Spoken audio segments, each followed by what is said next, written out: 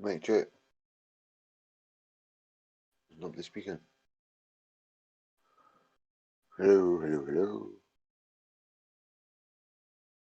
Anyone alive? Yeah, we're here. What's up? Hey, I was fucking my Wi-Fi again was kind of quiet tonight, is it not? A little bit, yeah. I got the kid right now, so I'm kind of preoccupied. I'm just waiting. Hez will come in and get it popping any minute. You're breaking up for me, man.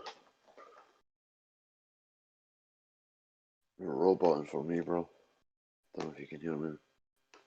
A robot? Bad roboting. Am I?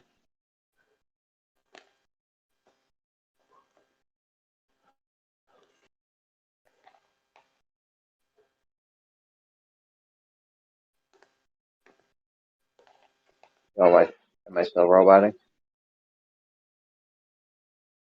You don't everybody speak at once. Panto, am I still roboting? You're not roboting for me. Well, It might be his connection. Oh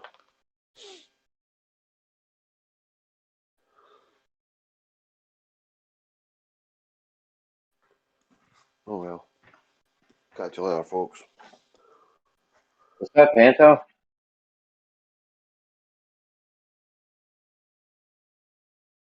Yo. Oh, man.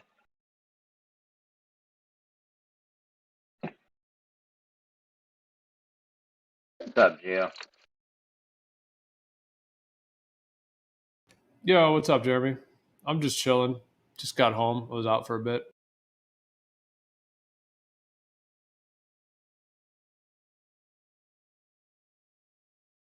I don't even leave the house anymore. Really not necessary. And in fact, if I try not to leave the house, because anytime I do, I'm going to end up spending money, so.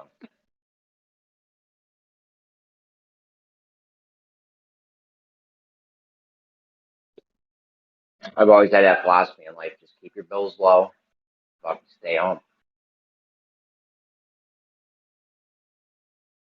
You don't need to make a lot of money if you do it like that.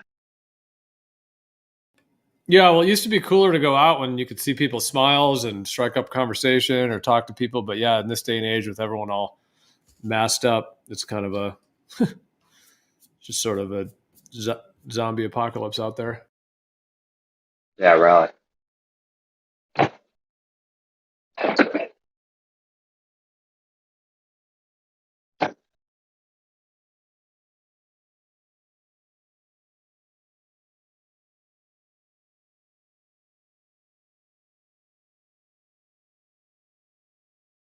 I'm telling you, Geo, perspective test in a vacuum, or taking photos of the moon from a high altitude balloon and on the ground with the same camera. One of those two things. You'd have to go pretty far in the vacuum though to see a difference. I'm guessing, because now you're counting pixels, and what's one pixel? That could be you might have to go away a fucking a quarter of a mile or something. I can vacuum that long. Maybe you could. It's not really hard to pull a vacuum that long. Wait, what is this one again? Say it again. Bro, you think the atmosphere is magnifying shit? Did I hear you say that before? Or? Oh, definitely. Yeah, I think so. I also think so. So here's how you check, right? You do it in a fucking vacuum. You get a little I don't know, a baseball card or something, right? And you put it in a vacuum tube. You go 100 feet away, 1,000 feet away, however far you can get. You go increments, and then you do increments right outside the vacuum tube of the same distances, and then you just match it up, the angular sizes, and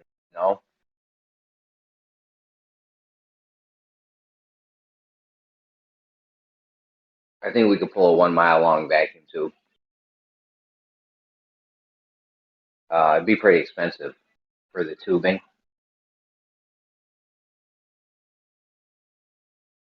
You have to get clear tube. No, would you need clear tube? Yeah, you might want to use clear tube for that. I don't know. the tubing gets pretty expensive. But then after you got the tubing and shit, you just get a couple vacuum pumps, put them at every few sections or something. You put a vacuum pump and you just fucking turn them on. Then you got the camera and the baseball. I would use a couple objects, like a camera, or I would do like a baseball card, or just various objects of different color sizes. See if they're bigger in the atmosphere at the same distance than they are in the vacuum. That would solve it for me right there. Like, go out far enough and there's no fucking difference in the angular size, then the atmosphere is probably not magnifying shit. That'd be one of the ways we could prove something. Like if we did this and showed that it was magnifying, this would be definitive evidence of magnification. And wouldn't be able to say shit. Like, look, the atmosphere is magnifying things. We have test none, repeatable. I mean, this could happen as soon as 50 feet. You might only have to do a 50-foot vacuum. I don't know. It's never even been done before. I don't know why no one would do this.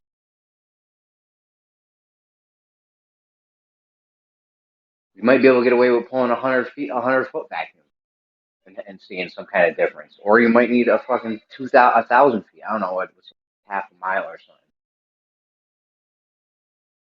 Because this drop isn't even. That'd be cool. The drop isn't even really noticeable until like a quarter mile or a half mile or something when they say we're getting this drop. Even then you need an auto level and some very precise instrumentation to measure it. So you might have to go out pretty far with a vacuum. It's not easy. It's not undoable either. Oh, that's just one of the things that could easily be proven or disproven. I feel like is the magnification thing with this one test.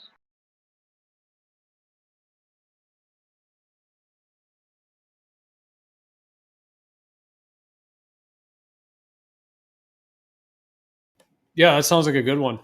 We should do that. I don't know what kind of camera or instrumentation you use to measure angular sizes of shit, or how close you could even get. So you might need a really big eye, the biggest object you can get at the farthest distance you can get or something. I don't know.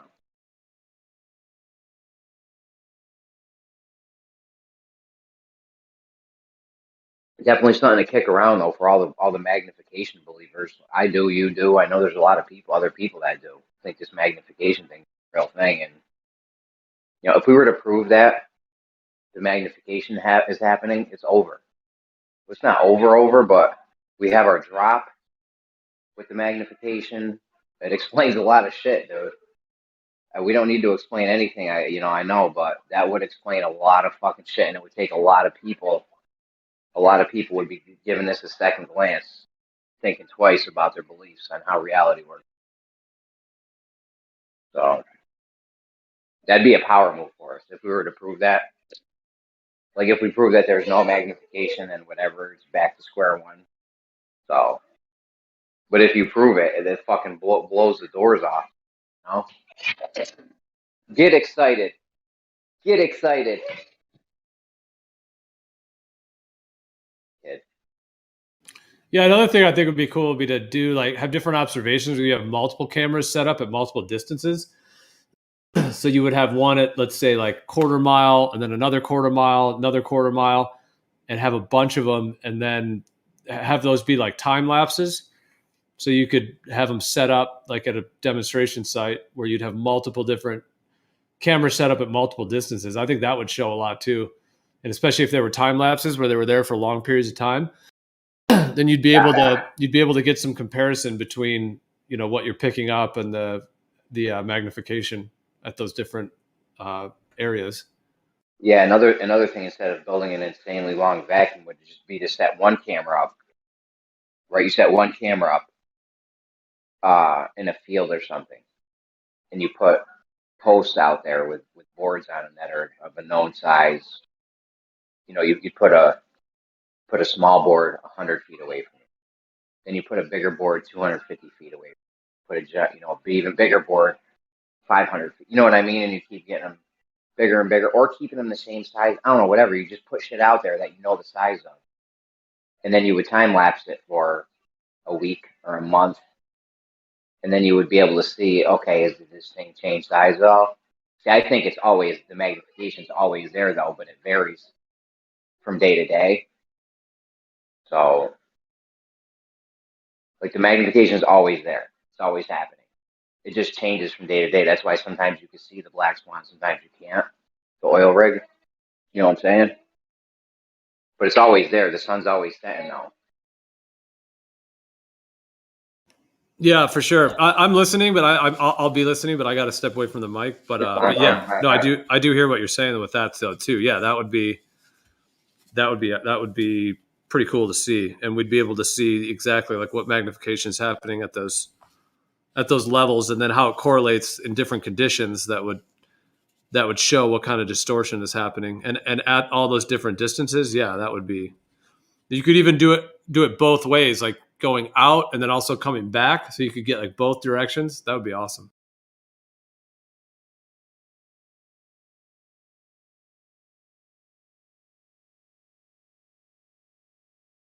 That would be beautiful to have the field set up like I just explained with all the targets out there at different increments. And I would have it going both ways because on the globe, the refraction would be going both ways. It should be going the same. So if one of them is different at the same time than another one, that tells us that like, yo, shit's not working like you say. I hate this fraction, atmosphere, image, visual, fucking optical shit. I can't stand it.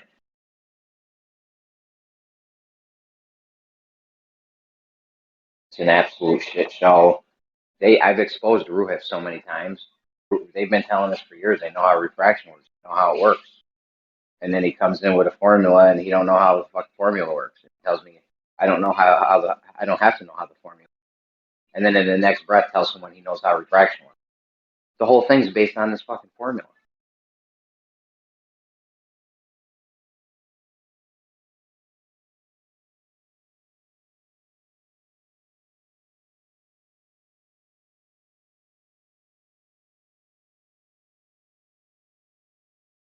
Yeah, that's the definition of rhetoric. Just empty rhetoric.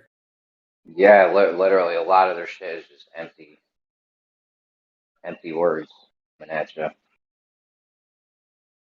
mean, even if they did know how it works, they never have an actual measurement. I've killed Ruhif on that several times about, you need to be measuring your optical corridor. Who knows what's going on? You can guess at it, and then that's not a measurement anymore. Now you're just a gypsy palm reader. Or you could actually do a measurement and get the temperature, pressure, and humidity through that. You need to get it above. These people wouldn't even know how to measure this shit. Even if we were like gave them the stuff and they're like, yo, go ahead. They'd have no idea how to go, where to put the equipment to take the measurements. Rumpus might. Other than that, all these other guys don't even know what they're doing. They think of fucking weather balloons. Rumpus actually got a bunch of thermistors for his thing that he's gonna do, but which is pretty good. That measures the temperature, pressure, and humidity all the way up like 6 feet. Or I think he's just doing temperature. He says the pressure and humidity doesn't even matter, which is fucking obnoxious. He did. Oh god.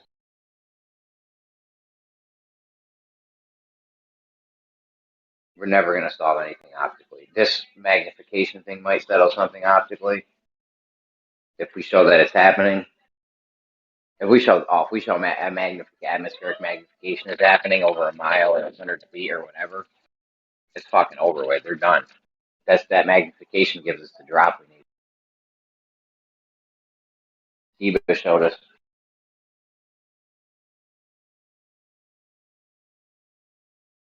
Yeah, that basically blows a hole in like their entire way of describing what happens with the horizon. That would just, and of course, like there's no work. right. No, I was just gonna say too, like because when we bring up these things, the obvious observations, they always have to deny magnification to a core. They just deny it. So because they know that if that's a factor, then their whole explanation is just out the window.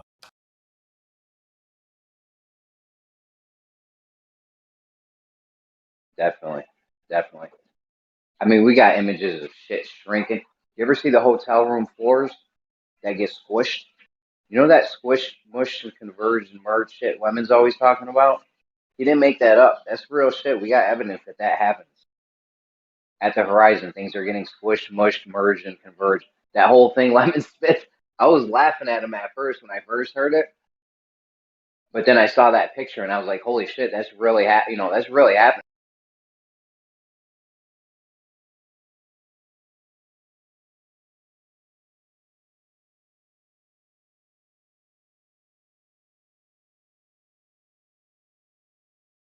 Yeah, I agree. The way he words it is,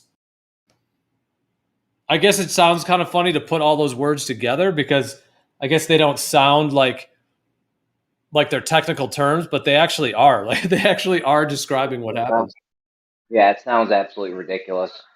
However, it is in all actuality, it's happening. So regardless of how silly it sounds, it's actually happening. You take a picture. The guy took a picture of the hotel room floors. They were at the horizon, and progressively each floor was getting smaller and smaller vertically as it got near the horizon. You know, the top floor was probably normal angular size, maybe a little bit smaller than it should have been, and then the one underneath it was a little bit shorter. One under that was shorter than the next one. It's getting squished, mushed, merged, and converged. So, yeah, I mean, to prove the atmospheric magnification would be a game changer for us, and this is done relatively inexpensive. I don't know, like I don't even. When you said that, I don't even think we need a vacuum anymore. We could just do that shit in a straight up atmosphere. You don't have it controlled or anything, but you'd be able to see from day to day things getting bigger and smaller in a distance. And you could go miles with no problem with that. You know what I mean? Like, say there's a billboard 3 miles away. That could be one of the things that you use. So,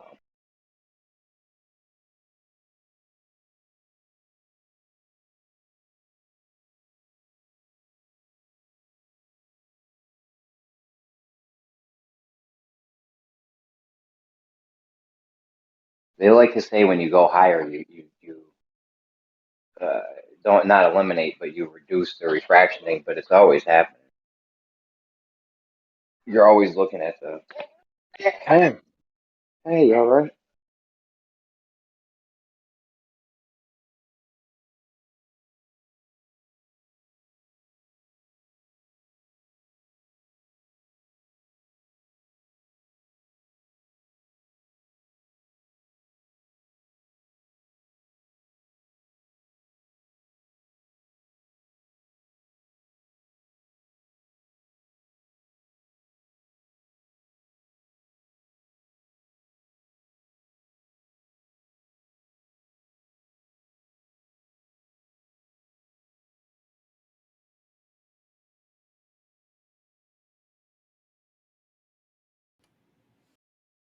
What's up, Buster? How you doing?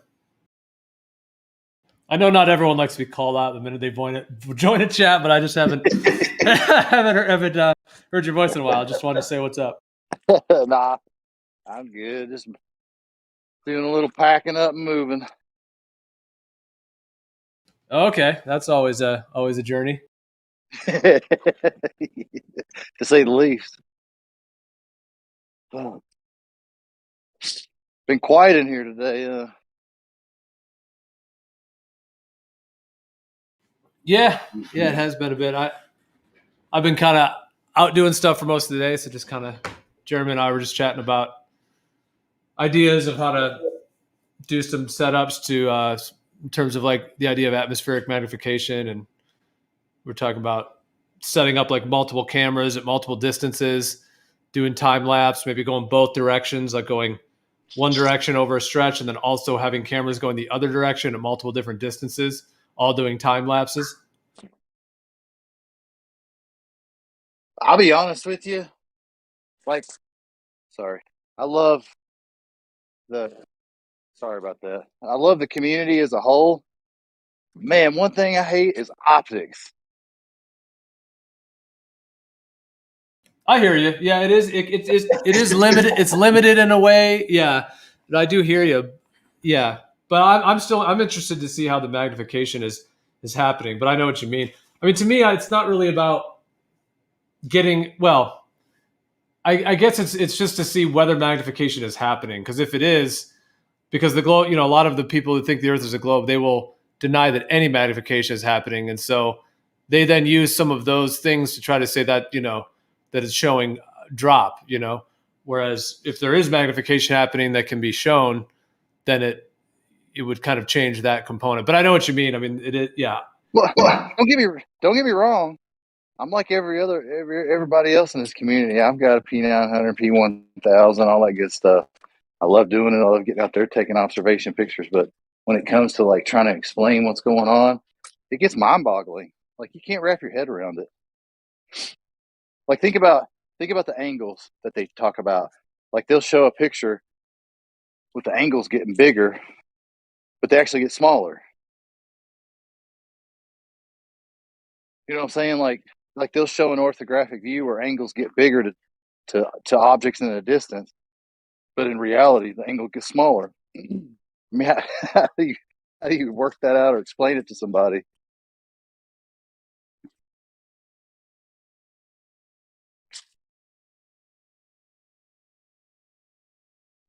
For sure. I mean, I think physical measurements are always the best, and that's what will be completely definitive. But I'm still just interested in general how things are displaying optically. Just like even if we had the best physical tests in the world, using long distance, water levels and a lot of different ways to do that, I'm still interested. It would still be fun to try to figure out what is happening optically, like just in terms of just kind of knowing how it works, that part of it, rather than the idea of trying to prove it to someone, but more just kind of like, kind of like a, how is this working kind of thing, just in terms of that interest.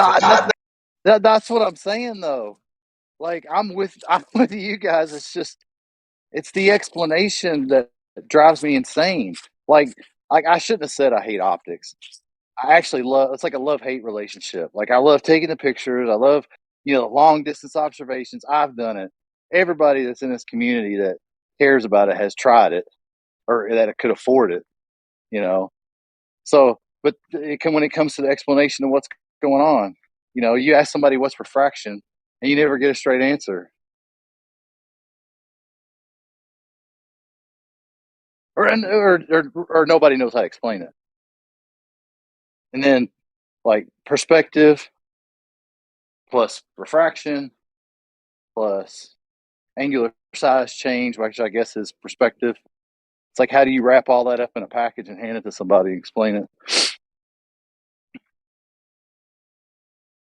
I was literally just saying before you got in, I hate this optical shit. Maddening. It's a love-hate relationship because you love it, like when you're doing it and you're trying to like think about it, but then when you try to explain what's going on and all the variables, it The Globers like to do, they like, like to try to dismiss everything at once. They're like, no, it's not perspective. Perspective can't do it. But perspective's in it, though. So you're not going to get rid of it, and you can't just dismiss it. It's like a soup of shit that's happening out there. of course. Like shit soup. Like I was, well, there's too many things. And the thing is what's funny is it's like a lot of people that think they got their head wrapped around it. Like a lot of times they're making up words, like finding a word that seems to fit within optics and then they'll use it in their explanation. It's like, like not to like throw heat on anybody, but like, for example, like Travis will say, what is it? Is it foreshortening? Is that the word he uses?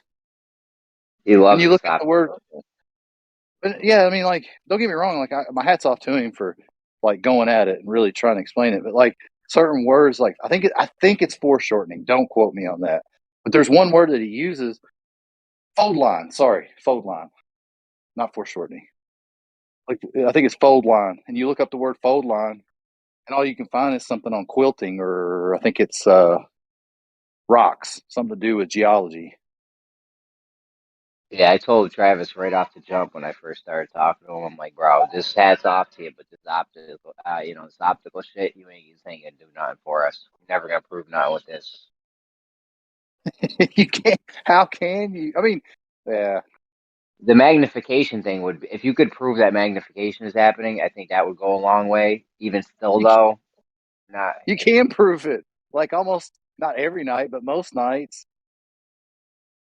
That's what, they were talking about perspective the other night, and I was arguing that you can't use perspective when it's the sky meeting the ground. I don't think that's my opinion, because like the sky is something totally different. Because like the ground you can measure, like you can put a measurement to it, you can all these things that when you're on the ground you can account for a lot of stuff. But when the sky's meeting the ground, the sky's a whole different thing because you don't know the measurements to them, and you don't really know what's going on. But like one of my points was the other night I was watching the moon for like 3 nights in a row. I got like tons of videos and stuff, but I was watching the moon. It was, let me see, what's today? Saturday. I think it was Tuesday night.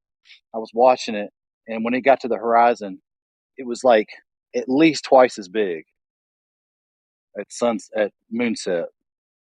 I mean, how is that anything other than magnification?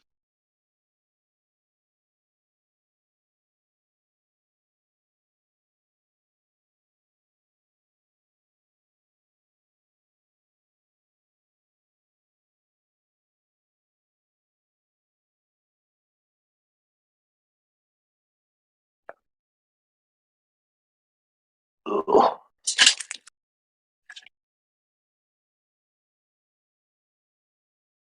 I didn't mean to kill y'all's chat. I'll shut up if y'all weren't wanting to riff.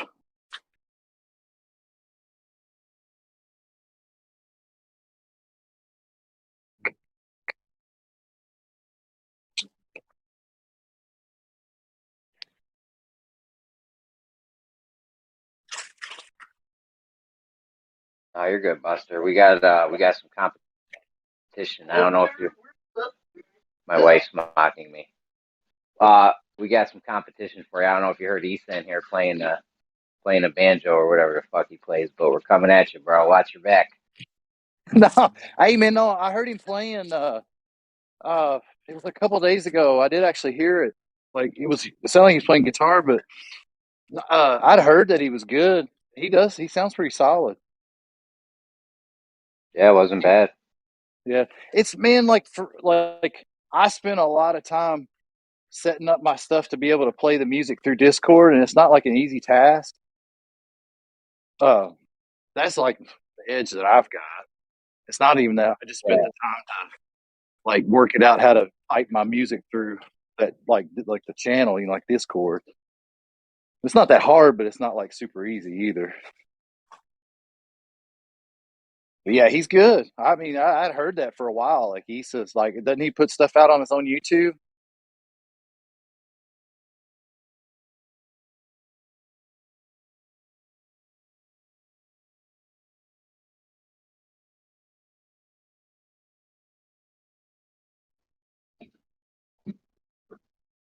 Yeah, I listen to. I usually fall asleep. I never finish watching one of Bev's videos, but I do watch them all the time because I've been falling asleep at night.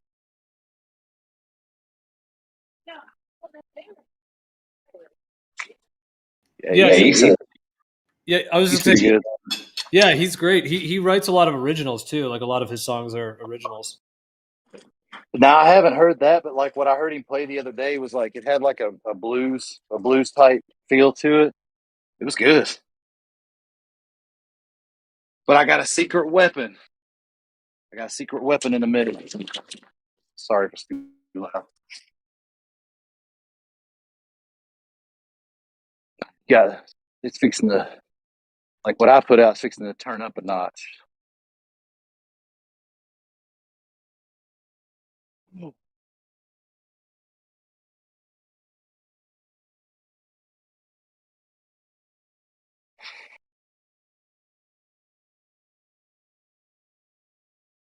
Not because of me, but I got a buddy that I'm moving back close to that I used to play with in bars and coffee shops, and we'll try to hook back up with.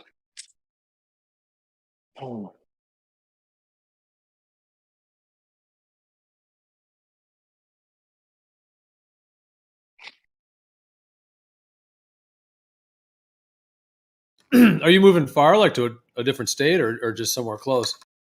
Yeah, I mean, I don't really care to say. I've been living in North Carolina. We moved here about 3 years ago from Kentucky, so we're moving back just as family stuff. But yeah, we're moving back to where we moved here from. Okay, gotcha. Yeah, but yeah, which I mean, that's the thing. Like, that's what's crazy about Discord was I like came in to hear all the arguments and whatnot, but like going in Beth's server, they had a guy that was doing like a little bit of music, like he was doing what would you call it? Not like DJ, but like he was kind of making his own mixes digitally. But he ended up bailing. So I was like, well, I used to do music years ago. I was always done it. Like either was like when I was in my 20s, I did a band with some guys, and then when that went under, I started playing with this one guy. We just did like coffee shops and bars and whatnot, and then I just left it alone for a while and played a couple things for like Bev and them. And they were like, "Hell yeah, record it. We'll put it on."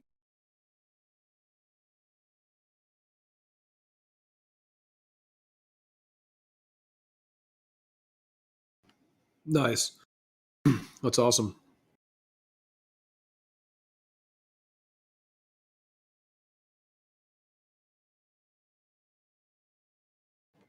Yeah, I guess to run it through Discord, you'd have to like share your screen and then have like a mixer that's going through the computer and then share that somehow, and then it would be able to come through like direct quality.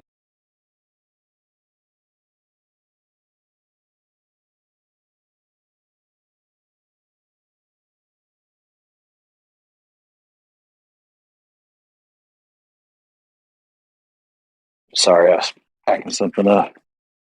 I don't know. Like most people use PC. I use a Mac. Um, so I had a bunch of stuff sitting around just that I was just kind of lucky I had collected. So I got like an interface which you plug your instruments into, and then that plugs into your computer. And then like when you're wanting to pipe music through Discord, you have to like have a, what do they call it?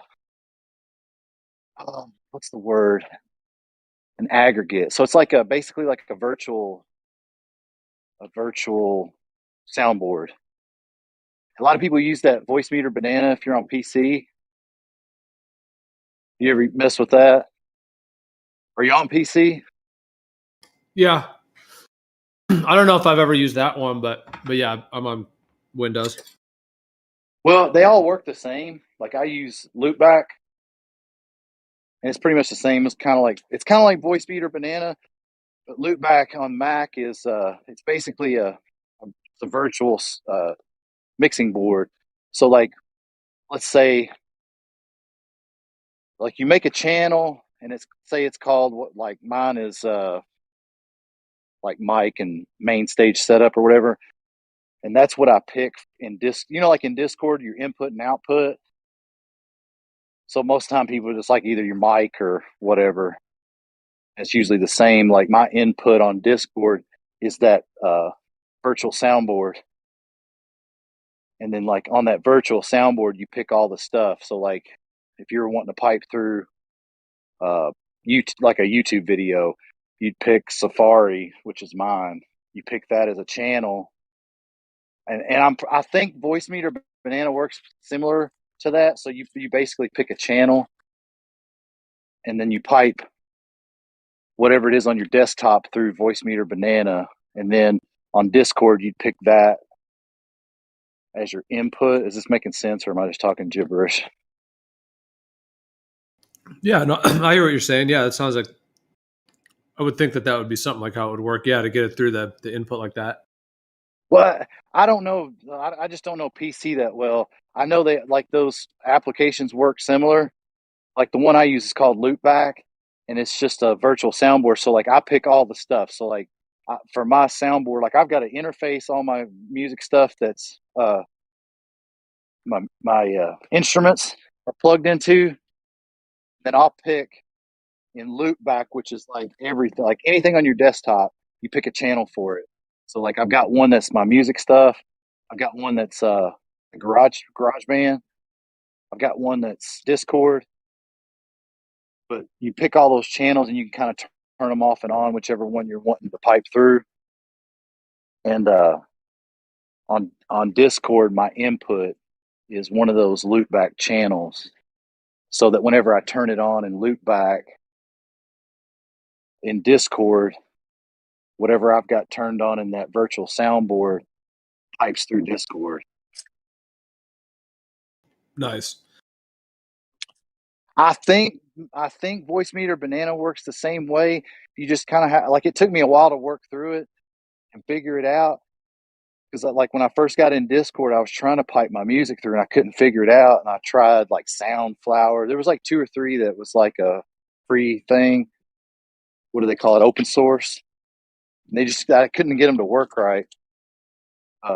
Aggregate device is what they're called. But loopback is like, I had to pay for it, but it works like awesome. Like I can pipe all of my music stuff into a channel, turn it on, and then in Discord, like you know what I'm talking about when you get the input and output. Do you ever mess with that much? Yeah, I know what you mean. In the Discord settings. So like let's say you've got a Yeti mic, most time people pick your input as the Yeti mic, and then your output is like maybe like some kind of headphones or whatever. Like on mine, my input device is that aggregate device, that loopback. So whatever I pipe into loopback comes through Discord. Right. Yeah, that makes sense. Yeah.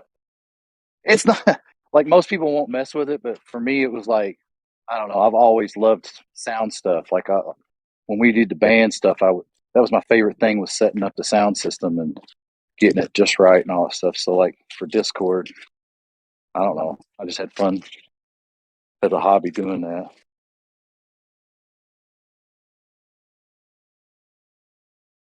Ooh. I don't mean to nerd out on you guys, but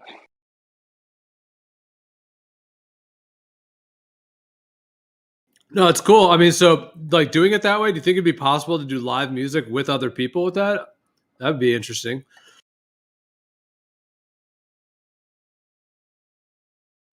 Like, I guess technically it'd be possible. Like, I mean, if you were listening to other people and then you had yours piped through, like kind of like a live music. I mean, I know that that's already been happening through the last 2 years. A lot of bands have been doing that kind of thing. Of course, it's not as good as being in person, but I don't know if they can. Like, there's got to be a latency, because there's like a lag. Like people are all the time cutting each other off. I think that's because of the latency issues. Yeah, it'd be a little. So like, tricky. As far as like, if you were like, say you had a guitar, or say you were like drums and you were piped in and I was piped in, I don't think it would ever work. I don't think you'd ever get your latency low enough to make it where you could play together. I could be wrong. Usually, like even within your own computer, like mine, I've got like a pretty good computer setup, and I can run my music at like my music setup at was a 64 bit rate. And usually, like used to like older computers, man, it would max your CPU out. But nowadays, and like even with that, like being able to push at that bit rate, like my latency is like negligible for me, but that's just even with my own system. So I would imagine going through other systems and like piping through Discord, it would get even worse. Yeah, and it's one thing when we're talking, like a millisecond or whatever, a couple millisecond delay is not that big a deal. Like someone might talk over each other for a second. Whereas when you're playing music and you got to be on the beat, you're like, strumming with the drum beat or whatever. Yeah, it seems like any latency is going to throw that off, and it's just going to get all jumbled. Well, like I can get my latency with my computer setup. The last time I checked, I think it was just within my own system. It's down to, it's like 11 milliseconds, which is it's next to nothing, and you'll overcome that just by feel. But if it was like, as your latency gets higher and higher, man, like, yeah, it would like keeping timing and tempo with the band would be crazy hard.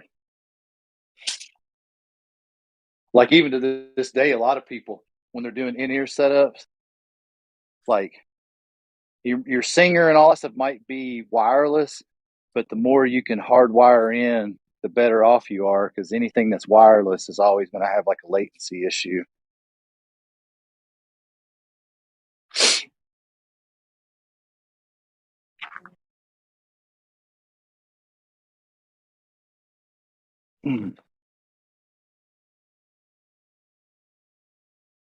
Yeah, piping music through Discord is not the easiest thing, but like your server set up, like you got a really good sound quality. You've described the exact reason why studio musicians use a click track. So that Kool-Aid, are you trying to talk, or is your mic hot?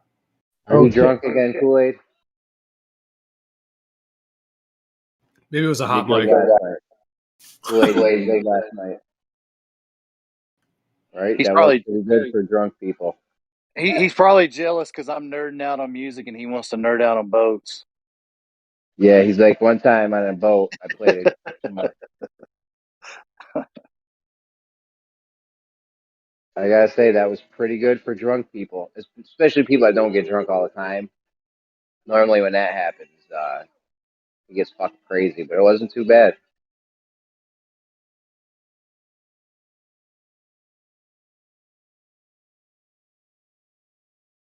Remember Brandon one time spent about, I think we had like a 3-day weekend or something one time. It was a holiday, and he spent all 3 days in Gems drunk the whole time, just like going at him. It was fucking great. That's funny.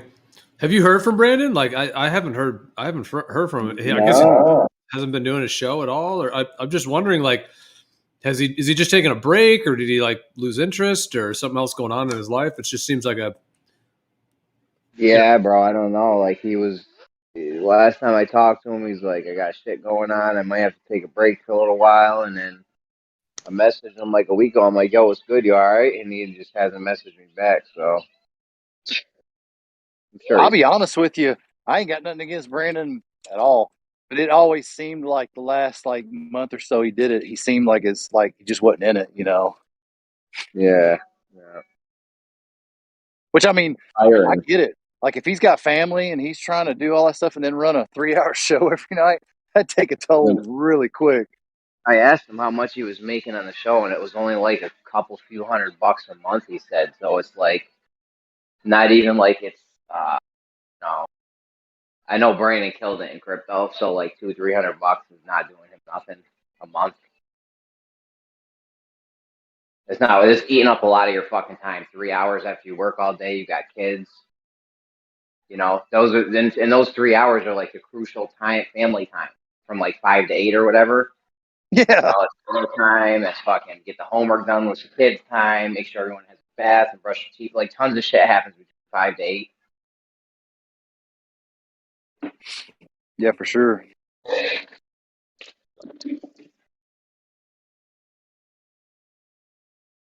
Yeah, there ain't no way. Like if I was working a full-time job and got home and tried to run a 3-hour show, my wife would be pissed.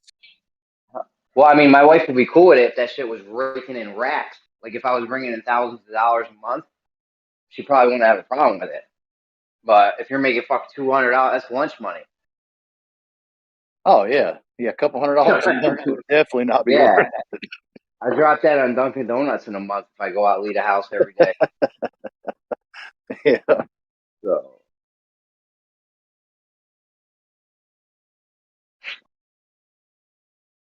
Yeah, he was like, Geo started up a new server. I think he doesn't like me or something. So, no, I'm just playing you.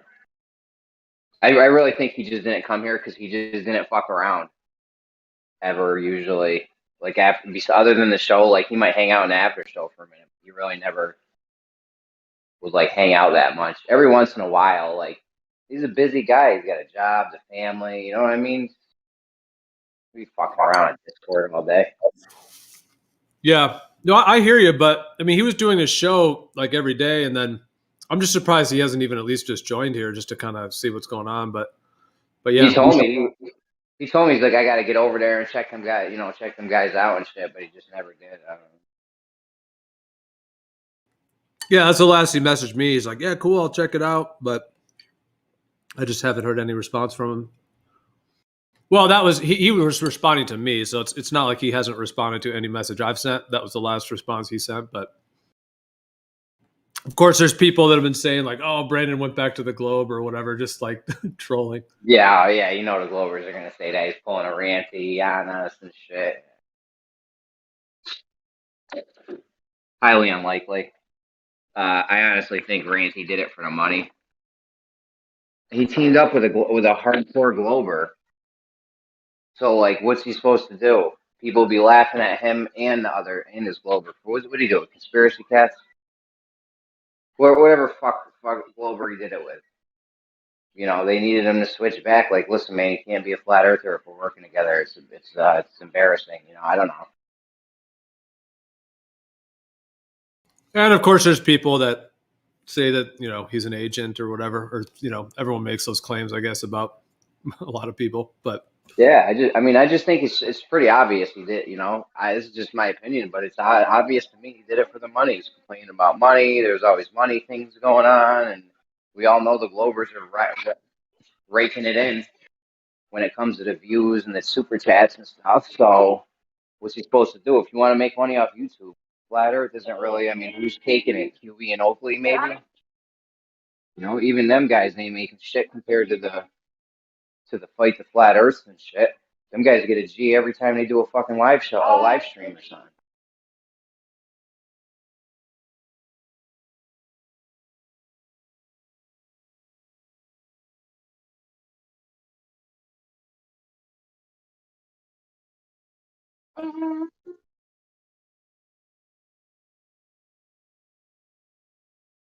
But yeah, this Brandon show doesn't make shit. It might have made more with Ranty by a few bucks, but I don't think it was ever really doing that good.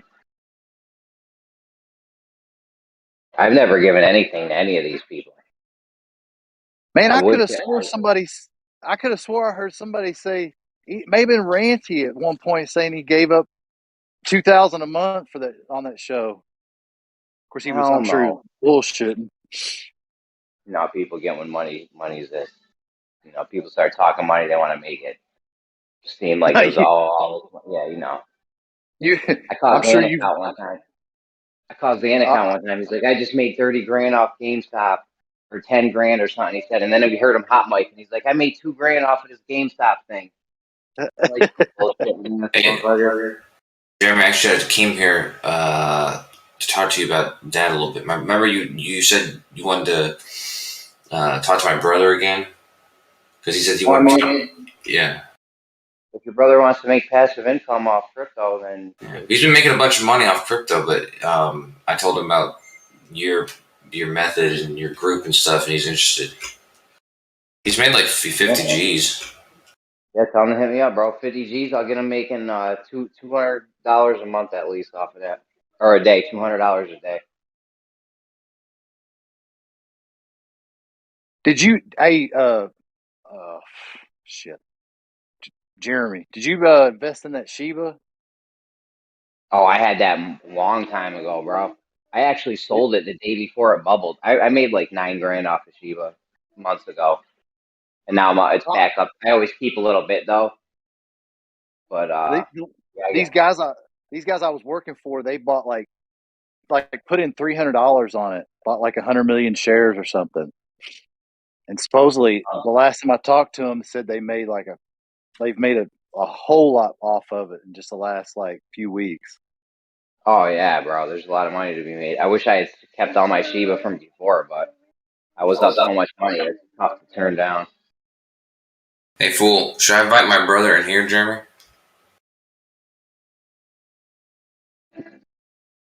I mean, I don't know. There's a lot of people coming in. I don't want to bore them with the crypto shit. We can go down a live stream too.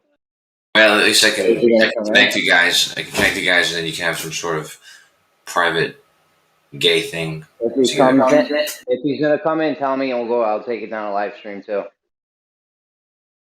All right.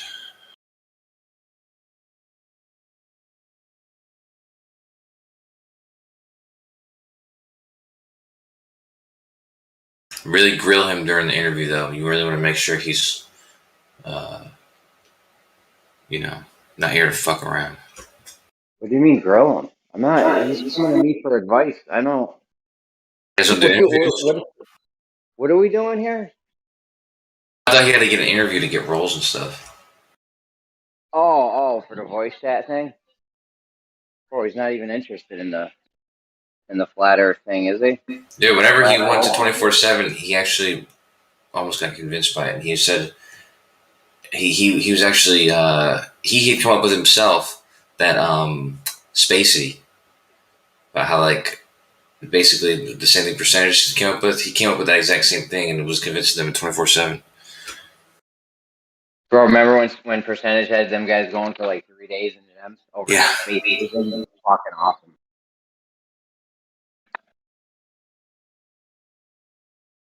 And who the fuck is Percentage? Just some dude made this shit up on the top of his head and had you guys going for days. You still didn't debunk it.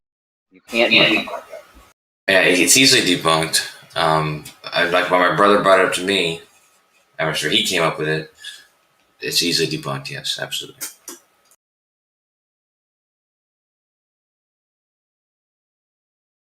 What is it? You said spacey? What is that? It's like reverse gravity. Yeah, instead of mass attracting mass, it's space. I don't know, attract space.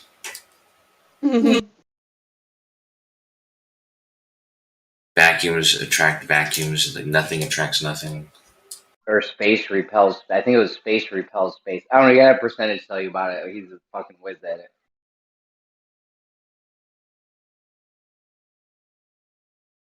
Here's an idea, Jeremy. Let this blow your mind. You know, if you have a point and 0 dimensions, but if that point is moving over time, you track it over time, the result will be a line, right? And same thing, if you have a line, which is 1 dimension, if it's moving over time, you track it and you get a surface. And do that again, surface over time, the result will be a 3-dimensional shape, an object. Now, what do you get when an object moves over time and you trace out its path? What do you end up with? Just a bigger object of the same dimensions that you had before. Not same dimensions. You get a bigger object. If you have a cube and you're moving it through space, now you get just a rectangle. Is that right? Yeah. What do you think you're going to get? Some 4-dimensional bullshit, mumbo jumbo, fucking magic trick shit? Why did it work with the other shits? Because there's only 3 dimensions, bro. You hit the cap. There's nowhere to go after that. You're not going to go to 4D bullshit. Come on, Kosho. Snap out of Candyland, will you? I'll play some Candyland. Alright, let me get my brother. Bro, I did an Uber ride. I delivered this bitch to, she lived in Cranberry Lane and Candy. Like, I'm like, what am I in fucking Candyland right now? Like, the name, like, it was like Gingerbread Lane and fucking something. Like, it was like Candyland fucking street names. Yeah, dude, I had these dudes from Boston in my car earlier. They sounded like fucking. They ran a train on you? Shut the fuck up. Fucking sounded like you, man. Yeah. Do they drink Sam Adams? Probably. They love it in Boston, yeah. Sam Adams.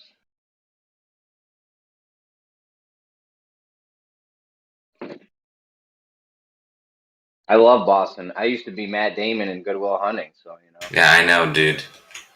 I have a recording of you saying that when you're talking about the teacher. Hey man, if you mean, first of all, those guys, because we were talking about that, I said the same thing to them because they said that they were, they're like 30 years old, and they said that they were at 6th Street, and all the girls could ask them like, "What do you study?" or whatever. I'm like, what the fuck? I'm 30 years old. And I was like, you should have just done fucking Good Will Hunting. Get that shit out. They all sound like Matt Damon. An athlete.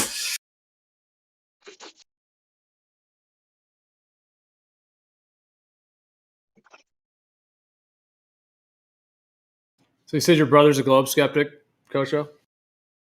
No, but he was a 24/7 for a little bit, and I believe he became impressed by some of the arguments and had even come up with the spacey thing. But I talked him out of it. I mean, it's one thing to not you talked him out of it. That's what you do. It's one thing to like not say the Earth is like a stationary plane, like I get that, but to not be a globe skeptic is pretty mind blowing. Like it's just so sketchy. Like still blows my mind that people will be like, yes, it's a globe, even after looking into it. It's just. Wow. I guess you could say I was a globe skeptic when I first learned about the flat Earth, but being that was the most rational. No offense to you. I'm not trying to attack you, but that was kind of you were pretty rational back then. Hey man, don't attack me like that, dude. I'm just kidding. Backhanded compliment. No, but yeah. I mean, that's the thing about skepticism now. Skepticism comes to an end, whenever you've skepticized enough, You've scrutinized and asked the questions and you weighed the answers and the skepticism is over. After that point, then you kind of decide to trust it or not trust it. And I came to my conclusion. Skepticism shouldn't last a long time, So do you feel like you came to your conclusion through just trusting or through finding out? Mostly through trying to create a flat Earth model and coming across impossibilities. Yeah.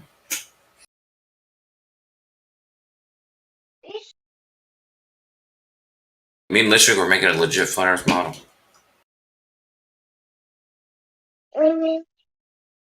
Oh, so how would you feel if I showed you video and photographic evidence, but there was a continuity error in them?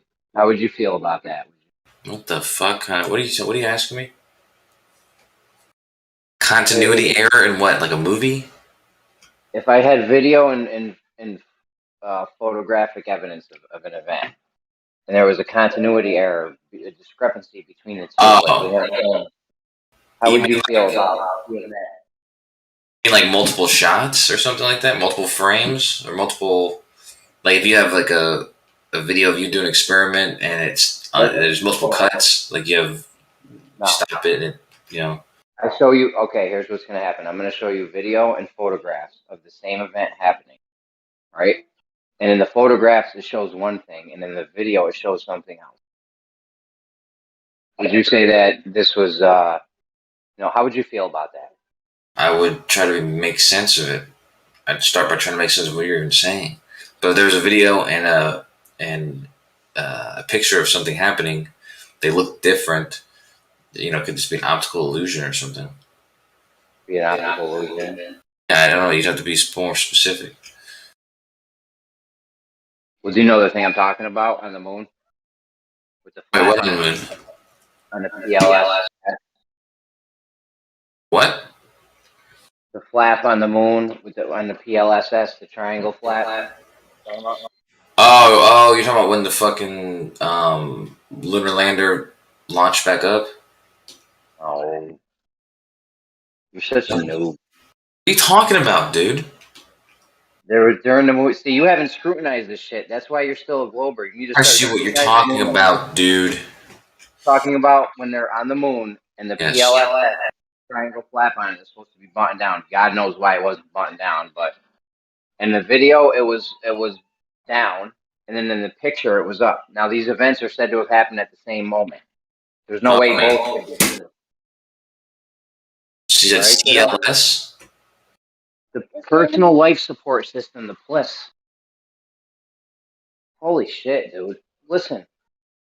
Talking about the moon landing. You need to look into the moon landings, bro. That's just fucking step one. I used to not believe it, and then I learned about it, and I believe it. But I'm going to look into this, man. Maybe I'm not going to believe it again. Let's find out. Which Apollo mission are you talking about? What's that? Which Apollo mission? Oh, I don't even know. Wow. I don't even know. You need to look into this, dude. Well, bro, there's so much fakery throughout all the missions. Let me guess. This is from something happened on the way to the moon. Something funny happened. It's either from that. Oh, your Paw Patrol's. It's either from that or the other one. The astronauts gone wild. No, that was funny the other day. You're like, listen, I bought that video. I was very upset. It wasn't what I thought it. Nobody caught it but me, but it was funny. I bought the DVD. Not what I expected, but it still did the trick. Yeah, that still did it for me. Still got the goal accomplished. I'm gonna say, okay, I'm gonna go get my brother. I gotta leave in a second, but when I come back, just try and come up with what the hell you're fucking talking about, Jeremy, because you're trying to make me look like an asshole when you're the one who looks like an asshole now, because you don't even know where it is that I need to find this fucking PLS or whatever it is, this upside down thing. Just tell me exactly what it looks. PLSS is a personal life support system. The giant backpacks they were all wearing. Okay. I don't know how you know Okay, I got it. Big backpack. Now, which footage are you talking about, though? There's obviously a specific clip. It's in check a funny thing happened on the way to the moon. It's in that. That's all you gotta do is scroll through 3 hours of video. You should be fine. Thanks a lot, dude. A lot of help, dude. Why don't you go ahead and fucking find it and pull it up when you get a chance? I'll be right back. I'm gonna look for that because that's some good evidence. We should be showing people this shit right off the jump because you can't have two different things happening in what claims to be the same video. That only happens in like movies and shit. Like you don't get continuity errors in real life because that's not how real life works. You only get continuity errors when shit's getting fake.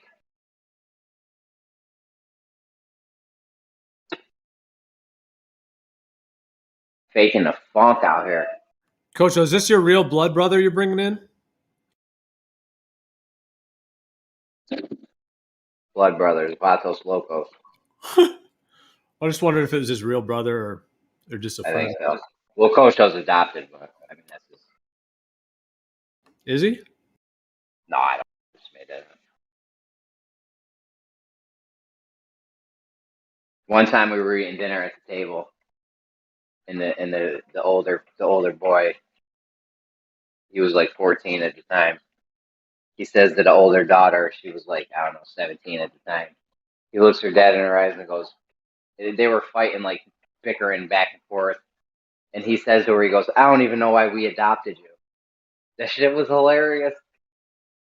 Yeah.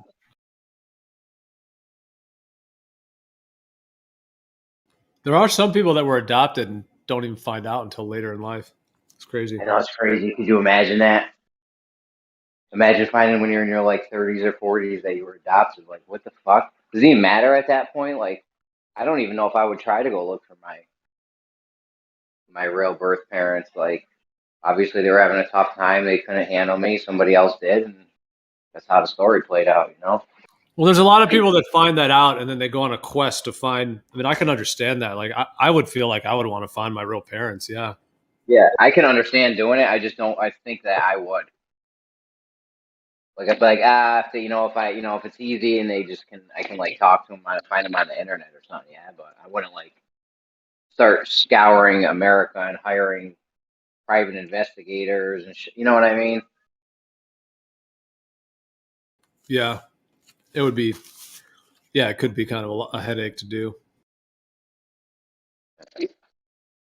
But otherwise, you just go through your whole life, never knew who your parents were. That's kind of harsh. I mean, bro, the people that raised you, they did it. You know, they were your parents just because they're not biological. I have stepkids, like, you know, I don't know. I mean, they know who their dad is, but I don't know. Jeremy, have you ever, like in this community and whatnot, like, have you ever been on camera or does anyone know like what you look like or anything like that? I've been on cam accidentally. No one's caught it, thank God. But, I wouldn't go on camera here. I don't want to dox myself. These people are nutcases, bro. What'd you say? People are nutcases. Gosho's gonna go try to scour that video down now for me being on cam once. I was asking Jeremy if anyone knows what he looks like, if he's ever been on camera or anything in this community. My brother? No, Jeremy. Jeremy. Yeah, I've seen pictures of him. No, you haven't. Yeah, I'll post it. Hold on.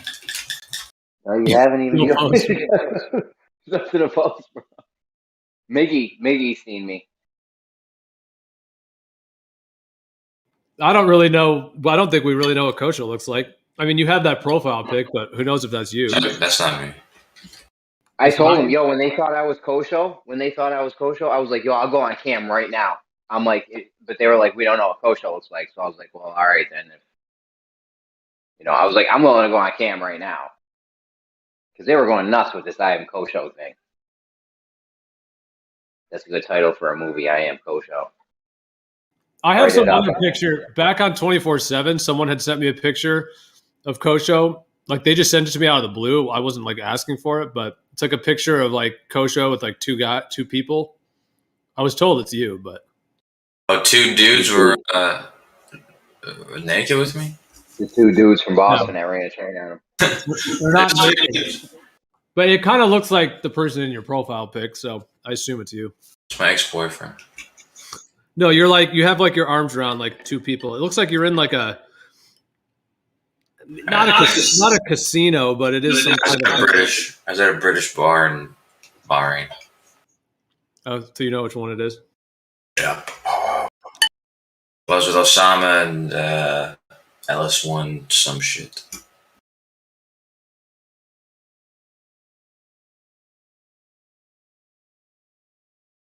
In the chat, Kool-Aid said he could drink you under the table. No, he could not. He said Jewish semen after. He said what? He could nobody in here could drink me under the table. That's a fact. Jewish semen. You don't get it? Never mind, Kosho. I wasn't listening to what you said, dude. Your jokes. You're never listening to what I say. That's why you don't pay. You need to start paying attention. And we might make some progress here. You son of a bitch. All right. Just wait and see, sir. Wait and see. All right. So my brother says he's in the server, man. So. All right. Let me. What's his name? What's his name? Who knows, man? That's your job.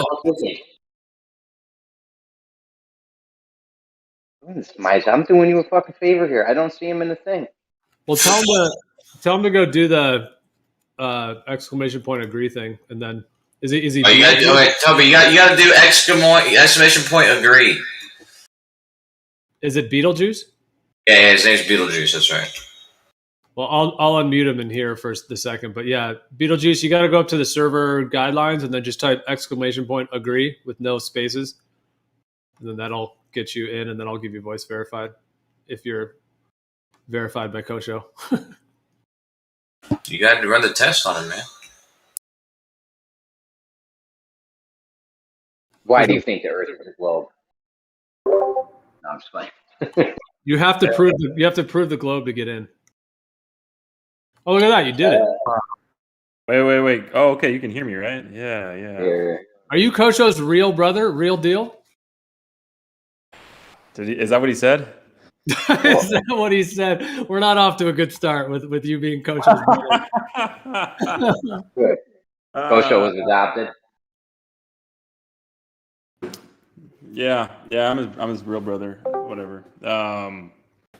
What's the deal? What do you think of Kosho's like extreme interest in talking about the Earth not being a globe? I think it's pretty cool, actually. I think it's fascinating. Me personally, I would have been like, I'm not gonna waste my time doing that. But honestly, I think it's pretty admirable and really respectable to try to be open-minded on these different topics. Reminds me of like Joe Rogan's kind of, he's open to talking to people and stuff like that who have really insane ideas. Well, you'll be glad to know that Kosho is one of the more tolerable Globers here. So. Oh yeah. Well, I'm a hero. I'm a hero of my family because of this, dude. They revere me as a hero. So you guys are real brothers, like real blood brothers, the real deal? Oh man. I think it's like the first time I think we've ever actually kind of, I guess, admitted that. Oh yeah, I forgot. Yeah, you weren't supposed to be my brother on the other server. That's right. Yeah, but that's yeah. Why? Why were you keeping that on a low on 24/7? Because man, people are crazy and people like to dox people and do all sorts of weird shit. So you're saying you're not going to invite him to Gem Panda server? No, he's been in Gems. That's where he met Jeremy the first time.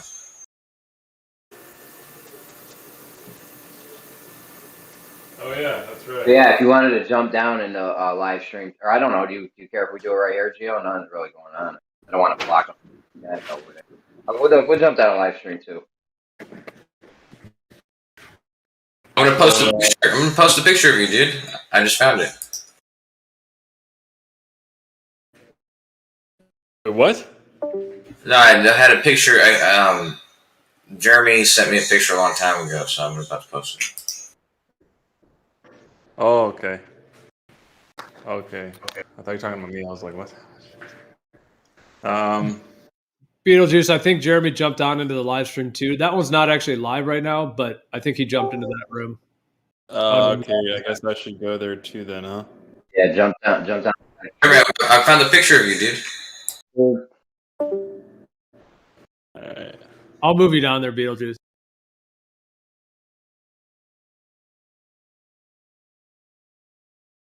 Kosha, you're actually posting a picture of someone? Jeremy, yeah. Well, don't dox him, but I assume you're joking. That was a real picture. Wow.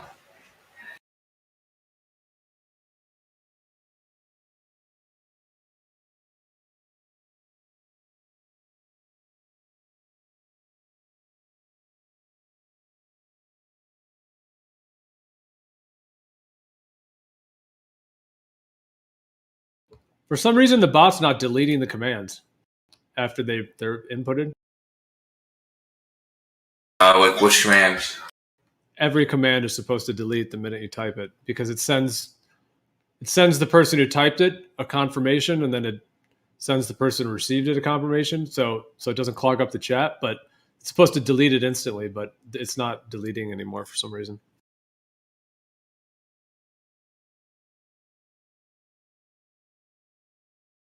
Sometimes bots suck.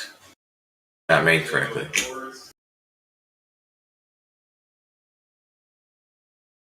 Give me a second. Well, this is Dino. I mean, the one that does all the commands is Dino, so it should work.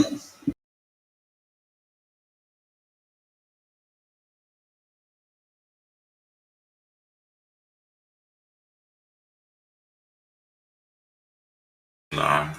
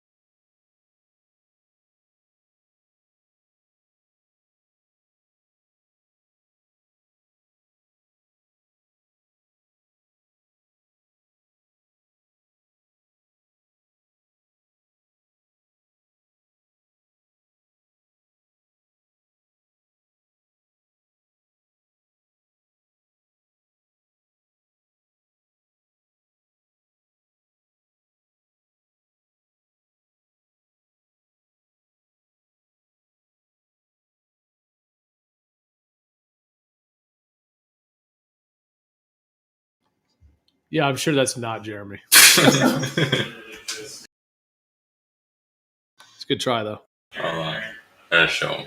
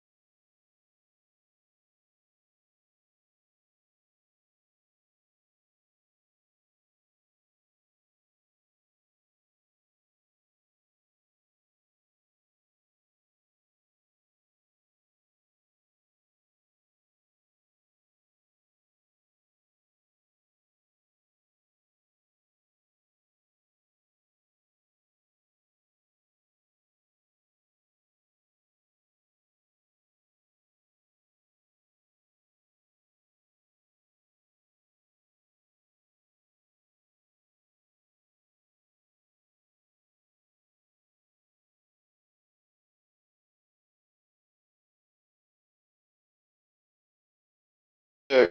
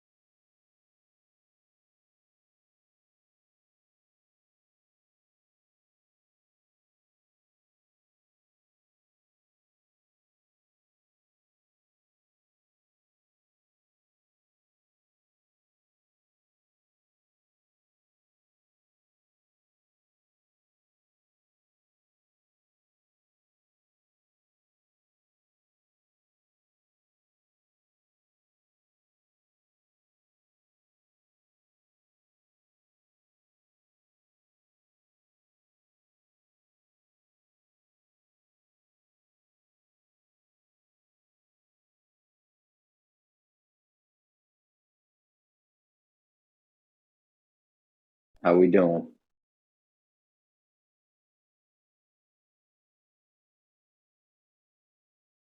All right, good talk.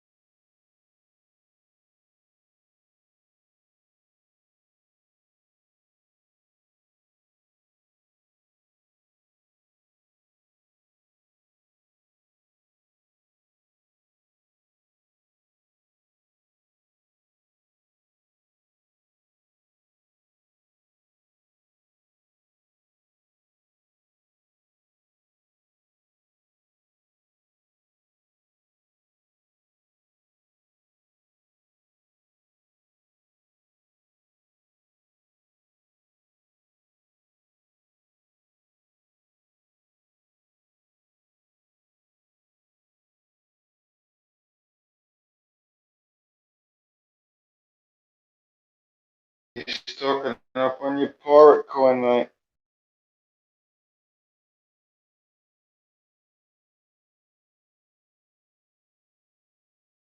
$70 something right now, champ.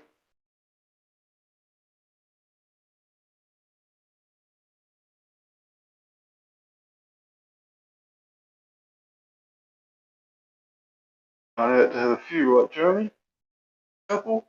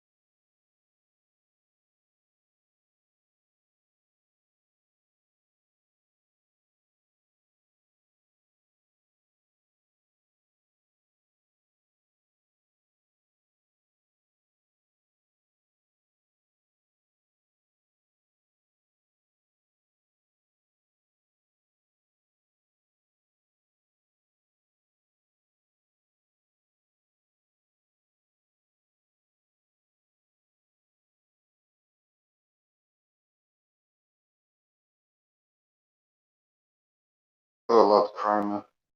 Chroma was a legend in that.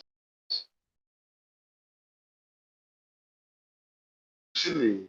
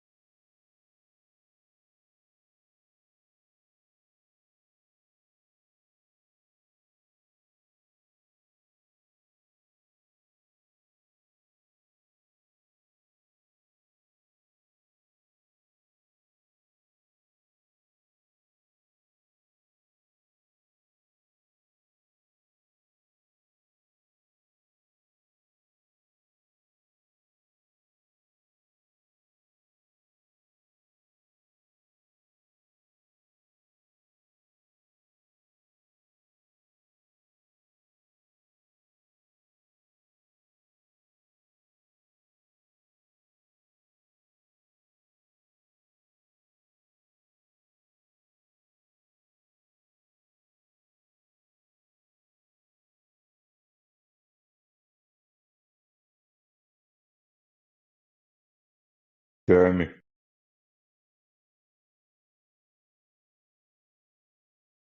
you there?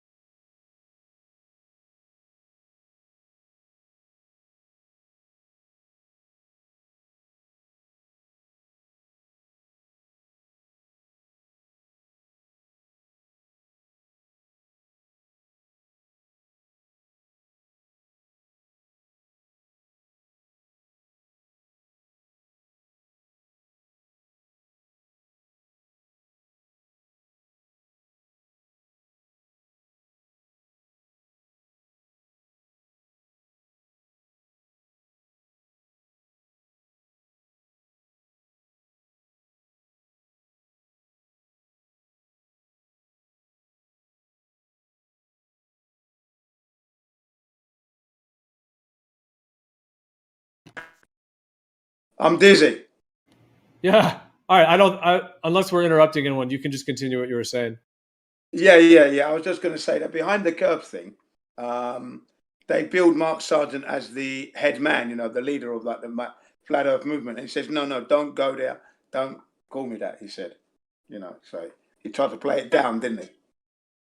But that's what he's aiming for, I think. I do think he's aiming for that, even though he's playing it down. Oh, yeah. Yeah. To me, it's obvious, but like I said, it doesn't really matter to me. I feel like we live in a world where there's so much deception and lies. And so the truth is, you really got to be able to uncover a lot to get to it. And so anyone who does come to the truth will have gone through a journey themselves that will be tried and tested. So if someone else in the community is actually planted there by, the people that are lying, as it were, the deceivers, that's why I'm saying I don't feel like that really is a very big influence overall, because there already is, NASA and all this other stuff out in the world that is already supporting this stuff and pushing it every day. I mean, that's the thing that's really, so, if there's people within this community that are, there, meaning like, paid to be there from the people that are lying to us, that would be understandable. But I just don't think that they can really do much. They might be able to control the interface between the masses and us, but the thing is, the truth is what matters, and that's what can't be fully suppressed, and it will always come out. Do you remember the ODD video where it showed all the media saying the exact same thing? All the media channels. Do you ever see that video? I have seen some of those compilations, and I do think I've seen ODDs too. Yeah. Yeah, that was good. I thought that was brilliant. That all the media say the same exact words on all the media channels, especially where they're giving news reports. I thought, you can see that they're all together. They're all linked to deceive us. It doesn't matter what channel you listen to, they're all lying, especially in the US. But that's the same all over the world. All the news media, they're all liars. But it was just great to see them all the TV screens, every single one of them, and they're all saying the same thing. Compiled TV screens, and they're delivering the same message. Wow. Not even one word is different. Yeah. Yep. Strange. Yeah, most of those news anchors are in the CIA, and they're just literally reading a script. Yeah. They just find really good script readers. Yeah, they're all getting the same script, and they're reading it. Like, who's the guy sending them the scripts? Like, you know what I mean? It's clearly not every station making it up themselves. These are all being controlled by one group of people that's telling them what to say, what to broadcast, what to not broadcast on, how to say it. And then there were a couple of reporters that didn't want to report. They handed their report of an interview or whatever, and then the editor said, "No, you can't put this out." They said, "No, but this is the truth." They're saying, "No, we tell you what the truth is." Do you know that? That's what the editors and the owners said of a certain news anchor. We will tell you what the news is. You're going to have to remove this report. And then they left. So at least they had the integrity to leave. They left the news anchor because they didn't want to lie to the public. I thought that was good of them. Yep. Well, the news is one of the main ways that they push their ideas. So yeah, that's why we were just talking about within like the community of people denying the globe Earth or flat Earth, planar Earth, all of that, like people that are in that, like we were talking before about why they would want to have like a media interface, where they can have their guy basically on a lot of the big media shows that are getting out to the masses. Cause it's same kind of controlled. Like I was saying, like they're not just going to let Jin go on one of these shows and just start dropping truth bombs. They have their interface people. Yeah. Show we're going to. Yeah, they would. They would have it. They should put. Riggs, your mic is your mic was a little low, but did you say something? Oh, we going on a show? No, we were actually talking about how, like, earlier, Jen and I were talking about the flat Earth community and and just some of the people that are like getting the news coverage. Like, in particular, it seems as though Mark Sargent seems to have the kind of most interfacing with the public persona. Yeah. Yeah. I wonder how that happened. Yeah.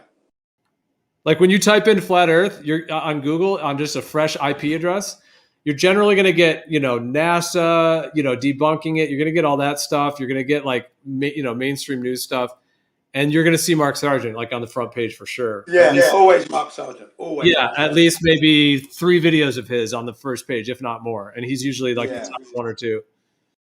Yeah, yeah. And before that, you'd see a lot of Mark Sargent before the algorithms actually kicked in. So that was always a thing. Yeah. Yeah, because I just remember before Mark Sargent even existed at all, where there was already a lot of content, and then he just came out of the blue with these really clean videos that were like all scripted and perfect, like pictures that were all in a row. Yeah. Yeah, yeah. And if you actually go into his channel, right, he's got it all set up nicely. I always go to the testimonies. That's where I actually live, in his testimonies mix, because he's talking to surveyors, military submariners, airline pilots, flight instructors. He's got loads of these, and they're all talking flat Earth.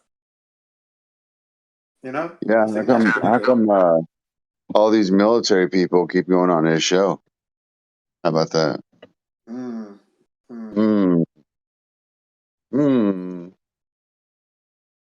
Things that make you go, yeah.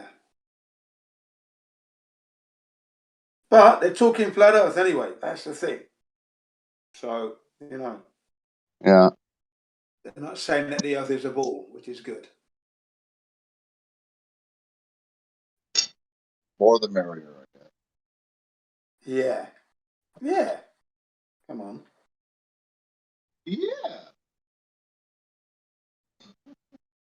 What's for dinner? Oh, you know what, man? I just bought a 5-pack of beef liver. Really? Disgusting. Oh, nice. So, well, no, not for dinner, just pills. So I'm not even sure I'm hungry. I might just have some beef liver pills.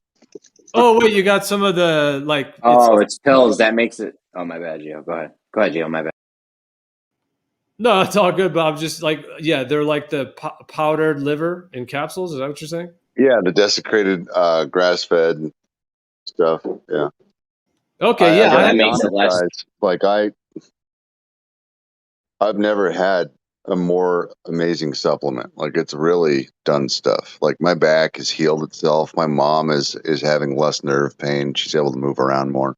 Like, it's actually unreal what this shit does. Absolutely, dude. Organs are medicine. Yeah, organs are medicine. They don't necessarily taste that great, but medicines don't always taste good. But if you can get it down, that's why they used to make like pâtés out of it with like, onion, garlic, some different things, and then you just. I love all that. Yeah, that can be pretty tasty. But yeah, the liver, and getting it in the freeze-dried capsules, that's a easy way to get it in. Dude, I actually have these ones from New Zealand. Maybe it's even the same brand you have, or it could be a different one. But they have, it's called, what is it? Ancestral Nutrients or something. But I'd have to go look. But basically, they have different ones, like you're saying, the freeze-dried for like brain, they got kidney, they got everything. Yeah, heart, and they have everything. Yeah, they adrenal gland, which helps your adrenal glands, thyroid glands, which helps your thyroid. They have lung, which helps the cells in your lung. They have brain. They have liver. They even have like prostate gland for men. Like, it's a powder. It's like prostate. And so what I do is I just open up the capsules. So I don't really want to eat the capsule part, but I'll just put it like in like a smoothie or a blend. But oh my god, after I eat those, I'm in bliss for like 8 hours. It's amazing. Wow. Well, I just feel amazing. You know, it just like all of my ailments, like internal ailments, just wither away. Yeah. Well, I'm glad I Here's don't the, have any ailments, to be honest. So I mean, I eat liver, I eat kidneys, but I eat it after I cook it. I eat it. I like liver pate. Love liver pate. Nice, Jim. So yeah, liver is an essential food. It's one that Yeah. everybody requires, and most people don't get. A lot of people don't get it. Although in other countries, like where you're at, it's like regular. But Yeah. In England, when I was at school, elementary school, I used to eat my friend's liver because they never wanted it. So it would be piled on my plate, on my dinner plate at school, lunch plate. I used to eat it all. Yeah, man. yeah, I And think their I think the controllers purposely tried to remove liver. Like they've done a bunch of campaigns like against it, to especially like Americans, to make Americans not eat it at all. Plus, like yeah. the factory farm quality liver is terrible anyways and tastes like shit. But if you get real grass fed, pastured, outdoor, then it's the best. It actually tastes really rich and actually tastes good. Especially like even if you don't like the taste of just pure liver, like even just onion, like liver and onion, massive. Yeah. Liver, The onion, and biggest garlic, man. Liver, the onion, and biggest garlic, mistake man. you can That's make it. though is cooking it though. Wicked. So like liver and onion, just don't cook it. Don't cook that shit. It'll fuck it up. Yeah, raw liver is the best. Raw organs are all the best. They're Yeah. packed full. That's like a true multivitamin. And when you cook it, it does denature it some, but actually, like I could still get a lot of the strength out of it even when it's cooked. But I agree with you. Like raw is always the best. Yeah. So from what A I number of understand, the years back. liver has like everything you need for like internal health, like all the organs. But yeah, you can eat the other organs, but this apparently nurtures all the other organs. So this is what people usually get with these Exactly. livers. Liver is like a medicine for the liver. My understanding is that each of these animal organs, they actually contain the cells and the stem cells needed for our organs. So like for our heart, our kidneys, our lungs, our brain, etc.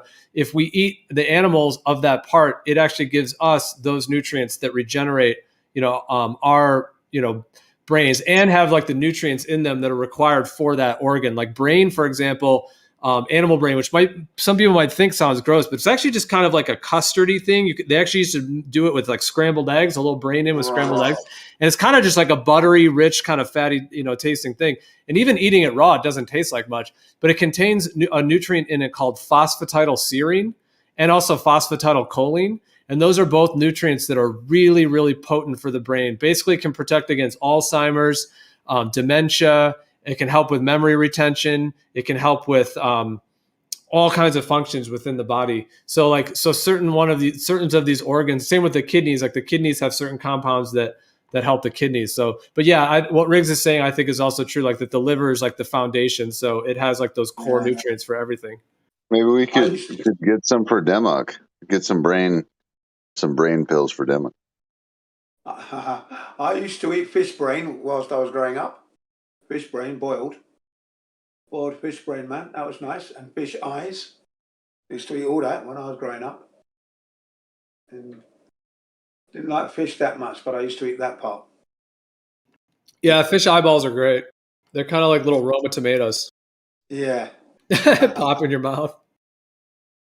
Yeah, that's if you need to like rebuild like your eyeball or like, something like that, boom, like eat some raw animal eyeballs. Yeah. That's dealing with raw liver and that. Here, some people died from eating it. A child as well. Not just a number of years ago. So I wouldn't be eating it raw. No, not me. I'm gonna always have it cooked. Are you sure that wasn't complete propaganda? Because everyone I've ever known in all of life that eats these organs raw, especially if they're getting natural, grass fed, and also knowing how it's handled and making sure that it's clean. And I'm not saying that there can't be infectious diseases in these things, because there certainly can. But in general, like people think that they're going to be sick or be vomiting all the time, but it's actually the opposite. Like they're just super strong and don't ever have, they don't get sick. Now, I'm not doubting that there can be like parasites and different shit in that, but how much is that compared to everything else? Like, our other water, our even our vegetables that are touched by everyone at the grocery store, all that kind of stuff. Like how does that risk actually compare to the nutrition? Because those raw organs, like that is literally the top nutrition for the human body. Like if you need to really rejuvenate, things like CoQ10 that are these anti-aging compounds, they're called quinones. One of them is CoQ10. When you cook it, that starts to break down. So if you really want that CoQ10, like it's got to be raw, Yeah. for example. I totally understand that. You're killing the enzymes, aren't you? Once you start to heat it up, it starts to die. Yeah. Well, yeah, you're destroying enzymes and nutrients directly. Yes. Like certain nutrients Yes. will get, like for example, like and also with freezing, certain vitamins will get annihilated through freezing as well. Yeah. Yeah, I do eat I do eat a raw. I do have a raw diet as well, which I enjoy. But yeah. Yeah, I do. I split raw and cooked. I do some of each. Yeah. I still like cooked meat, but organs, I try to do all those raw. I think that's one that is even more worth it. Yeah. Do you deliberately search for organic foods and grass-fed cows when you buy your stuff? Do you actually deliberately search, or you just take what's off the shelf and be done with it? Oh yeah, I've been researching. I've been in this field for over 20 years. So yeah, I've been researching. I know people all around the country that are, a lot of big farms and things, and I order a lot of food from different parts around the world. Yeah, that's good, man. I'm always researching. I mean, I also go to the store and definitely buy a lot there as well. But certain things, have to be shipped as well. But yeah, I would say it's been one of my, core journeys in this life. Yeah. Yeah, lifestyle, because it is a lifestyle as well, isn't it? Really. For me, it's a lot of research and product development, but it also is for my own health interest as well, and how to be able to maximize health and nutrition and natural herbs and plants for healing and health and longevity. Yeah, I've done herbs all my life from from my birth already, because my mum and dad always had herbs in the house. So I've always had herbs all through. There hasn't been a year that I haven't had herbs in my life.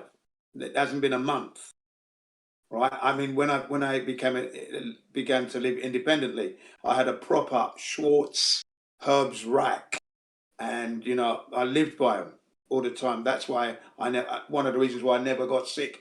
Come to Japan, same thing here. Herbs racks. Yeah, herbs are in my life, and they will always be, without a doubt, because they're medicine. I see them as medicine. When I'm cooking and that, the herbs are going in. Nice one. Yeah, absolutely. Yeah. There's so many medicinal plants and herbs that, just like organ meats can regenerate our organs, especially raw, fresh organ meats. But in a similar way, there's certain herbs that, they don't have to be raw. Some of them actually need to be cooked, but there's herbs that also contain cellular activators of stem cells to where they can help rejuvenate, like milk thistle, for example, like rejuvenates liver cells. Right. Milk thistle. Milk thistle. Yeah. Do you know about that one, milk thistle seed? No. I didn't know that. I've never had that one. I think it has a compound. I think it's silymarin. But yeah, it's a compound that rebuilds cells in the liver. Right. See, it's funny that medicine doesn't do that. Like, what if you went in and you got diagnosed, you had some kind of liver disease? Like, I wonder what would happen if they just gave you like the most nutrient dense, fresh, raw, organic, like the best liver, cleanest liver possible, in addition to a bunch of herbs to help rebuild your liver. Yeah, you can actually heal that. Yeah. What about animals or limbs that rejuvenate, like lizard tails and stuff like that? Like a witch's brew. Oh, you're saying if like we tried to eat those or something? Yeah. Oh yeah. Right. That's wild, because you're right. There are things like that regrow like that. Phew, I don't know. That's a wild thought. What? Wow. I don't know. Could that be like extracted, or is there some medicinal species of it? Yeah, I don't know. Starfish do it. Lizards do it. A couple sea things couple of like frog species do it. Yeah, kind of. yeah, they can like regrow their parts or limbs or other pieces. I don't know. I Yeah. wondered that as a kid. Like the camouflage ability and the regrowth ability. Well, this is going deep, and it's a topic I do mention often, but I think there's waters at the North Pole that actually anti-age you. So that's what, that's what I Why think do you of. say that? Why do you think that? Could regrow. Like it brings you back to, it'll bring your body back to the state of when you finished puberty. So, 17, 18 years old, 19. Why do you think that? Why do you think that? Well, there are a lot of ancient legends and cosmologies based around these waters, because basically you have to be able to access them, and so only certain people would be able to access it. So there's a whole thing with that as well. So yeah, there are a lot of ancient cosmologies around that and sort of legends. Of this and I also youth kind of thing, fountain of youth. Yeah, pretty so much, it'd be like filtered water through like the whole earth, like the most cleanest, purest filtered water at the like certain point. Is that Exactly. Yeah, there's certain like springs that are in the North Pole area that are also going down into streams. So you can either drink out of the stream or get it directly from the spring, from the spring head. And as you begin drinking it, it will detoxify your body and it will slowly anti-age you every day you have some of it. And it'll take you all the way back to when you're like, like I said, post puberty. So it won't take you before that. Like you can't go back to being like 5 years old again. Yeah, but do you know anyone who's drinking this water? I mean, no. Well, other than the people who are the controllers that perhaps have access to it, although they actually don't because they can't access it. So but they want to keep us from there. No, Jen, everything I'm sharing right now, this is not like physical validated. I don't have anything in the physical world to validate any of this. I'm sharing my own understanding of like the legends of it, but also what I personally know does exist and is there, because that's actually one of my main goals in this life. Because as people realize the earth isn't a globe, the powers that be will be dissolved at some point and we'll get access to those areas. And so I'd like to get there before I'm too old to where I die, to where I can go back to being young again and maybe do another 100 years or so, maybe another couple. So that is one of your must do tick off on the list, yeah. Yeah. Got to get there. Yeah. I mean, you can do it as many times as you want, so you can keep living longer. And that's at the North Pole, you say? Yep. That's how these people in control are doing it too, over long periods of time. like a certain chlorophyll too? Like certain plants, like some plants probably have that ability also. Exactly. Democ, you're spot on with that, because I agree. I also think that there were plants, like I think humans are actually not meant to be meat eaters, which is why we are actually supposed to be vegan. But there used to be these different plants that were kind of meat-like. They're like meat-like plants, and they have those saturated fats and all those nutrients that meat has now. These plants used to have that. So we used to just eat those plants and be in harmony. And those plants, that's what reminded me of what you said, Democ. I think that those plants were like the perfect human food, just like all the like probiotics and vitamins, and they like rejuvenate us and keep us really young. So like they have that same quality. They're like the perfect human genetic food, and it will heal. You'll be able to heal like any, fault in your body and bring your body back to like perfect health with that, I think. Did you notice in 2017 that there was a distinct mark in the rise in veganism, people becoming vegans? Yeah, I noticed that. That was definitely something which I thought was a good thing. I'm not anti-vegan at all. I think that's a great thing. But I noticed that there was a lot of arguments against it. And I thought, why are you people attacking the vegans now? What did they do wrong? They're eating healthily. They're okay. What's going on here? This was on the Hangouts. There was a lot of people totally attacking unnecessary people who were vegan. I thought, no, that's silly. Even on the 24/7 as well. I couldn't believe it. I said, no, man, the vegan is good. You can't stop anyone being a vegan. And it's not wrong to be a vegan. That was the thing. It was like, it was wrong to be a vegan. And I thought, no, that's totally unwarranted, that kind of thinking. What's going on here? Everyone's free to be what they want to be. Just as long as the veganists don't go around saying you meat eaters are this, that, and the other. You know, be what you want to be. Exactly. Yeah. There's a lot of factors to it, Jen. I mean, one angle that I'm aware of is that a lot of people would say a vegan diet is actually a partial starvation diet, to where you're actually partially starving your body of essential nutrients.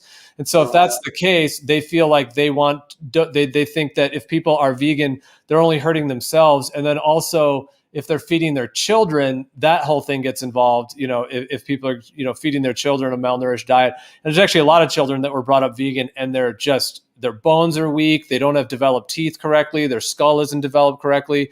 They usually have all kinds of mental issues as well. But anyway, so there's that whole factor of it that I think people is just that. And then other vegans try to push everyone to do that. Some people think that it's almost like more of a dark, like a demonic energy, because if they convince the world to go vegan and replace it with, Soylent Green and corn and all this GMO, who knows whatever, that they may actually be able to like weaken the human race in considerably. Yeah. And then I was introduced to a movie documentary known as The Game Changers. And these guys are all, Olympic champions who are vegans. Strongest man in the world is a vegan. The fastest women's cyclist is an American. She's a vegan, and she's an Olympic medalist. So, there's lots of things that go on that I would, I don't see the danger side of it as such. I think if you've got a nice balance, because I think the human body thrives better on vegetables, fruits, nuts, berries, as opposed to just a meat diet as such. But then again, it depends on the lifestyle you're living in, the region you're in, I suppose. But there was a distinct rise in veganism in 2017, which I thought was good. Well, I would say, yeah, no, I hear what you're saying. I think the way I see it is that I do think it's a partial starvation because of how much I've researched it and the nutrients that I know that are just not in plant foods, like vitamin K2, MK4, vitamin K2, MK7. Well, no, I'm sorry. Actually, MK7, actually, that's one that actually can be found because it can come from a ferment. But vitamin K2, MK4, that's a very essential one. The saturated fats, CoQ10, carnosine, carnitine, vitamin A, preformed vitamin A, true vitamin D, the animal form of vitamin E, the several B vitamins. Like there's literally so many nutrients. And so, but what I think happens when people go vegan is that they're just starting a partial starvation process. And so everyone will react to that differently. Some people can actually go pretty strong on it for like years. Other people fall apart pretty quickly. So it depends on like there are some people that can do it. But it is a degeneration process. It just, for some people, it just happens quite slowly. And so they might be able to be like an athlete or whatever, and whether they're even 100% vegan, who knows, they might still have fish once a week or something. So you never know with that. But I mean, there are some people that do eat 100% plants, like John Venus, like he did it. He was like a body lifter and a YouTuber. He did it for years. He did it for many years, but he just really started to kind of deflate. And then he ended up actually going back to animal foods, which is wild because he was a huge proponent of veganism. He had like, I don't know how many subs he has, over 1 million, couple million. So he had pretty big channel. And he was hardcore vegan. He was the one debating these people, almost like in Flat Earth Globe Earth debates. He was like right in there, pushing the veganism, claiming that he's 100% sure it's fine and everything. And then he actually had a child, and that's what struck him. Once he had a baby, like a child, he realized that, they can't do it vegan. And then I think it made him and his wife question it. And then now he actually is eating like eggs and meats and stuff. But right.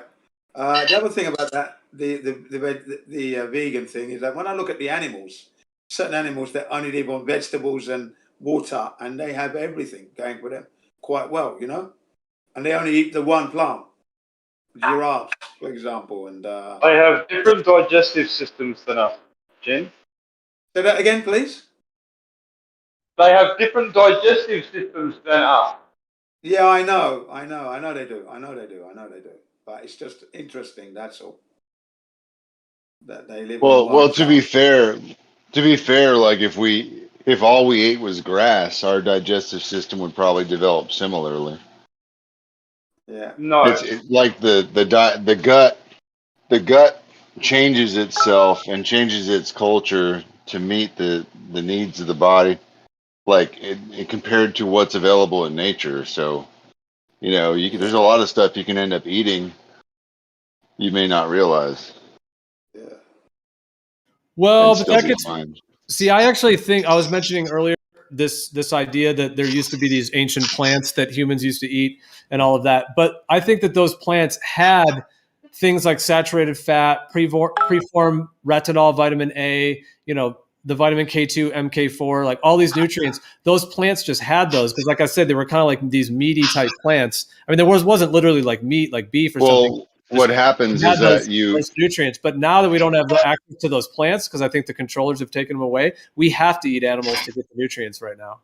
I think that we could literally create the bacteria that facilitates the missing nutrients that creates it. Now, I love that idea. I've thought about that, and when I've kind of thought about going vegan, or I mean, I have actually done it before and whatnot, but I've thought But about. the problem is, like vegans, they buy their shit from a store. It's already been pre-washed and irradiated and all that shit. So, like, if you were getting it out in nature, the same materials, it would digest entirely differently because the bacteria is there. You know. Yeah, it's a good point. It's a good point. Yeah, I mean, I know that would be highly contested. That I don't have any science for that, but if somehow I was able to have like all the fruits and vegetables available straight from the ground in a healthy atmosphere, I imagine there would be some other kind of chemical shit going on that people just don't experience. I would hope there could be, but I've thought about it in such depth, and there are people like vegans over the years that have tried that, and it still looks like their body's just degenerating. Pretty bad. Yeah, it's pretty bad. Yeah. So, but there is like, I just have hope, you know. I just, you know, Me I'm too. not closed-minded. No, I do too. I would absolutely prefer not to eat animals 100%. If I could just, yeah, absolutely. I would love that. It would be amazing. Like it definitely weighs on me. Like every day, I feel like I have to talk about it or something. And I've hunted animals.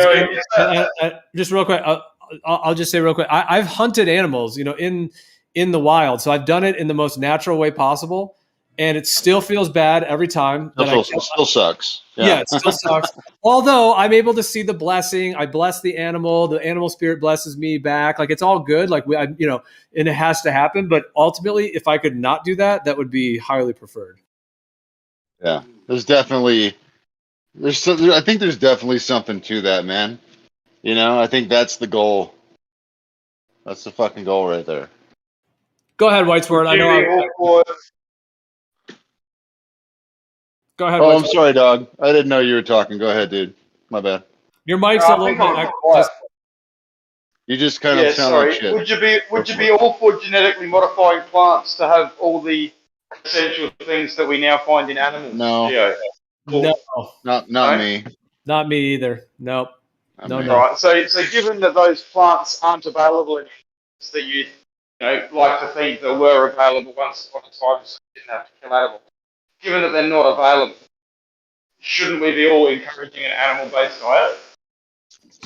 For now, yeah, we have to have human health and to keep having healthy babies and healthy offspring. Yeah, it's absolutely essential because if everybody went vegan, like tomorrow, if everybody strictly went vegan, the human race would die. So right now, yeah, it's completely essential to, especially things like these livers and these really rich nutrient dense foods for a lot of ways. But what I think is that these ancient plants that I talk about that I think existed, I think that they do still exist. They have them in the North Pole and in Antarctica. Like they have like seed banks. So like the people in control now, they're the ones who remove these plant species and but they still have them. So if we were to somehow be able to get those, then yeah, we can actually get them back. But they are being, like they purposely did this to make us unhealthy and to force us to kill animals. Great. Sounds good. Fair enough. Yeah, I've gone like 6 to 8 months without meat. I've eaten fish, but no meat. Yeah. Oh, okay. Well, that's cheating because fish is very good for you. Yeah. Yeah. Yeah. I've gone 2 to 3 months vegan, and then I just started to feel like shit. And I already kind of yell at people, but I was yelling at people more. So, you know,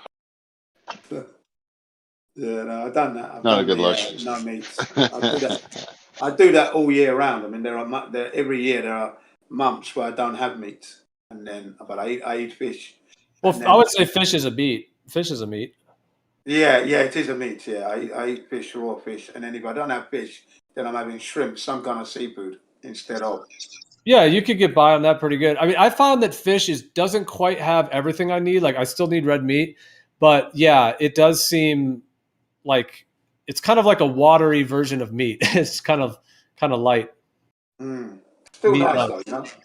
And then lots of vegetables, and I find that helps me. I don't, like I said, you know, it doesn't hurt me. I can cycle from here to Tokyo and not have a drink or anything, and then drink at the end. So I know that my physical status is still being maintained. You know. So I always do that. Yeah. Measure myself. Coming up for 60 now, so on my birthday, I will give myself a test. I always do that. I celebrate my birthday by doing a mad workout. Do you ever get raw milk? I don't drink milk. Huh? No dairy at all? No dairy at all. Interesting. Well, I say that, but I have a boiled egg. Okay. Well, it's not dairy. Yeah. Okay. That would be egg. Yeah, but but that's it. No milk, no sugar, no cheese. And I say that, but then again, you know, if we travel abroad, I might have a pasta with Parmesan cheese. You see what I mean? Wait. You don't eat cow eggs? No. What about bull's milk? No. Nothing. What about milk steak? Nothing. Did anyone know that reference from It's Sunny in Philadelphia? The milk steak. No. That guy Charlie. It's been a minute. That dude, yeah, Charlie Day is he's hilarious. Yeah. There's one skit, and he's like, they're trying to make a dating profile for him, and they're like, "What's your favorite food?" And he's like, "Milk steak." And they're just like, "What is milk steak?" Yeah. And then they say, "What are your hobbies?" And he says, "Magnets." And then they're like, "Magnets? What does that mean? Like playing with magnets, building magnets?" He's like, "No, just magnets." Oh, that's funny. Yeah. I don't watch many shows, but back in the day, I did watch through that one. I watched most of those episodes. The Philadelphia one's quite funny. Those guys. Pretty epic. Is that series still being shown now, or is it on the shelf? They did a lot of seasons, but I don't think they're still doing it now that I'm aware of. Oh, what about reruns? That's what I meant. Sorry. Oh yeah, I think they're pumping those out. Probably still selling them on it. Yeah, that's what I meant. Yeah, reruns. Yeah. Hey, can somebody? Hey, Gio, can you show Jin that clip of a science bitch from Always Sunny? Oh, have you seen that one, Jin? Yeah, show him. No, He's gonna love it. Oh, that one about is evolution. That was a great fucking skit. It's an evolution debate. Great skit, yeah. That was awesome how they did that. It's a really short clip too. It's a great clip. I think I found it. Let me see. The whole scene's better. Like it's called Science is a Liar sometimes. Stupid science bitch. Would we get a copyright if I just played it for everyone, and we could all watch it? Or I don't know if we want to. It's 4 minutes long, the one I just pulled up. I'm pretty sure that you get butt fucked. Yeah, if you put a link in, I'll watch it on the YouTube or whatever. That'd be the best way, yeah? Yeah, just get it to him. Well, no, I could actually, if I shared my screen, everybody could actually watch it, and it would not go on YouTube, but you'd be able to see it if you join my thing here. Okay, whatever. But we don't have to. I could also just link it for Jen. I'll link it for Jen anyways. Yeah, I mean, I've seen it. I've seen it, but yeah, Jin, if you haven't seen it, yeah, it's a classic. Yeah, let's watch it. Science is a liar sometimes. Oh, Riggs, dude, that's the same. I just see you posted that. That's the same brand of the powder capsules that I get. That's the one, dude. That's the one. Yeah, did you? So the guy who made this company like 20 years ago, he's extremely controversial because apparently he takes so many like raw meats, like healthy organs and shit, that he actually looks like he takes like 1,000 milligrams of testosterone in his ball sack. Like actually, look up the Liver King. Google the Liver King and look at his pics and his videos, dude. He's fucking jacked. What's his name? I've seen his. Yeah, I've seen. Yep, I have seen that because on their website, I'll post the website for everyone. The crazy part about it is that like a lot of people say that he's juicing. You know, he's on he's on like steroids and shit. But I don't know, man. After taking these liver pills, I feel like I'm on steroids. You know, like if he's getting raw liver and just cutting these big ass fucking chunks and downing it with maple syrup, like I imagine this is all the steroids he needs. Syrup. Well, yeah, I'll just posted it there. There's actually a ton of information on this website as well about like the ancestral ways, ancient ways of using these, and then all these nutrients they have. And I haven't read everything on this site, but when I've skimmed through it all looks pretty darn on point. And even like links a lot of things with like doctors and medical doctors and different actual experiments as well. But yeah, dude, I mean, all those organ meats, they have so many like unique nutrients and cofactors. Like for example, this thing called carnitine, L-carnitine.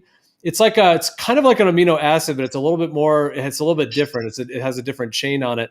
But anyways, it's this really powerful nutrient, and it's really good for the heart, and it like increases circulation. It literally gives you energy, directly. But it's a nutrient, and so it's and in most foods we don't get much of it at all. I mean, if you eat some like red meat, you get a little, but of course if you cook it, not as much. But if you start eating like raw organs like this, you're actually getting like a full dose flood of a nutrient like carnitine, which does make you a beast. Like, yeah, that it's like, dude, look at him. Just fucking look at him. Like people say he's on shit, dude. He's on gear, but I don't know, man. I think he's just on animal parts. Well, I wonder if he gets them raw as well, or whether he only does the powder. Oh yeah, no. He just has all the raw. He doesn't take his own pills. He just has the raw form. Absolutely. Okay. Like, yeah. I've watched him eat. There's videos of him eating and what he eats, and I look at it and go, yeah, that's not gear. He's eating that shit. You know. But is he healthy? Oh, he's fucking healthy. He's insane. The guy is probably the most jacked person I've ever seen. Yeah, but Jack doesn't equal healthy, champ. No. Look at him. Look at him. He is vital, fucking healthy, irrelevant. and jacked. Yeah. I don't know, man. Go look at him and tell me he's not healthy. You go for it. Have fun. Thank you. About that. You can't look at someone and say they are healthy or not. I just found. You can't equate the two. All right. Well, I'm looking at him. He's fucking jacked and healthy at the same time. Yeah, look at his blood. All right, I just posted this is from his website because I happen to be there. That's one picture of him. Then I'll post the only other picture that's on this page. Fuck, dude. I can't believe this is so dirty. It fucking pisses me off. There. Those are the two ones that are on his website. Let me see. I mean, it does look like a fully, How many bodybuilders have died of heart attacks? Just Google that. How many bodybuilders have died of fucking heart attacks? Now, all those bodybuilders, they look jacked. Yeah, they fucking suffer a heart attack. So it doesn't matter what you look like. That's all I'm saying. That guy could have a heart attack fucking next week. Dude, he looks good to me. Yeah, fair enough. And you know what's funny too is that these are older pictures. He's actually bigger than this now. Yeah, it doesn't change my point. Well, I think that when people go on a diet of a lot of animal organs, especially raw, they just become cut and strong, like immune system super strong, and their bodies just cut. Like they have muscles without even working out in general. Like it will just give you, like it makes your neck really thick and strong. Another guy, do you know Augenus Riggs? Augenus, Yeah. yeah. Wait, Dude. Augenus, the guy with the 3 in his name? No, this is he went by Augenus Vonderplanets.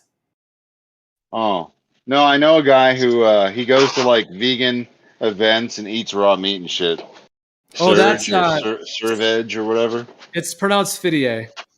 Whatever the fuck his name is, yeah. That But one. yeah, no, he's a different dude. But he actually is very influenced by Augenus. So Augenus, Oh, okay. yeah, Augenus is kind of the main guy that he studied, and and he kind of his content is basically Augenus's. Hey, I gotta make a fucking. I mean, you can drop his link. I'd appreciate that. But I gotta make a comment, dude. Like, I'm a little disappointed that you want to like live forever or some shit. Like some kind of weird elite. What's up with that? No, I want to go back to being 18 again. Oh yeah, I'd like to have. Why, man? Like, who cares? Why? What's awesome. the point? Man, I don't know. I'm happy with whatever the timeline is. You know, like if I'm supposed to live 90 years, I'll live 90 years. Whatever. Yeah, thanks for that. I had actually seen that skit before. Oh, okay, good. 2016, you know. But the funny thing is, you know the point where he says, "Have you gone through the datas? Have you checked the facts?" Now Exactly. he sounds just like he sounds just like William Shatner in Star Trek, because he spoke those words in the Star Trek, and I tried to. Yeah, that's where yeah. And I tried to find that speech when he said it. I actually looked through the Star Trek series to see if I could find William Shatner speaking in the same way. You know that? That's very insightful, Jen. Thank you. I didn't know that. Yeah. William Shatner in Star Trek uses the same lines, and in fact, the young man's delivery is similar to William Shatner. Yeah, I can hear it in his voice now too.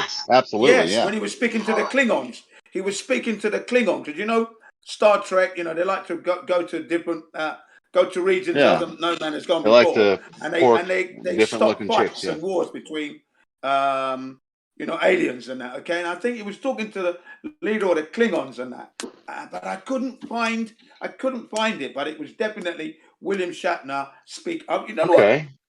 Yeah, it just hit me just like that. It was something that was in my subconscious all that time. Okay, become a flat earther, right? So I hadn't seen Star Trek in over 20 years. You know, let's and say just 15 snapped years. you right back to there. Huh? Yeah, hearing that young man speak, bang, William Shatner, just like that, instant, like that. Interesting, really interesting, actually. It's funny how the brain can just do that, isn't it? Yep. Well, I mean, you know what? Hey, by the way, Gio, when I started taking this beef liver, usually like I'll forget something. You know, like when I'm speaking, I'll forget and I'll have to pause and ask somebody to remember what it was. Right, I'll do that. Yeah. But now I know if I just wait like 5, 10 seconds, 15 seconds, I'll remember it. If I just wait. And it seems to, it seems to like be getting shorter, like coming back, like quicker. Dude, that's awesome. Yeah, well, one of the things that liver has is the choline. It's not the phosphatidylcholine. Phosphatidylcholine is a brain nutrient, but this is actually just choline. And choline is like very high in liver. It's somewhat high in eggs, somewhat high in dairy. It is in butter quite high. But yeah, like liver's really high in that. And so I don't know what levels you were getting before, but I guess that's what comes to my mind because choline is like literally what makes the brain function. It's like it's the nutrients the brain uses for fuel. I don't know. I just find it easier to remember things slightly.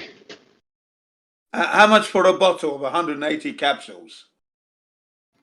Those are fairly expensive. Each bottle is like $50-$60. They do have some that are like a combination of multiple. They have one that's for men actually, and it actually has testicle, prostate, which are both really good for men to keep, that whole system. Where did they get that from? They get it from real human being testicle. You telling me? Mine is $38. From mine grass, is $38. They're grass-fed cattle from New Zealand. Okay. Well, they have some from America. They got some from New Zealand. They got some from Argentina. I'm trying the ones from Chinese ones Argentina. are from humans. And I was able to find pills for 10 cents a pill, which is the cheapest I've found for what I'm looking for anyway. But yeah, the ancestral, the one that I've been taking right now, that was $38 just for one bottle. So that lasts a month. That's a lot. Yeah, not sustainable, mate. Well, that's why I got something that's half the price. I'm going to see how that works out. Imagine if everyone had to have liver every day just to sustain their lives. Imagine all the things we'd have to kill for fucking liver. We don't need to eat liver. A little bit of it, sure, it might help, might assist. But just like plants, organs and medicine, they have things in them that can be treated as medicine. They should not be consumed every day. Just like plants, they have things for medicine, but if you consume those medicinal things every day, you're going to put your system out of balance. They're restorative in nature, but not maintenance. Well, you can eat liver every day without any problems. A lot of people do, and a lot of people like it. However, I think liver, my understanding for what the body needs from those nutrients is like minimum 2-3 times a week is ideal for humans. That's what I would say. Okay. But then going back to what you said before, Gio, did the plants of yesteryear, did they used to have the stuff the liver had in them? And if we all needed liver from plants today, we'd have to fucking farm a lot more animals, champ. Just support the globe. Well, I would say that the human body requires the same proportion of organs that are in an animal. So if you were to harvest like a wild deer or moose or something like that in nature, and your whole tribe were to eat it, you'd be, there's a certain percentage of how much, muscle meat that animal has, how big of a heart it has, how big of a liver, how big of all those parts. And so they would usually just cut those up and, so you might get just one ounce of liver, 1 ounce of heart, whatever it might be. But what I'm saying is that if we need the proportions that are in the animals, then we don't really have to, try to have more animals just to feed us. We can actually just utilize it fully. Because a lot of these parts are not utilized correctly. They're thrown away. The USDA actually goes after them and makes it harder for people to sell the organ meat. So yeah, there's a whole thing around that. Wow, sure, unbelievable. The USDA does that. Big time. Oh yeah. And yeah, by the way, there's farms that they do everything the way an organic farm is supposed to do it, but then they have to wait 3 years just for the certification. A bunch of other things are required too. So you can find a farm that basically is organic, but they just don't have the certification. That's what I did. Isn't it? 3 years. That's another time wasting. Why 3 years? To certify. I don't know, man. Welcome to crony capitalism.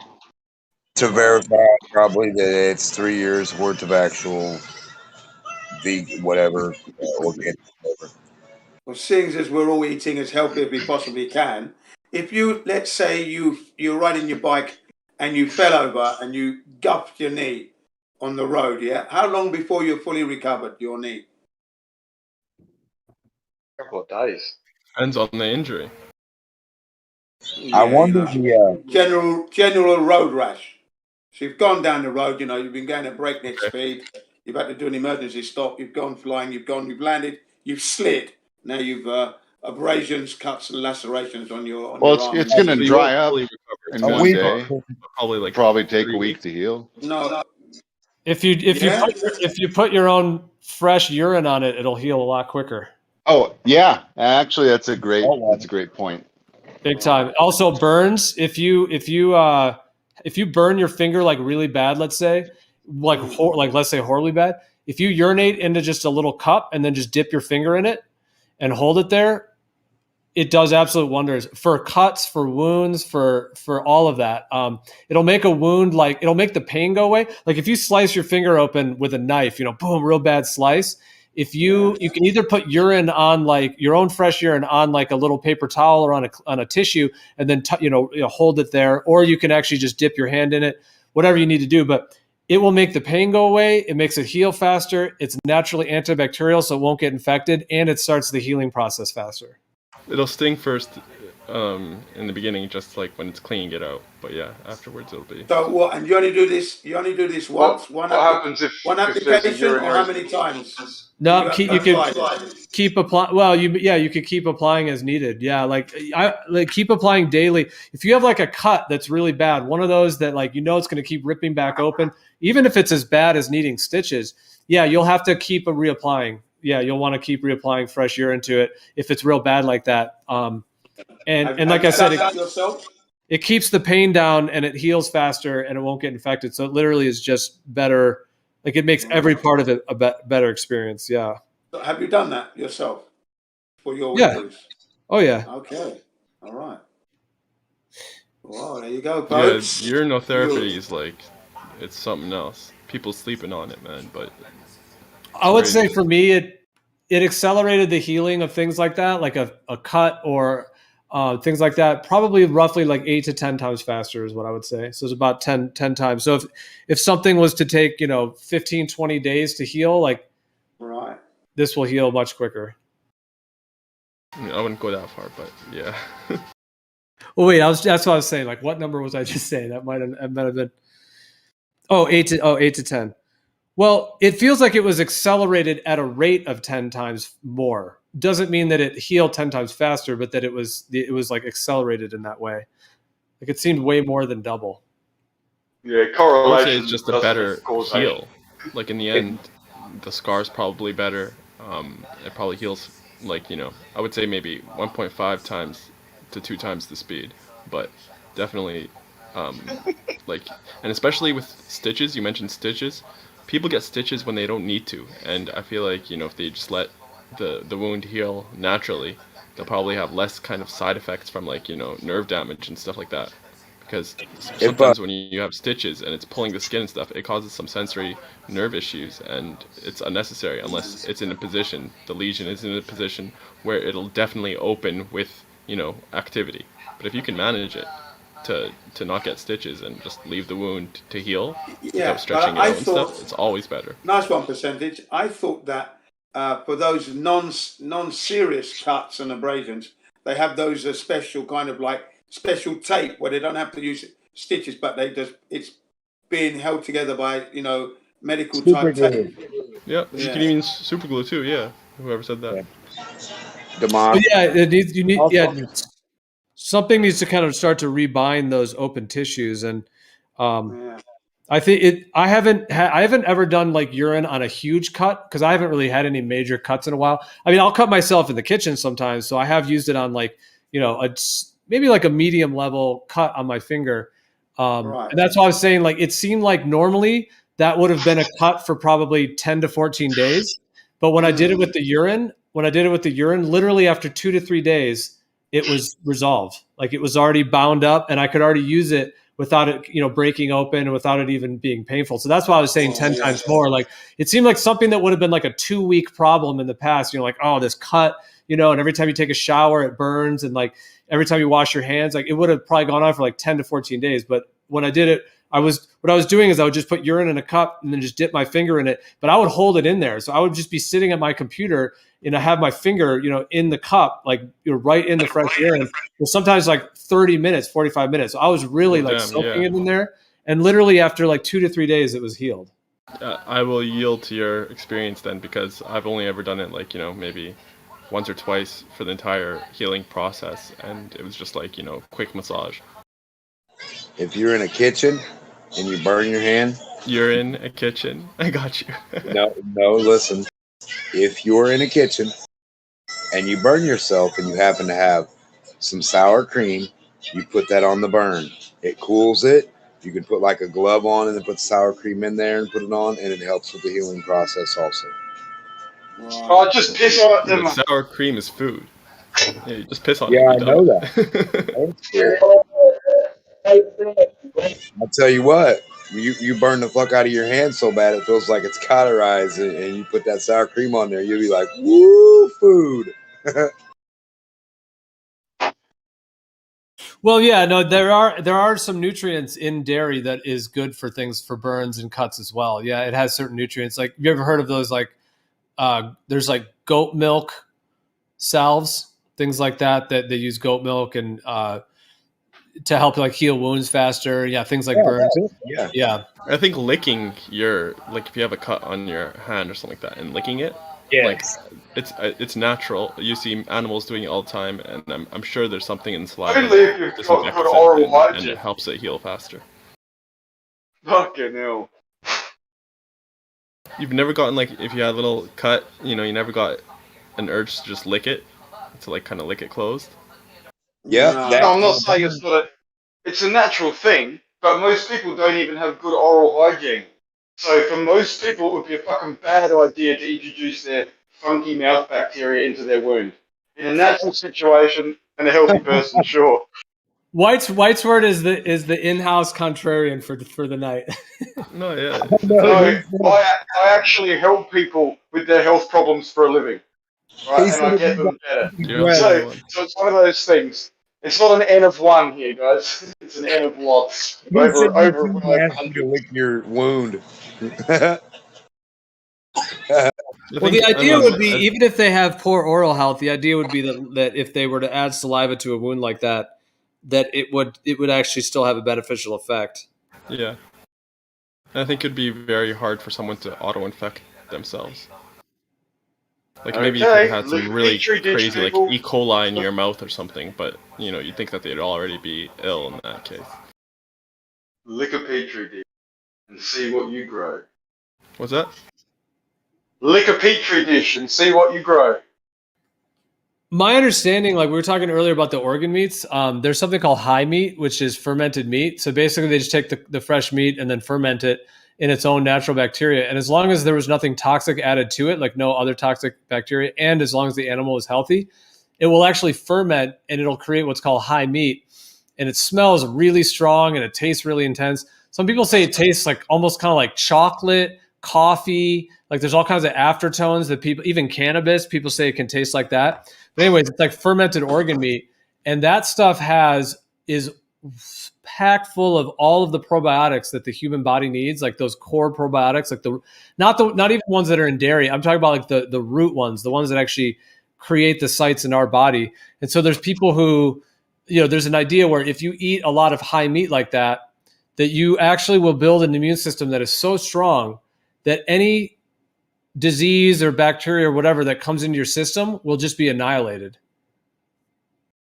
Well, that should happen with your stomach acid. Your stomach acid should be about 1.2 to 2. That's how acidic our stomach acid should be. And it's on line with all the fucking scavenger animals out there. Where actually it's more acidic, it's supposed to be more acidic than the carnivore animals.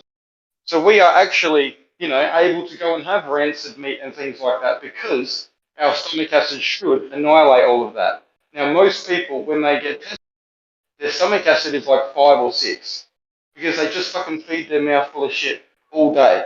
Even if you put good stuff consistently in your mouth, you're going to dilute the acid. Even if you drink too much fucking water. The acid is our first defense, and without that being so strong, everything else has to then pick up the slack. Yeah, but I don't think it's natural for us to be eating rancid meat. And even like fermented fruits and stuff like that. I mean, they ferment when they basically like rot, they go off. And I don't think it's natural to be consuming it. We do it because of alcohol and stuff like that. They take that stuff and they turn into What if you're hungry? Alcoholic beverages, but what if you're if you're starving, then you can will yourself to. We are naturally, able to I don't think we have an affinity for it. I think that's what first led us to like experience that shit. Like, okay, sure, we want the better, more the better taste and the more healthier stuff or whatever, like the less rotten. But What's if that? that left, then they probably ate it and then was like, "Whoa, I'm high as fuck. I'm gonna do Yeah, that they got again." drunk off it. Yeah. Well, fermentation is a very, very ancient thing. And my understanding is that virtually all ancient peoples would always ferment some foods because it actually creates more life and more of probiotics and all other life-giving like nutrients, like enzymes, and they're very rejuvenative. Like so, fermenting vegetables and also fermenting meat is like a standard in all these ancestral diets. Even something as easy as just digging a hole and fermenting the meat in the ground. But it would preserve it for later use, but then also it makes it more potent. Like it's called high meat because it kind of makes it like essentially almost makes you high when you take it. Like you feel so good and so full of energy. So there is something really magical, and it's like taking a big cup of coffee and just like storming out the door. But with like no come down. Yeah, but with no come down and no negative side effects. Right. They used to spit in like the stuff. Like when they'd go to like make the vats and stuff for the alcohol or whatever. Yeah, they use the bacteria in the mouth. Yeah. To what? To like kickstart the fermentation process? Yes, sir. Yeah. Damn. I mean, there's like what gave them the idea? People living in the forest and shit who like they chew up like fruit and spit it in a big vat and then they drink the alcohol later. Yep, and they drink it later. But I wonder what gave them the idea. I wonder if they got it off an insect. Well, yeah, I mean, fermenting foods is kind of a no-brainer because it makes it last longer too. So, they would do that, I think, as well for that purpose. But it also has really like rejuvenative effects. Or maybe when they like spit in it and their saliva, maybe like the like catalyst or the enzymes in your saliva disable the rotting kind of aspect of it and allow it to ferment without rotting. I don't know. Yeah, it would make sense. Yeah. Well, there's a difference. My understanding there's a very strong difference between rotting meat and actually properly fermented. Some people call it actually rotten meat. So what I mean, have you ever had milk, for example? Well, I have. If you haven't done a lot with raw dairy, maybe you haven't. But with raw dairy, for example, like it's just a good example of it. If it ferments correctly, it actually tastes really good. Like it smells good, tastes good. It has a tangy kind of like almost like a spritzer water, almost like carbonated water. It has a tangy thing to it, and it actually tastes amazing. If you make like yogurt out of it, like it tastes really good.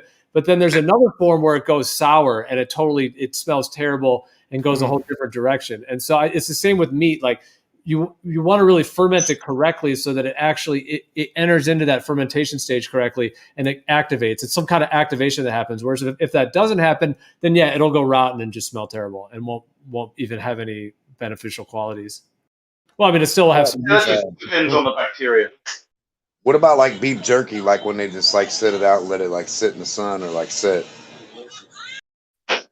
Yeah, well, I mean, you can dry meat naturally in the sun. That would be a natural form of like pemmican, like the Native Americans used to make. Pemmican usually was like a little bar, and it would have like meat and fat and organ meats and different glands, like glands from the animal, like in little parts, and it would be this like bar that you would eat. But yeah, beef jerky in today's world is pretty processed. But yeah, I mean, it still retains quite a bit of the nutrients in the dried state. Like it uses something, but it's still got some juice. Yo, Gio, like the fermented milk type thing. I don't know if you've heard of it. It's called Leben or Shehev. Basically, it's like this fermented milk that they make in like the Middle East and Africa and stuff like that. And it's basically what you said, where they don't let it sour. They ferment it in a way where it doesn't kind of like go off, and it tastes basically like you explained. Yeah, is that kefir? Do you know kefir? Kefir? It's not, but it's similar. Yeah. Yeah, I think all around the world there's all kinds of different traditions with fermented dairy, fermented organs, and blood, even fermented blood drinks, and things. But yeah, the fermented dairy. Yeah, kefir. As far as I know, they make it out of like the kefir grains or whatever. But this one's just like straight up by like milk and adding a little bit of salt, I think, and then like just kind of like shaking it around, churning it, I guess. Exactly, dude. I mean, because the real way to make yogurt is to just ferment it correctly. If you can ferment it correctly,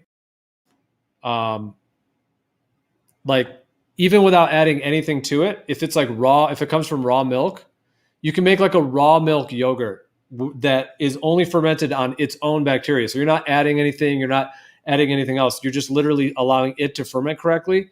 When I've done that, like that is absolutely the best. Like it's literally the best yogurt type thing I've ever had, like health wise and taste wise, when it's actually fermented correctly, you know, within its own from itself. Because yeah, kefir, they're kind of adding something else, and kefir grains are a little strange. They're like a bunch of like weird funguses and yeast and stuff, like, and it's like this weird thing that just keeps multiplying, and no one knows where it came from. It's like, what?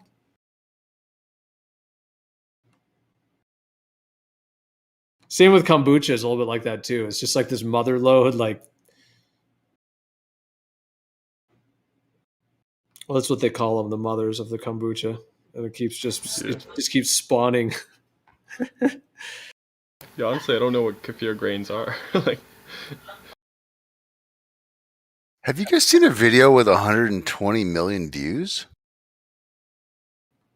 I've seen what, doesn't Justin Bieber have one with over 1 billion? Oh, I don't know, man. Here, I'm going to post this thing. I've never watched a video that had this many views. Like, they usually don't. I guess they just don't appeal to me, but this one I clicked on, I was like, damn, 120. I think I might have seen this one. The number one video in the world has 9.65 billion views. What is it? 9.65 billion. It's called Baby Shark Dance. Oh my god! Oh yeah, that makes sense. It does. They got that playing in the background. Bro, can you imagine the bank? Dude, Demok's like 100 of those views. I am. 100,000. Number 2 is Despacito by Luis Fonsi featuring Daddy Yankee, and that's 7.59 Ed billion. Sheeran is the third one? I'm seeing Ed Sheeran's the fourth, Shape of You, 5.5 billion. This is a list. Who's the third? I wonder what they make.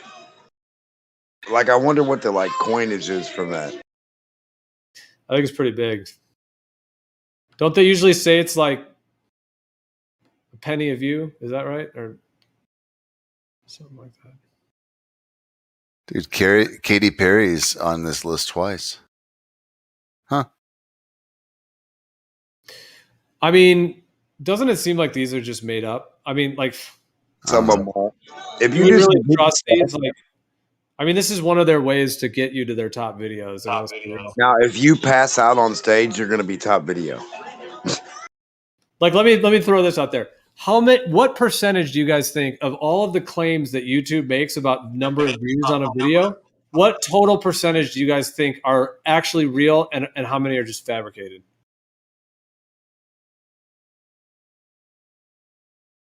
Sorry, what was the question? I'd say about 20% are real, and the other 80% are fabricated.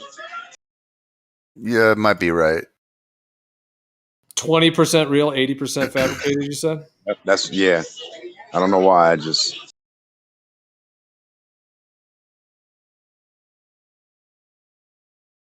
Gangnam Style. Yeah, remember that thing? Oh my gosh. Uptown Funk. Now that's a pretty good song, that Uptown Funk song. It's got some good horns in it.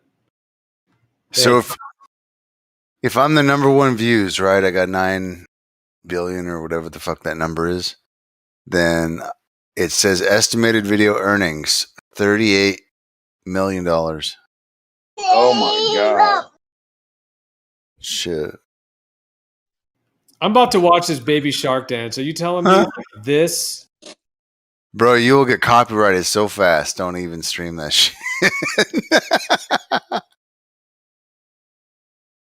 I know they have like a whole crew of like drone helicopters, and the minute you share their video, they just show up at your house. And wouldn't be surprised if the fucking Disney crew showed up at your house. the with whole fucking Disney suits and shit. right? And they take you off to another continent where they turn you into one of their robots. I've been wondering lately, man, about some of these people or like these, I don't know, actor, whatever, actors, just new faces, like on the, like, some of these people, they're really tall and slender and they just look fake. How come I can't find that song? Oh, here it is. Baby Shark Dance, 9.6 billion. Dude, let me ask you guys. I'm now because I just watched a little bit of that Baby Shark Dance. Let me actually ask you guys this. I've always thought about this, and I don't know if I've heard other people's perspective on it. So, you know, all this stuff in our culture of the baby stuff, like booby, and all this, like talking to children in that weird way, and then like being all goofy, and like, what is up with all that? Like, that does not seem natural at all. Like, so this is what I was talking about last night. You might have been asleep, man. It's like they got to get to the children. The best way to do that is to indoctrinate them into believing in cartoons and make believe and just imaginary, like in the closet kind of shit. Repetition, ADHD songs, little baby song. You come up with a song, you're in there. I don't know, man. When I had a kid, just things came out of my mouth, man, that never came out before. I was making these sounds.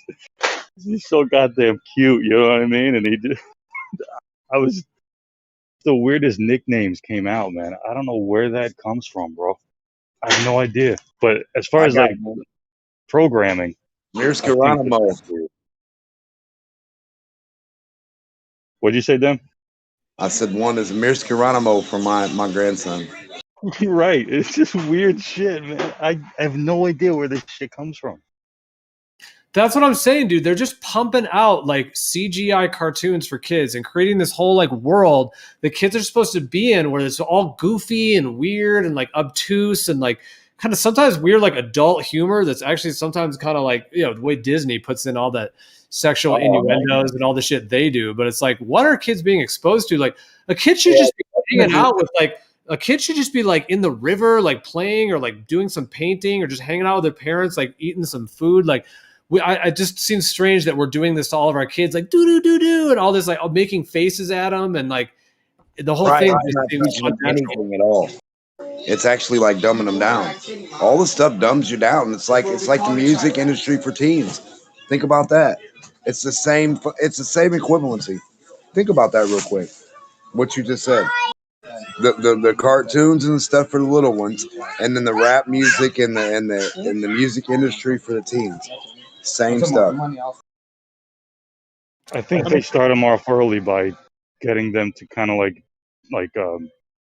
detach from reality, and they automatically enter them into this fantasy world. Like Riggs said, it's to get them to just believe in fantasy, and that's how they get, you know, the space thing. They got to get them hooked on that fantasy dick real early. Right. Real early. So then it just becomes like a habit. They don't even know that they have a habit because they were too young to know that what a habit was. Like, it's just part of their personality, their identity. And then if you could, you know, get them to believe that their body is not their, you know, soul, then they could, you know, take your body, you know, have the body work, but the mind is also working for them too. You get what I'm saying? Yeah, like take Peter Pan, for example. This little child molester was taking people to fantasy land where they're like, all their food looked like different colors and shit. Flying around. There's like, you know, pirates and all this magical stuff. Like, this is what they need. They need the kids to just desire to escape reality right away. Yeah, and I'm not saying some of that shit's not fun, because it kind of can be, like playing like captain on a ship when you're a kid, or like whatever. Like, it's fun to play around and pretend. So I think that's normal. But yeah, but it's normal with other kids, right? You know what I mean? Like if your kids are playing, then they're using physical reality to play. That's different than like looking into a video or looking at a picture and going, I'm in space. I'm in Netherworld. I'm in Underworld. I'm in wherever the fuck they're going, you know? If they're just on the couch, I mean, they're not attaching a physical stimuli to, like, to ground the experience. They're basically putting their brain in a vat and connecting up to the matrix at that point. Bingo. Right there. Yep. And I think there's a bit of like with all the like goo goo gaga and like all like I know babies do kind of make funny sounds, but I feel like most babies would just kind of like grow out of that pretty quickly, and then they would just be hanging out with their parents. Like I've seen some kids that are pretty young that literally look like they're like a 25-year-old dude, meaning they're just standing there like, "What's up?" They're not like all goofy and all lost in fantasy. Like they're just very solid and grounded, and they'll look right in your eyes and smile, and they'll put their hands in the dirt. Like they're just literally like organic children, I guess. Whereas like a lot of, I don't know, just all of this stuff nowadays, we're just bombarding our kids with like dinosaurs and fantasies and goofy cartoons and all this stuff that just seems like it's implanting a lot of narratives and a lot A of little like, too much vibes into their life. Yeah. Instead of just being a human. They need to just go play with sticks somewhere. Yeah. Just go like, dude, I would go in my backyard and I would just, I would dig a hole, and then my dog would come over and say, "Damn, that's a good hole. Let me dig a hole." Oh yeah, dude. Back in the 90s, dude, we did all kinds of simple stuff back then, dude. Like in the 90s, man. Yeah. In the 80s. Whoa, 90s. look at that roly-poly. Oh my God. Yeah. Come on. That shit ain't happening now. Yeah. Kids should just be out like trying to catch frogs in the river. Can you imagine not knowing what a roly-poly is?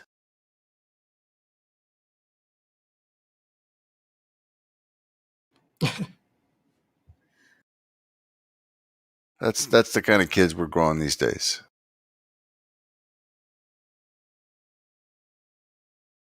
What was the question, mate? He was one of those kids. I'm sorry, Wyatt. We'll do better next time. We'll do better the next time, man. I'm sorry. What is that movie where she says, "Don't be sorry, be better"? What is that from? I forget. I don't know. Hey, you guys seen this dude who's like chiseling his jaw by chewing, like chewing exercises? Oh my. The dumbest shit ever, man. Hey, Reckonor, what do you think about that? You think he needs to hold his gut in a little bit more, or what? Reckonor, do you ever come on VC anymore? Like, I don't think I've heard your voice in like, it's probably been like 2 years, I'm thinking. It's been a while. I think it's been like a year for me. Something like that. Pop on voice, say what's up. Actually, I don't even remember last time. That's what I'm saying. For me, it's been a long time because he came on at 24/7 when he did, which we all, we were, and that was a thing for like a couple months, right? Like he would be in there almost every day, and there would always be some intense stuff going on. Well, to really go back to history, when he first joined, he had a totally different voice. It was an American voice, and oh well, I don't think you've ever said hello on here. It's incredible, dude. You were like one of the main people give this guy shit for talking. Me? Yes. Give him what? What did I give him? Dude, I'd say most of the time he was talking, you'd be the one speaking up, giving him shit for it. What do you mean shit? For like trying to like kick him out of the server, get rid of him, mute him, whatever. No, dude, that's not true. I think I called him out a couple of times though. Yeah, because he would join the chat. He would say the most. Well, no. Here's what it is. I'll tell the whole story. When he originally came to the server, his name was Reckonor, and he was this American sounding guy. And we talked, like, I remember with Whammer and a bunch of other people. This was on the old 24/7. We talked. We were up late talking. It was like this amazing chat. We're talking about astrology and all these different things. And then maybe he came back another 1 or 2 days later with that voice. And then after that, he came back as this totally other voice, which, dude, it was just different people, man. It's just that simple. I don't know why. Like, it's been this big controversy. Sometimes there's more than one person in the room. Oh my God. So anyway, so in terms of what you're saying, giving him shit, what I remember doing is that when he came back as the other voice, which kind of sounded like an Arnold Schwarzenegger, but it sounded a little bit like almost scripted and a little bit like pre-programmed or something. I don't know, but it just seemed like it was these very set things. And I will tell you, it did sound quite a bit like Arnold. It really did. Like he had the inflections and everything, but it also didn't seem like it was Arnold. So what I was doing was just asking him what was going on. Yeah, essentially. So now he just says it was his son in the chat. Okay, well, that is interesting because I will tell you, in terms of this whole mystery, that the guy who I was talking to originally, like Arnold Schwarzenegger has, I don't know how many sons he has, 1, 2, I don't know. But there's the one that's like, I think it's Jason Boehner. And he, I correct me if I'm wrong, but that's the one he had with the maid. Arnold Schwarzenegger, didn't he hook up with the maid and then he had a child? Anyways, I think that's the one that was Joseph Boehner. So anyways, after I like Riggs or someone said that this was Arnold's son and stuff, I was like, all right, I'm going to go, check out to see if I can hear what Jason Boehner sounds like. So I YouTubed it and looked it up. And there's not that much of him talking, but there is. Like there's some videos of him talking. And I will tell you that it sounds the same as that original person talking on Recordor's account. So that does line up. Like, I'm pretty good with voice prints. I would say I'm very good. And it was a match in my mind. I think you need to talk to sheeple, human sheeple.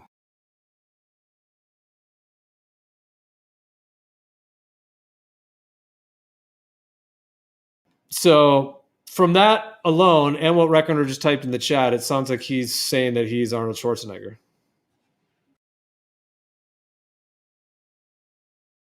Because if his son was, I mean, that's an amazing speculation. What a claim!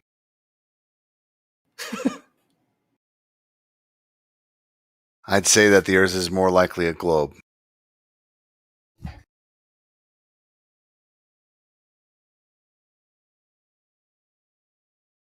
Wild speculation all round, isn't it?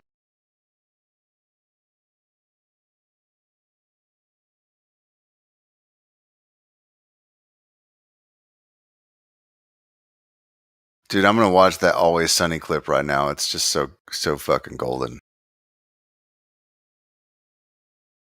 Have you guys seen the clip about the expectation? The implication, rather. The implication. Yeah, that's a funny one. It's kind of rapey, but like, it's so dark, it's funny.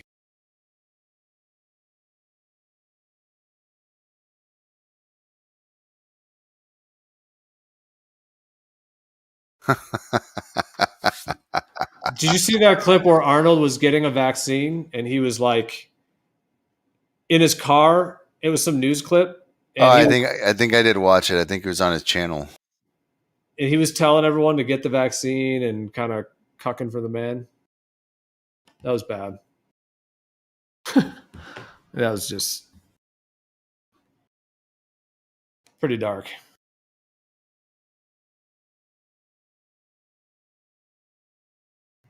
Kind of channel Bill Gates there.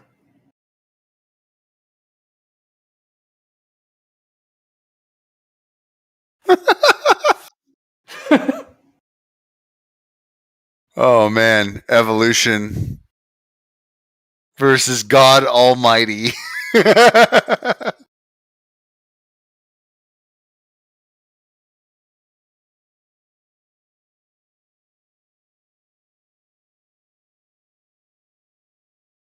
Dude, I wish I could drink beer.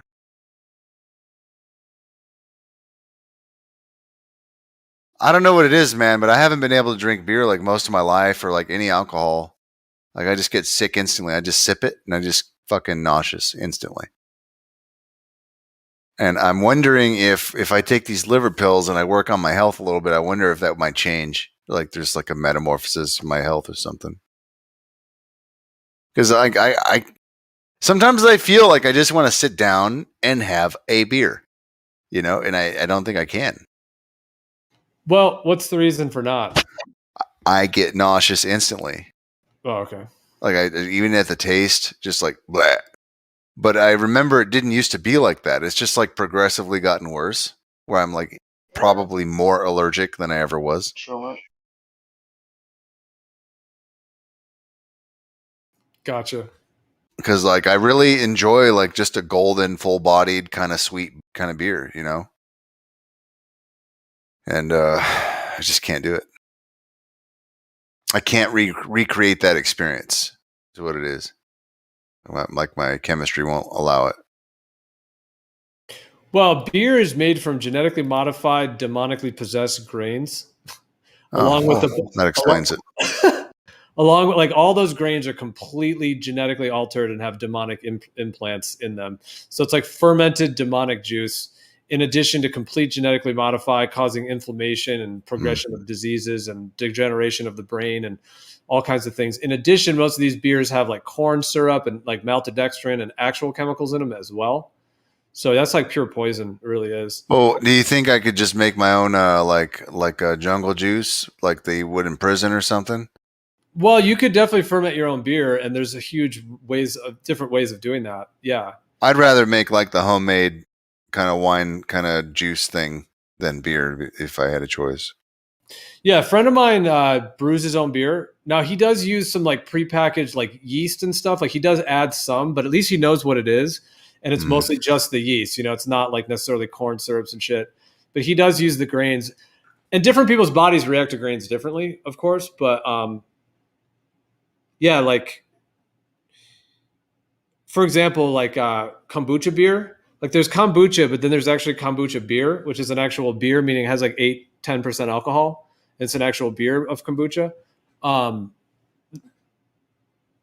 That would be without the grains. Mm-hmm. And when I've gotten drunk on that stuff, like there's no hangover the next day, and it's way better. Dude, I that's what I think I may have told you. Like I was a big fan of kombucha for like the last few months. I just decided that I was spending too much money on kombucha, so I just kind of stopped. But like I was able to just chain drink those, almost like how Kosho just drinks beer all day. But I would get like just the slightest bit of buzz from it, and almost like what I'm looking for, except it's so weak you can't even tell really. Like you just get instantly relaxed, and your eyes get a little watery, and you just feel good. Nice. Like I wish it was I guess if it's 0.05%, I wish it was like 0.5% or like 1% or something, just something really small so I could down that shit. Yeah, I mean, I've never really been the biggest fan of alcohol in general. I like the effects somewhat, but it's really not my favorite. I mean, I'd rather get like super high on like kava, for example, like a good kava drink. You get the raw powder, like organic kava, and makes me nauseous too. It can make people a bit nauseous, but it's really a pleasurable high. Well, like here's the thing. Like if I'm going to bed, I'd prefer to smoke before going to bed. Like if I come home from work and I smoke, it's fucking bedtime. I just can't stay up no matter what. So like I would rather just have like a beer just to get in that relaxed mode, or like like a what? No, go ahead. No, what were you saying? If I tried what? I was still on the kava. I was wondering if you'd ever tried. Oh yeah, man, I've tried kava. I've tried different kinds, and honestly, I would prefer to stay away from like the warm, fuzzy opiate feelings. I'd really yeah, it is kind of. I don't agree with that. It's not opiate, but it's not. It isn't an opiate, but it's I know the same fucking trigger in my mind. I can't tell the difference. Interesting. Yeah, it's like identical the way my body processes it. So,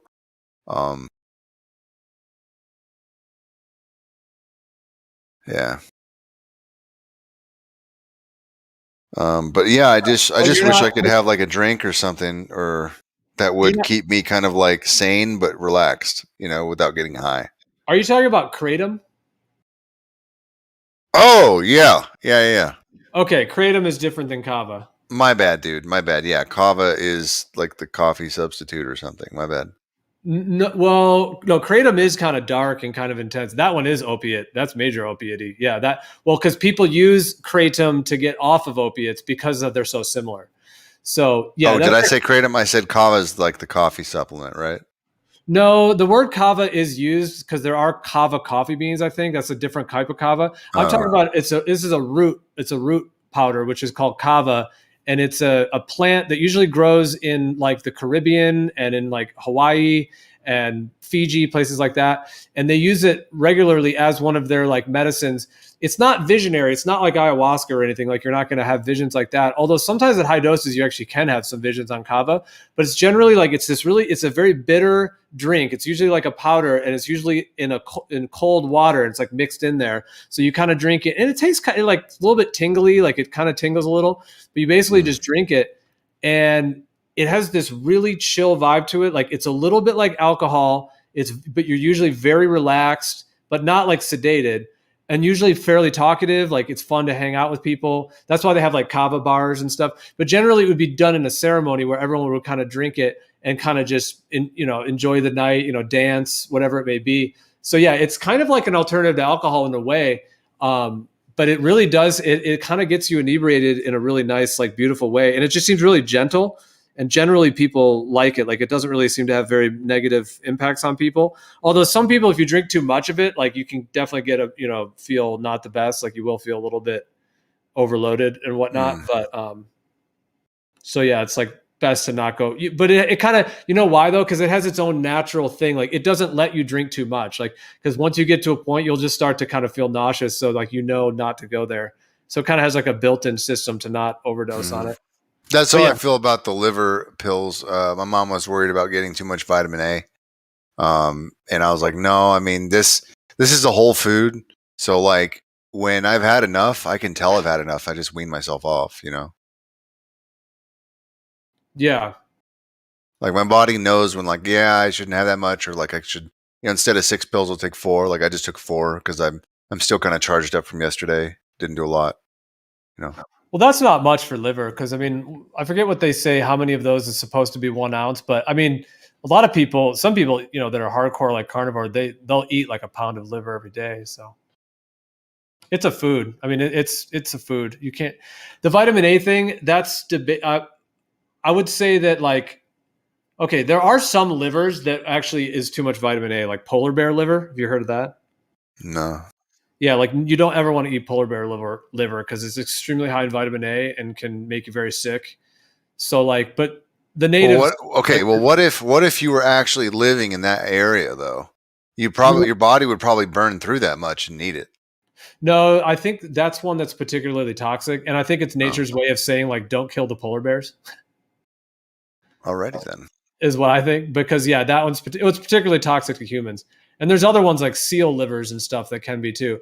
But the amount of vitamin A that's in like beef liver, I don't think it's possible to overdose on it. You could eat 3 pounds, as much as your stomach could eat a day, even if you tried eating 3 pounds a day, and it wouldn't be a problem, is my understanding, in terms of the amount that's in there and the way the body processes it. But that is a thing that like, it's actually a kind of a scare tactic too, that in some ways the controller people planted in there to try to make us afraid of vitamin A.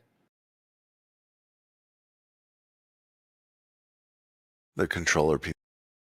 Whoa. Hey Gio, what do you think about creatine?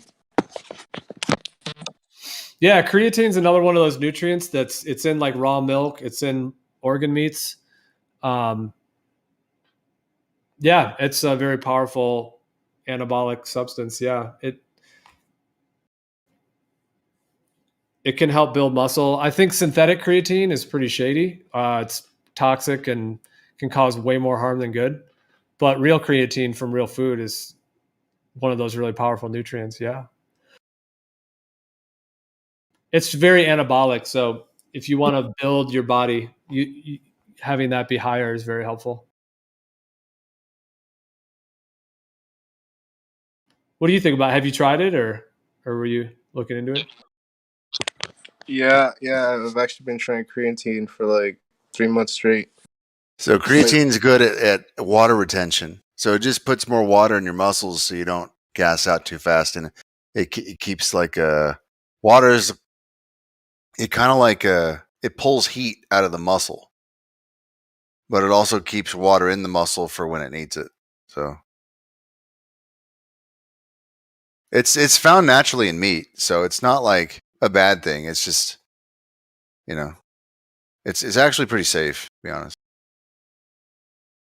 You mean like well, in terms of like the powdered versions, I think there's a range. Like some of them are better than others. Like I think some of the products that claim to be like bodybuilder like products, those might have other like toxic chemicals in them. But I mean, creatine in and of itself, like you can get it in its pure form. Like I used to be really into supplements back like years ago, and I used to buy it. You know, you get like just like the pure powder pretty much, and I used to take it and experiment with it and stuff. Dude, when I tried creatine for like just a couple weeks, actually, I was cycling at the time, and my friend was way better than me because he had been cycling for like a couple of years already. He already had like the muscle memory and the bone and all that shit, and his fitment was all better. But man, those 2 weeks that I took it, I was just crushing him up the mountain. I was crushing him up the mountain. And like he was just like blown away at my progress. I'm like, dude, I've just been taking creatine. I didn't take anything else. You know, but I just want to see like one difference would make, you know, just to see what would happen.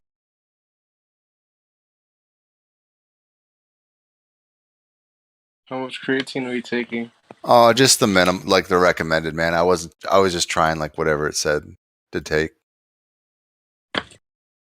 I've read that if because you take when you're more than 5. Oh, go ahead. I've read that when you consume more than 5 grams of creatine, it actually improves your brain functions. Maybe. I mean, it's all it does is it's like a nature's way of water retention. So it's not like just loose water running around. It's like intramuscular water. That's kind of like what it does to your body. So I mean, I guess if you're super dehydrated, maybe it'll increase it by 5%. I don't know.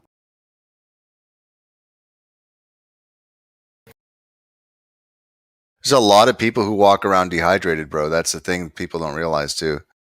Is like there's a lot of dehydrated motherfuckers out there. I was doing plasma donation a few months ago, and dude, I could literally see people's blood in these bottles, and half of them were just so dark. It was disgusting, and they'd be on the machine for like 2 hours, and it's only supposed to take 45 minutes, and that's because everyone's just so dehydrated. So I wouldn't be surprised if those numbers are just kind of skewed a little bit.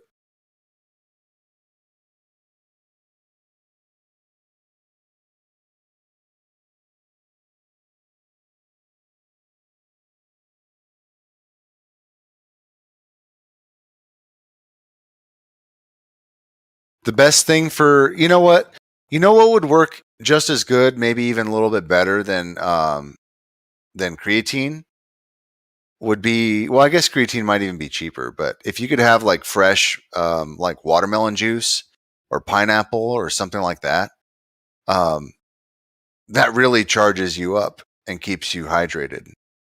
It's a really good nature's way. Seawater, really, mate. really, really good. Seawater. Seawater. That'll charge you right up. Pickle juice. I usually like to drink some seawater when I'm by the sea. If I go swimming in it, take a couple gulps. No shit. Yeah. I guess it makes sense. Well, the same as our blood. Yeah, the salt concentration is the same in the human blood. Really? I know yeah, that. And the more salt retention you have, the more sodium retention. I mean, water retention you have. Yeah, I love sea salt. I have it at every meal. I gotta go for a minute. I think that's why you have aldosterone, that hormone, which is basically it's like responsible for sodium retention and therefore water retention.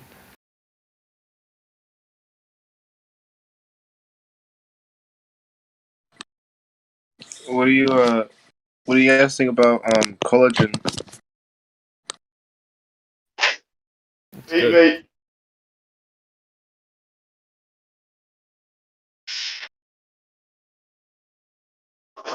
Well, I think there's several different kinds. There's college in the States. There's college in Canada.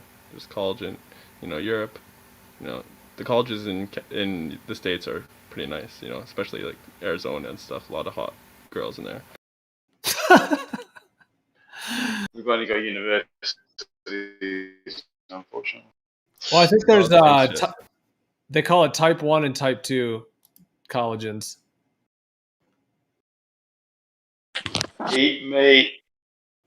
I'm talking about collagen peptides. Yeah. That's what Gio's talking about too.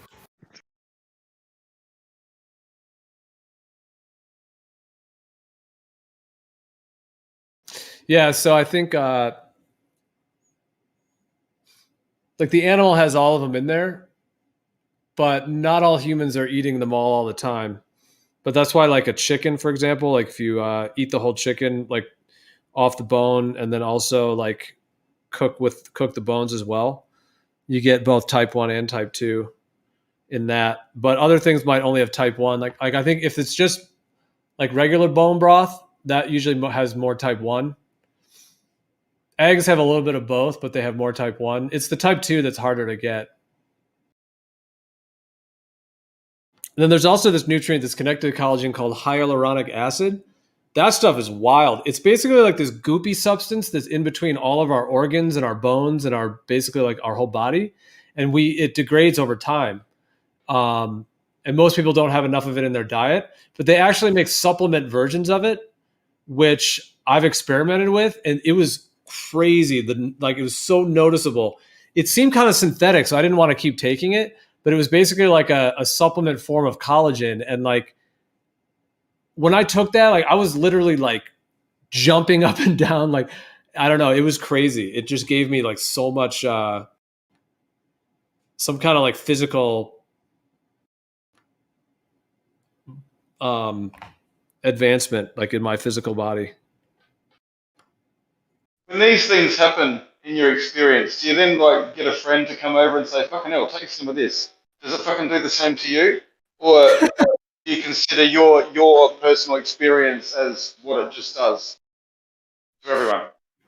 Well, that one's pretty common. If you look at some of these supplement, like collagen supplement pages on like Amazon, let's say, like the review pages, you'll see thousands of people talking about how it like totally changed their life or whatever. Now, not everyone has the same experience, but there are a lot of people that have had pretty dramatic effects from them. Yeah, because these are like nutrients that most people Oh, for are not sure. getting. Yeah, if you're lacking, definitely, yeah. But I would presume that you're not lacking, given by what you're saying. You've got a fairly balanced diet. So I was just wondering if you got an experience like you did from this, then it must be something that's beneficial to have extra of in your body. Unless you believe you're lacking. Well, I don't know. I mean, this was way back, like when I was in my 20s, so it was a long time ago. But I just remember of all the supplements, this is one that stuck out. Yeah, the hyaluronic acid. It almost seemed like it was more of like a drug version, though. You know what I mean? Because you never know. I mean, if hyaluronic acid is a thing that exists in our bodies and in foods, well, it's in there in some natural way. But if they're making it into some kind of like a chemical extract, or sometimes they just make these things like from scratch, like chemically. Is that really the same thing or not? Because I feel like it almost had like some kind of abnormal effect, which is why I didn't take it anymore. Fair enough. All right, a stimulant effect that maybe shouldn't have been there. Yeah, that's what I was saying. It almost had like it boosted my body in a way that was just like wild. But yeah. Yeah, I've had a number of clients that have had different nail, finger, and toenail issues and hair sort of breakage issues that have benefited a lot from taking collagen. And that's all correct. But all of these people were vegetarians or vegans, and they don't want to eat meat. So I've never seen these issues in people that just regularly have a steak. You know what I mean? Like, so I think you can get enough of what you need if you just regularly have a steak, especially ruminant meat. That's where it's at, the ruminant. Yep.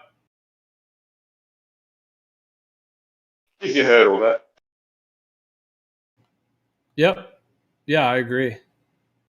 For sure. Yeah, it's vegans are generally very, very deficient in collagen. Yeah, especially over time. That's why they often just become emaciated. Their skin kind of starts to fall apart.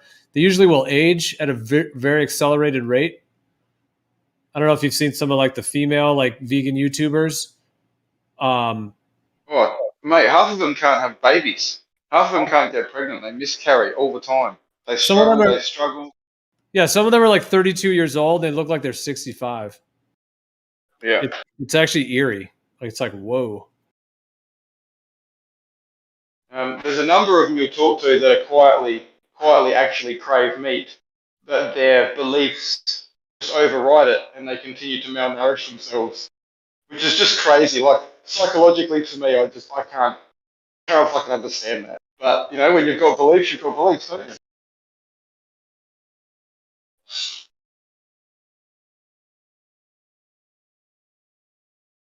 If your body's craving something, you should be having it. It's telling you something.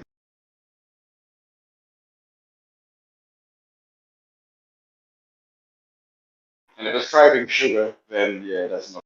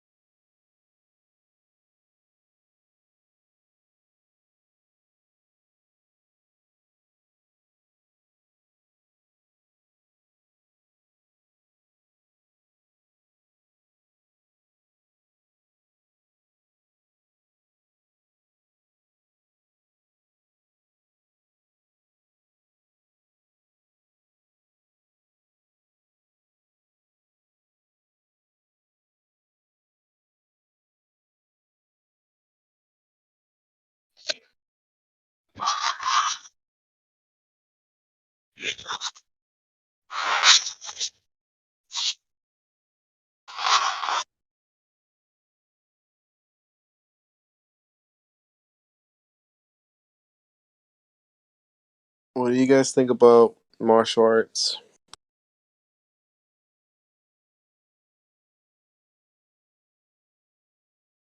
What Let's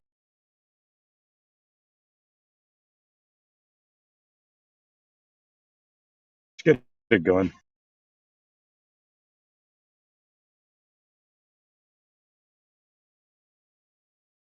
What did you say, Jerry?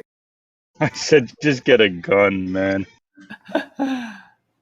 I mean, there's a certain like discipline to learning all that stuff and keeping in shape. Like that's fine, but if I were to really want to, defend myself, I would just get a gun.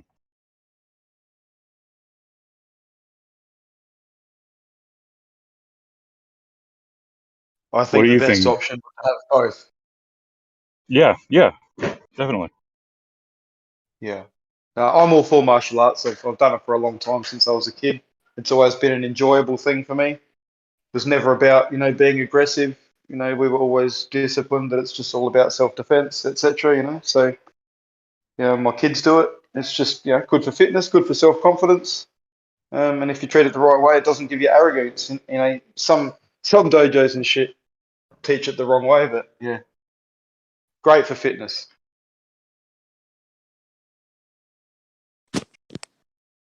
What do you think about what about weapon-based martial arts? Because I know in some situations you're not gonna have a gun, so sometimes you have to improvise, right? Like with the stick, with a bottle, with a knife to defend yourself, right? Of course.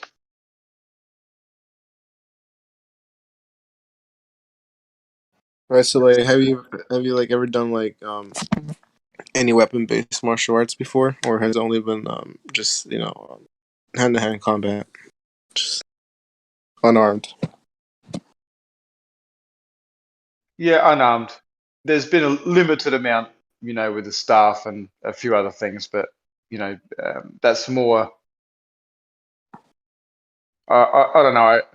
Yeah, not extensive, that's for sure. Okay, and if you don't mind, what kind of a martial art do you train in? There's been a few actually. Gokan Ryu is pretty much the one that's dominated most of the time. Sorry, what did you say? Gokan Ryu. What is that? It's just a form of martial arts, Japanese. Go 10. What? Sorry, I can't remember. Gokan Ryu. It's probably the accent. Go.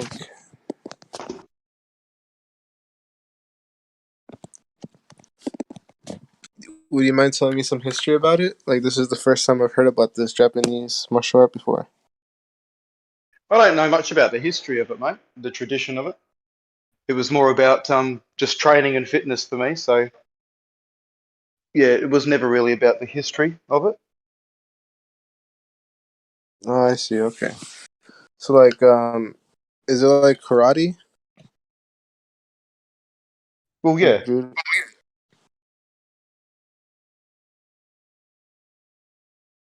I'm gonna have to look into this because this is like the first time I've heard about it, but it sounds interesting. I Please do. love learning about obscure martial arts around this plane. Obviously, you're interested in the tradition side of it as well, hey?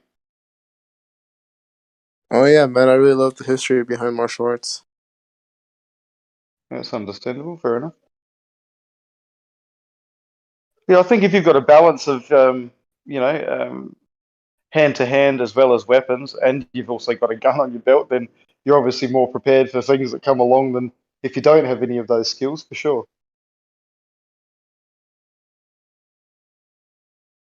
Oh, definitely you are. Have you ever heard of a martial art called Arnis or Eskrima? No, I haven't. No. It's a form of Filipino stick fighting, and it's basically it's basically not a form of self defense. It's basically a form of offense. So the core philosophy of it is you basically block and attack your opponent at the same time, and Okay. it's brutal, man. Like, for example, you can use a stick, and instead of attacking the flesh, you attack the bones. Like, you attack the hands, the collarbone, the temple, the knee. You attack the bones to break the bones with the stick. Yeah, so just to end the fight before it begins, Right, in a sense. Yeah. right. To literally disable your opponent. Yeah. And this is the stuff that like the Filipino tribes used to use to go to war with each other.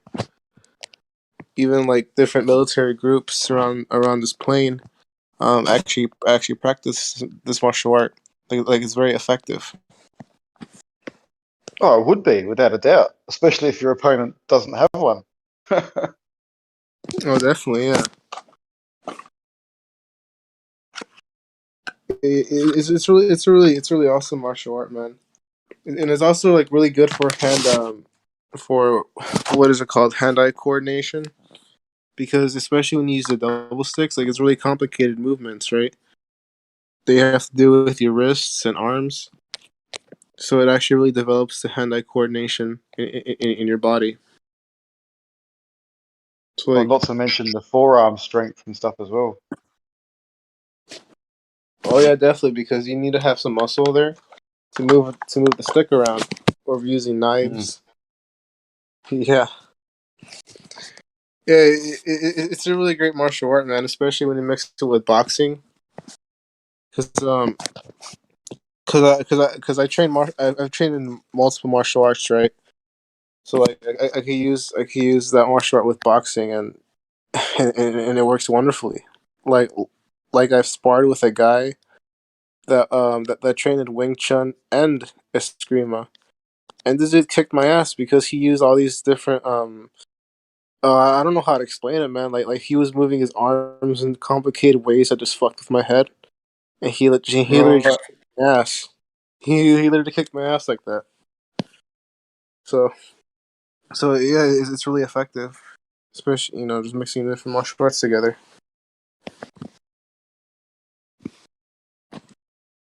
Yeah, it's. I mean, for me initially, when I got into it, it wasn't something that I even wanted to do. It was to get me out of the house. I was doing football and a few other sports, but I needed somewhere to go on a certain night, and there was this place to go to. So that's how it started for me. But I never left it. And it's just fantastic.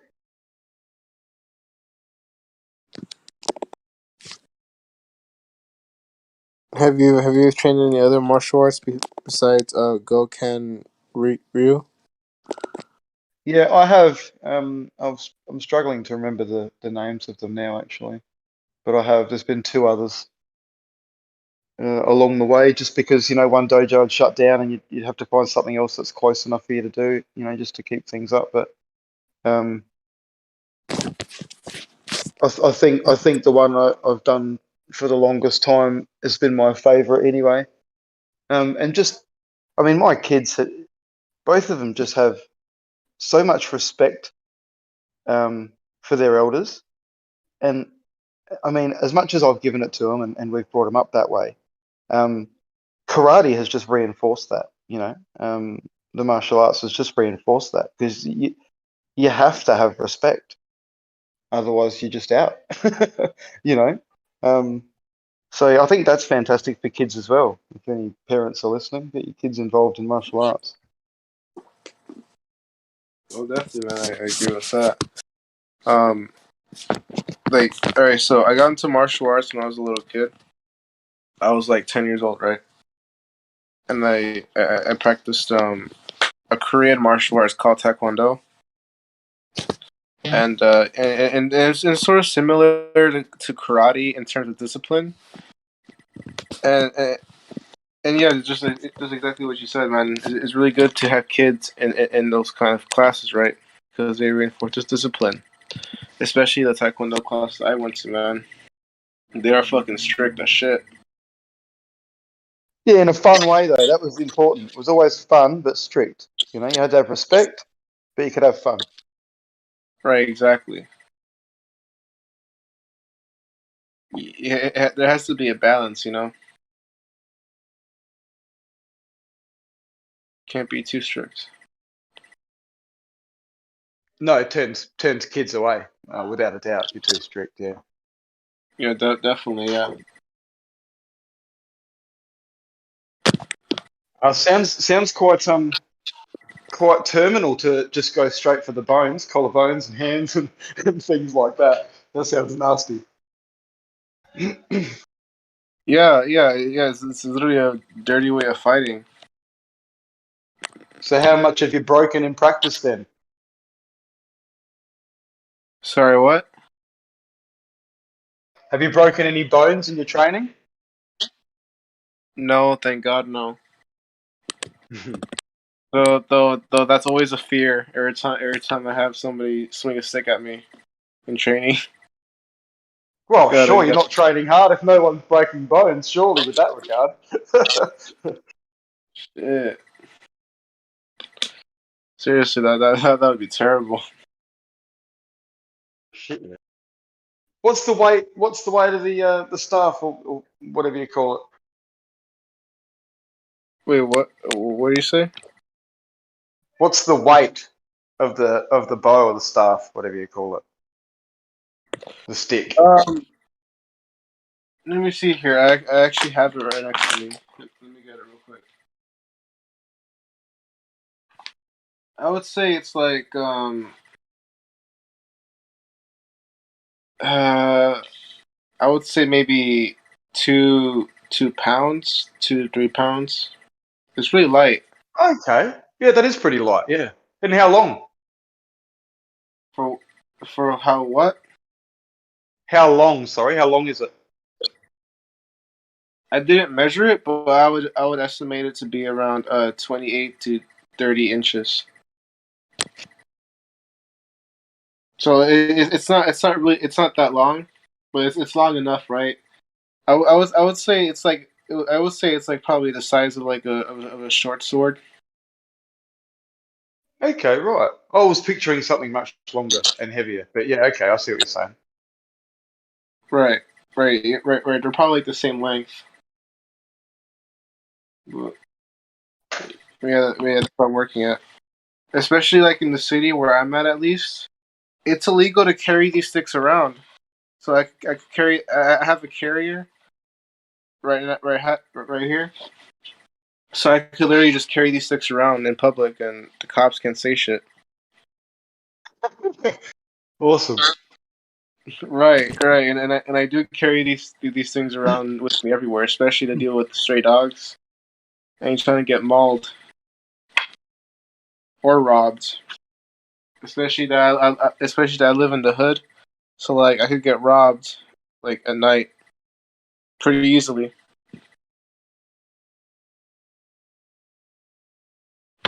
Yeah, well, it must feel good. It must feel good being as prepared as you are by the sound of it, living in that environment. Right. Unless someone's trying to shoot me, which thank God that hasn't happened. No, but just think of all the girls in your area. I mean, they must be terrified then. If you're under threat each night.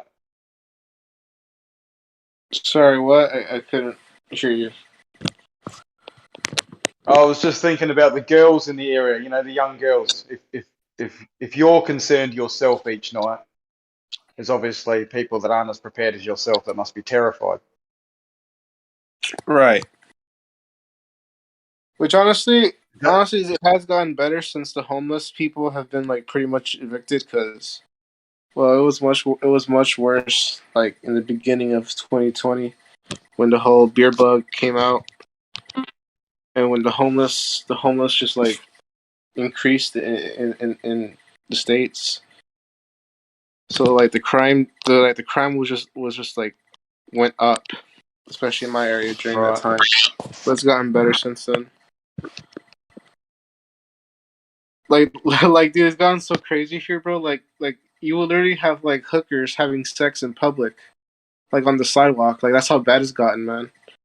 Or like homeless people like beating each other up or setting like each other's trailers on fire. It's crazy. That reminds me of Idiocracy, the movie. Is that what it's like?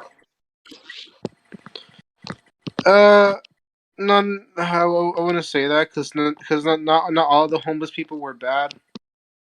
It's Right. just like like the drug addicts, the prostitutes, like those kinds, or like the gangsters that wind up homeless. I'm glad to hear things are getting better. Right. But like since like this whole beer bug the thing is going around, we have to have the vaccine to work, which is ridiculous. Especially at the job that I'm working at, I have to have the vaccines to actually be employed. Hmm. Yeah, that fucking sucks. It's the same here, mate. I honestly think this is like the preparation for like the mark of the beast or something equivalent to that. Only time will tell. Oh, for sure, man. Especially knowing these people, bro. They're very patient. So who knows how long it will take? But all I know is that they're very patient. Yes, if there is a they out there, they are very, very patient indeed. Yes.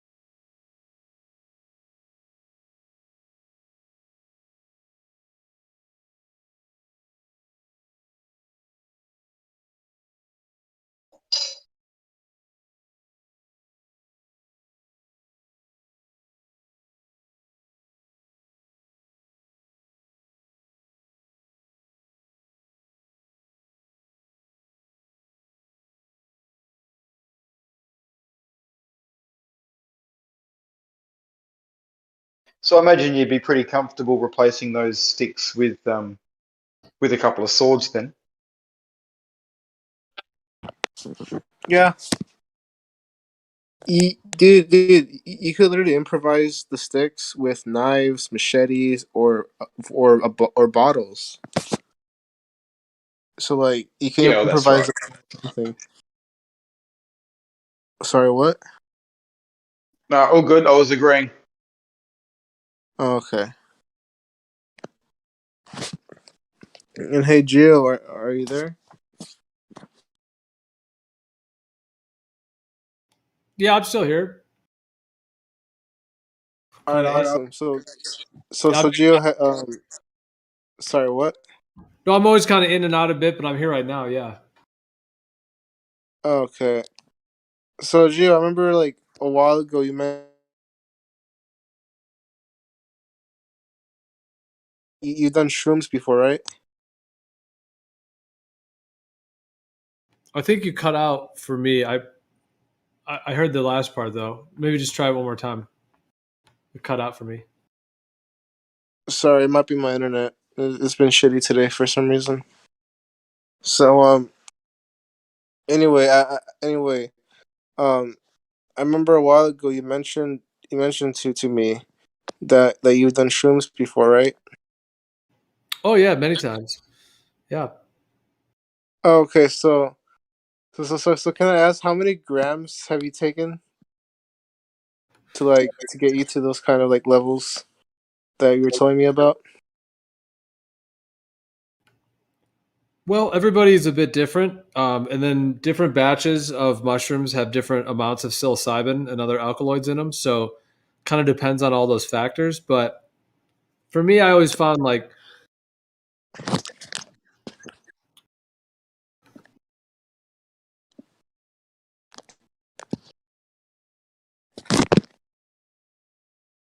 Did you cut out? no, I was just taking a sip of water for a second. Oh, I mean, in general, I would say like for most people, like 1 to 2 grams is kind of getting in there, but you can still kind of function and do other stuff. But it is upwards of 2 grams does get to where could be start to get fairly strong. I mean, like the old, like back in like high school when I first did them, it was like a half an eighth. Was usually kind of like at least would get you going. Like if you're out with some friends, something like that, which is really only like 1.5 grams, a little bit over 1.5. So yeah, I mean that's definitely getting you in the range, like be able to have visuals and things. But I would say getting up to like the 3 to 6 gram is when it really gets where you can be fully saturated, where you can have more like mystical experiences or out of body experiences. Um, Things like that at those higher dosages. And then, I mean, you can go as high as 7, 8, 9. I mean, generally like that's quite a heroic dose at that point. Most people like wouldn't take that many, but I mean, there have been stories of people that have eaten, even more, but yeah, pretty much like that 6 gram is considered a pretty high dose. all right. I mean, if you were to do 6 grams straight up, like if they're like, let's just say they're like in the middle in terms of potency and all that, like medium potency. So yeah, if you just straight up did 6 grams, just dried like directly, yeah, that should be quite a strong experience. Yeah, you'll want to be like sitting down, have some eye shades, have some good music set up, have like a glass of water and like everything you need, for that. And then usually have the lights really low is what people like to do. There's something about mushrooms in the dark that's like perfect. So for that one, but that's like the high dose level. Okay, I see. Thank you. I'm not outwardly recommending anyone to do this. I'm just saying in general, like, yeah, that is the most bomb way to do it. I mean, most people don't really need like any help on mushrooms. So like, but if people like need a helper around, it's always good to have that. But and some people will need that. That's the thing. So, but I mean, if you're like have a pretty good grasp on everything, like most people are able to work with it. But it also depends on like the quality of the mushrooms too, because some of them are like grown on grains and are kind of like have funky like funguses in them versus the ones actually grown in nature. It's a whole nother factor. Oh, I see. Well, I did not know that about the dosage. Like the most I've ever taken was 3, right? So like I never experienced the things you've experienced. But I could tell you, man, that I was fucking tripping balls. I even told my mom, dude, that I was God. That's how gone I was. Have you ever like gone through something like that, Gio? Where like you've experienced like or you feel like you're God or something?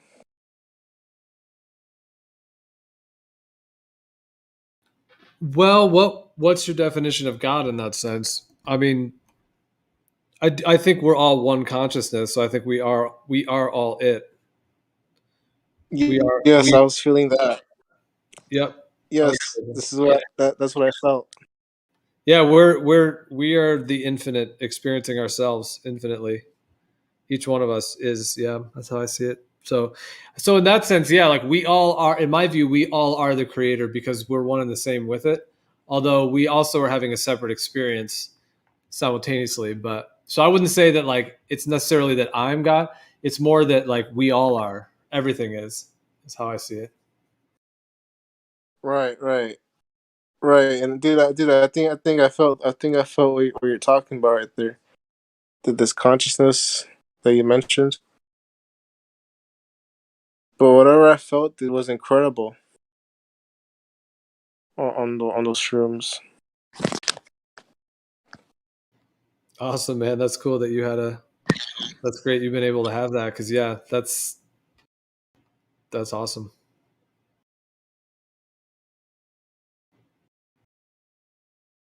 Yeah, I mean, they contain a form of DMT. It's called 4-ACO DMT, and that's part of what psilocybin breaks down into. And 4-ACO DMT is, yeah, it's very potent psychedelic entheogenic compound, and activates. It also can activate endogenous DMT. So with mushrooms, like mushrooms contain 4-ACO DMT, and they have other tryptamines in them, and the psilocybin molecule itself as well. But those,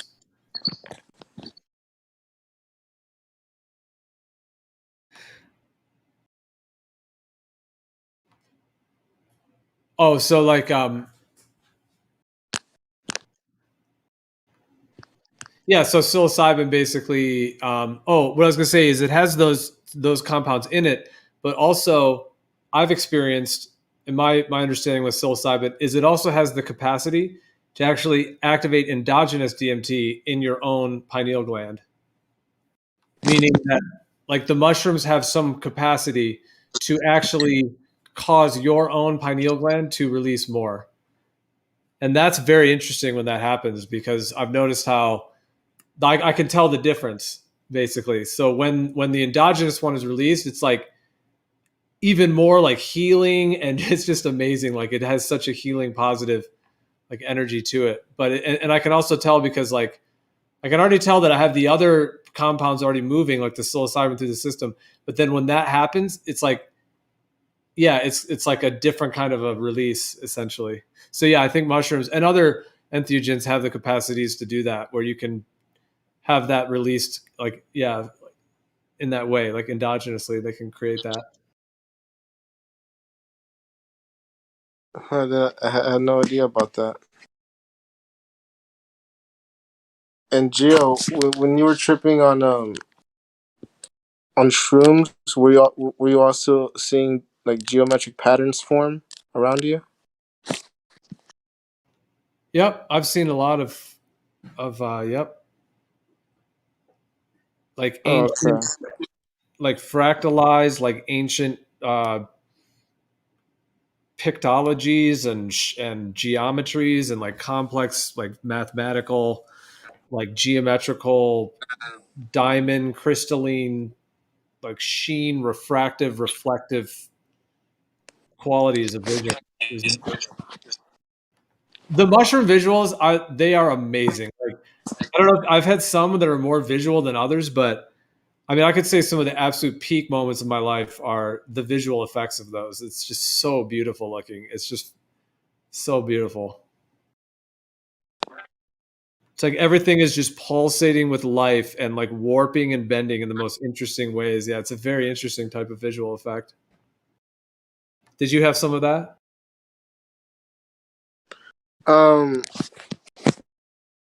Well, I wasn't seeing the things you were mentioning, but I did see a bunch of spirals in my walls and the ceiling. Oh, that's a good one. Yeah, kind of like, was it like a Fibonacci vortex golden ratio spiral? Yeah. But yeah, like I would see the wall just like morph into the spiral. It was really strange. But it was also really beautiful too, like looking at it. Awesome, dude. That's beautiful. Yeah. I think DMT in general, I would say, because mushrooms do contain like the 4-ACO DMT and psilocybin, but I would say like DMT and ayahuasca, for example, and also even when it's used in like a vape, when you vaporize it, people smoke it in that form as well. Some of what I was talking about is even more so with that. Like, have you ever experienced DMT before? No, I haven't. Because that one's like a whole different ball game, even than mushrooms. Like, it's a whole different set of like visuals and effects. Really no. How about LSD? That one is very pulsating and deep, rich, like colorful, and it does do some bending and warping. I love the LSD visuals. Yeah, they are very beautiful. So, oh my gosh, yeah, just the colors and yeah, that one is unique, I would say, in its in the visual effects. Yeah, have you? Yeah, have you ever done had like a good amount of LSD? Like, wow, it's a unique one. No, I haven't done that many drugs.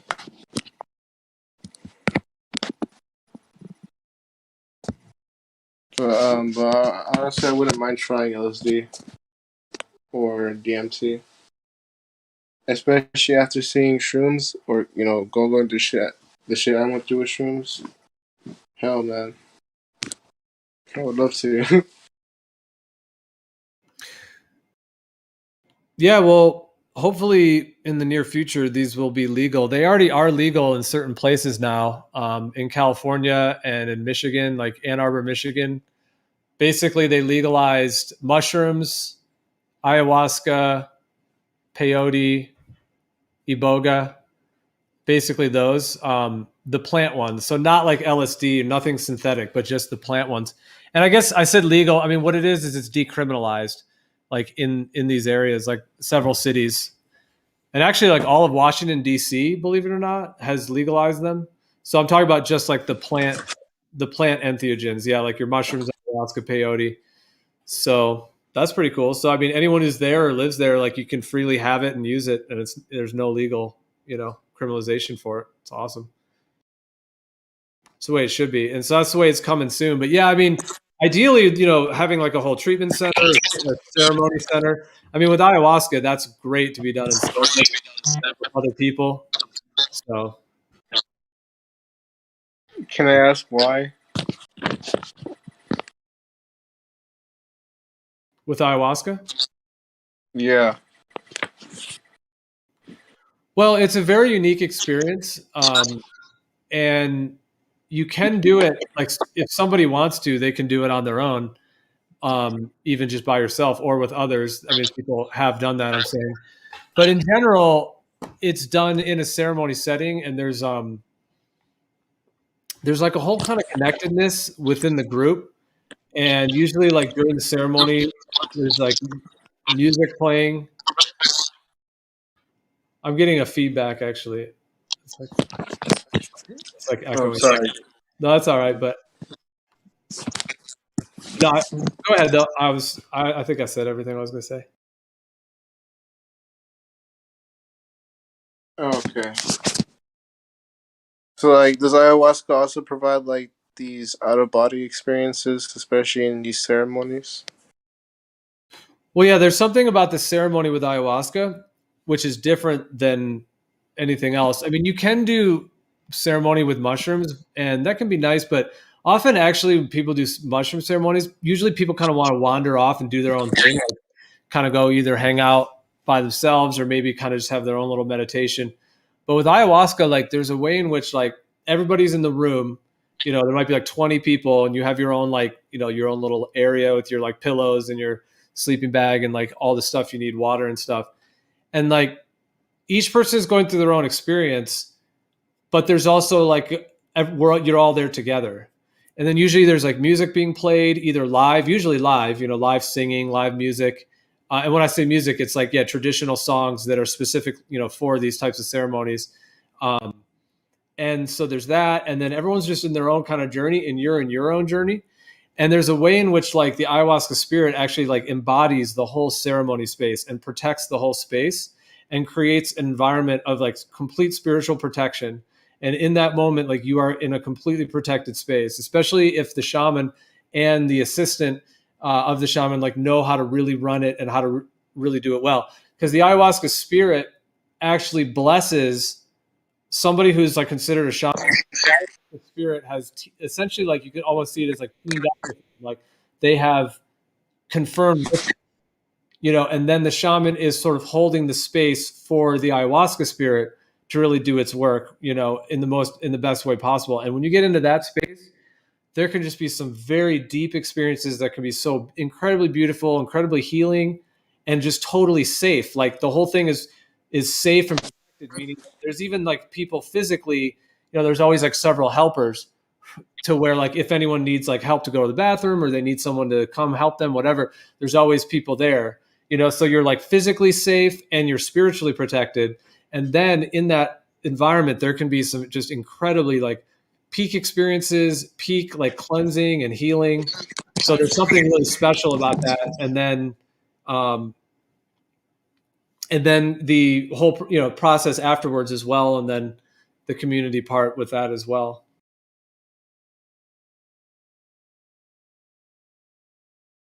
Well, what is the ayahuasca spirit? People usually refer to it as a grandmother spirit. It's referred to as madre, it's grandmother. And I would say it is a highly, highly, highly advanced being and form of consciousness that seems just eons beyond any comprehension of my awareness of like the entire human lineage.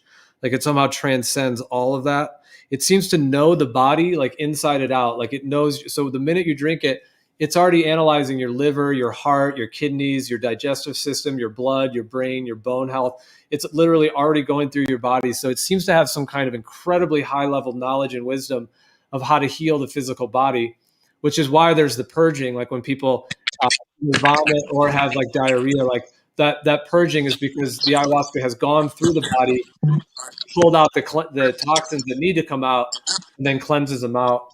So yeah, it seems to have that to it, like this incredibly high level advancement with the body. And then also just on a spiritual level, it seems to have just like profound knowledge and wisdom of like you're seems to be like the entire lineage of your life, so that it can like bring things together, like heal things that were fractured, or like bring insight to things that need to be brought insight to. It also like gives people like literal information like for their life now, like if they're working through something or something's going on in their life, like in that way. So people refer to it as a teacher plant, to where it seems people often experience that it seems to be kind of teaching and giving them some sort of knowledge, through working with it. Have you seen that? Have you seen that video before of Esther Stoney, the one that I just posted? Gio? Your mic was muffled there.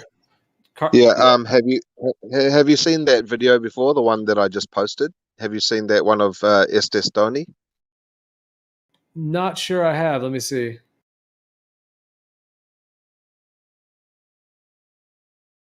Doesn't look like it. When you get the time to quickly review that, just let me know what you think they're on, man. What type of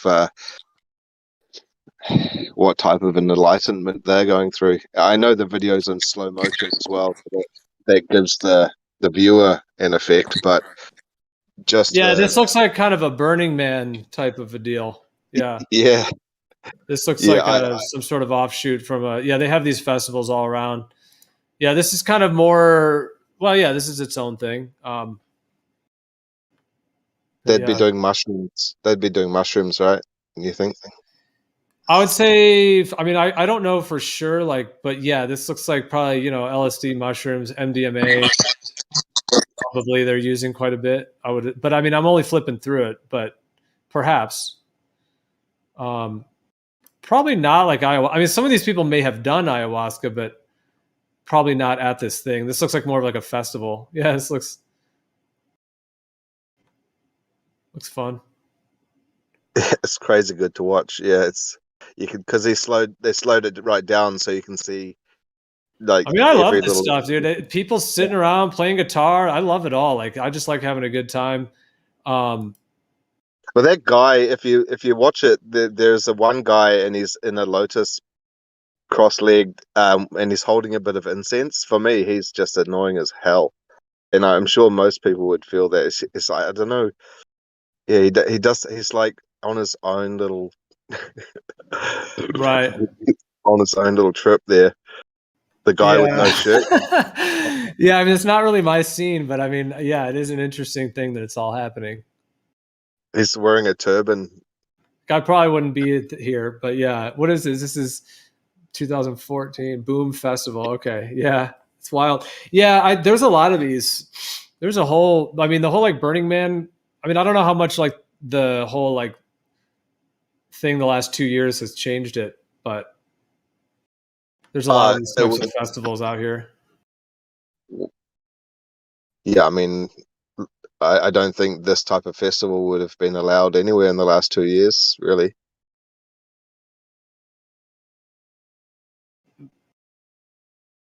I mean, I used to love like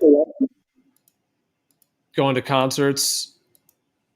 Some good times.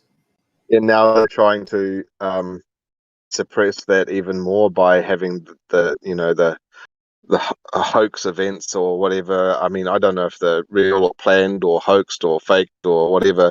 Like the stamping of people the other day in a concert, and they all got like some people got crashed and all of that. But then the interview with the Houston police commissioner, there was a guy behind him. Like when he was talking, there was this another guy in the police, like smirking and laughing when he was just like supposed to be really serious. But yeah, it seems like there's something dodgy going on. I don't know if you've seen that news clip. RV Truth posted it yesterday. It was like a 4-minute clip from RV Truth. Russian vids,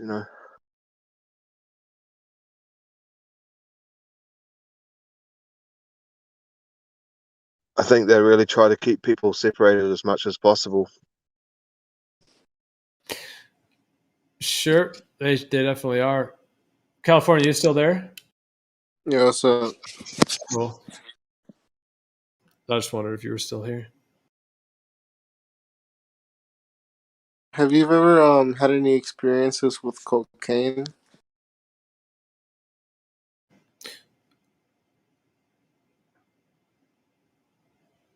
You mean like the actual powder or the coca leaf? Both. Yeah, I did try the powder like once, pretty much. It was like one night, and really that was the only time I've ever done it. But I did try it once.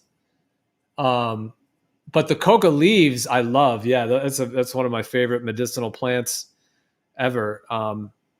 So the coca leaf, which does contain the cocaine alkaloid, but it also contains a bunch of other alkaloids that all work in synergy.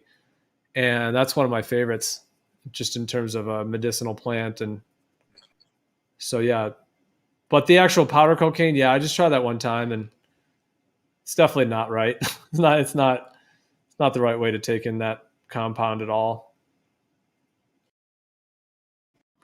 It was fairly stimulating though. I mean, I remember like, because I only did a little bit of it first, and then at first we didn't really feel it, and we're like, oh, maybe we're not doing enough, so we did a little more, and it was like, oh, we're not really feeling it, and we were all kind of like, this is when I was in college, like way back, and me and my friends, we were kind of like, there's nothing to this. Like we were like, is this really what's so hyped up about? Like we felt a little bit like almost like caffeine or something, but we didn't feel that much, and then we kind of just kept doing more. And eventually we all got to that point to where we saw what it was. And so, yeah, I did. Once the dosage got that high, I could see what it did.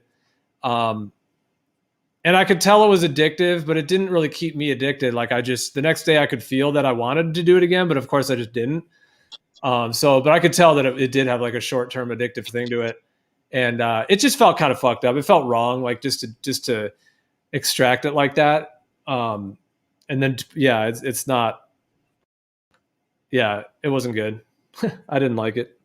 But I actually do understand why people could like it. I mean, it definitely, well, the thing is that the coca leaf, like if you get the pure coca leaf, you can actually chew on the leaves and you just keep adding leaves and they taste pretty good. And you just keep chewing, and all those alkaloids are just releasing into your, into your glands and everything. And it's the most pleasurable high ever. Like, kind of feels a little bit like cannabis, but also a little bit like coffee. So it's a little stimulating, but also relaxing. And it actually I feel like it makes my brain like level out. Like coca leaf, it literally just levels me out. Like if I'm too energized, it brings me down. If I'm too down, it brings me up. And it literally just levels me out. And that's why they love it so much. Like in South America, they eat them all the time, like while they're working, just all day. Like, because yeah, they just give you this light stimulation along with this really like euphoric feeling and like a really relaxed, like level-headed feeling. So the cocaine that's in the coca leaf, clearly it's probably part of why it is like a little bit pleasurably stimulating, but it's nothing like the way when it's the white powder. It's like very different and it's way more positive. So yeah, I mean, to experience that, you can do it. I would say, it can be done with the coca leaf and with no negative side effects and only like beneficial effects, and it's not addictive. There's a thing that they have in Taiwan, and it's like they call it a binglang, or in English it's called a betel nut. I think it looks like a cocoa leaf, and they wrap it around like this nut, which is like white, like a mini coconut, and then they chew that one, and it turns red, and they chew it all day long like chewing tobacco.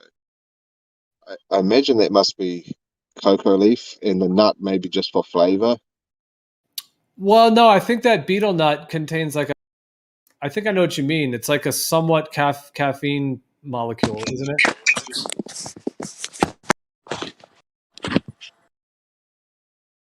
I believe a betel nut. Let's see. I think isn't that one have caffeine in it, or?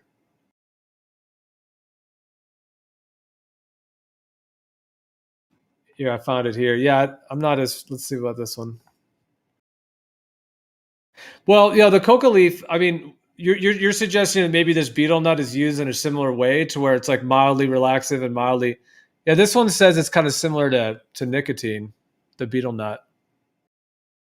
Because I don't know that much about it. I do know a little, but yeah, this is one I'd like to know a little bit more about because they put it in things for its stimulating effects. Well, I personally, I don't know about if there was something that made me energized and relaxed at the same time. That to me sounds like anxiety or paranoia, man. Because you cross between two, you don't know you want to get up and dance or you want to sit down and have a sleep. Well, cocoa leaf is generally very, very like anti-paranoia. It's like when people that have manic depression, it tends to level them out. It's similar to CBD in that way. Yeah, it generally like doesn't cause paranoia at all. Cannabis can cause paranoia in people for sure, but coca leaf, I don't think there's anyone that gets paranoid on it. I think it's always just mildly pleasurable for everyone. I mean, they also drink it like in South America because the coca leaf in particular helps with altitude sickness. It releases your like capillaries in your lungs to absorb more oxygen just by consuming it or drinking a tea. So generally, like in these different places, like in Peru and in South America and different places, like they just drink it all the time because of those benefits. And also when you first get there, they actually recommend to have some for the altitude difference because it helps with altitude sickness. It releases more oxygen. So it's interesting that nature gives us the plants we need to survive in these different pressure zones. Speaking of plants, what do you think about Tribulus terrestris? Yes. I love it. Really? Yep, I use it regularly. Well, what changes has it done for you? Or huh.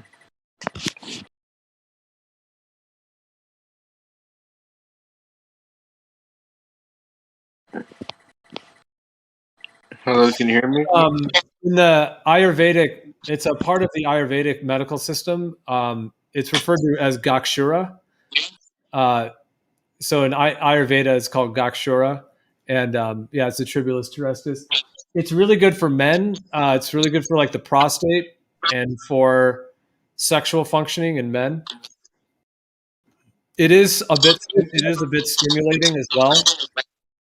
Is And that the same as? It's an Is that the aphrodisiac. same as? It's got some feedback. Is that the same as Datura? Which one? Datura. That's a whole different animal. Yeah, that's a different one entirely. Natura. No, this is Gakshura, which is it's really good for the testosterone in men and for men's sexual health in general. It's really one that every man should be on, honestly. Not like recommending people to take things or whatever, but I'm just saying that it's one of those that's like just a standard to at least like once a week, maybe twice a week or even more. But yeah, it keeps the urinary tract and the prostate all healthy. Really? Oh. Improve sexual drive, improve sexual performance. Well, Yeah, that's. I'm sorry. Go ahead. Yeah, it's a beautiful medicine. Yeah. And then I often mix that with things like ashwagandha and shatavari. Those are other Ayurvedic herbs as well. What does ashwagandha do? That's a really nice one. It's mildly stimulating, but it's called an adaptogen. So it won't overstimulate you or wear you out, and it won't even keep you awake. Like you can actually take it. You might not want to take it like an hour before bed, but I mean, it won't necessarily even keep you awake. But it is like energizing. It has beneficial effects like on a whole bunch of different parts of the body. Ashwagandha does. It's one of those that has like multiple different beneficial effects, but it is at its core, it's an adaptogen, and it helps to rejuvenate things like certain endocrine systems. I'm trying to think with that one, I have to Rolodex through my brain to remember that one.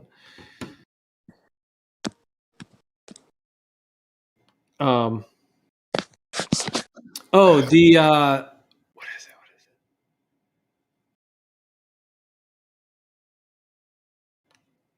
Adrenaline and cortisol system. It helps with cortisol production, which is really great for people that have like burned out adrenal glands because they're like overstressed or not sleeping well or any number of things, stresses, like all the bullshit of the world. Usually that means that you'll be really low on cortisol. Cortisol and adrenaline work together. And so if you're low in cortisol, then your adrenaline gets burned out and people can get into a lot of burnout. Whereas ashwagandha rebuilds the cortisol stores. So it gives you more of a chance to build back your adrenaline. So it's like a rejuvenative in that way. It kind of helps you to get that back in balance, and it pretty much just does it for you as you take it.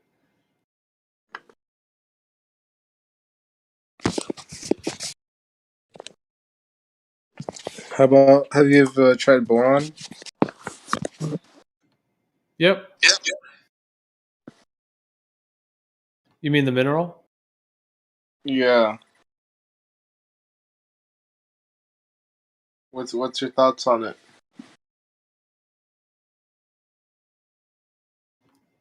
I've tried borax, which has boron in it, and then I've also gotten the actual boron mineral. Yeah, it seems like a potent mineral. I've had some detoxification effects with it for sure. It is interesting, for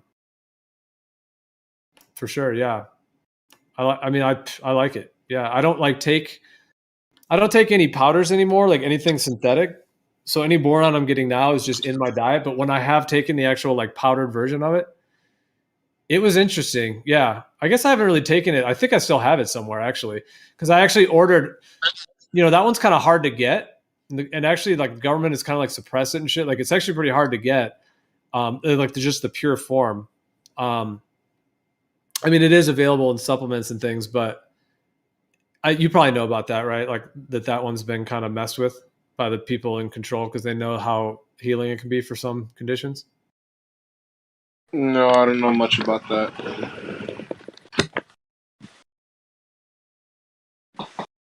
I mean, what inspires me? Well, certain people have like cured a lot of diseases with it, basically. I see. Is one of the cures cancer? Cool. Yeah. Oh, yeah. I see. A lot of people have had recovery and other things as well. Yeah. It's good to know. Well, the thing is that the trick to it is that like you have to take a high enough dose of it to get some of those effects as well. What's the dose? Do you remember?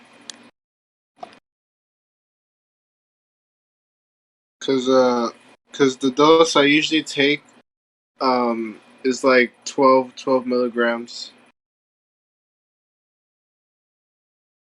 which is like way beyond like the recommended amount.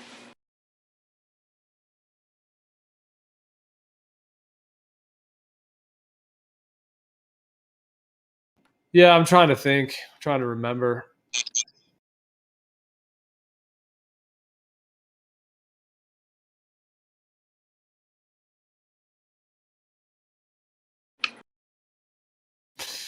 Another thing. Well, what you're taking? What's the purpose of your? How come you're taking it? Like, what's the goal you're looking for in taking it? What's the goal? Well, to increase testosterone and to get stronger bones. Gotcha. The top two ways I know to do that would be pine pollen and animal testicle. What? Like you can get like beef testicle. That would be the best way, is to consume fresh beef testicle. Fresh. Oh, okay. But you could get it frozen too and then thaw it. And you could even cook it. But yeah, I know it might sound like gross or whatever. Like it is literally the testicles from an animal. But actually it's kind of just like a yellowy kind of meaty substance. Like it doesn't even really taste that bad. There's different ways like to consume it, but that's the best way to get like natural testosterone. And then in terms of a food, and then there's this other in the plant kingdom, there's one called pine pollen. And pine, that yellow stuff. Have you ever had like yellow stuff on your car window, like in the summer? Wait, I have to eat. Wait, I have to eat that? Yeah, it's like this yellow powder. Yeah. Yeah, if you want to research that one, it's called pine pollen, and it has compounds in it that will boost testosterone. Nice. Oh, okay. And it tastes pretty good too. So just in the springtime, go out and lick the windshield on the car, and then go and suck on some ham's balls. Who's talking? No, I was saying like because like in New Zealand, because we have farms, mountain farms, and all the farmers they're really strong. They're like beefy. They're like real men, and they've got like carpet on their chest. They're like these extraordinarily sort of manly men, and their diet, they have a lot of what we call them mountain oysters, which are the beef testicles. Yeah, they're often called Rocky Mountain oysters, or yeah, exactly. And you see these ranches, and they're like really stocky. They could last all night long.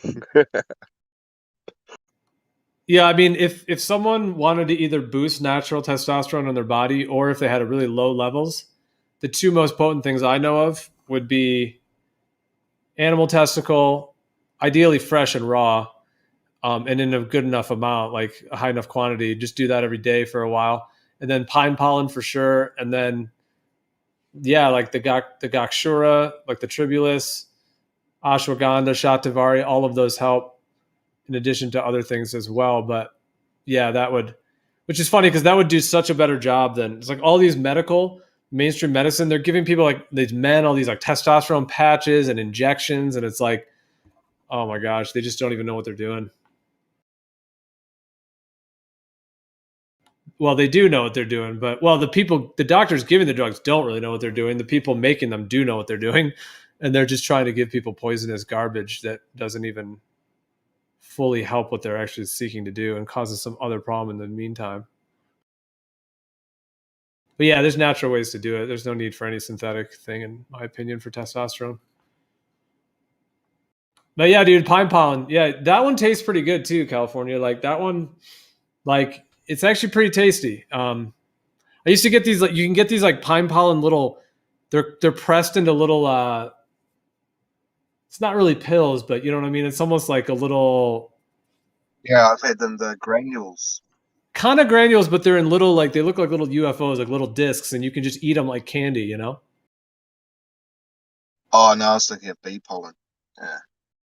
Oh, bee pollen is little granules. That one's good too, yeah. What do you think about horny goat weed? I love it. That one's fantastic. One of my favorites. Well, what does it do for you? It has several different benefits, but I think one of the main ones is that it's a very powerful aphrodisiac. Tends to make orgasms like last longer, more like multiple orgasms for people, much more like sexually turned on as well. And yeah, I think it basically just seems to improve like all levels of male and female sexual energies. I see. Well, that explains the name.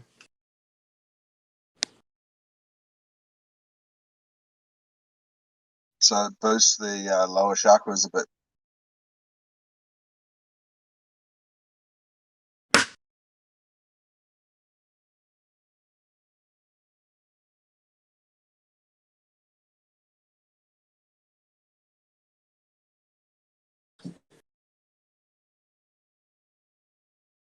So, like, ideally, what do you think? Like, doing some type of Reiki treatment and meditation and chakra healing and aura healing before you go taking any of these things, try it all out first. And then once your body's ironed itself out, then you could, work on the parts that have been too difficult to heal with, like, some type of herb.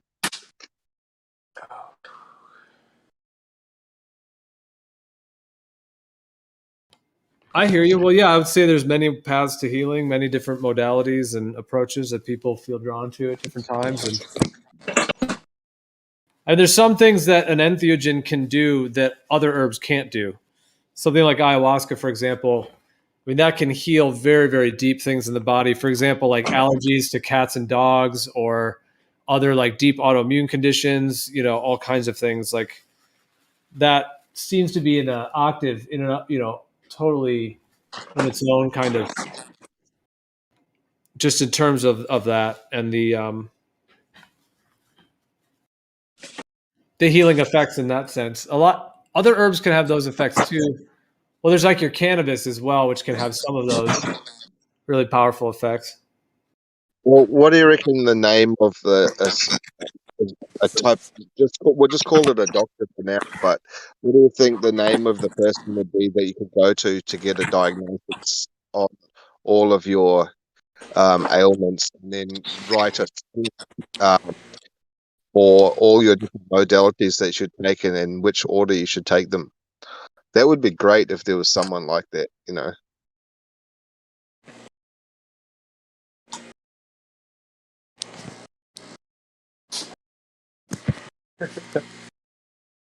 Like if someone could just say, okay, you need to do breathing techniques in the morning and you need to take ayahuasca first and then maybe, or start on mushrooms and then do ayahuasca and then maybe come back for a Reiki treatment and do some yoga.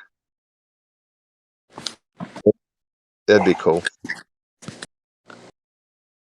What type of doctor would that be? It's not a Vedic. Is it a Vedic doctor?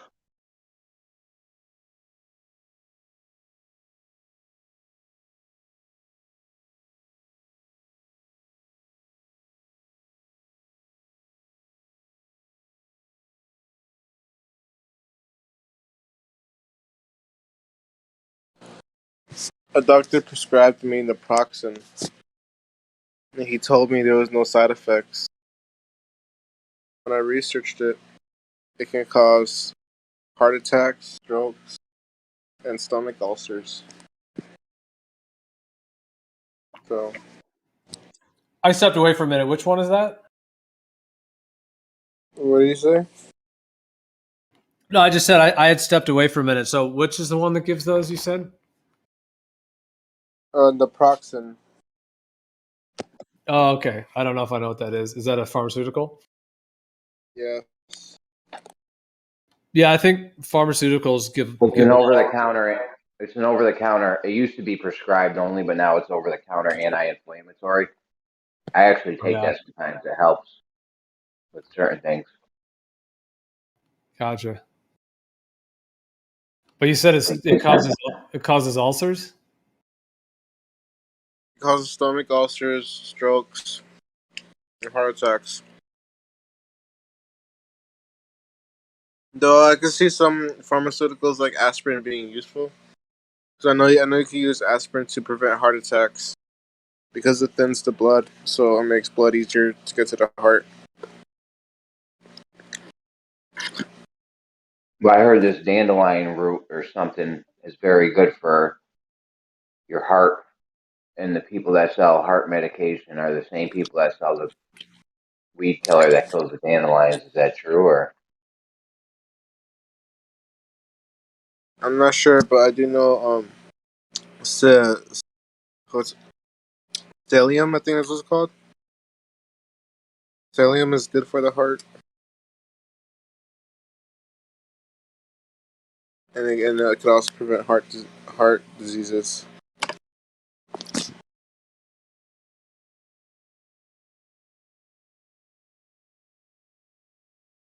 Yeah, dandelion definitely is an amazing medicine.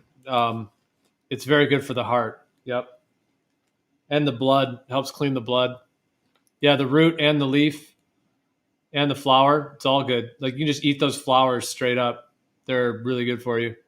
Um, yeah, dandelion's an amazing plant. who would have thought this weed's growing on everyone's lawn, and we're just worried about killing it so our grass looks pretty, and we're not using it for something better. Yeah, exactly.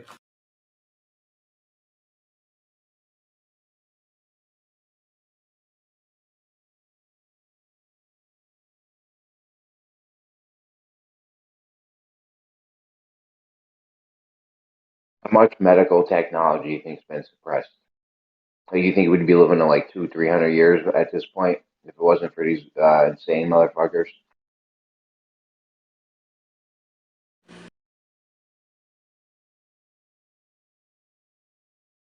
Yep. Well, on the subject, do you guys think that these these old cathedrals and churches were actually healing areas for like the old world?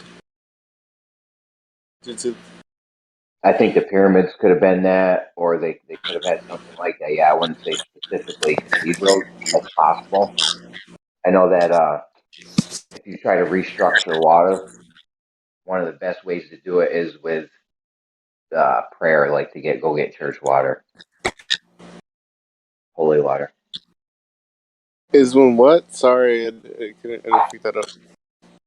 If you try to is my mic okay? Yeah, yeah, it is. It's just that I have an AC on and it's really loud. Oh, all right. Just checking. I've been having mic issues lately. My AirPods broke.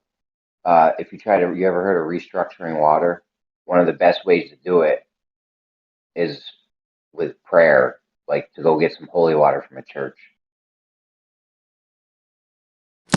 So yeah, I'm sort of familiar with this, like with the water crystal experiment. Yeah, I'm pretty certain that water or the church definitely could have had healing properties. No question. I have a 104-year-old aunt, very religious. I mean, she's still alive and kicking. So all she does is pray. She got a whole list, She has a list. a prayer list. Yeah, she just prays every day, all day long. Oh, you know. So yeah, I think the church there could have been some healing element to the church. Absolutely. I don't know if it was designed specifically in the architecture, but for the prayer alone would. Well, what I got from what California said is the idea that, like, in the old world, like, you know, the idea of Tartaria, or just the idea that basically before 1800s, it was a completely different world, not the history they tell us. At least that's my thought. And that actually these like huge cathedrals and these like all these incredible, you know, like Sistine chapels and all these different things like that are still around now that we can't even recreate now, but they're like from the old world.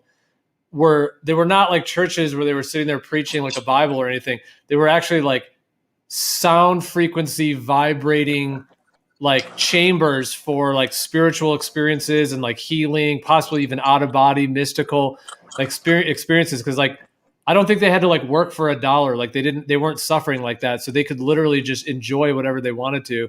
So is that what you kind of meant, California? Like that these old cathedrals were actually some kind of like sound healing, like spiritual experience centers kind of thing in the old world? Yes, exactly.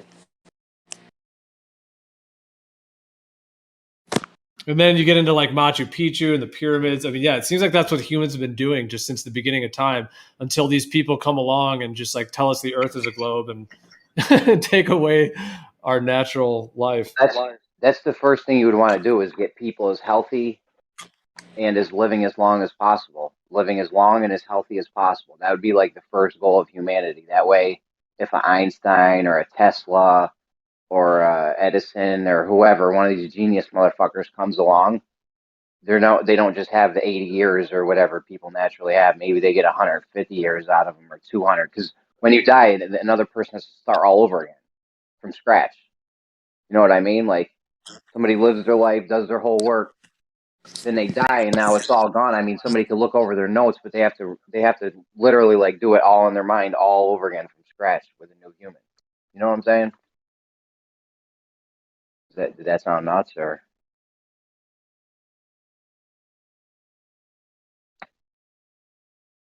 I killed the chat with that. Come on, guys.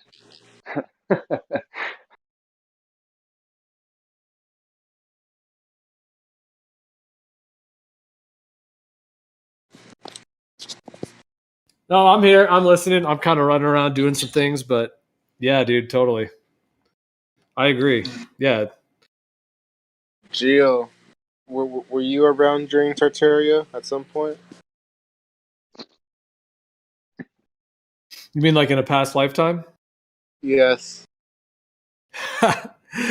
Oh man, that's awesome. Well, I guess what would be what's the definition of Tartaria in that sense? Like, because yeah, that's a whole interesting.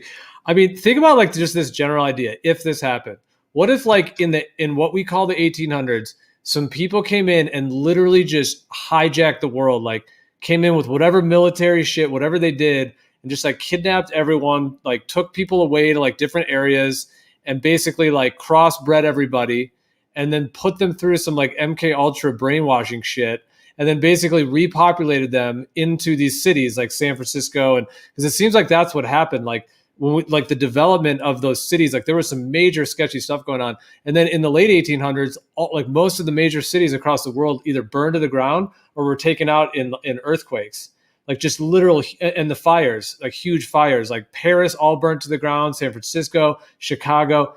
It's just insane. Like all these cities were like, brought to rubble. And then they've like repopulated us like from like orphanages and whatever else, and then have just sold us this whole fake story, like the globe, the fake history, and they've like probably hijacked the actual knowledge that exists and then just given us a whole fake story. So that is what I think is the case. Like if I were just to talk about our history like pre 1800, I think in the 1800s there was a huge takeover, and that's what we're in now. So from that perspective, like, yeah, exactly. Like what you were saying, Jeremy, just like Tesla and these, like they would have, the thing is like human, like we don't need to work for $1. You know what I mean? Like we can just make shit because we want to make it. And especially when there's like free energy and some of these technologies I think they had, like life was just a joy, like food was abundant. All you have to do is if all you have to do is like get food, like that's not even a problem. That's easy. Do that in like 5 minutes. Yeah, it's on the earth. Like it's just right here. Yeah, I don't know how they would have gotten away with it. No, I think that's the whole thing with the advent. Sorry, real quick. I'm going to step away for a sec, but I'll be listening. So I'll just say this last thing. That gets into the whole advent of agriculture. Like when did that really come in? Why did we start doing this? Like farming, because that's when it started. Yeah. My bad. Just to finish, like that's when people started like toiling and like having to like grind their what I mean. Whereas before we were just living naturally on the earth. Like you don't really have to, because farming land is actually just, it's like scarring the land. It's not even in the natural flow of things. But yeah, go ahead. I was gonna say like, yeah, it gets into agriculture, but with that it gets into capitalism, and you're gonna have people that like vertically integrate into the agriculture or whatever kind of method of getting food it is. They're gonna get the tools needed and be able to do it like en masse, and then they're gonna want to sell they want to like maybe some of them will be charitable and give it away, but a lot of them will want to get kind of reimbursed for the effort, the work that they put into getting the stuff, right? And it just opens the door to having capitalism again. And that, part of that is just greed, human greed, and it'll just, naturally progress to where we are today, basically. Yeah, well, you have to distinguish, what does the word capitalism mean? Isn't it just like taking advantage of weaker people? I don't think so. Because you're capitalizing on the weakness of the masses. That's one way to look at it, but I'm pretty sure that's not what the word, like, the etymology of the word. I'm sure it has to do with like making capital, making money. I'm pretty sure they got a lot of history wrong, because Göbekli Tepe blew the doors off of their paradigm when they found that, because I mean they had the ancient Sumerians. First of all, you got the ancient Sumerians coming out of the woodwork with everything. Then come to find out it wasn't them, because there was these people at Göbekli Tepe that did some pretty amazing shit for the time it was dated at. Our history's all fucked up. I don't know. I wouldn't. 1800s pretty soon, bro. I mean, I think they could have done something, but I don't know if it was that soon ago. I'm not saying it couldn't have been. Do you think wanting to take control is a human, is human nature, or is it ingrained in us by the society and the environment in which we live? I think it's natural to want to control things.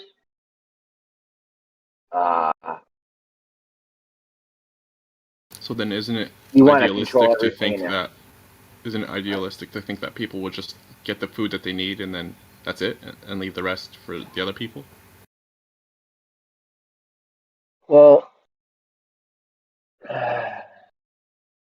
like natural would that's naturally what we would do is just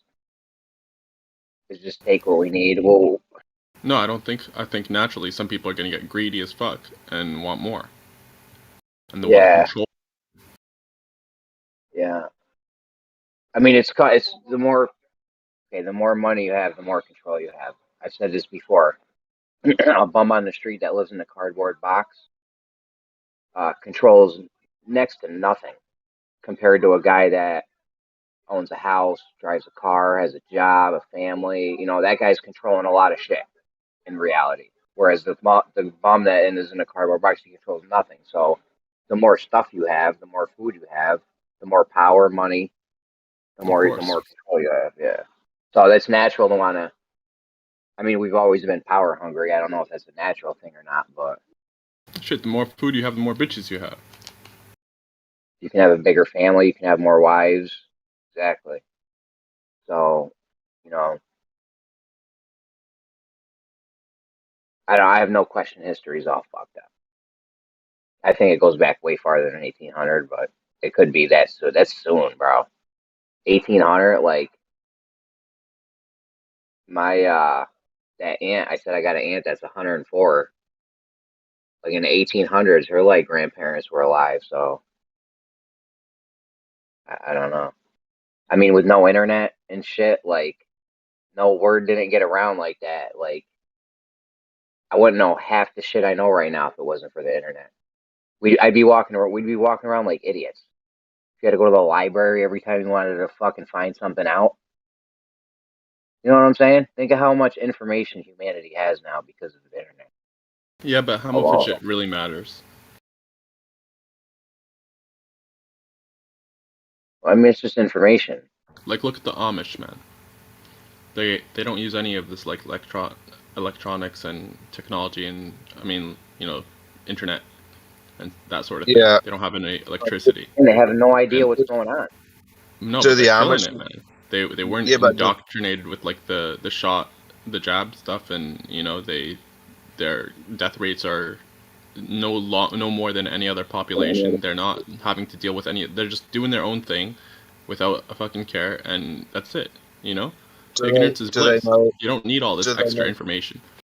Do they know that the world is flat, or do they still think it's a ball? What difference does it make if they're not being indoctrinated? What difference does it make?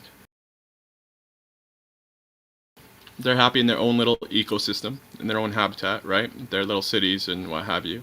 They're not being fucked around with, you know, and it's fine.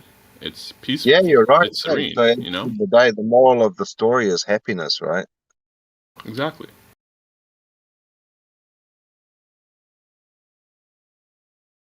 And we need to change the way we think drastically because we should be living like that.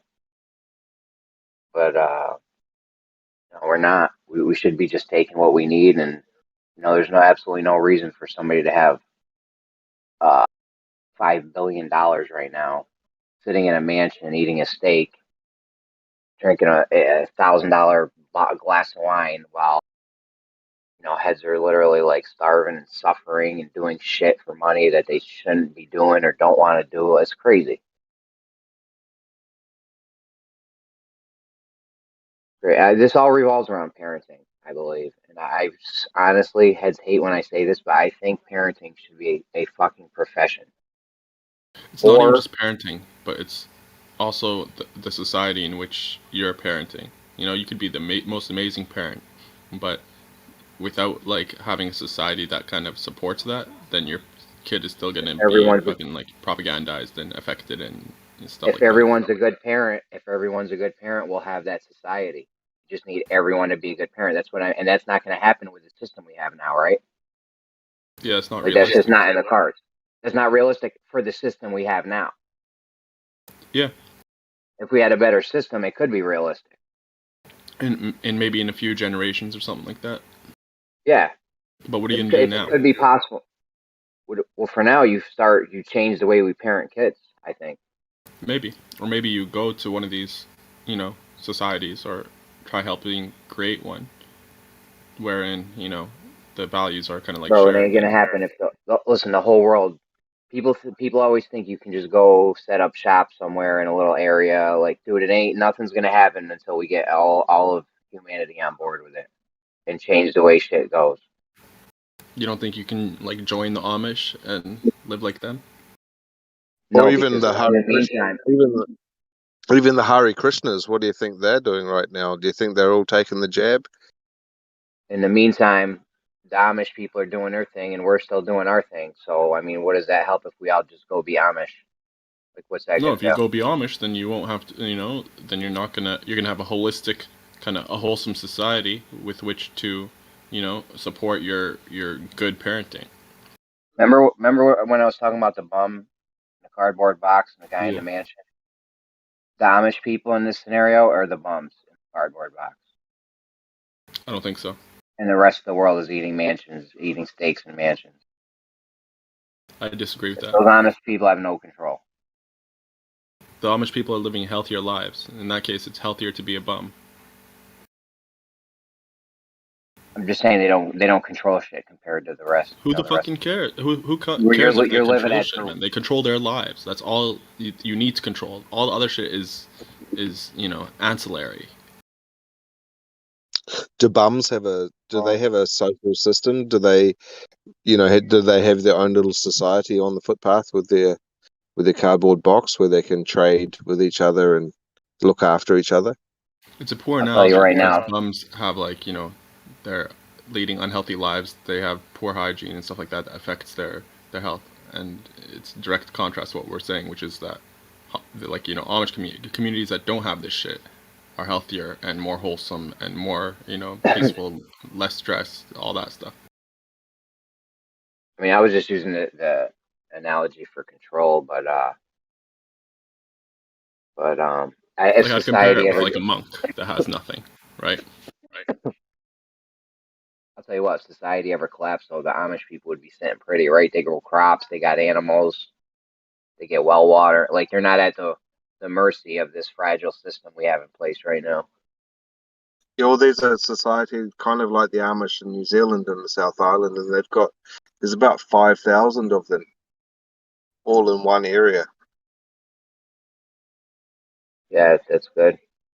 Maybe that's the play. They Like get join over. these communities, make them bigger. With more people, they have more sway, more power. I mean, yeah, if we all decided to go be Amish and get, you ready to give up the cell phone and shit Honestly, I think I am. and the internet. I think I am.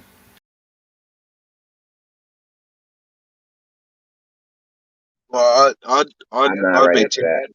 I'd be tempted to stay and find out who the hell these people are at the top. Bro, I don't want to move backwards. Everyone always tries to move backwards and get unorganized. Bro, we need to get organized, not unorganized. Getting rid of the internet does not help us get organized. But maybe we're not meant to wage war. That's Maybe fine, we're but just I meant to just go don't our want to separate be. ways. I don't want to wage war, but I want to become as technologically advanced as possible. Well, we're in You the want to be a age of transhumanist? You want to be a cyborg or what? we're in the age of I mean, Aquarius now, the age of information, right? yeah, I want to. Listen. I'm for transhumanism. Up to the point that Ray Kurzweil starts going off about putting chips in your brain that can incapacitate you and give you instant access to the internet. Like, I'm not with that, but as far as transhumanism, like letting blind people see or deaf people hear, or some guy lost his fucking leg and we put a nice robotic leg on him or some shit. As far as that goes, that's fucking great. I love transhumanism. Yeah, I'm a I big mean that's fan. fine, but it's a slippery slope. Who's the one that's controlling Robots? it? So that they pump the brakes when it comes to changing our fucking genome and basically genetically modifying not just the food and the meat, but us too. I mean, they already started with these designer babies and stuff like that. Who's got the reins in their hands? What's the name of that thing? What's the name of the thing? with It's the good and DNA. all, but with the Amish, how they live and stuff. But I've experienced the world. I've been to many, many countries, and I tell you, that's one of the best feelings you can have is to experience another culture and really delve deep into it. Yeah, I mean, What's the name of the in the thing end, that I does think the we'll find that DNA the best shit? way is the natural way. What's the name of the thing, percent, with the DNA shit with the kids they're doing? What's it called? It's got like this cool name. The designer baby stuff? Yeah. The name of it. It's got a name of the thing. Like in vitro fertilization, genetic No, it's modification. got I like don't a know. one. What? I don't know. I'll think of it. Never mind. Like recombinant gene something? No, it's Stem I'll find cells. it. No, CRISPR. Yeah, That's it's it. the recombinant gene Yeah, technology. that's the word I was trying to think of. CRISPR. I'm not with that. No, I mean, I honestly, that's not a bad idea. I used to like that idea of changing our DNA to get rid of leukemia, or yeah. And with some of these things are the reason why I know evolution is not real. But anyways, if you can genetically modify so humans don't get glaucoma or Alzheimer's, or we see better, or we're stronger, faster, smarter, whatever. That's fucking awesome. You don't think so? Sorry, if we make humans stronger, faster, all that jazz? I don't think that's good. If you can mess with the DNA in a human to get rid of leukemia, like, you like that idea? No, I don't. I don't like it. Why? Because, like I said, I think the way that we are created was done with intelligence and design, and once you start messing around, you create problems that, might even be worse. And there's survival of the fittest. There's a reason why we have diseases that die out and stuff like that. In every other animal species and stuff like that, these things happen, right? You have little illnesses or deformations or stuff like that, and that one doesn't make it, and that's the way it should be. That's the way it was, made to be. And I don't think we should be playing God to try to change it and try to fix God's supposed mistakes. Yeah, but if it was your mom. Yeah, but it's not my mom. I'm like looking big picture. Obviously, if it was close to home, I would be biased and I would sell out basically on these principles. You'd be one of the guy that let the AI out the box, bro. Listen, you may be right with this unforeseen problems thing by getting rid of certain things and messing with the DNA, but as far as transhumanism goes, I'm all for cutting your head off at the neck and just putting the fucking robot. And actually, you need a couple parts down below, but I'm for replacing a lot of body parts. Or I really consider it anything too crazy. I used to get excited back in the day. 20 years ago, they used to talk about having nanobots in your body, and they would just go through, and as soon as a cancer cell popped up or anything bad happened, they would just fucking fix that shit immediately. They said we'd be living to 500 years of age back then. Yeah. No, I mean, it's a slippery slope, so you have to be all or none on it. You can't, if you say, yeah, we should be doing this, then where's the other person that's saying we should be, genetically modifying DNA and stuff like that, and, cloning and all this extra shit that it's extra in your opinion. You got me on the DNA. Where are they wrong on that? You got me on the DNA shit. I'll give it to you. I'll give that one to you. As far as cloning, though, that's pretty fucking awesome. You know what I mean? Think of what we could have done with like 10 more Teslas. No, fuck that, man. Bro, if we had There's 10 more Teslas in India that you just never heard of. Yeah. Right now. They just don't have the means, the opportunity. That's why we need to start fucking breeding smart people. The smart people exist, man. In the warehouse. You're one of them. I'm one of them. We exist. We just don't, the accessibility that these, the rich folk do. the opportunities that they do to change the world. But if we had unlimited funds or a shitload of it, we had the creative freedom to do as we pleased, then we could definitely improve the world. It's not for a lack of intelligence or a lack of kind of like human intellect. We have it. It's there's millions of Chinese and Indian and all different countries, nationalities that have intelligent people that just haven't been. I mean, I'm sure if you gave them like an LSAT or like an IQ test or something like that, you would be surprised at the ingenuity of a lot of people. But they're living Amish lives, and maybe that's the best thing. Maybe we should all be doing that. You know what would help the world big time, I think, is if we had the ability to lucid dream at will. Like if there was something we could do to make people lucid, think of like you ever do it, you feel awesome. Not fucking great. intentionally. Well, it's fucking awesome when you do it, and I think people would be having much happier, better lives if you could lucid dream more. I've only done it like 4, 5, 6, 7 times my whole life. Yeah, I remember like a couple instances when I was aware that I was dreaming in my dream, but it wasn't like something I know you can kind of like will yourself and train yourself to lucid dream, but I've never done that. Yeah. I feel like that would be a huge fucking thing. I'd like to be able to record my dreams so I could analyze them later. That'd be awesome too. Oh man, you'd have movies. That'd be awesome, man. Because some things I want to remember, some things I want to go back and say, well, what the fuck does that mean and all that, but I fucking forget them, man. You know what we need is Inception, basically, with what's his name?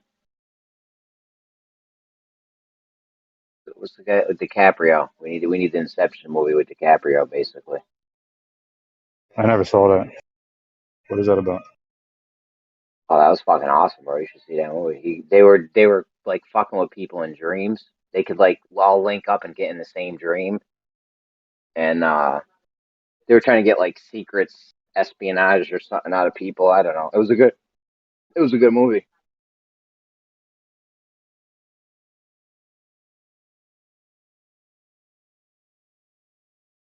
Is it silly or is it good? I mean, I don't know. I thought it was good. Okay. It's DiCaprio, so I mean, it's some Titanic ass shit right there.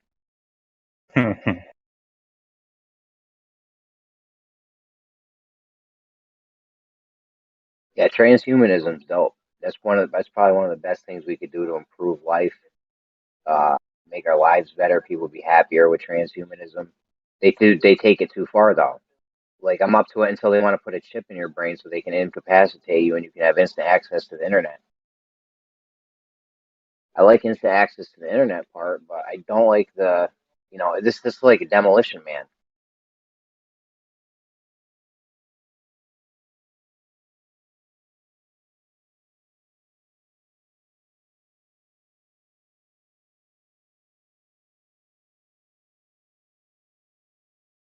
The point is humans want to control as much as possible. That's our goal if you fucking think so or not.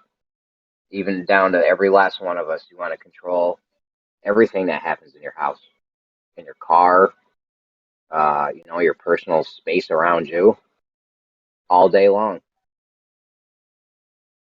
There's never a moment when you don't want, at least some sort of control.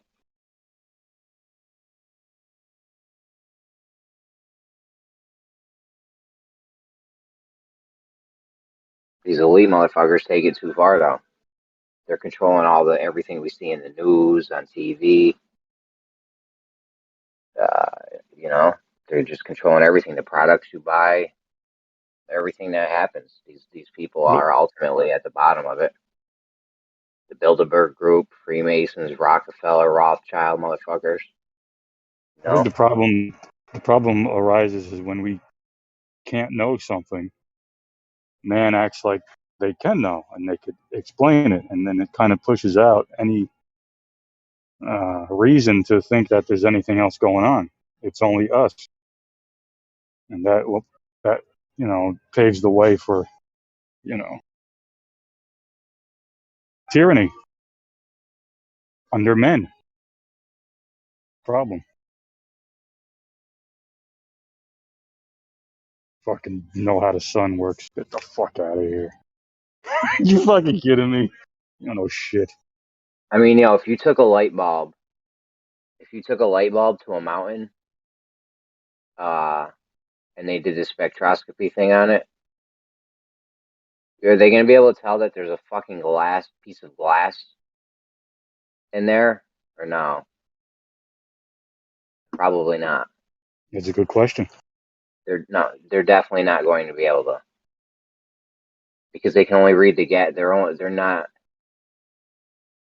First of all, you'd be going through the whole fucking atmosphere, so I doubt you would even I don't think they'd be able to tell if I had a candle lit or a fucking fluorescent bulb or a LED bulb or whatever, glow in the dark fucking nightlight, whatever. Like they don't, especially when it comes to the sun. Yeah, well, they can see the different colors of the stars, and they know the mass, the size, the density, everything. Silly. Just from the color. Yeah. From 2 pixels. Oh, you need pixels. I want to do something. There's something I want to do with pixels. I don't know if you would use pixels or not, but there's definitely something I want to do as far as, trying to determine reality. Take some ayahuasca. Stuff. Take some ayahuasca. That's for them young boys. I would do DMT in a nanosecond if I was younger. It's probably really good for high blood pressure. I don't think I have high blood pressure. Like, my drug days are over with. Like, that's some shit you should probably do when you're young. Find your path in life, get your mind clear, get some advice from the entities that you talk to or something. I don't know. Although I have heard people do it in their older age, and it has helped them through some things and stuff. So I feel like I'm good though. Like, I ain't really got no issues and shit.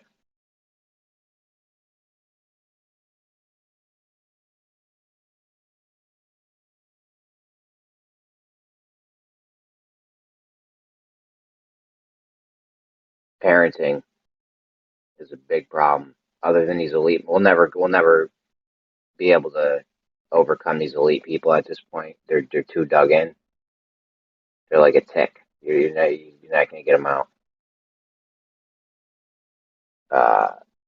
And our system's so fragile right now that, I mean, if they were to collapse society, they could fucking probably regain control within 100 years. Let everything go to shit. I'll let tons of people would die off. Just go fucking regain. Just do it all over again. Restart it up. It seems to me there's absolutely no reason why they'd want to be able to do that unless they could live for a very long time to see the fruits of their crop. See, that's what they're playing chess, right? We're playing checkers. These guys are making moves for their grandchildren's grandchildren. Like, they know it's going to come to fruition eventually. So it doesn't matter if they see it or not. Their kids, their grandkids, they'll see it.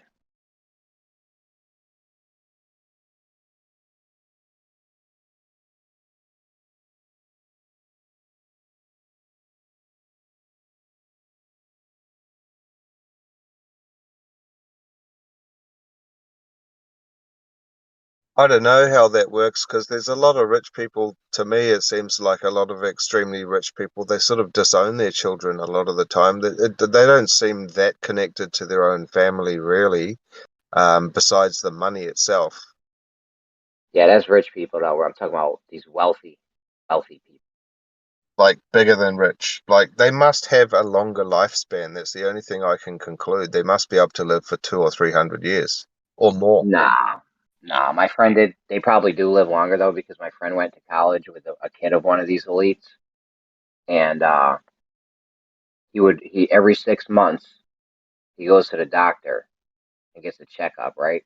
I don't know if you go get a checkup. I guarantee it ain't like this guy's checkup. He's getting blood work, MRIs, CAT scans, like anything you could do possibly. See if anything's wrong with you anywhere. They do it.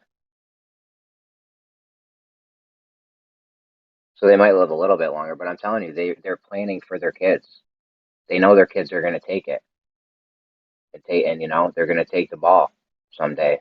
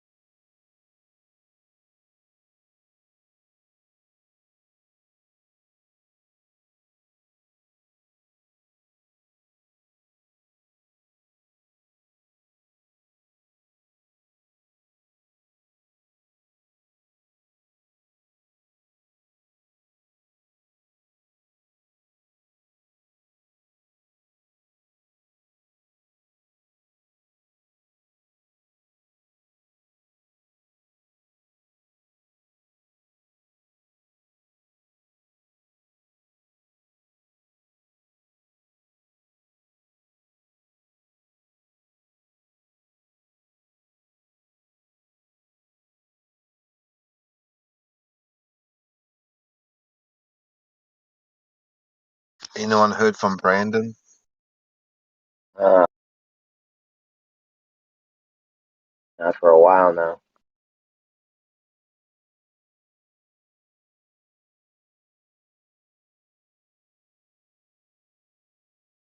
Shit, we could do a show here, but I'm not fucking hosting it.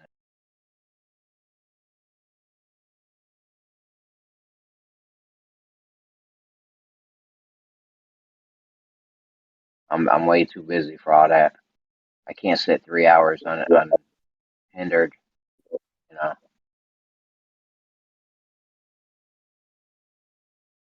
Jeremy, I want you to take a look in the live stream one text and look at that GIF that I just posted. Now, what is going on there? Okay, I want you to see the Earth in front of him, allegedly, and look at this thing on his wrist. Hold on.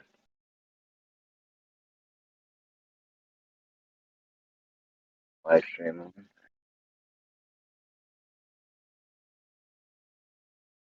The mirror. Yeah, I've seen this. Yeah, yeah. How is the thing That's reflecting dead something to behind it? yo. That's dead to rights fakery. It's fucking death, Dead, man. dead to rights, dude. There's no way.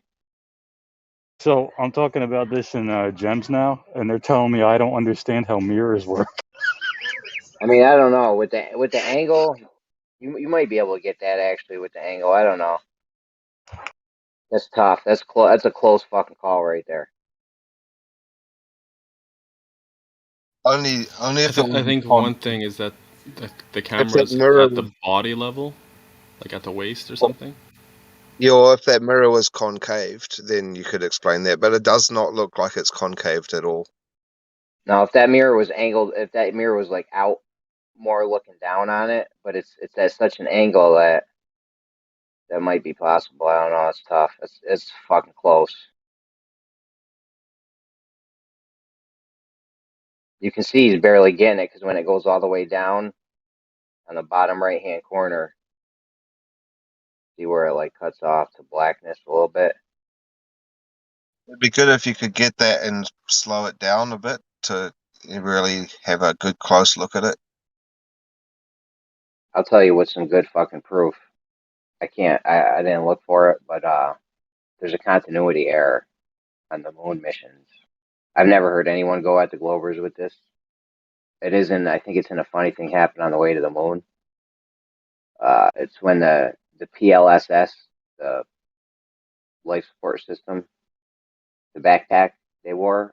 There's a flap on it, a triangle flap, and in the video, the flap's up or down, and it's vice versa. It's opposite in the picture because they have pictures and video from the same moment in time. They claim, but in one of them, the flap's up like directly pointed up, and then the other one, the flaps pointed down in the same moment.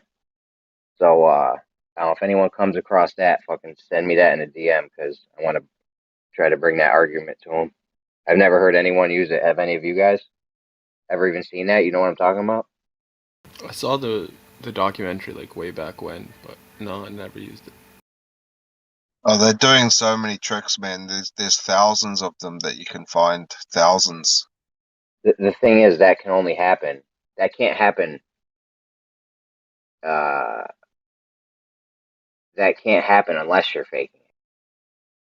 Like, there's no way you can take a video and a picture of the same event at the same moment, and they show two different things. Like, that's just not possible unless you're faking it. You know what I'm saying? It's a continuity error. You don't get those in real life. You get those in like movies and shit. Like that shit just don't happen in real life. Yeah, when they come out with black shoes and in the next frame they've got pink shoes.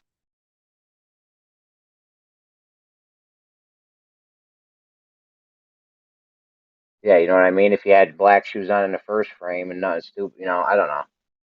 That might not be the best example, but nonetheless, this wouldn't happen in real life if there was no trickery going on. I don't think. I need to watch the video again because, like percentage, I haven't seen that video in a long fucking time. So I'd love to use that argument though because I feel like it's fucking solid. Well, there's nothing ad hoc about it. Everything's scripted from the astronauts' schedule, what they have to do. From every minute, they've got something that they need to do, and it has to be in the right order, and everything's scripted, right? And that's the same way that they film it on the ISS. There's nothing spontaneous about what they do. They know what they have to say next. Yeah.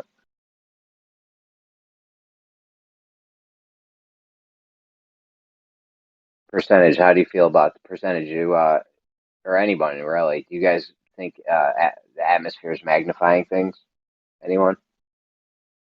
Sometimes. Definitely. I mean, you look at the sun with your eyes and it's huge, and you can say, well, some people say, well, it's just really bright. But if you bring your hand up and you make a tube with your hand and look at the sun, it's just this tiny dot.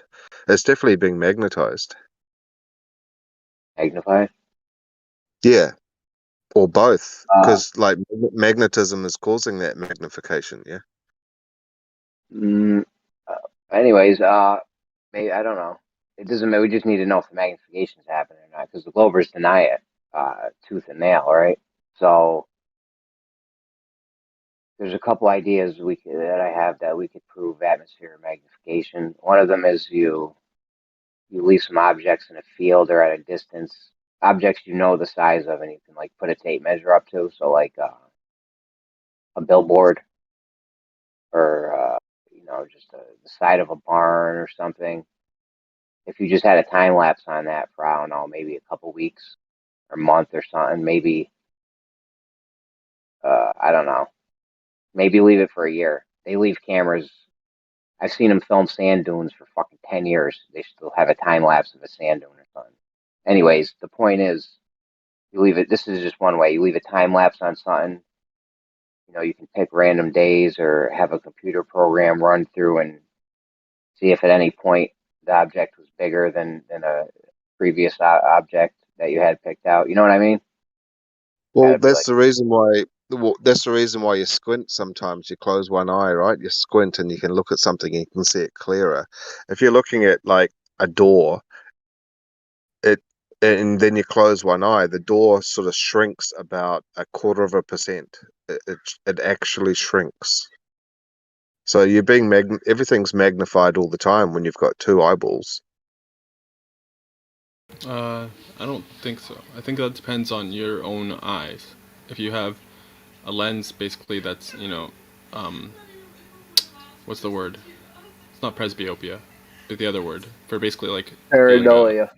No, it's opposite of myopia. Like myopic is short-sighted, and the other one's far-sighted. If you have one eye that's a little bit far-sighted, that means the image isn't focusing right on the retina.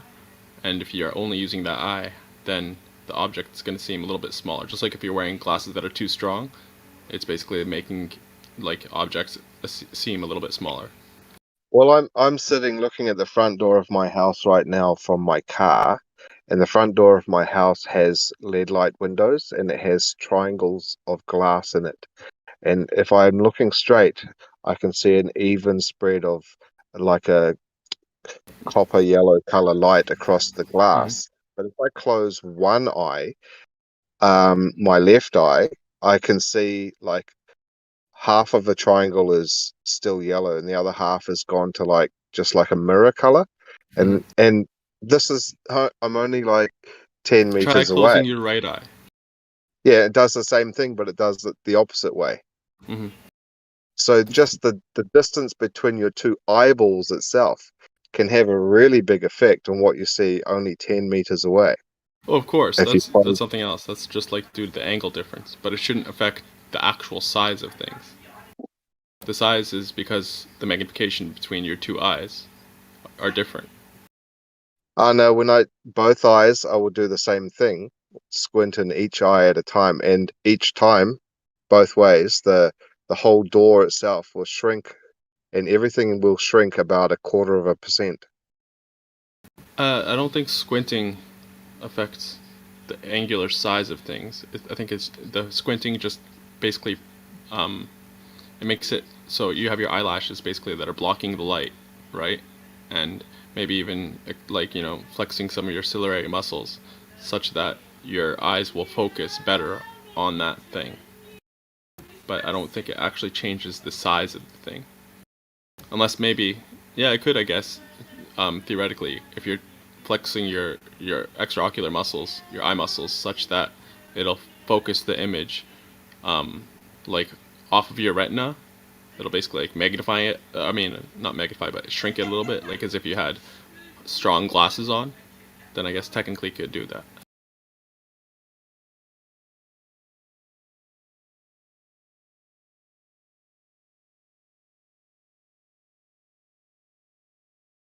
Yeah, so what's the purpose of squinting? Everybody does it when they're trying to see something that's far away and you got some bright light.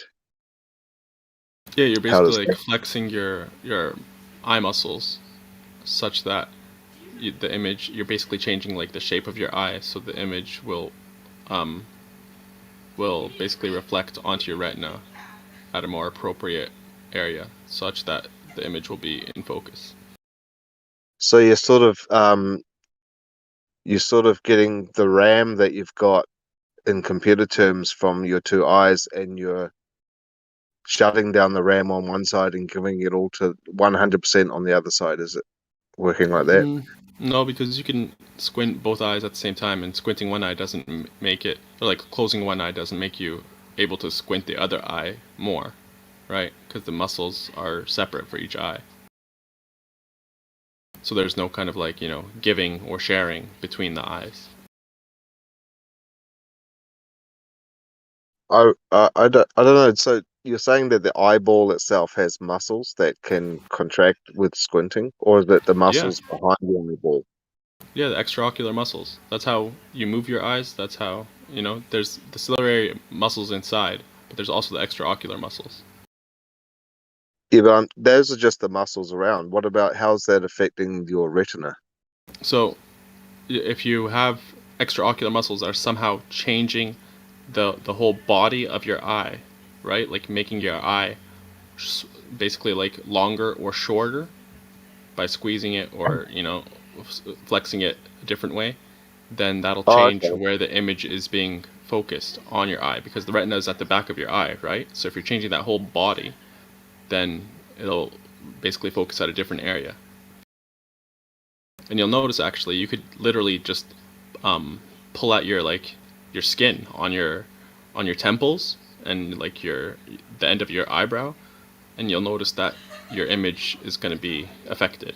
Like I'm a little bit nearsighted, so when I don't have my glasses on or anything, if I pull like my eyebrow a little bit, it will focus an image. So true, so true. So your iris really is not doing much except for just adjusting the amount of light I mean, yeah, but you also have your ciliary muscles, which so like in between you have your lens, so that is affecting a lot of things too, you know. So it's like both of them combined.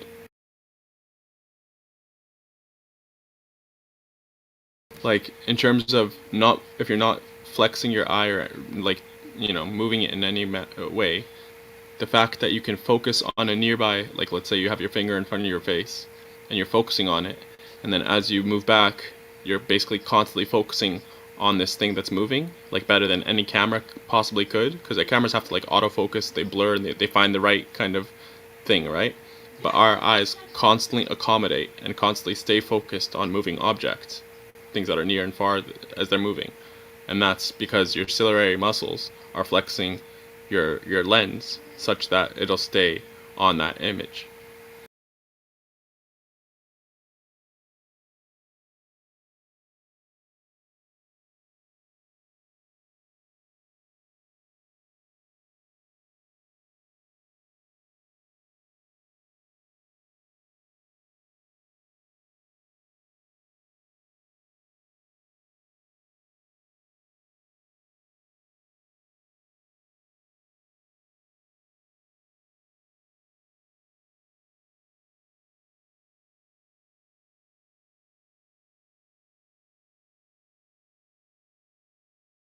Did you guys Oh, see did you like this?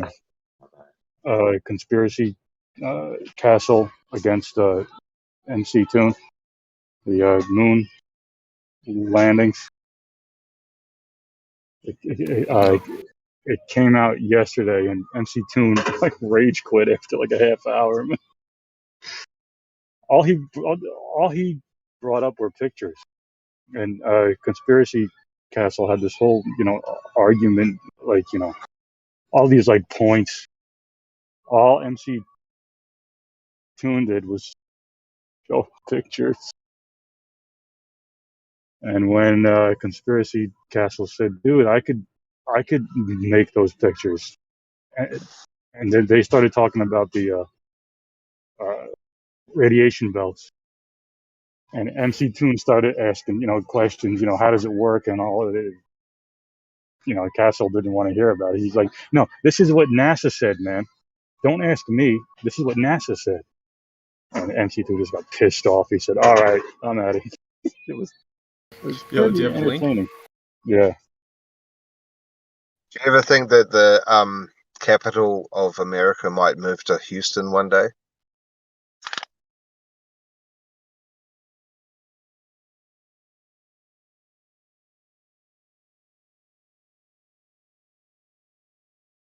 I don't think so.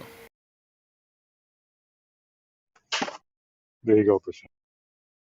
Well, the power that NASA have is pretty strong. It's I will definitely say a that they had a lot of technical issues, so you might have to like fast forward like 15, 20 minutes. But Thank you, man. sure.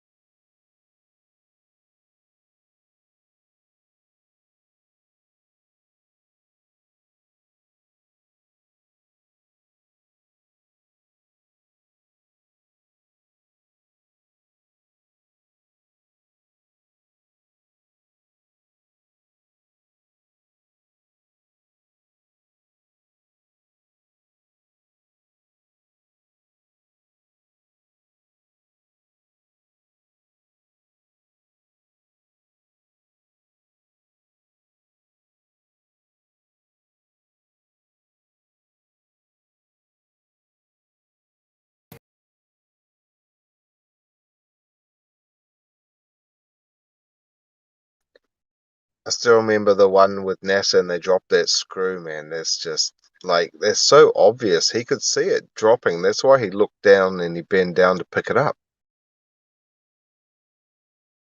And you heard it go clunk on the floor, right?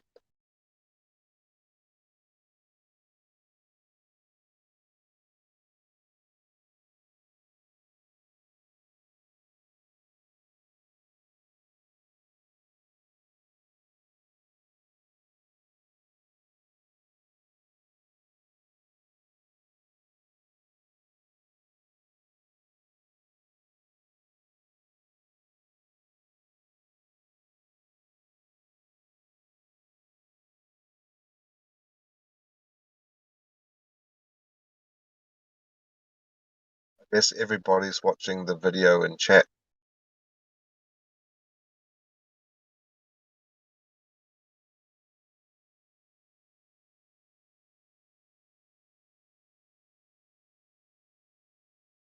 It's a good little piece of entertainment.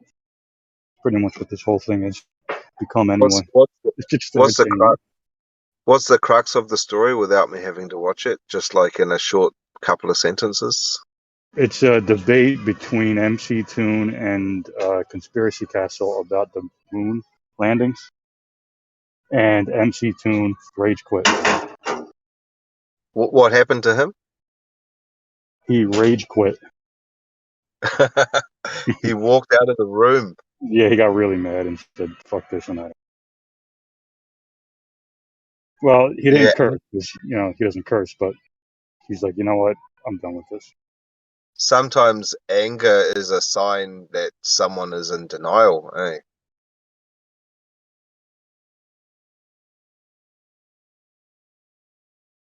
Well, I mean, that's what happens when you stonewall people like Castle was doing. If you're gonna, debate somebody, if the other person, you know, is trying to win, they'll try to lure you into some kind of maze about how things work, or, you gotta understand. But Castle wasn't having any of that. He's like, no, man, it's what NASA said. He's like, no, you know, he just put up a wall and he held fast to it, and that's it. And MC Toon was getting frustrated because he couldn't, penetrate.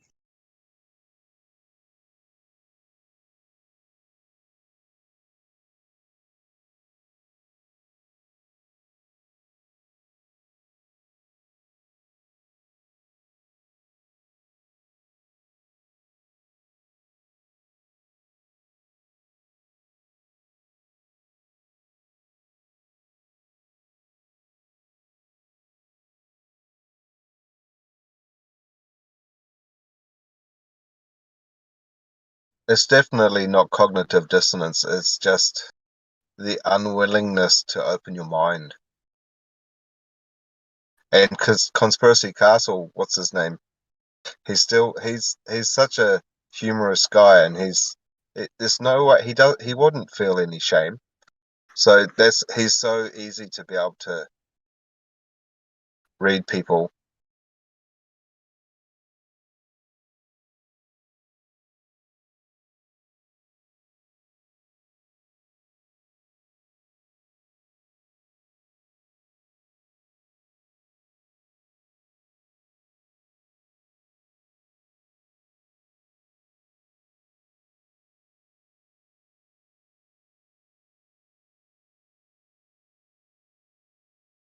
Sin Cleanser, do you ever watch the channel Russian Vids? Hell yeah. I love Russian vids. Because the last short that he put out yesterday was 4 minutes long, and it was about the rock concert or whatever, and the police commissioner of Houston was talking, and in the background there was some guy smirking at some particular remarks, and it was supposed to be a sober like a moment, and he was smirking. Duper's delight, man. Hey? Duper's delight. Yeah. Yeah, I posted It one of seems his videos. He posted that type of a smirk. That type of a smirk. It was kind of insidious. It was kind of that kind of smirk was really it was kind of sickening to see. Yeah, I don't know. If I saw that smirk in any other frame, just on its own, with no narrative, nothing, just that alone, I would think that guy's got like some psycho problem, eh? Well, they do that with pretty much everything. They always have someone laughing while they're talking, like, about, the people dying, and it's like they always have it. They had it in Sandy Hook. They have it in all these shootings. There's always someone in the background laughing and smiling. It's like, what the hell?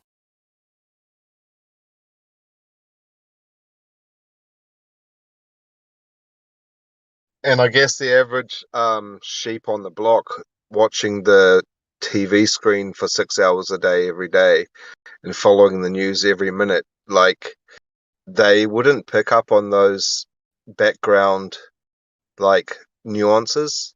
Whereas if you're if you think that we've been lied to for sure, then you're going to pick up on these little things because you're always looking for, you know, the mistakes that they make.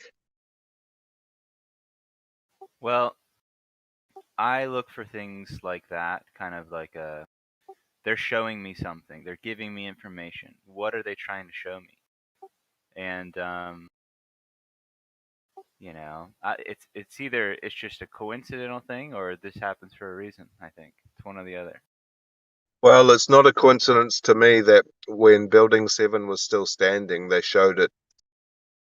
They were talking about that it had already fallen, but it hadn't, and it was live TV. Whoops. Yeah, yeah. Oopsie. And I mean, none of my family or anyone who saw it, none of them picked up on that at all. Only people that I know that are like into conspiracies picked it up. And that was before YouTube. I mean, not before YouTube, but without YouTube. Yeah, there was the 9/11 truther movement.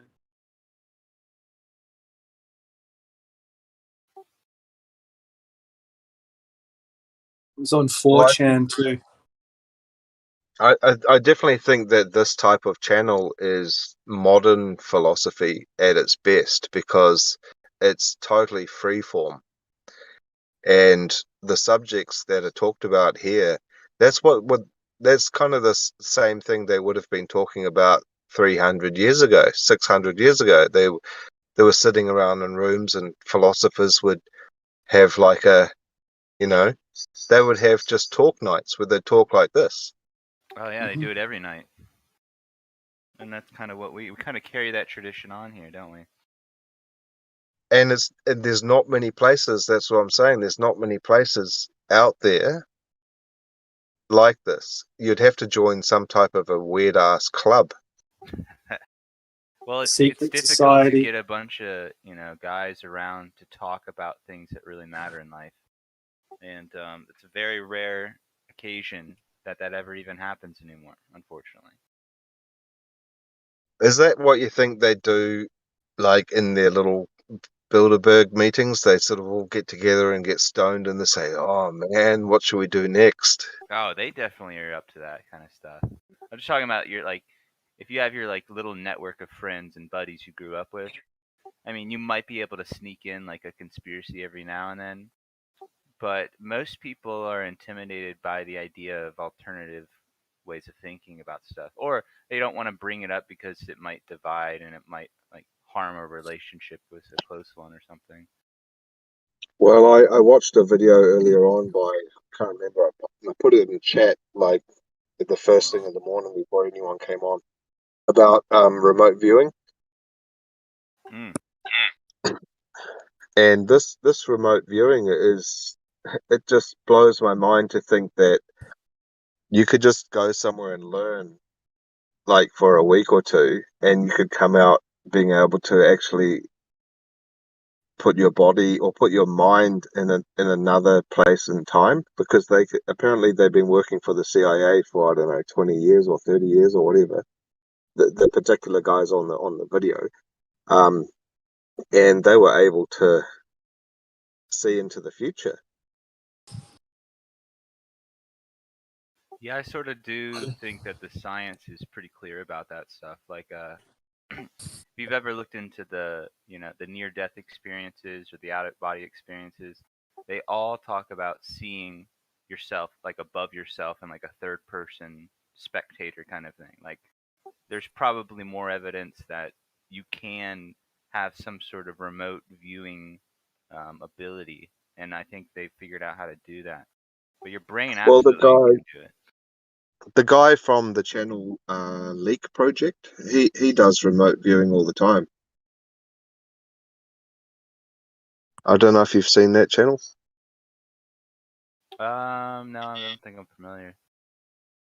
Wow, he's like the greatest conspiracy theorist. What do you call it? Investigator, caveman, fucking man versus wild. Kind of a rock climbing, everything, and he does interviews of all types of conspiracies and mostly authors of of like really alternative thinking, and he practices a lot of things himself. He learns a lot, but he's mostly interviewing. But when you get to watch it, sometimes you'll see that he's got his own mind as well. Yeah, you got to check it out. I What don't did you know. say his name was? It's called, I don't know if it's Leak Project or The Leak Project. LEAK. But the only thing is he still thinks it's a ball.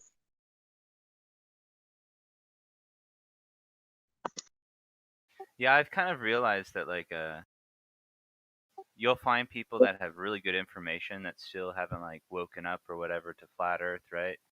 And it's like I don't know if you like believe in God or whatever, but it's pretty clear to me that like certain people just like God doesn't show certain people certain things for like I don't think it's like you're unlocking information. You're unlocking these hidden menus of all these different things that you can think about. Yeah. And most people don't have the capability to think about these things or they're not even But ready for those things. Yeah. before you speak, Merle, just before you speak, Merle, there's still a lot of people out there that are ballers and very religious as well. Right. Yeah. I was just gonna say, like, one time Dell said fucking, because he was one of the only people I had to, without these rooms, I'd talk to him. We'd just bounce off each other, but he was always saying like disclosure or, you know, a reveal. Are you It's talking most about like, this? Are you talking about that well, Scottish guy? yeah, like disclosure and things like that seem to happen privately with contemplation. It's the questions you ask, you kind of like you start to unlock the information just by seeking it. Yeah. Well, here's an instance. We just had my sister come into town, and we got all like we all went out and stuff, like got our family and stuff. And have you guys? You've all seen that video of the kids with George Bush saying like, "Oh, kids must kite birds" or whatever. Yeah. And I showed them the whole video of that, and it was like they had zero ability to process the information. And I wasn't like trying to force it on them or anything, but it was like they're kind of super religious, and I was like, would you think this is some sort of ritual that they're doing? And they understood like how it could be a symbolic ritual of Satan of some sort, but they just didn't. I don't know. It's like certain people just can't process information or truth, even if you told No, them. it's they didn't want to face the reality of the weight of that expression in chanting, and like it may be an evil act, but they didn't think deep enough to feel that how much that meant, to everything. They were just looking at on a real sort of a what's the word for it, like a layer of thinking which is not deep. Superficial. It's like they knew something Yeah, was yeah, there, but they yeah. didn't know what it was. Superficial. Definitely superficial. That's what everyone is like, in the superficial, unable to break through to the other side. So, what do you think the difference is between you and them, Pink Cleanser? We listened to the Doors when we were teenagers. Well, I don't like. See, that's the thing. I know they're like you can talk to someone like a Glober who's mentally capable of understanding what you're showing them. And the interesting part is how their brain works around like the information. They're trying to figure it out in a way that it's like you're literally looking inside of how someone rationalizes information, regardless of whether it's true or false. It's just like Yeah. It's kind of There are defensive, you know. It's there are a lot of almost like they're hypnotized. there are a lot of videos around 2016 that not everybody has seen, but it really went through the process of like with like I always remember this hot air balloon. So as you rise in elevation, if the Earth, was a geoid or oblate spheroid, it should drop away from you in every direction from the center as you increase in elevation. And just things like that, and then looking into geometry and basic, not in-depth physics, but all that was kind of laid out for people. So if you were willing to put the time aside and look into all that stuff, and you were honest, like intellectually honest, you were hard pressed to find like really definitive ways to like stand on the globe still. Like it just crumbled. So many Globers have like debated me about like the meme itself and just how the pizza dish, like that round circular kind of map of the world with the ice wall and the dome, they're like arguing a meme with you. Yeah, it's also like, I like to try to bring these topics up with people in my real world, and it's like I don't really try to like convert them into flat earth, or I don't really try to trick them or anything. I just like to ask them questions that are like, and sometimes it's like something really simple that just clicks for them, like sometimes people haven't even ever seen like a Gleason's map and how a sun and moon could go above it, you know what I mean? And that would just Yeah. blow their mind, and then they'd be flat earthers. But like there's like the globe is very deep seated in people's mind. Definitely. It's like insane that I don't know. It's like how they ground themselves in reality without even knowing it.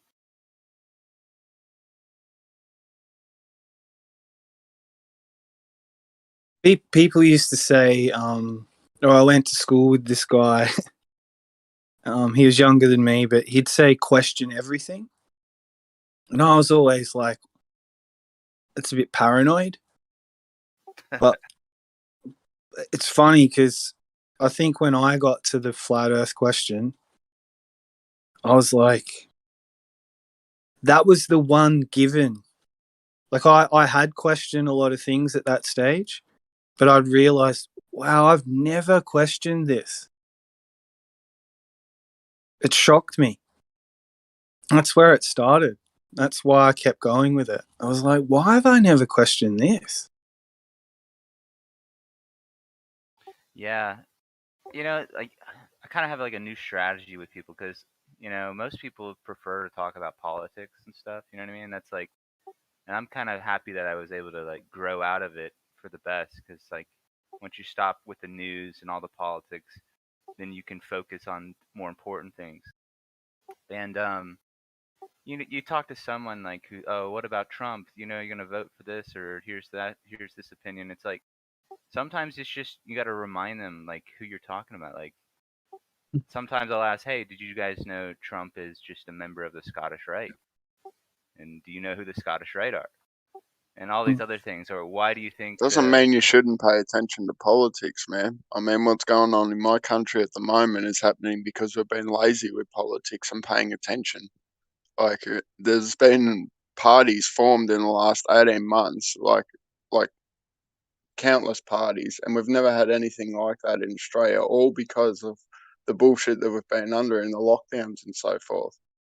And I think everyone's starting to realise how politically lazy we've actually been for 30, 40 years, really.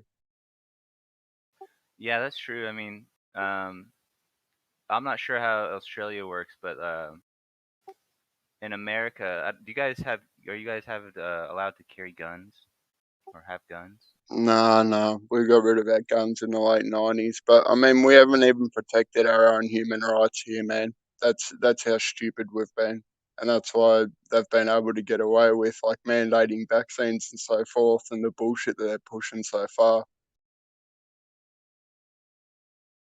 Yeah, you guys. I don't know if you guys in Australia would know this, but there was an instance in the U.S. not even, I don't know, maybe 5 years ago, where these two guys, the IRS was going to come and take their house and their property, so they just held out on this farm, and they ended up killing like one FBI agent or something like that, and they eventually were able to have their charges dropped, just because they were like a little bit of a holdout group that just, fortified their house and shot the police. It was like crazy. And they were able to, I don't know. I thought that was interesting. Sorry, I know you didn't want to talk about politics and stuff. Well, it's just like, No, it's a good chime. I mean, I always appreciate your perspective. I mean, it's early days too, because we're fucked at the moment, Will. You have no idea, man. The more I look at this and the more information that comes to me, I just, dude. Yeah, it does. Everything I hear that comes out of Australia, I feel like you guys are going through the apocalypse. Like, I gotta be honest, like, it feels like I get the impression that it's really going wild over there. Yeah, there's a bill that might be passed in the state that me and Mel are in that'll pretty much give them permanent pandemic laws, and they've got the right to discriminate against anyone and detain anyone based on race, religion, sex, gender, what you look like, doesn't matter. They're free to discriminate. That's insane. That seems Yeah, like man, such a push. and like that's only a little taste of it. I mean, this thing's like 120 pages long or something, and the stuff in it is just unbelievable, man. I can't believe it actually passed the lower house. So, but it just goes to show you, Mel, how corrupt our system is at the moment, man. yeah. I mean, to me, there's no way this can be coming from him, like Dan. I think there is. It's like a vice. So like you keep tightening the vice on a. I mean, it's a nation, but Victoria is Victoria. I knew people would start coming together, and it's just the beginning of it. So I think there'll be a point like where, how everyone comes out and then goes home? There's almost got to be a thing where like it stays, it remains for a while. Are you telepathic or something? Maybe. Dude, no, because they camped out last night, Mel, at the front of Parliament. Really? Yeah, the protest didn't stop yesterday, my friend. There were people with tents on the sidewalk outside Parliament House last night. That's the way. Yeah, I mean, I'd be willing to. I mean, something's going to happen. That's not happening for no reason, right? No, especially here, man. Like, what the fuck? I mean, to even have the size of the crowd that they had yesterday for a I've just seen nothing like that here, ever.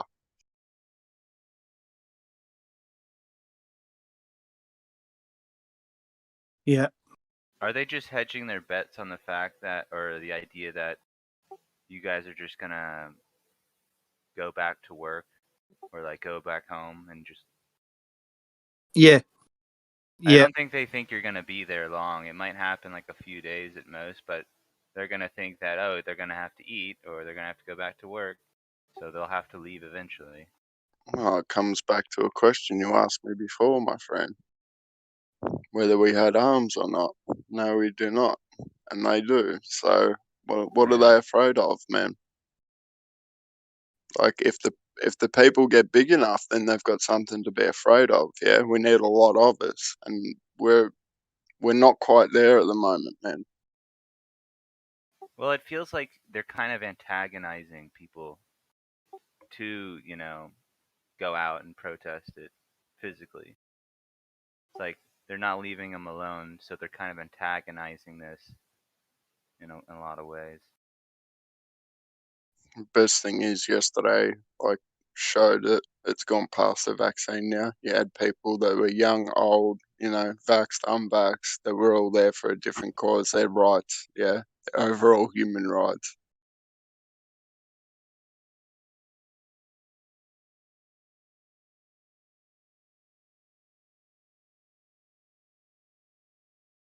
We're not getting a choice in anything anymore.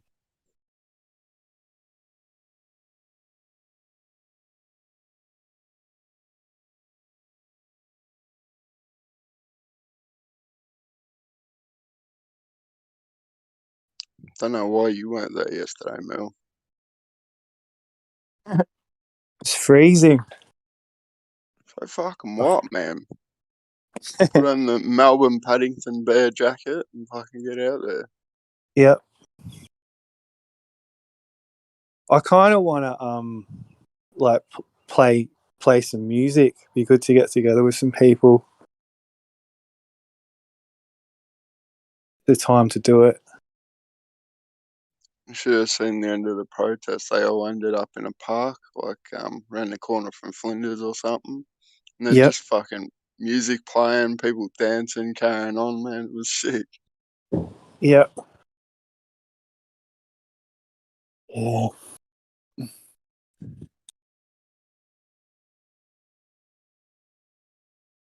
It's taken me a while to fucking regroup. It has. Yeah, you were saying that the other day, actually, I remember. Fucking weird.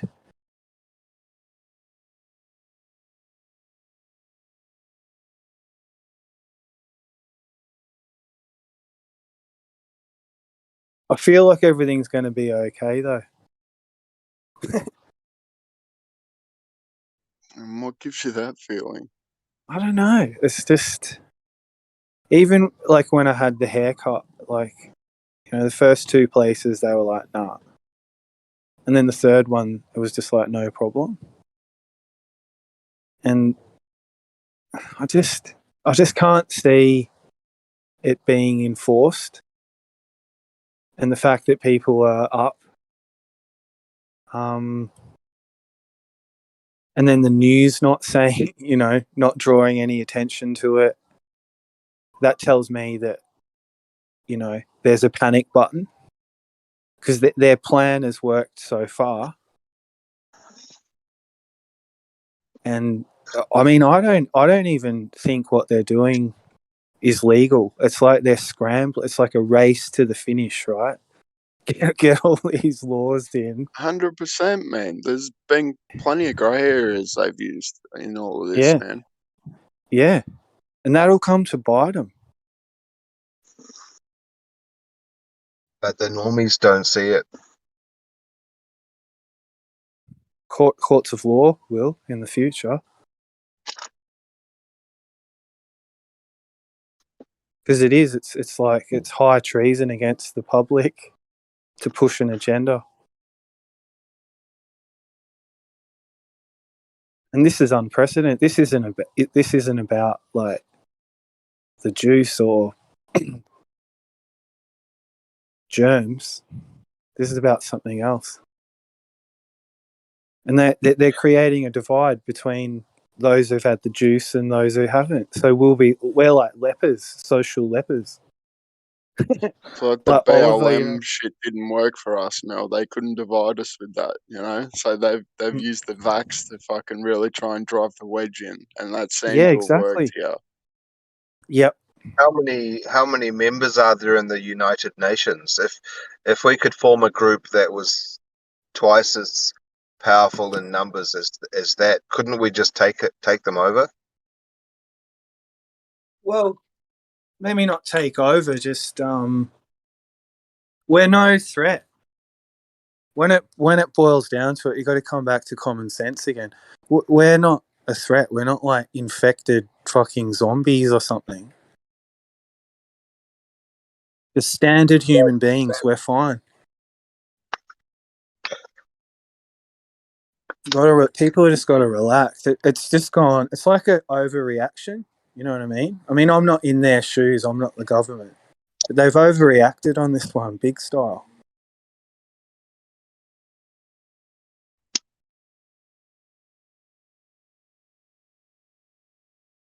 Unless they just think that they can push it to the extreme limit, and they know, they know where to draw the line. Mm-hmm.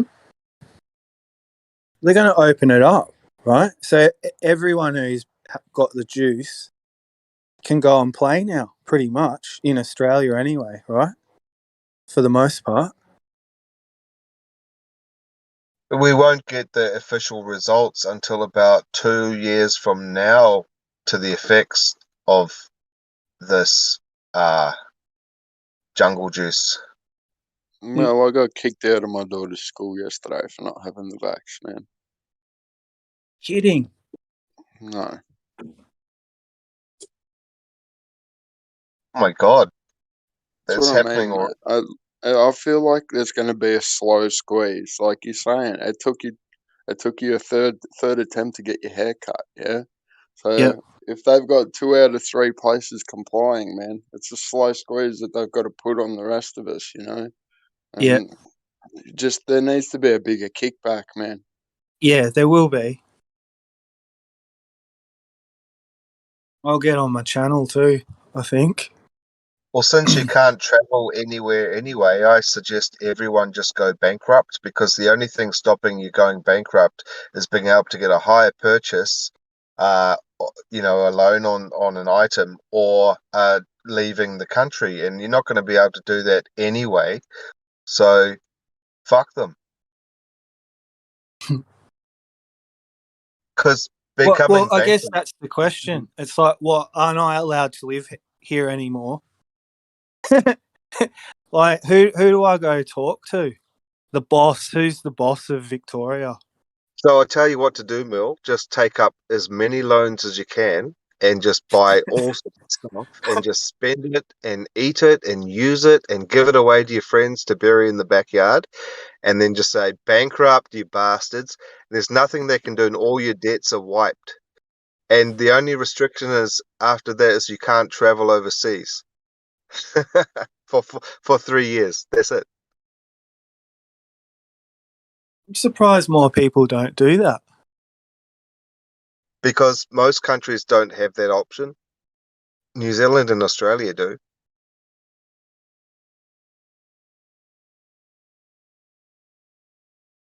I mean, it's a different type of bankrupt system in America, like with Donald Trump and his 7 times bankrupt. That's a corporation becoming bankrupt. That's not, I don't know if that was him himself.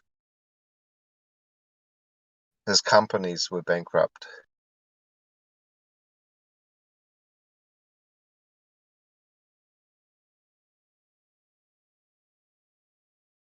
I think they'll have to be are you still here?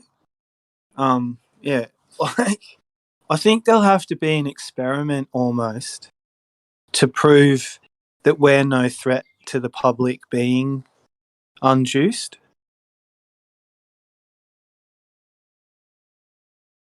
That we pose no threat. If you're not dead yet, then, what the fuck, man? It's been 2 years, dude. If you're not dead now, Jesus. Yeah, and there's been plenty of juiced people that have got caught it as well, eh? Plenty of people that have been juiced and they've still caught it. So I think that tells you right there, it doesn't matter whether you are or aren't juiced.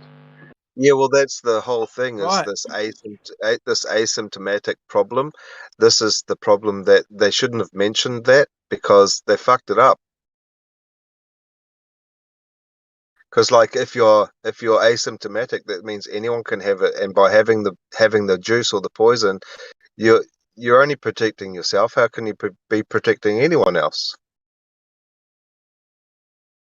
Yeah, exactly.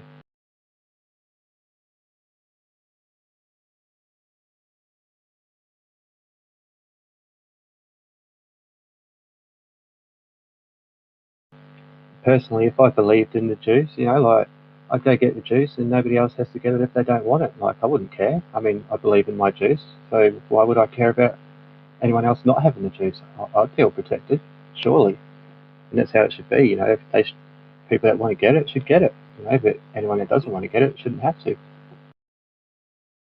It's something none of us would ever, like, even say going overseas and needing to have, say, a malaria, you know, something like that. It's just like, yeah, no worries. No big deal. This one, I don't know. Yeah, they had a decent amount of time, didn't they, or testing, I'm sure, with things like that, over time. But yeah, this one, it's like they just fucking whipped it up out back, you know, brought it out front and said, you know, here you go, guys.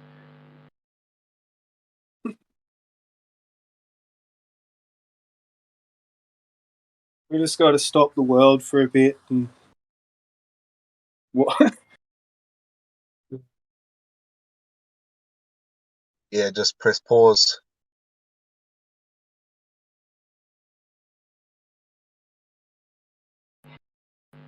Maybe hit eject with a few people, hit the eject button.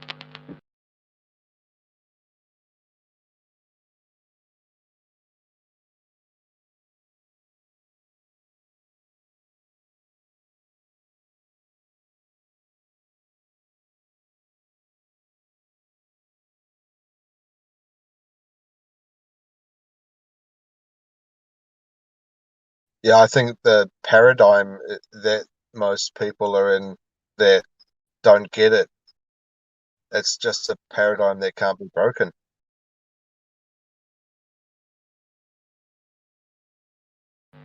No, it's like Yeah. it's all comfortable in the crowd, eh? It's just comfortable being a follower for a lot of people, even though we're all pretty much followers in a sense, but some of us have learned to sort of lead our own minds in a sense where we know that we're following, at least, and it's not so much willingly, we just, you know we have to a certain degree and all, but we're certainly in our own minds, we're not fucking like, you know, buying into the bullshit, we're outside of that bullshit. But a lot of other people, they're not just following in body, they're following in mind in every way that they can.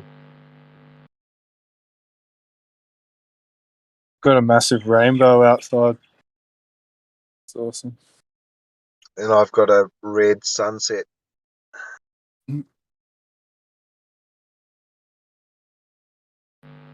My sky just looks pretty normal. And, let me guess, the sun is moving, right? I just wanted to check. If it was the sun that's moving and not the earth. It does appear that way, yeah. And feel that way too. Oh, there you go. I just wanted to check because everyone tells me, no. You're spinning backwards. Yeah. A lot of globers don't even think, even in their own model, the sun is still moving. And when you tell them that the sun's moving, they're like, no, the Earth's moving around the sun. And it's like, well, yeah, but the sun is also moving in your model. Right? And a lot of them didn't even know that. Talking to somebody last week, and I said, no, the sun is moving. And they said, prove it. I said, no, look at it, dude.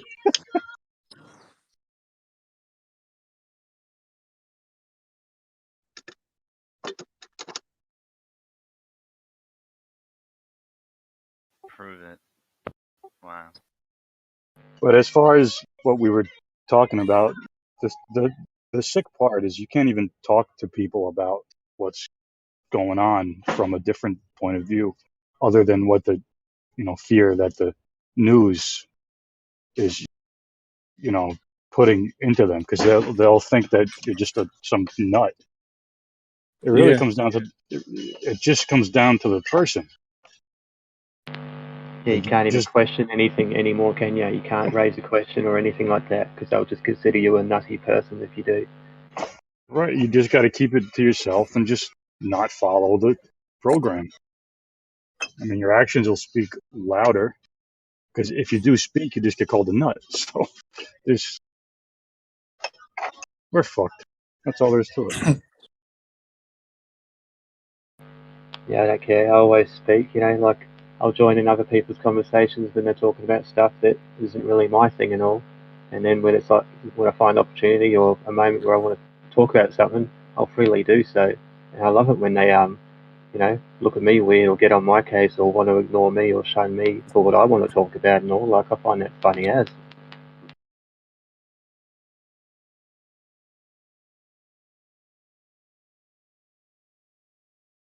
You know, they definitely have a mechanism where they just shut off from anything that is going to destroy their paradigm. Yeah. My boss is, he's not a flat earther or nothing, but he knows I've given him the subtle pieces of information to let him know, like, where I'm at, and I respect him because he's never actually addressed it with me. He certainly never ridiculed it with me, but he's also never really addressed it with me because I know in his mind he's given me the benefit of the doubt. He obviously thinks he's respectful enough to know that I'm not like an idiot, so he's not going to raise the point until he's probably sure about what he's going to even be raising or how he's going to do so, go about doing it. And to start with, I really respect that about him. He's a good.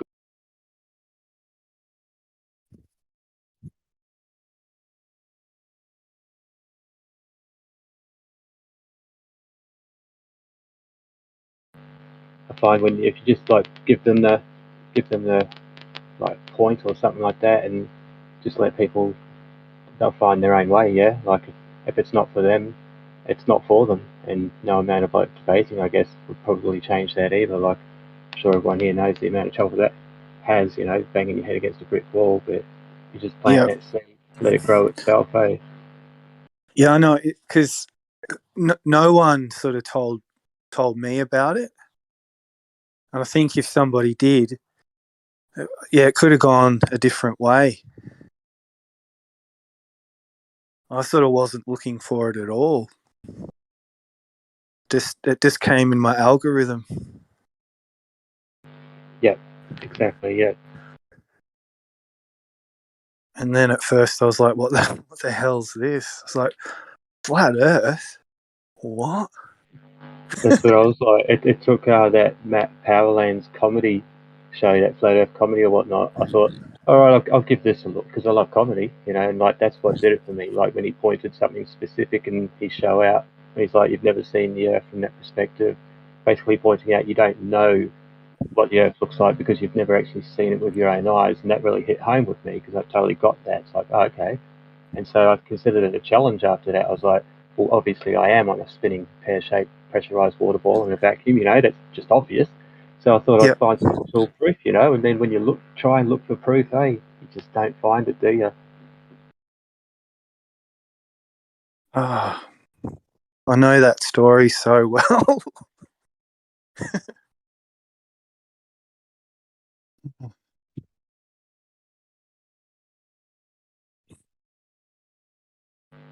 Yeah, you got to stop trying to fathom the flat Earth basically in its entirety. If you try and fathom what it looks like as a whole, you're just going to do your head in. It's just not going to happen. It's all these other things that just give so much evidence towards the fact that globe's a bunch of bullshit. Certainly, there's no proof at all for that. And it just didn't. It made sense to me that why wouldn't the Earth be something like this? Because why wouldn't reality be something like flat Earth? And reality is just nothing like we've been taught. Because from what I realised about reality, it's certainly nothing like I thought it was. Like there's something elusive about it. It's like a dream in a sense, in some way. Like a miracle. Like is the reason for life itself. Yeah. So why wouldn't flat Earth be like? It's not far fetched for me to adhere to this. Yeah.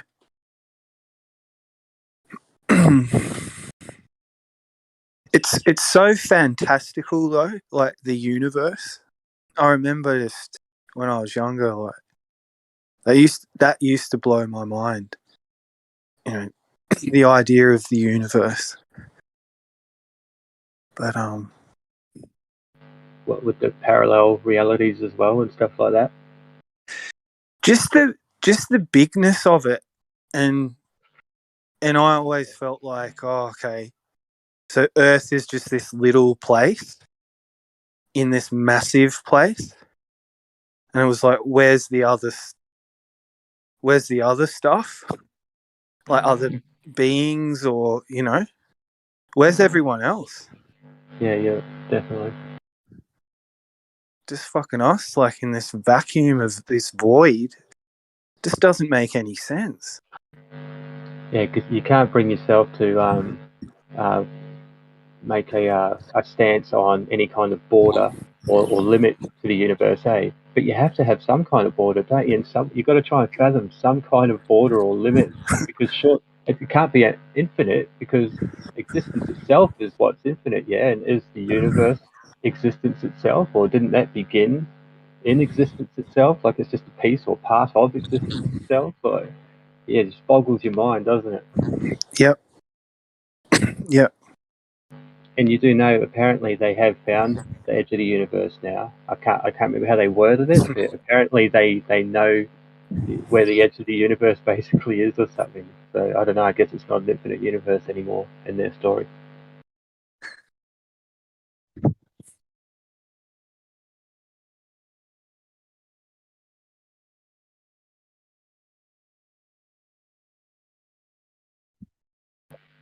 I like how when you realise how they got 14 point something billion light years or something old universe, when you realise how they got that, it's because that's about how far they say that they can see with their fucking technology. Oh, we can see this far, and we think that this far is about 14 point something billion light years or something distance.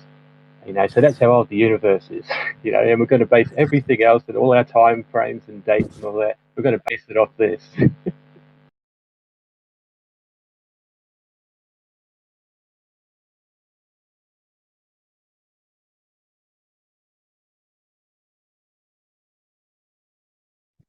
Yeah, I think I am an eternal optimist.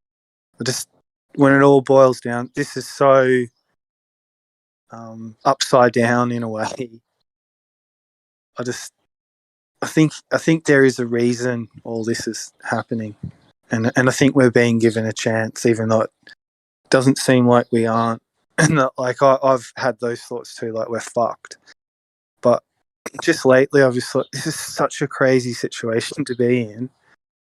There has to be another way, and that's where I'm keeping my thoughts. I don't want to worry and stress myself out. That's just how I'm dealing with it. Yeah, I spent a lot of years going down that pathway with the anger and stuff, and pointing fingers and whatnot. But yeah, I've definitely learned my lesson. Like, even though I'll still judge and point fingers at times, but there is a little thing in me just sort of hinting or pulling me back a bit and saying, "Hey, don't get too carried away," because ultimately I understand we're all one and the same, everyone and everything. The villain isn't the villain. They're just it's different or different way of being lost. We're all lost in a sense, and yeah. Nice. Do you think being optimistic is the right way to be? It's a good thing? I think if the world feels a little bit dark and even hostile in a sense, I think you have to. I mean, someone like me just has to be, because I'm not like a competitive capitalist kind of cash in kind of. That's not me. So it's difficult. The world's been designed in a way for a particular kind of person. That's how I see it. And I'm just a little bit outside the norm. I agree with you. I think optimism is good, which is why I'm going to optimistically ask, have you read that book yet? The thing that I was really enjoying is how it came up and then became like a topic and a subject for a couple of days. Mm-hmm. And Issa was like referring to it. It's a great book. Yeah, I can see that. I can see it's like an important bit of, kit. I thought I knew that voice, like it's you, Kool-Aid. Like, heard you for the first time yesterday when you popped in, and you're like, you're the one that said it, and it all comes back to votes or something like that. It all comes back to boats. Yeah. Yeah, I'm really into sailboats, and I follow international sailboat races. and I come in these rooms and subject people to what I find interesting. In fact, the book that he wants Merle to read is written by a guy named Boat Itch. Did you like the book just because the author's name was that kind of name? Jerry's right. His name is Bowditch. The full name of it is the American Practical Navigation, and it's basically the 101 book, the like handbook on how to navigate on open water. Yeah, that sounded like an interesting read. I'd probably prefer the audio book these days, but Ooh, that would be hard. There's a lot of charts and things in it, so a lot of pictures. yeah, I'm good with pictures. Just like the words these days, I can't keep focus. I'll read like a paragraph or so, and then I'll have to reread the paragraph sometimes when I'm reading books. Have you tried that Chrome extension that like highlights the line and then highlights the word as you read? No, I haven't, but that sounds good, eh? Yeah, it's supposed to be for ADD, and it's just a Chrome extension you can turn on. It can't remember the name of it, but it works pretty well. Yeah, I'll have to look into that. Yeah, because that's definitely me seeing like ADD or something like that. I've slowed down a lot since I was like when I was younger, but yeah.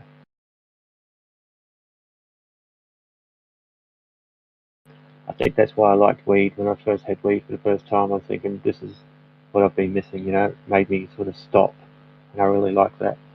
Mm-hmm.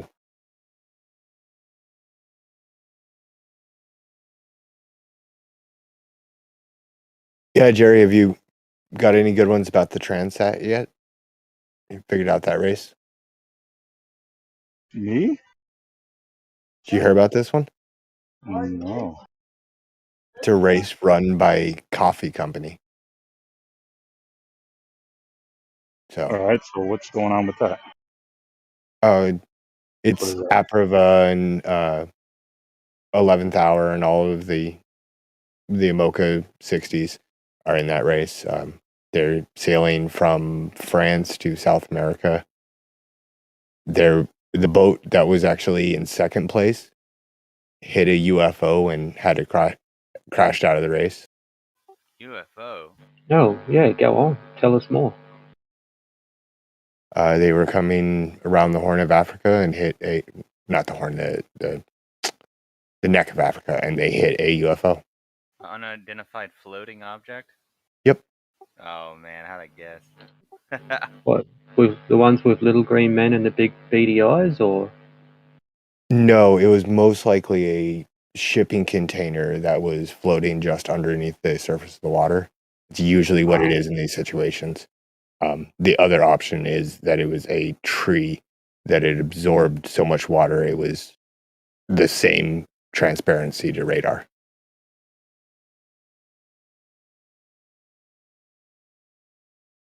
Yeah, these are just little fiberglass things, or they get ripped apart if you hit them, if you look at them just wrong.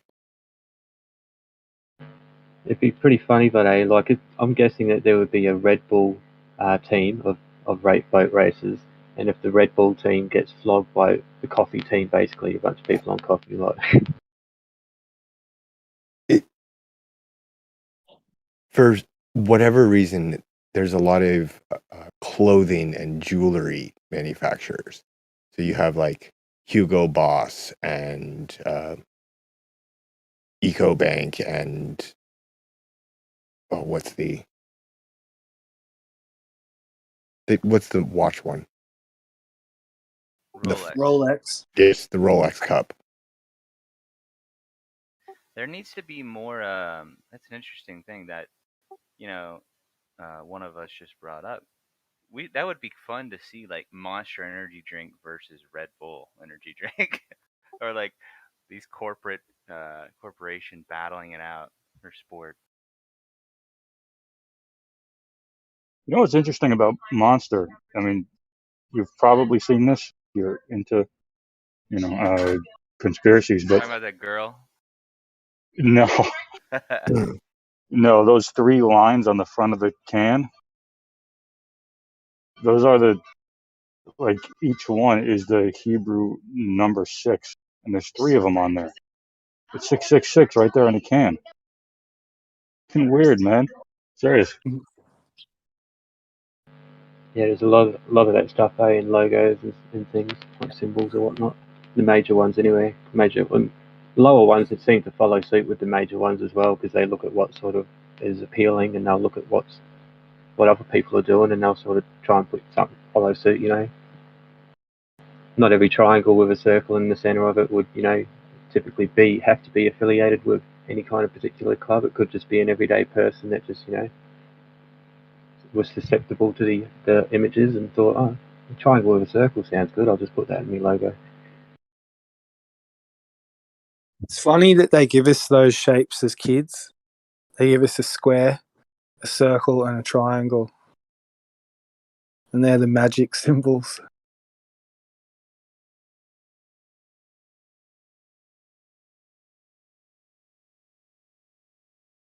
It's such a game, this. It really is.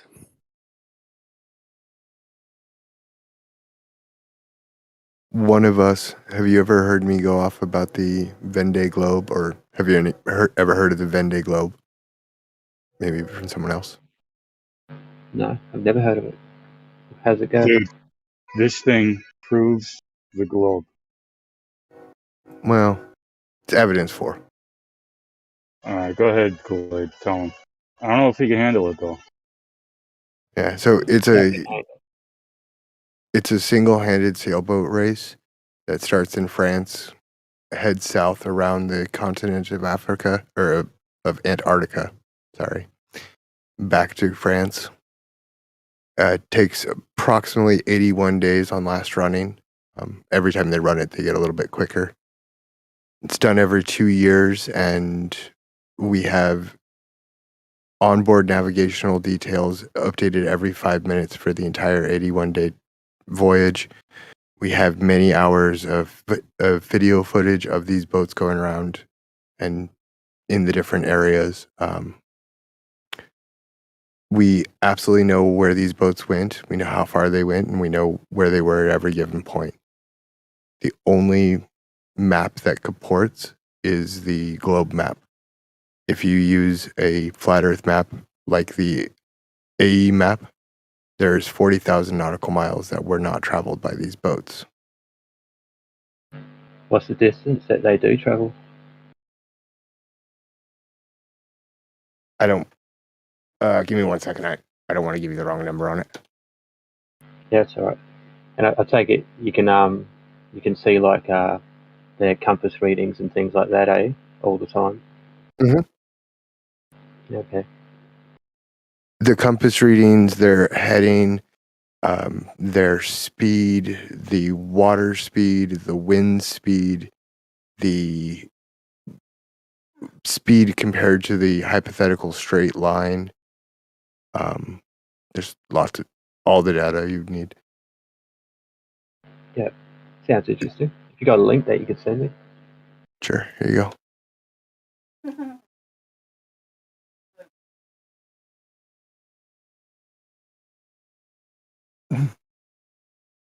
Ooh.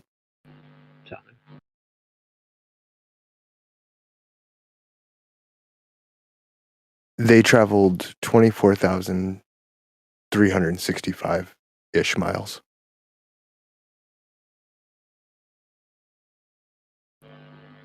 They must have been really like tight to it, tight around the continent or whatnot. Cause do you reckon those stories of like, was it Captain Cook and that other dude apparently racking up like 50 to 60 something thousand miles when they circled Antarctica? What do you think about that? His journals actually explain exactly what happened. Not only did he barely get close enough where he could have theoretically seen Antarctica, he got really lost and actually ended up driving in circles for about 2.5 years. Yeah, he definitely must have got lost. Yeah. You can see it on his charts. He thought he was somewhere completely different and just kept making circles. Have you ever seen his charts from that voyage? No, I don't think I've seen the charts, the actual pictures of them. They're really interesting because they're a southern polar projection map. So the AE map, the one that we're used to looking at, is a northern polar. And this is the same thing, it's just from the southern pole. Yeah, I've seen that map before. Yeah, that's what his chart looked like. Wasn't the whole world mapped out by then, though? No, not even close. When was this? I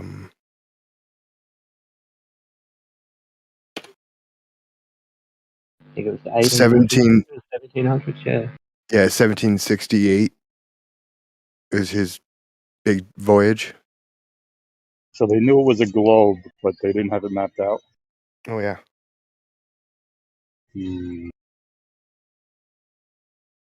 I think they had rough images or rough sort of maps and all, but probably just not tweaked, like defined.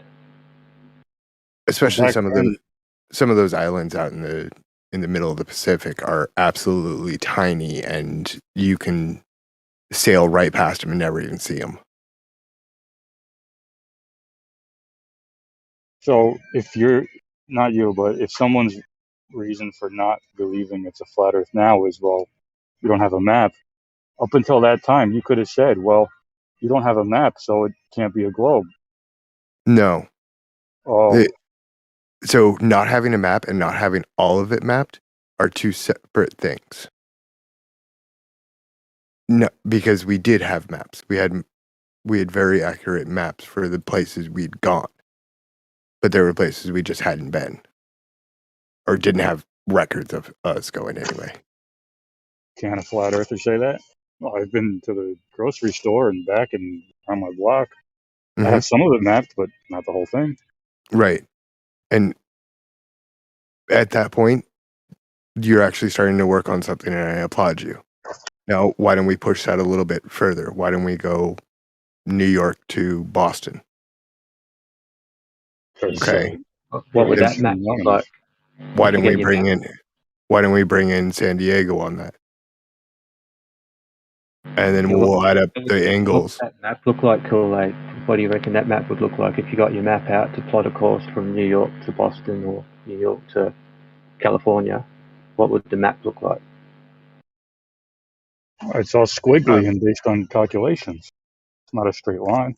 So you would actually have a couple of different maps that you would use. You would have your local small scale map, which would be the one that actually sits like on the chart table, and that would be a representation on a flat piece of paper. You would then have your larger representation, which would show your track as you traverse the Great Circle route. You would then, and that one would give you the ability to zoom out and see the entire route at once. Those would be probably the two I would use. Yeah, but do you think the actual accurate ones would be the local ones all pieced together and in order to make the larger one, and the larger one's actually turned into what it's turned into out of, like, basically this is what we say it is or what we believe it is, whatever. The actual fact is it's the local maps, the basically flat maps that are the actual legit ones. Do you reckon that's true? Yeah.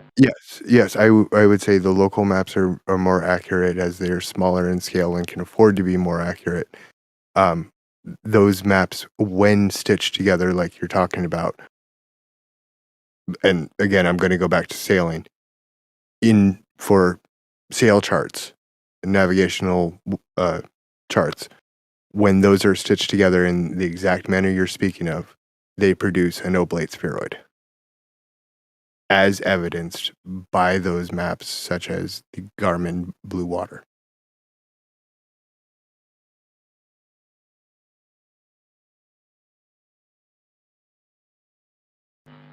I like you, Kool-Aid. You're a good glober.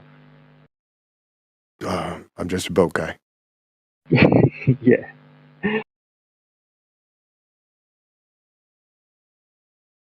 That's why I like Kool-Aid. He's an honest guy. He's not gonna, bullshit you, trying to get you, pissed off. He's gonna give you facts. If he doesn't know something, he's gonna tell you point for point. No bullshit. I'll yell and scream with the best of them, but I would much prefer to actually have a conversation. You get more done that way. Yeah, definitely. Yeah, I'm the same. I don't like what I turn into in a debate or something. It's like, I don't want to turn into that person. So, I don't believe we've actually spoken before. Yesterday, or it might have been the day before. Are you new to this, one of us, or have I just two ships in the night, never seen each other? I'm new to the server. Yeah, I only just joined. Like I joined a couple of weeks ago and all, but I only got voice verified yesterday. Okay. Well, welcome. What got you into the community? Like in this particular one server or the actual community itself? Yeah, the larger community. Why did you start talking about these random topics? I more just wanted to come somewhere where I could actually listen to other people sort of talk and absorb what they're saying and, discern as I went along and all. But yeah, I just got involved, I guess, and actually became more fluent, I guess, in talking about certain matters, because for a long time there in this particular debate, I was going off just obviously there's some form of deceit happening. I knew there was all these things considered evidences, but obviously you understand the difference between evidence and proof. Mm-hmm. And basically intuitive feeling, just telling me like, there's just something going on here, and it's worth the time looking into. And but then when I came to a point where I learned other sort of things, basically in a more technical way and all, and I felt more confident and comfortable actually engaging with some people, because I didn't want to engage in any debates at the start. When I was engaging in debates, I was just acting like I knew what I was talking about so much at the beginning, and Yeah. some people wouldn't pull me up, but some people would. And when some people would pull me up, I listened to that, whether it's on my side or the other side. I'll listen to it and go away, have a think about it, and give them kudos where they deserve the kudos, and change my shit where I needed to change my shit. But that's how I learn. I don't care about saying the wrong thing and getting pulled up by being wrong. I've got no issue with that. That's my best way of learning. Hey, I was able to find that representation of the Cook maps. I just posted in chat. The one that's usually talked about is the green line. It's his second voyage. So you can literally see where he draws circles. Okay, yeah. To do a couple of circles there, right? Yeah.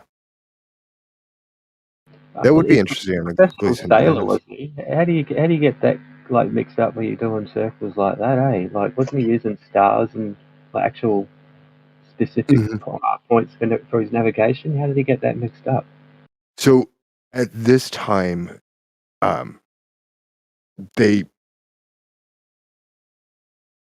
they were still working on their ability to hold time over distance. The devices had been invented and were making their way out, but they weren't as accurate as today.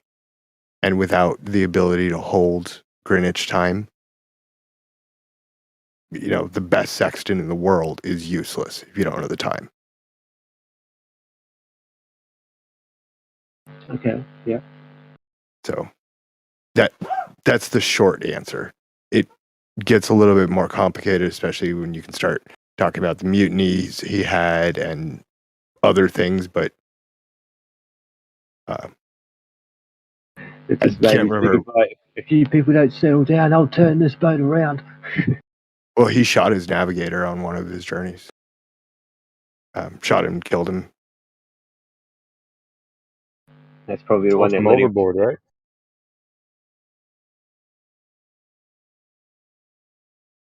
It was originally put down in the logs as he slipped from his watch. Right.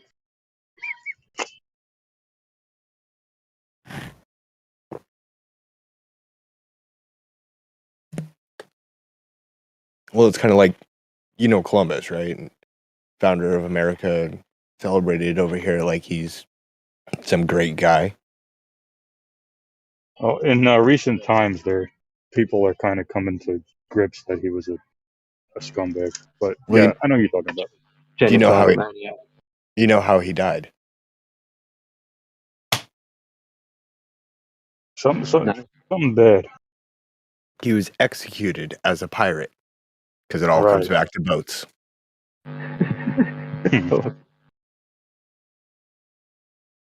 It kind of does, but because I'm pretty sure like laws themselves, even like, isn't it like it's maritime law or something like that? That's actually yeah, that's how they established like the laws and the rights and such and on land, eh?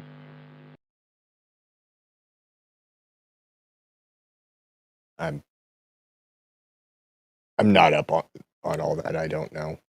I know there's a lot of, I wouldn't say a lot, but there is a collection of people who claim that, and they claim that they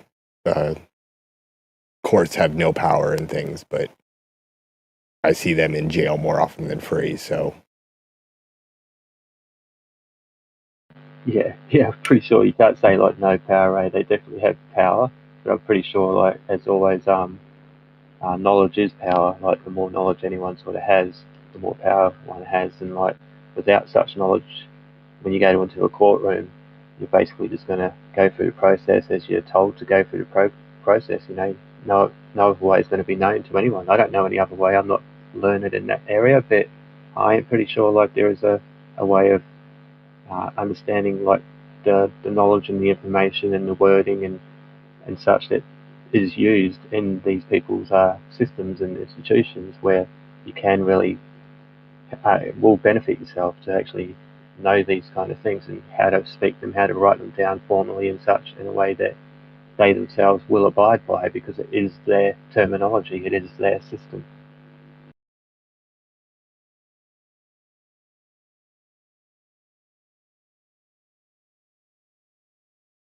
what country are you from, if you don't mind my asking? I can't place your accent. Originally I'm from New Zealand, but I'm in Australia now. I've been in Australia since '94. Oh, nice.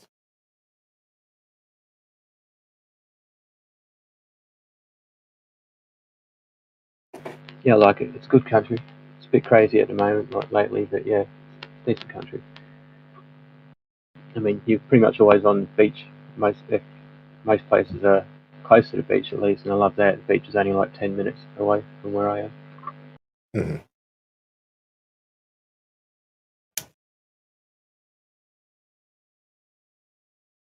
And the heat. Like the only thing that's really stopped me from going back to New Zealand, because I love the countryside in New Zealand. It's got awesome countryside.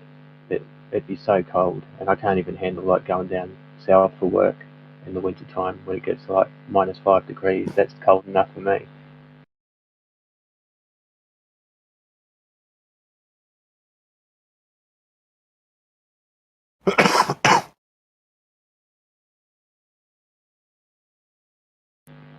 You're in America, eh? You sound American. Yes, yeah.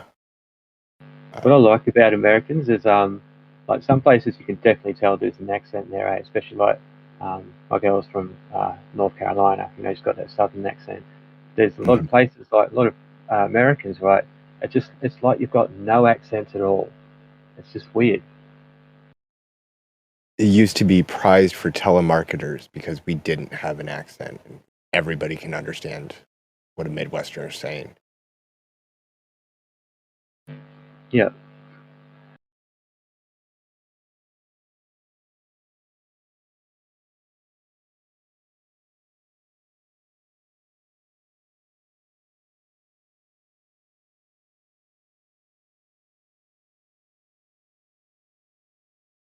How come they don't have any races that go down into the Drake passage? Have you ever been down there, Kool-Aid? I no, I've never sailed the Drake Passage. I'm sure there's a race there though. Dangerous, right? Yeah.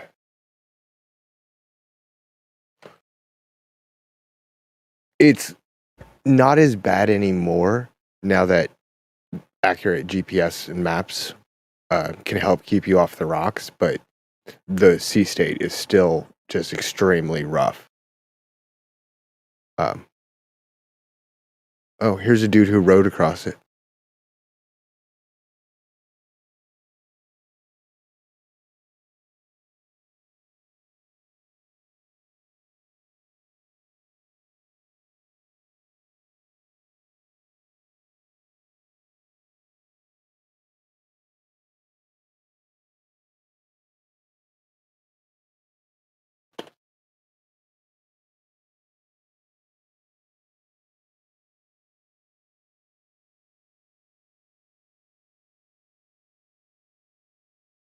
Oh, I guess it is also a leg in the Volvo is through the Drake. Oh, I forgot about that one. Oh, okay. So it's not that bad. I mean, it's bad, but it's not that bad, right? Right. Oh, yeah. People do it. So what's the worst one? Doldrums? Well, the race that's considered the hardest is the Vendée, and it's just because it's so long. And you're by yourself. After that, probably the Tri-Cup, which is it's basically a double circumnavigation, but that's done with 2 people, so it's not quite as bad. I'm talking about the most like dangerous passages, or parts of Yeah. a part on Earth to sail in. The Southern Sea. What's the one of us? You help me out here. I can't remember the name of it. It's the triangle of water just off the southern tip of Australia. Of water? Oh shit, I don't know. I know the land masses, but not the fucking water location names. It's like the Bermuda Triangle of Australia. It's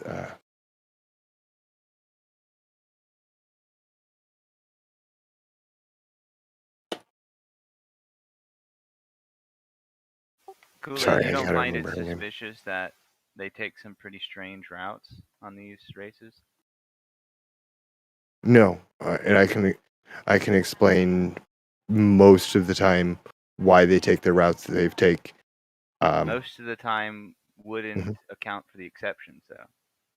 Right. The exceptions is when one boat goes and does something weird, and usually, again, I know I'm generalizing, but usually you can see within 2 days whether or not what they were trying worked, because they either find light air or they find a good breeze, and suddenly they'll pull in front.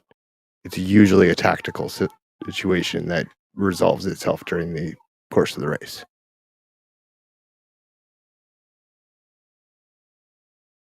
Yeah, I'm just looking at that map that you posted. There's a lot of, I guess they would have to say some sort of anomaly or phenomena, like a wind or something. But I'm sorry, which one of the maps? I posted a couple of them tonight. just the recent one. It's got the red, blue, and green. Oh yeah, that's I'm looking the. at this green one. This guy does a full circle in the middle of the Pacific for some reason. He was lost. Yeah, I'd say so. Don't you think that that's kind of a suspicious thing if you're saying this proves the globe in any way? No.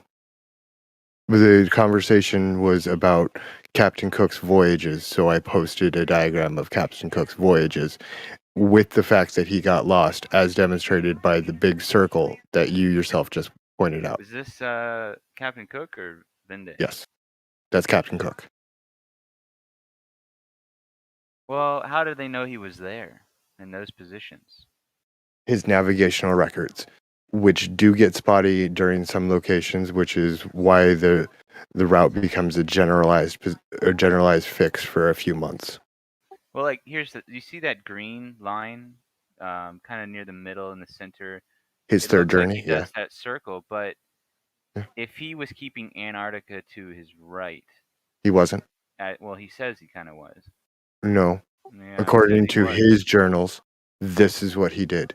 This is from his journals, No, dude. but he didn't map this out on a globe when he was doing it. He said, "My heading around Antarctica, there's like the dead reckoning." But they've No. made it look on the globe model here that he was just going around in the Pacific in a circle. But on a flat Earth, you can't see how this would be kind of evident of a flat Earth. No. Either he's going in a huge circle in the Pacific, or he's keeping Which he was. Antarctica to his right, and he's going around a great circle. Which he was not, as his charts and his journals dictate. He was not keeping Antarctica to his right. That is, he was actually keeping Antarctica to his left for his first journey. His third journey, which is the one that took the long amount of time, he was not. He was actually searching for island masses.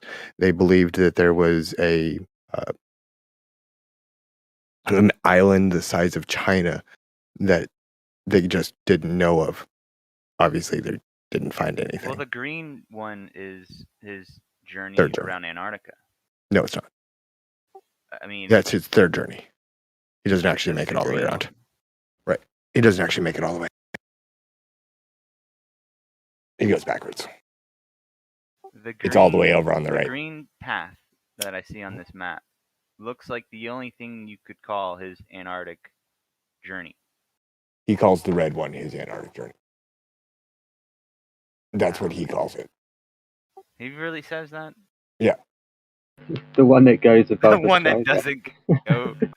Right. Oh my God. It's wrong. He was an explorer. Somebody's He got a wrong, lot of that's for crap sure, wrong. Okay. No, the Vendée Globe, if you actually want to see those maps, you have to click the link there. And it might be a virus. it might be. Yeah, Yep. can't trust it. I'm suspicious. And of your what's opinion. cool is you can actually turn on the wind overlay and you can see, like I was talking about, when they do that random thing, that random tack, and they suddenly start going in a weird direction.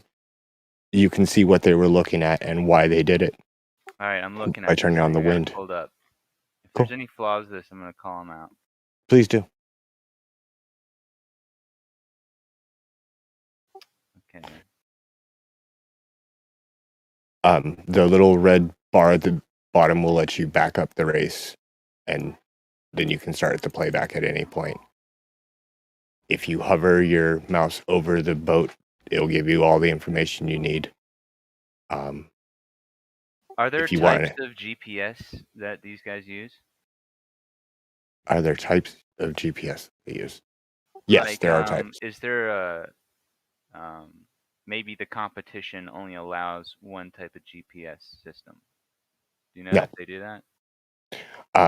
They do require that all boats have at least 2 working EPIRB systems, a personal one as well as one for the vessel. That's also required by the insurance, but that's like a a global system. I mean, you're probably just as aware as I am is that they wouldn't want anybody to cheat, right? So, right. I mean, if I brought my own GPS and I was constantly sending like pings or readings to the board or whatever, how would they verify whether or not I'm cheating? If I brought my own and it had just like it was programmed to send pings every such and such. Yeah, it wouldn't correspond with the other 2 or the satellite uplink that was mandated, that was giving positional as well as race data and So they a were all little bit using the of same a satellite? little bit. Yes, there was a dedicated satellite for this race, That's where I think that's where it gets as well as Jeopardy. other satellites. There was a multitude used, but there was one that was specifically dedicated to these boats. Yeah, and see, that's the the uplink interesting downlink. part. Like, do you know anything about these satellites? Like, how can I Vaguely. wanted to read more about them. It's very weird to have a specific satellite designated for a trip. No, it's how they would monitor the race. It's actually really common. If you look at, let's see, what Well, boat is can I there a show you? name of the satellite specifically? Yeah, but I'll be a monkey's uncle if I can remember what it is right now.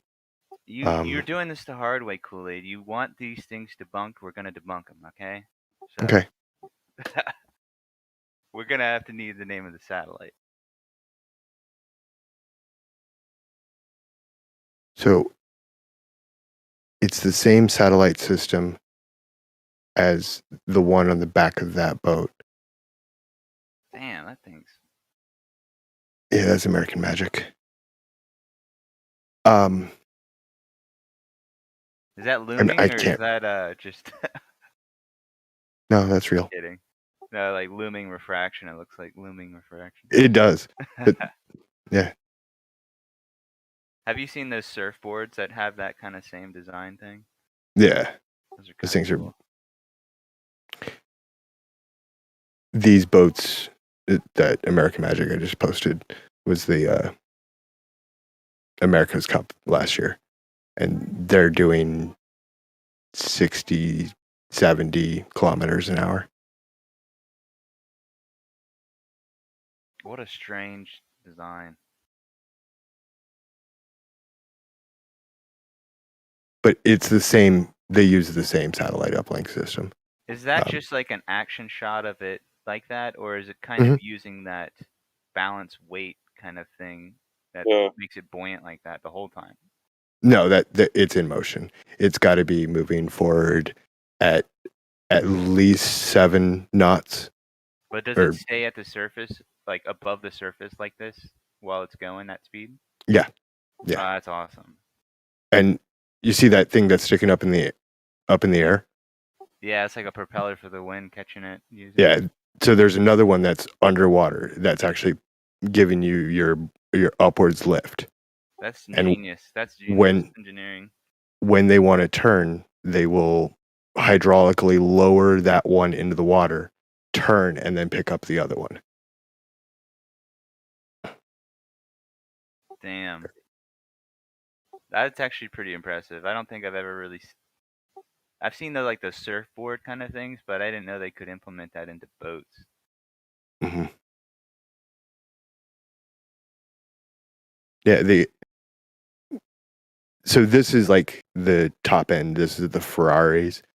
The Imoca 60s that I'm always talking about use the same technology, except they're not as fast as, they're the Pinto to this. Yeah. But they're still going out there and doing it. How much? This thing costs like what? A couple $1 million? Oh, yeah. About $8 million. Yeah, that's insane. If you own one of those, you're kind of a badass, unfortunately. Here, you want to see a badass video of that one wrecking? Oh, definitely. I don't know why I'm into this, but that's sick. Airbus. They've kind of managed a lot of, developed a lot. They just need to make this into like a paraglider thing or a wind sailing thing too. Here you go. This happened during the Prada Cup, which was one of the warm-up races for the America's Cup. And you can actually see it. And but what happens is one of the large batteries that's in the hull of this thing hits so hard it falls through the hull and falls out the bottom of the boat. That's why it capsizes. Damn. I just get such an impression of wealth here. These are just really rich people. So America Magic is the name that has gone to the New York Yacht Club's yacht for the America's Cup since the America's Cup was first founded. And the America's Cup is the oldest sporting trophy that's still in existence.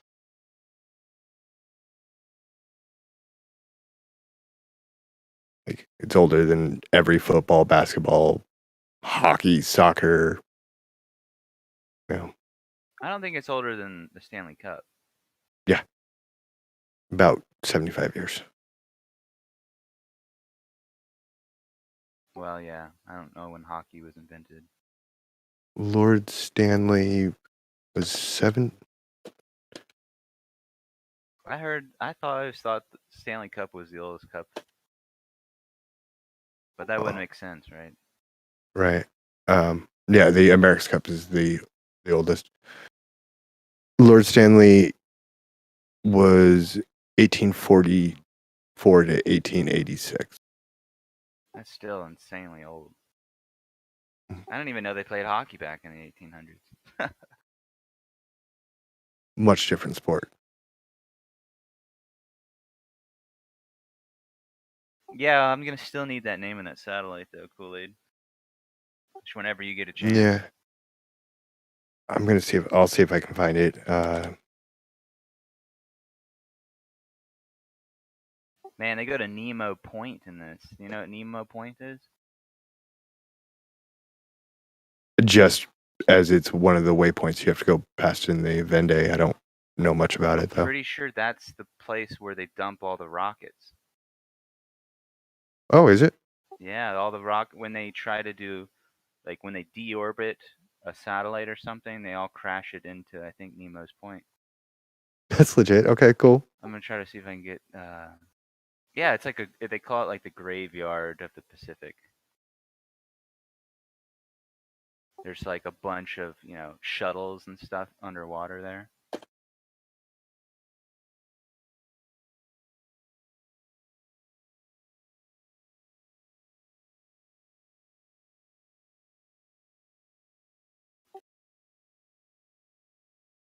So, satellite was that? Yeah, Point Nemo, they do. So, your Vendée Globe people make a little detour and go around the rocket cemetery. Or go to the rocket cemetery. That's kind of interesting. I don't know, man. These satellites, it's kind of like having training wheels. I mean, why don't they just go out there with nothing? And we'll see who the badass is. If you make it back, good. Not, hey, tough shit. Yeah, I thought we'd have like rocket-propelled men that could just go up there and fly around and shit. So, Rocketeers. Is this good enough? They used one of the Galileo satellites that was originally orbited by ESA and piloted by the company. Oh, hold on. Galileo Satellite Navigation. CNES.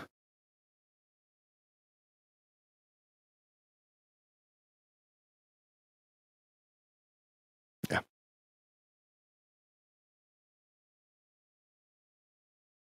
I don't know exactly which one it was. It takes the Galileo 15 hours to orbit the Earth, it says. That's a pretty big orbit. It takes the ISS, what, like 90 minutes? Yeah, something like that. I don't know. My boats go splash, not wolf. They got some fast balloons, man, I'll tell you that.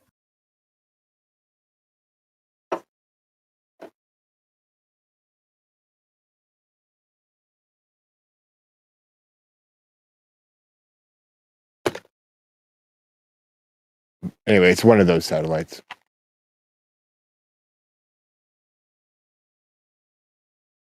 I bet that's probably going to be the same ones that they'll use for the Golden Globe coming up too.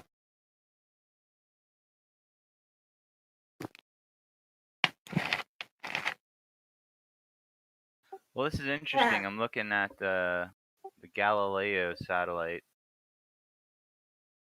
And like I said, it takes 15 hours to do a full orbit around the globe. That would mean that if you're on a sailboat using this GPS satellite, the satellite would have to shoot through the globe to get to these guys. I just posted the orbit of the Galileo satellite. I'm sorry, Sin. My girlfriend was talking to me. Say that again. Well, I just posted a link of the Galileo satellite that they apparently used for navigation, and it takes 15 hours for it to orbit the Earth. In your model, Cool. the satellite would have to shoot its signal through the Earth. If there was only one of them, but it's part of a satellite network. And that was where I stopped, was to find out exactly which one, because I don't care enough, to be honest. Well, if they were only using the Galileo satellite, they'd have to shoot signals and reception through the Earth. No, it was one of the Galileo satellites. I don't know which one it was. I don't know where it was located at the time. Probably somewhere where it had line of sight to the Southern Ocean south of South America, because it was the boat, or it was the first one that reported Kevin's incident on the PRB, when it actually sent off his beacon half a second before he grabbed the radio. He got out the radio call, Mayday, Mayday, Mayday, I'm sinking, oh my God, I'm down. And was able to grab his dinghy, jump out in the middle of the ocean with just his survival suit on. Spent a day and a half floating in the ocean. His boat completely sank below the waves and became irrecoverable in 2.5 minutes.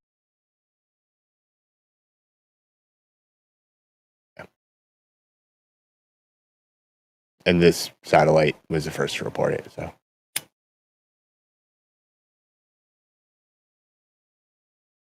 I've always found satellites super interesting. Like, you know, from a flat Earth perspective, I don't think they ever get enough conversation talked about them. No, like, they have some of these satellites, like the image satellite. They send these things so high up in the sky that they lose connection with it. They can't get any signal sometimes from these satellites, and they'll say they'll lose signal for 5-10 years, and then they'll get a trace signal of it, and it'll start like kind of back up again. Very strange. So sometimes they won't even be able to make any sort of contact with these things for years on end. So they say. Okay. Cool. I hope they keep track of them so they don't run into them. But other than that, Well, that image satellite that I was talking about, they sent it up to the ionosphere, and they tried to send it up higher because it was there to study the upper mediums. Like, it was there to study the plasmasphere. That's what the purpose of it was. So they tried to send it up higher, and when they sent it up higher in the ionosphere, it completely fried out their battery. And that's when they just lost permanent contact with it. So the higher they went, it just completely fried their electronics. I thought that was crazy. yeah. I bet that's probably why they have to have shielding on like the space shuttle and stuff. But it's just, it leads more, doubt into the fact that, the moon guys had no problem. The Apollo missions had no issues with it. But, They actually modern had NASA shielding. missions have problems with it. They had shielding on it. But why would NASA not account for that shielding and send up a satellite that just gets fried? Like, are they not as like?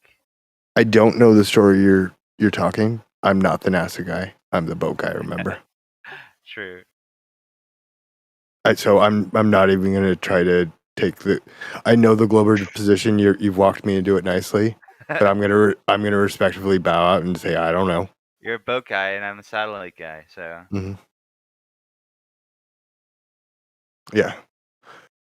Talk to Druss about that. He is probably a lot better. He has personal firsthand knowledge with satellites. Druss will probably make something up about history and connect it to I don't know. I think he said he's not a space guy. But he definitely would argue, regardless. I got called out the other day. I was having a conversation about Christianity. And they looked at me and they went, Kool-Aid, I knew it was you talking because it all comes back to the damn boat. Yeah, there's some boat stories in the Bible. Mm-hmm. Yeah. There sure are, aren't there? Yeah, Jesus got off a boat, man. Walked in the middle of a storm on the water. Crazy storm. Yeah. So did David Blaine. Yeah, but David Blaine is a con artist. Yeah, but so was Jesus. Jesus is Or the I'm sorry. living So Son are of the God. people who profit off the teachings that may or may not be attributed to this one man. Well, it's still a historical fact that it's said that he did it, you know. Yes, it's a historical fact that it's said. It's not a historical fact I mean, it happened. what do you expect in a 4K live stream of Jesus doing this? You know, come on. No. But it's also a historical fact that things that are in that book are not possible. You're trying to sow doubt and deception. No, I'm trying to Something say pi that is isn't. historical fact. I'm trying to say pi is not 3. Well, you know, all the time we hear flat earthers say, let's get a 4K video. And you guys, Mhm. you always say that's so unreasonable. We don't owe it to you guys. They don't have to do these things for you. Right. And I hear, you know, people that don't like the Bible kind of using even Globers, ironically enough, or atheists that don't like the Bible will say, First of all, like, I'm not an atheist. Just so you know. okay, good, thank God. But they'll try to say, like, they'll try to cast doubt on it. Like, oh, they get all conspiratorial minded about the Bible, but not about the globe. I just find that, you know, strange. Well, It's like a there's- double standard, you know what I mean? No, it's actually the same standard.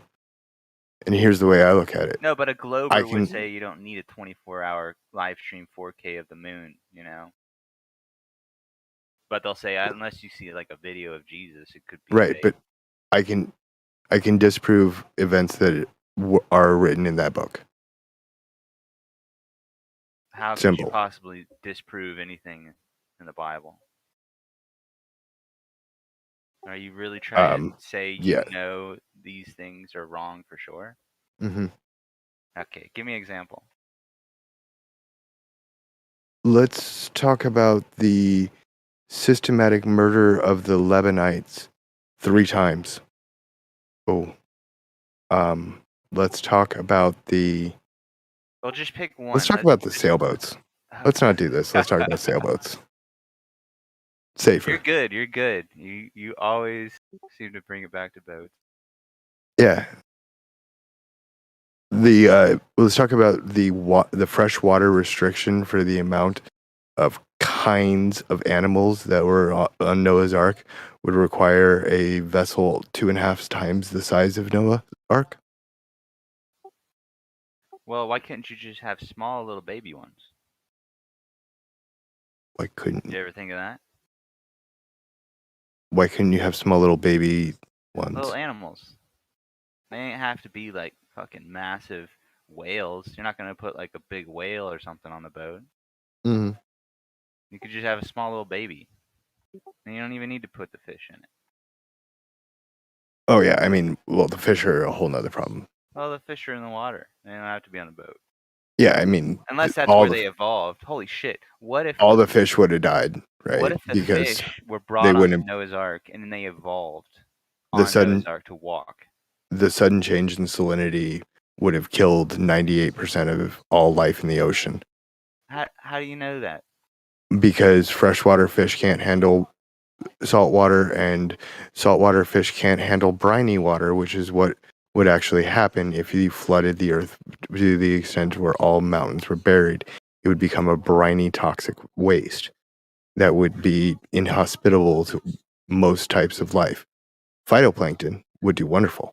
Why wouldn't the ones that survive in the clean freshwater There wouldn't be. survive in the freshwater, and the salty ones survive in the salty ones? There wouldn't be. Kind of seems what happened. There's one type of water, right? All water. There's not fresh and salt. Where do you think the salt comes from? If it rains on a mountain, it's probably the fresh water isn't going to go into the valleys and crevasses of salty stuff. Whereas the ones that go into the salty ponds are going to probably be salty. So you're arguing against a worldwide flood. No, I'm arguing for one. I'm saying that if it was And how do you raining have on the earth, separate? How do you you're have going to have separate runoff into bodies? the oceans. How do you have separate bodies of water on a worldwide flood? It seems to me the prerequisite for worldwide is one body of water. Yeah, but at different elevation, maybe. One body of water If at you different have two elevation. mountains and there's a Water always worldwide finds its flood. level. Water always finds its level, brother. Yeah, but Come on. yeah, I agree. But it says in the Bible that there's still mountains that were raising above the flood. Only after the reduction. So if there's two mountains and there's a freshwater valley, and then there's an ocean on the other side of one of these mountains, and then you're gonna get rain. And it's gonna run off in certain directions. That's a push. No, That's a fact, hard man. push. Have you ever been to Colorado where they have the Great Divide, where from this point it's like based on the tectonic plates and stuff? Mm-hmm. Like if you go to Colorado, there's a point where all rivers from that point go into the Pacific. Mm-hmm. Whereas on the other side of that mountain, they all go to the Atlantic. So there's an example right there of how you could. And when that water runs off the Continental Divide, runs into the Colorado River, runs south through New Mexico, runs south they're through different rivers parts now, of right? No, it's all the Colorado River that runs south through New Mexico, into part of Mexico before it finally opens into the ocean. At the very bottom of that, is the water salt or fresh? Well, you live in the Midwest. You know a lot of that stuff is said to come from glaciers. That's why it's so flat, right? So at the bottom of the river, when it's opening into the ocean, is it salt water or is it fresh water? It's a mix. Let's say a mile upstream from the ocean. Is the water in the river salt or fresh? It depends if it's running off from a mountain. Because I live in Tennessee, we have a lot of clean water, fresh rivers that always seem to run down from the mountains. So if you're unless it's like a tributary, like the ocean. The tributary. So salt and fresh water will mix whenever they're given the chance. Or no, not all the time. Entropy happens. Actually. Yes, entropy is a law. They have freshwater tributaries that blend into the ocean, and there's always a divide. Every single time. Yes. There's waters separated from waters by just their difference from being salty and not salty. As they do what? Do they stay separate or do they do something? Well, the ocean. I'll give you a hint. You have a flowing stream of fresh water. Listen, the stream of fresh water never stops flowing. Mm-hmm. So it seems like there's an endless supply of fresh water going into the salt water. And it mixes with the salt water and becomes. Or maybe they just are separated by their distinct differences and don't mix. Or maybe you're right; it does turn salty. But it doesn't change the fact that there's an infinite supply of clean, fresh water. If you mix fresh water and salt water, it mixes. If you put it in the same container, it mixes. But dude, the water cycle clouds, when you have rain, you have fresh water. When We're still talking about. You have the conversion of salt water into fresh water. We're still talking about a worldwide flood where everything is one body of water. No, that's not true. You have the oceans, and then you have the clouds that rain fresh water. So, as you said, The raining, which is where the floods come from, comes from the fresh water. You know, the oceans are still salty though. So the fish flew around while all the rest of the water was No, salty? I said when the flood resided, the freshwater fish survived in the freshwater and the salty in the saltwater. It's pretty simple, right? Wow. How long would it take to desalinate the Great Lakes? You don't have to desalinate things. Well, it would be salty. The ones that can't survive in the salt water will die in the salt water. The ones that can't survive in freshwater will die. And guess what? The ones that will live will be adapted to the environment. That's what has to happen, right?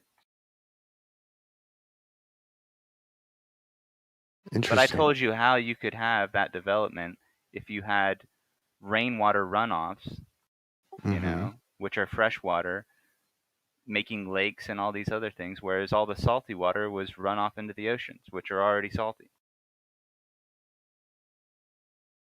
And like I said, it already says in the Bible that there was high mountains above the waters.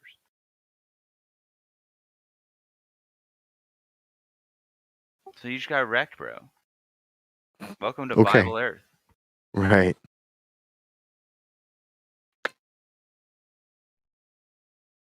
They found dead clams in the closed position top of Mount Everest. Explain that on a globe. Yeah. Tectonic plates. Everest sits directly on a subvection duct. It's pretty easy. The Alps are a subduction duct. That's why they look like they do. That's just what you heard. Mm. It's like I heard about the clams. Mm-hmm. I've seen the clams. I've seen a couple bearded clams in my day. Well, Kool-Aid, that is an argument that seems to be in support of a worldwide flood. I know you can have another alternative explanation, but it's not a knock against us. No, I agree. I think that's one of the better evidences. But you got to admit that salination one is debunked. No, sorry. Desalination requires more than what you're describing to it. It's just the water cycle, evaporation, clouds, rain. That's if you have a salty base, if you have salt water and you add fresh water, you end with salt water. But if you have salt water and you have the water cycle, you have clean water. And it was raining, that's where the floods came from.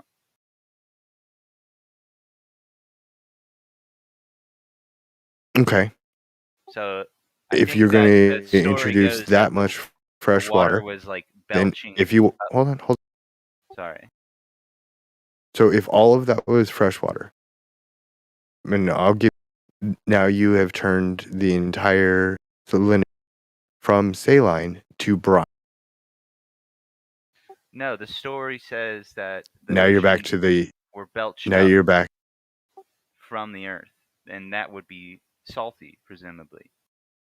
Now, when the rains happened, the rains purified and desalinized the salt water, so there'd be less rainwater. The rains purified the salt water. Okay. Okay, so you get a large so underwater. now we're back to briny water in the oceans, and all of the fish dead. No. If there's underwater, if you have like tectonic movement and these underwater caverns of water or underwater under the earth's surface, like bodies of water come up to the surface, they're going to be salty. So you're having so now it's salt water. Okay. Salt water. Now, when you have rain, you're going to have the clean water, but there's still an increase of salt water that may just to a lesser degree be converted to fresh water. So the salt water rainy converts some of it to fresh water and some of it to salt water. All rain is fresh water. And All rain is fresh water, but these other things are. I'm confused. You got to learn about the water. It seems like. Yeah. That's what if I talk man. about the salinity? What if I talk about the salinity cycles? Then you're going to have to acknowledge the fact that clouds make rain, and rain is the cleanest water. Okay. And saline water plus a lot of fresh water as a diluent produces brine, not saline or alkaline water. If there was more water that came to the surface of the earth because of tectonic movement, you would have an increase in salt water. To a lesser degree, you would have clouds that are formed from this influx of salt water that would create a lot, but lesser than you'd still create a lot of fresh water. And the fresh water would pool up in the areas that didn't run off into the oceans. Well, I thought everything ran into the oceans because everything's underwater, right? Except for the tops of. A lot of clean water stuff, fresh water, collects into lakes and ponds and things that are isolated from the oceans. Right, because if they touch the ocean, they're no longer clean water. They become salt water. Hey, there you go. There's not a freshwater ocean. All the fresh water is on land or under the surface. I don't know about there's not a freshwater ocean. The Ogallala Aquifer is pretty damn close to a ocean. It's the size of 6 states.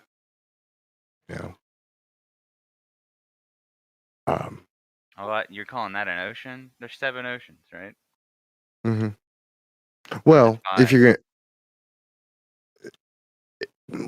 gonna call, you're right. I guess that'd be more of a sea than an ocean. Yeah, see, Fair. You're doing the Glober thing where you change the definition. No, I'm talking about Atlantic, Arctic, Pacific. Those are the oceans.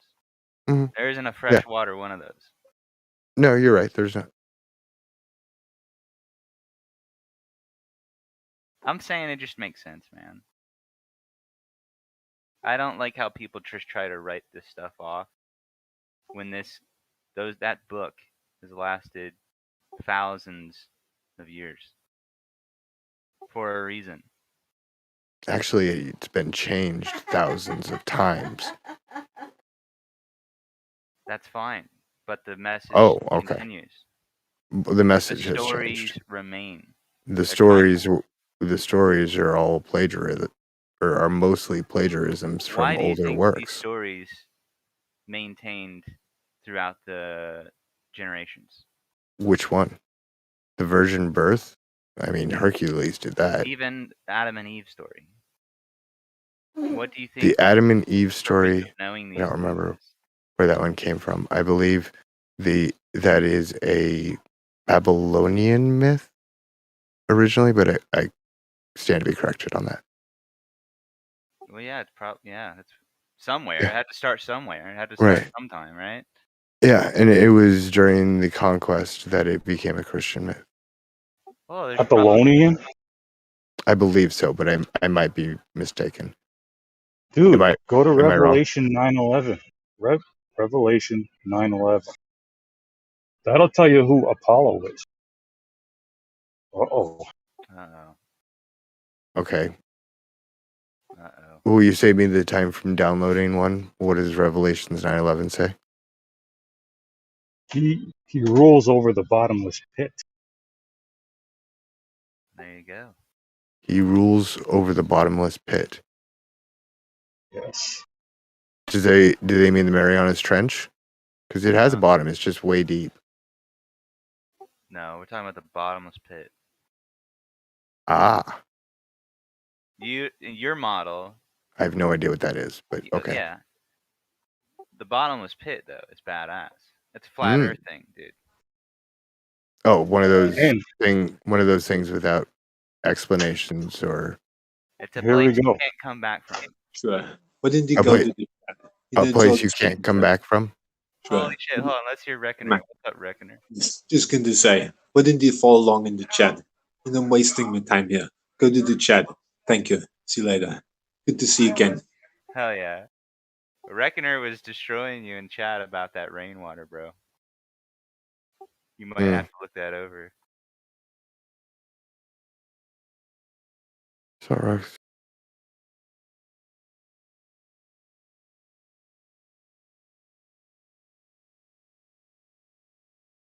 Yep. All right. Apollo was Satan. A lot of evidence in support of the Bible, man. Satan is Saturn, also known as Kronos, chronology, Father Time, the Grim Reaper, bro. Oh shit. Also known as Pan. Okay. Yes. Yep. God of liberation, renewal. Pan? Yeah, Pan. What did Pan do? He's the same thing as Saturn. No, he's not. It is. Yeah. What mythos? Greek. No, yeah, Greek, he was known as Pan. For the Romans, he was Saturn.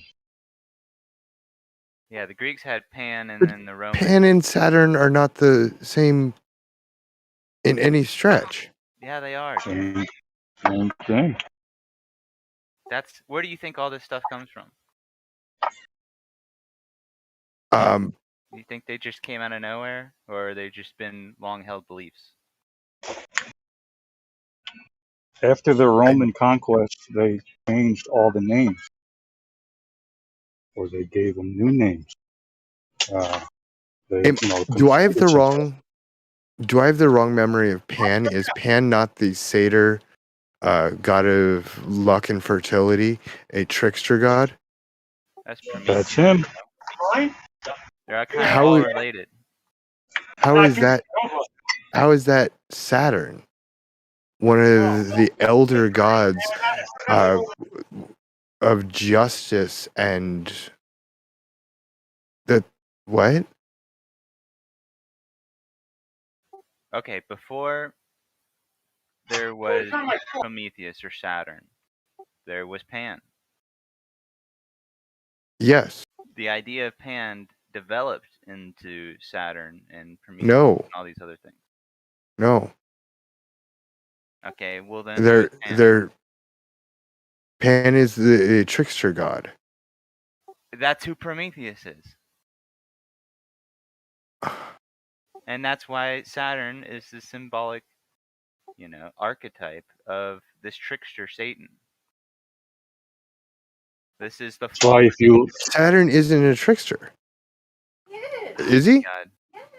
I'm sorry. Hold on. I'm getting yelled at. If I'm got this wrong, okay. Even your woman's yelling at you, man. Yeah, she is. I got this wrong. All right. Welcome to Flat Earth, bro. Good one. Welcome to Saturn Earth. Saturn.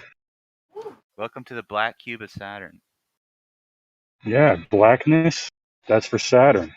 That's why, you hear all these guys who are Muslims.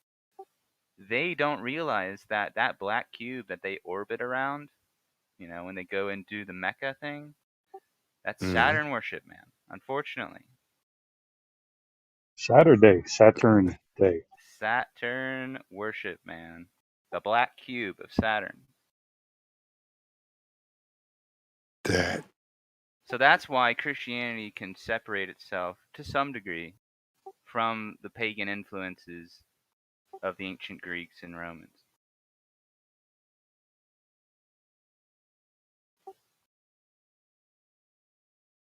Sorry. Really, guys? That's I think you're outmatched on this one, Kool-Aid. no. It's just silly. There's Well, these are all nothing there. archetypes. They're, they're, they're just But they're not the same archetype. They're Pan and Prometheus are identical. They're the same. They stole the fire of God. They're the tricksters. They're Satan. They're kind of the same archetypes. This is where these things come from, you know. They evolve and change and then are interpreted by different people. But it's the same kind of thing. all right. There you go. Reckoner again in chat. Apollo, Satan, Devil, Mephistopheles, Morning Star, Satan, Saturn. It's all Saturn, bro. everything here is Saturn.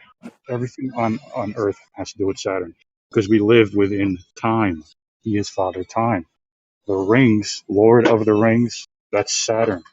When we rise up spiritually, we pass through the rings of Saturn. You gotta get through Saturn to get to the top. He's Hold gonna on. overdose on red pills, man. No, This is too much. This is Lord too of the Ring is in on this. Yes, it's all one big ritual, man. They worship this shit. What do you think we're talking about this for?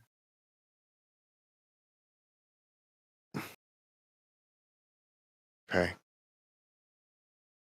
Sorry. This is Yeah, that's what I'm saying. like I Too respect much you too guys. soon, maybe, right? I respect you guys, and I come in bullshit with you all the time, but I can't. This is just too far for me. Jerry, you just broke him. We just broke this guy. You did. Well, there you go. Gave you something to, chew on. Think about it. Look into it, man. I mean, even if all of these are the same archetype, cool. We all write the same story. No, I've been ripped off a couple times. What else does that mean?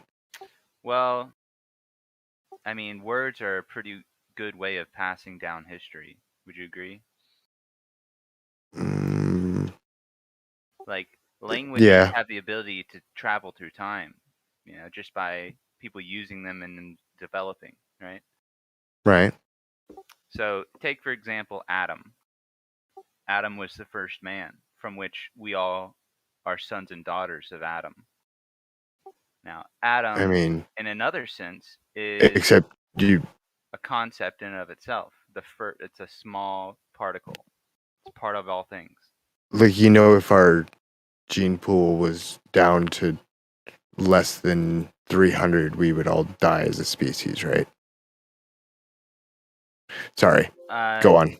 Genetic diversity. We'll just pretend genetic diversity is not a thing and carry on. Well, I'm asking you, do you know what an atom is? Do I know what an atom is? Yeah. In In your model, in your belief system, what is an atom? I always get this confused. The smallest unit, or you can get smaller, but it's it's a particle, right? It's a fundamental to all. Sorry, I don't remember the exact wording on it. Well, fundamental to all things, at the essence of all things, is an original, or it's kind of tied into the story of Adam in a way. Sure. I don't find myself being very atomivistic, or thinking about atoms and caring how they're reacting. Most of my stuff I can deal with particle or larger size.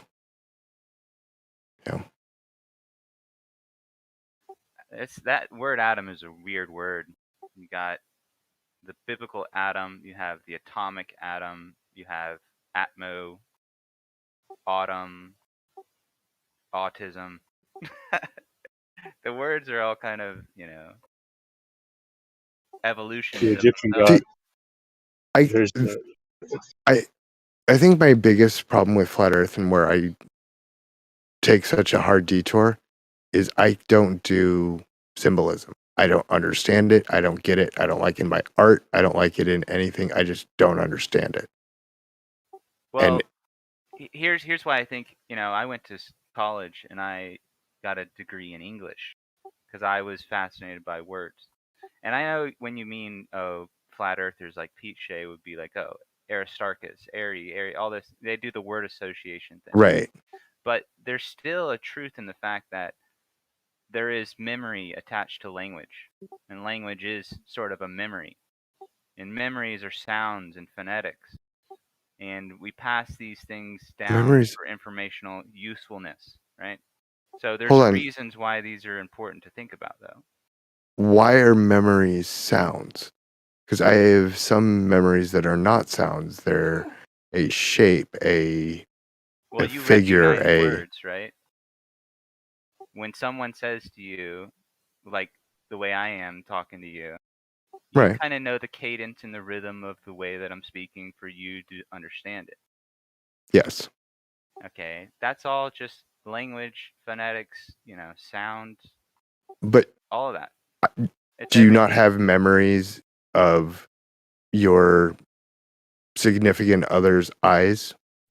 That look they give you when, everything is going just right and you're having the best day of your life.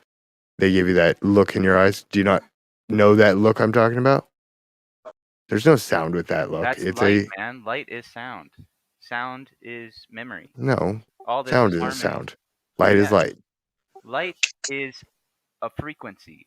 Sound is a frequency of energy, which is measured on the electromagnetic spectrum as a wave. It's the same thing. All of this is light. Yes, everything is light. Now have a look at the chat again. Thank you. Just say it, dude. Ether. There you go. Oh, okay. Oh. Which ether? Hold on, I want to see what Reckoner said. It's one of those words with, about 90 different definitions. Well, I've had this conversation with people that believe in the globe, right? They always make the distinction that sound isn't light. And I always say, oh, well, it's all electromagnetic. It's all measured in frequency and wavelength. And I can measure sound by its wavelength and frequency. I can tell you how fast the boat's going by its AKA it's frequency. light. Well, essentially, it all comes down to light, I think, at the end of the day. And they don't really understand light at all. They have just ways of trying to describe it to you. Sure. Why don't you read the chat now? Thank you. Yeah. Oh, yeah, there's that pagan thing. Moon day, Monday, Tuesday, Mars. Cool. Words are words. Whatever.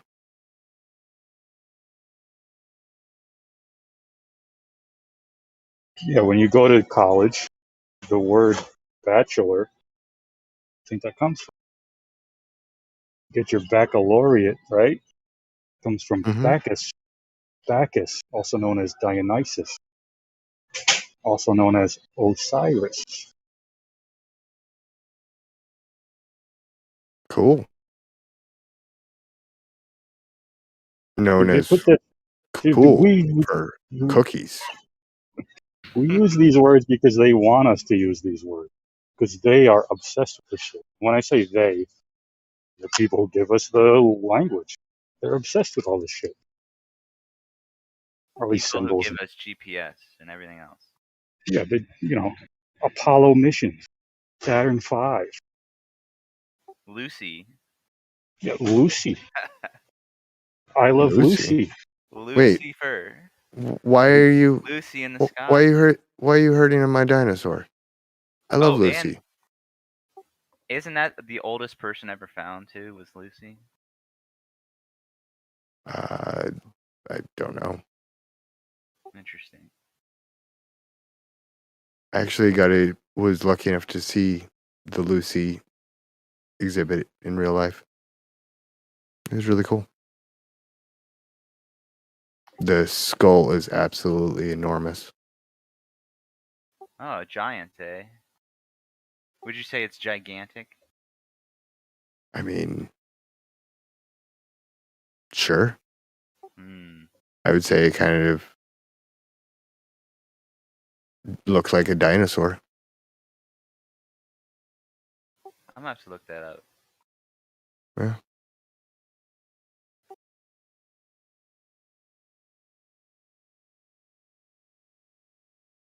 So you think this looks like a dinosaur?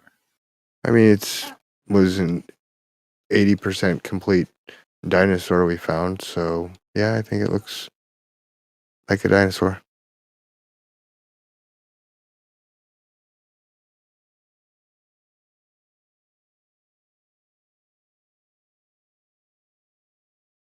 That looks like a fucking horse. Okay, well here. That horse has got really fucked up legs. Now let me post a picture of this. Are you guys in live stream 1? Because I didn't see what the 85% was. Oh, I didn't post anything. I was talking about. Okay. I was talking about Lucy, the Tyrannosaurus Rex. I was talking about Lucy the human, or Oh, whatever. I don't know about that. This is the bones of Lucy, the oldest known body discovered. They say it's 3.2 million years old. What? That's crazy. How could they possibly say that? And what if it's true? Who knows? Look at that. That's what they say. That's archaeology for you. Bro, just a bunch of motherfucking liars, dude. That's what I'm saying, man. How can they say It's just a bunch of motherfucking liars, dude. But you know, Druss would say this is shit. you know we've dated it back to 3.2 billion. What the fuck ever, bro. Intellectual psychobabble, dude. These guys. What's wrong with it? They have no problem lying to you. It's storytelling. It's storytelling? That's what's wrong with it. It's fucking storytelling, dude. They're making shit up. They're correlating the fuck out of 20 different aspects of every claim. I mean, yes, you correlate your claims. Okay, well, that's a good thing. How far Is it? off from your destination would you be if you made 20 wrong turns? How far off would I be if I moved 20 wrong turns? What? That's what I'm saying. Like, That's not what you have to make correlation these- means, dude. You have to make these logical deductions, man. No, that's not what correlation is.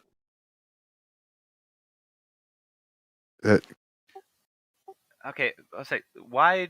Who are the type of people that would believe this is 3.2 million years old? The people that probably don't have a clue.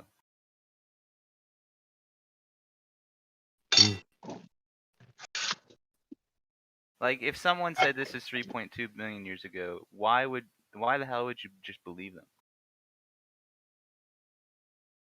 Yeah, it would be a good thing to like ask for evidence, you know, look at the sources, figure out the science or what, at least what the claim behind it is.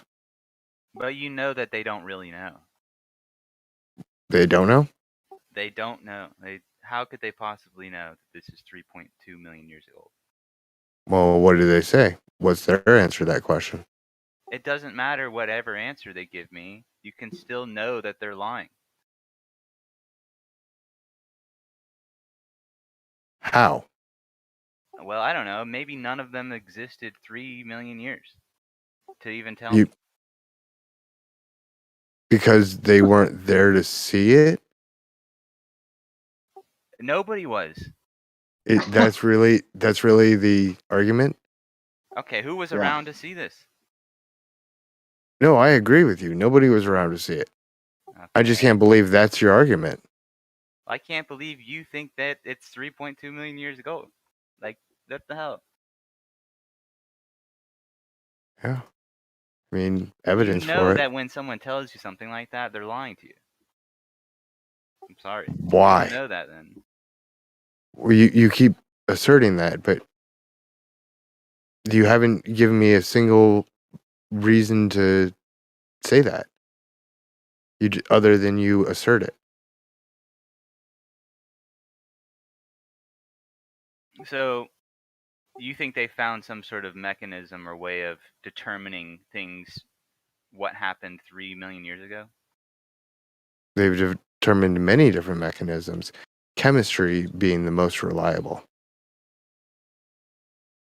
And then you're going to get into problems with radiometric dating and carbon dating.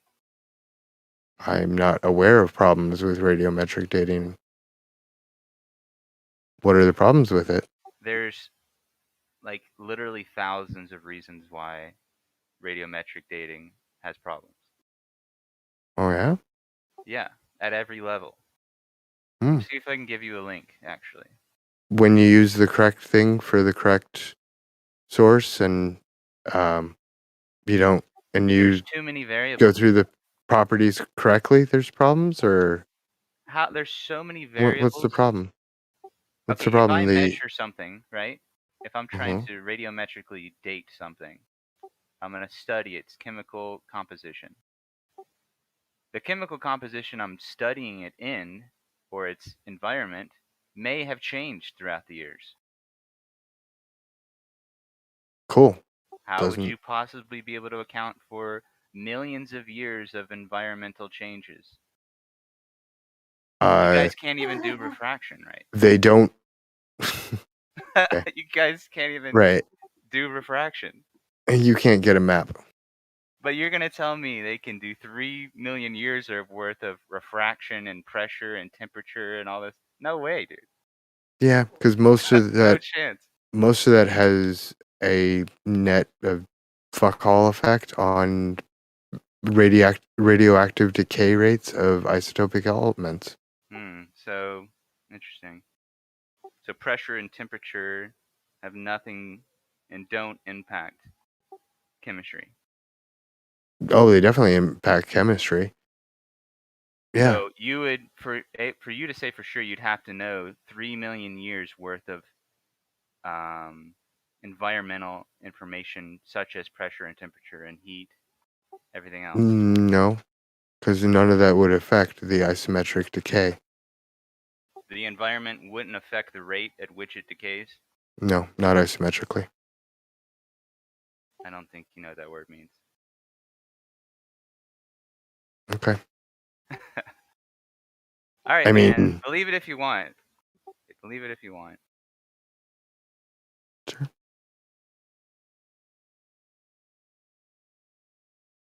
I mean, I don't know what you are trying to get here. This stuff is real. I'm telling you, they're always telling you stories. They're always telling you stories, and if you think about it for giving longer you than explanations. 20 seconds, you should know that they're telling you stories. Telling me explanations. Yeah.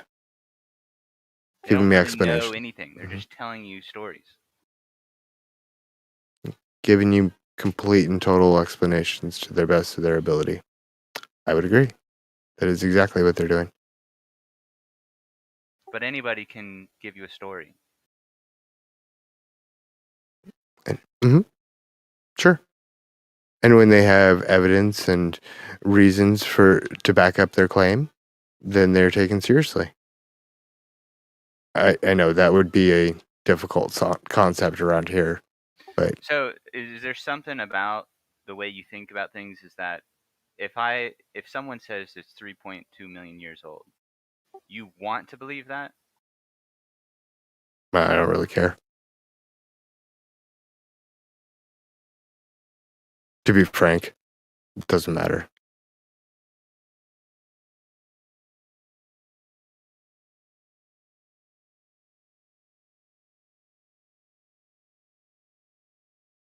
Yeah, it really doesn't. It's just interesting to hear all the different stories they try to tell you. What does matter, Kool-Aid? I What don't know. I matters haven't to figured you? that out yet. Sailboats. Ding, ding, ding. So, do we have any flat Earth evidence today? Yeah, what kind are you looking for? What do you have? Well, we may not have what you want, but we got the next best thing.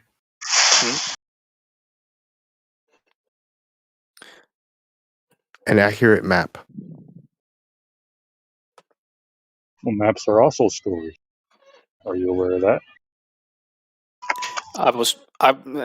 You get where I'm going with this, Jerry. I would be looking for evidence that's not just words. Oh, that's right up my alley. Listen, you go outside, okay? See the Hold ocean? on. Okay. Yep.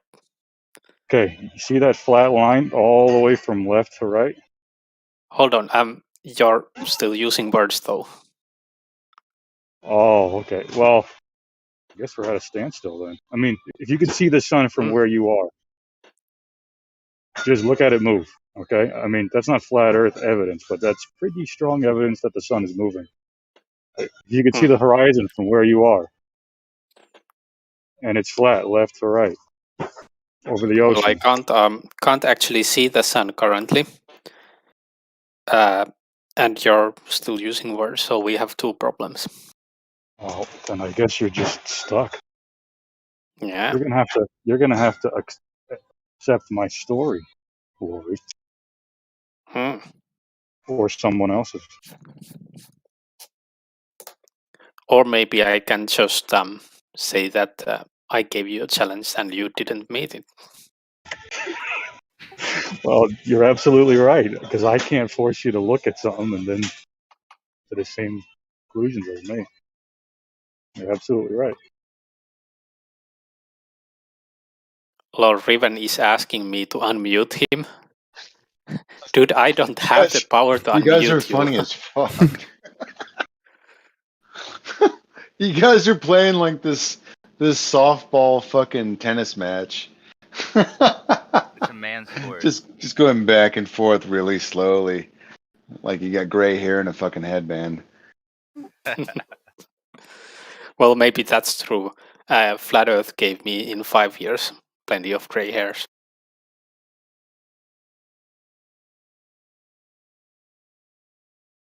Lori, what are you passionate about?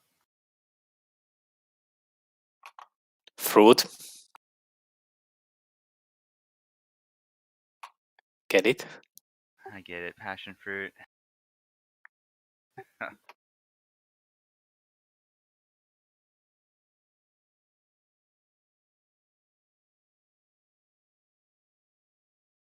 Lori, how old is the Japanese language?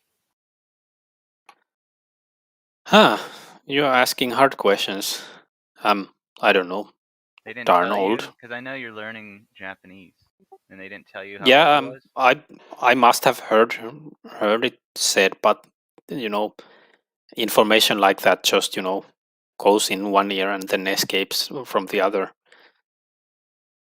I'm very bad at dates and timelines.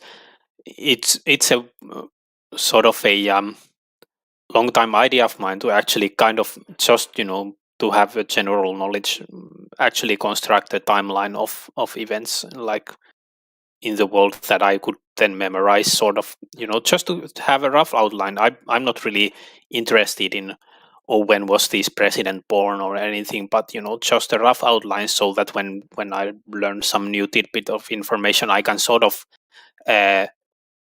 go like, okay, so it's roughly in this in the general area, as for example, World War I or something like that. So I would have at least some idea. Lori, I would, if you ever gonna do that, you seem like you're into language already. Look at the history of language and where these languages come from. It's pretty interesting. Sure, it actually is interesting. The closest connection I have is through English, because I actually studied Anglo-Saxon at some point, and of course, there's no practical use for studying Anglo-Saxon unless you happen to bump against time traveling Vikings or something. But I think that's kind of I think that's a lie. Like there's people that study these languages will say there's no reason to study these languages. They always say that. I think that's intentional that they say that. Well, it depends on There's how a you lot of define information in it. Sure.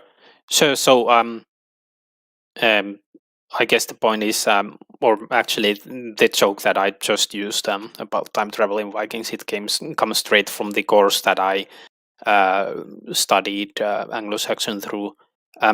of course, the guy wouldn't be teaching that course if he thought that there was actually no bloody use whatsoever.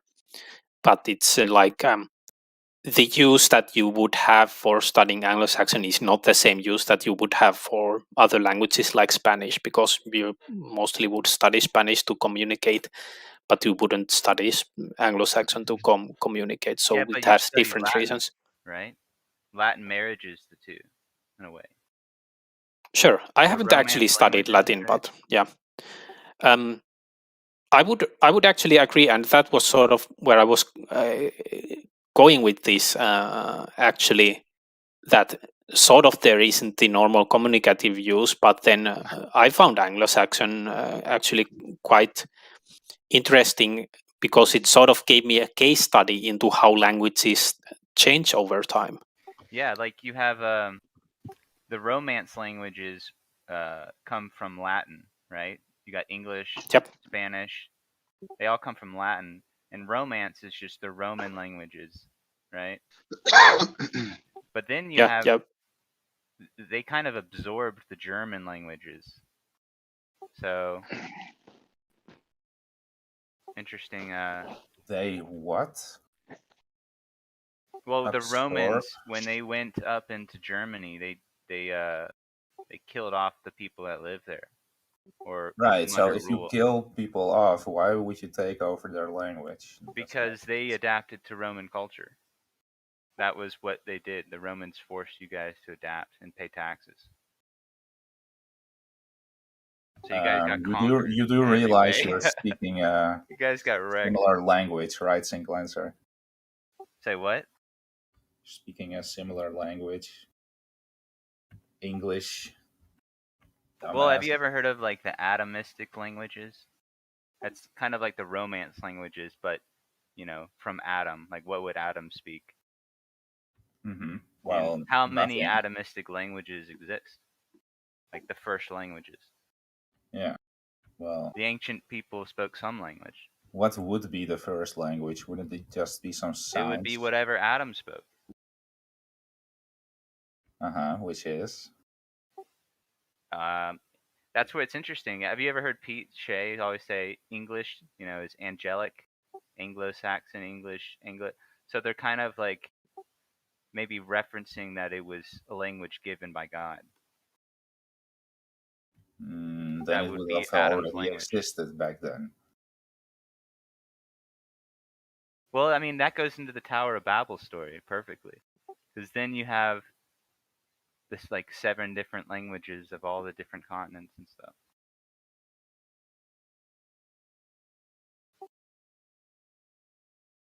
So there you go. There you go, what? That doesn't make any sense. It's as simple as that, Ed. Yeah. Now you know.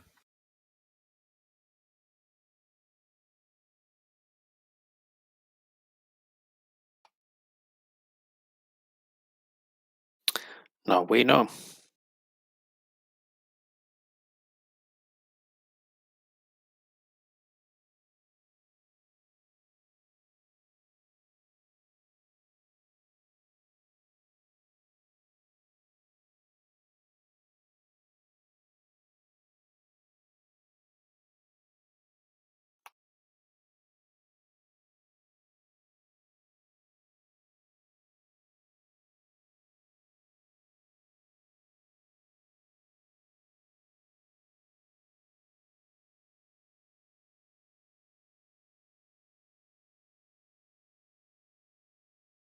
Hey, Riggs, are you there?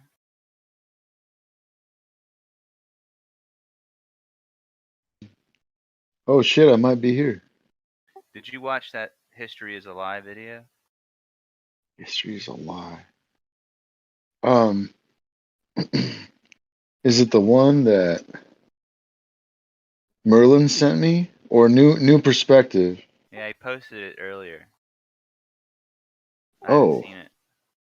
it's called Collapsing Timelines and How History is Fake. Yeah, did you watch that? I put it on last night, and fuck, dude, I passed out too quickly to remember. Yeah, I kind of wanted to watch that. Well, I don't know, like it felt like he talked too much without saying much, so that's why I passed out. Damn. So hopefully I might have to like skim through it. It may not be something I want to like listen all the way through. Yeah. I could be wrong though. I was really tired.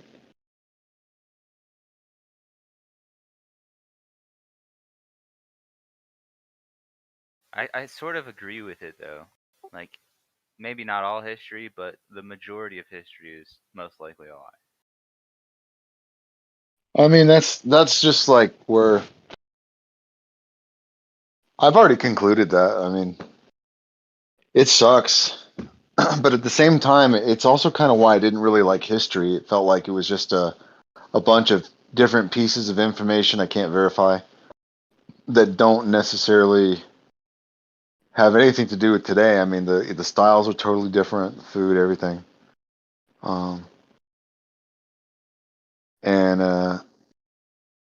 I guess it's good to have like a general understanding. But if you like take it on face value, it just seems kind of like a big risk that you'd be having like faith in something. Yeah, somebody I don't remember who it was saying that that's that Napoleon Bonaparte quote where like he says history is a lie agreed upon. And it's kind of similar to like the histories written by the like Victor or whatever. But the lie agreed upon thing kind of stood out to me. Yeah, I See, think Rick anyone with a knows. brain can. I think anyone with half a Oh, brain can understand that. You know what the meaning behind that really, because I look at history and I just think it's like Chinese whispers. It's like if something happened around the corner and I walked around the corner and I give you a very descriptive explanation of how it was, you wouldn't understand even if you've seen it. You don't even when you've seen it on CCTV. Let's say after you wouldn't have imagined it to be anything like it was. So the problem with history is when people read it as well, they have their own individual imaginations of how that they interpret that them words. So that's why you get a lot of different variations of the same book from people that read it. Yeah. Yeah. A lot of different versions. I mean, as long as you know the versions are true and it talks about peace and prosperity, I think it's got to be good. It's got to be about God when they're talking about the good in it. But I think the evil, you know, the some of the evil is the greater good. I think I don't know if God is punish. Well, God does punish people apparently. So I feel like, but there needs to be punishment in order to get the goodness. Like to make a good person, you need to know there's consequences to your actions, right? Yeah, like why would you pass down evil history? Like what would be the point? Why would you not just want to pass down good? Because I guess you can learn a lot of good from the bad. You can learn a lot. Oh, sorry. You can learn a lot. You can learn a lot of bad. You can learn a lot of good from bad. Because when you see true violence, you realise you don't want to be part of it. But personally, I've seen true violence, and I knew that's something that I didn't want to be part of. So I feel like sometimes, the evil is necessary. I guess. Well, I've heard this story of, I live in the U.S. and most of the U.S. was settled in the East, and then they went to the West. They traveled with like settlers, and there weren't a lot of people out there. And this one historian guy said that he went to go study these people that are like just random people that have lived there for generations out in the middle of nowhere.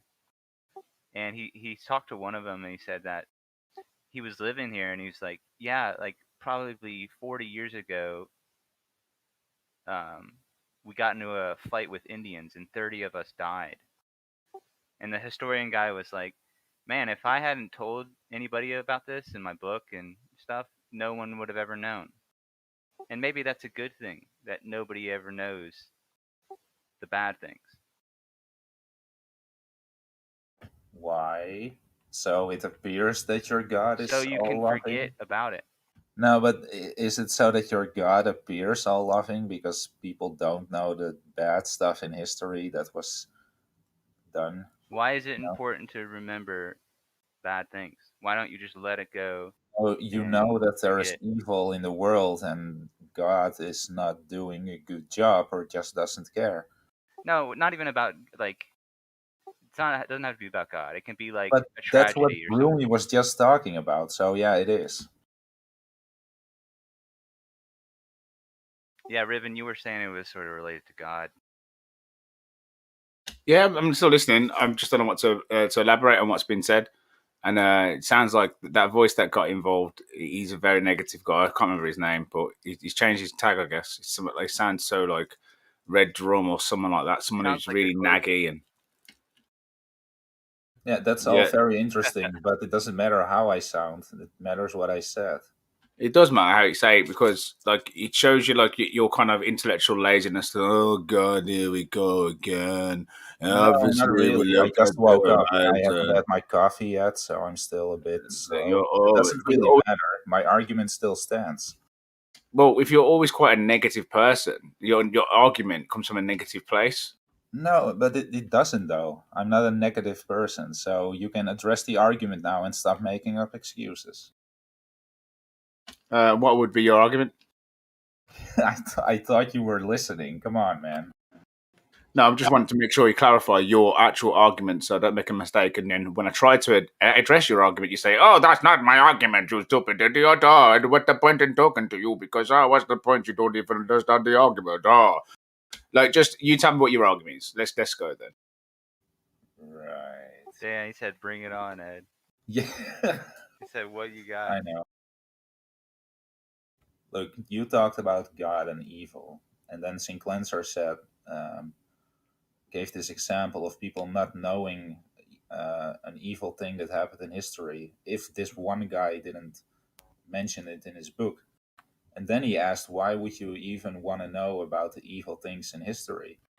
And my answer to that is, well, you need to know, because if you believe in any God that's supposedly all loving, all good, then if there's a lot of evil in history, that means he didn't really do a good job or he doesn't care.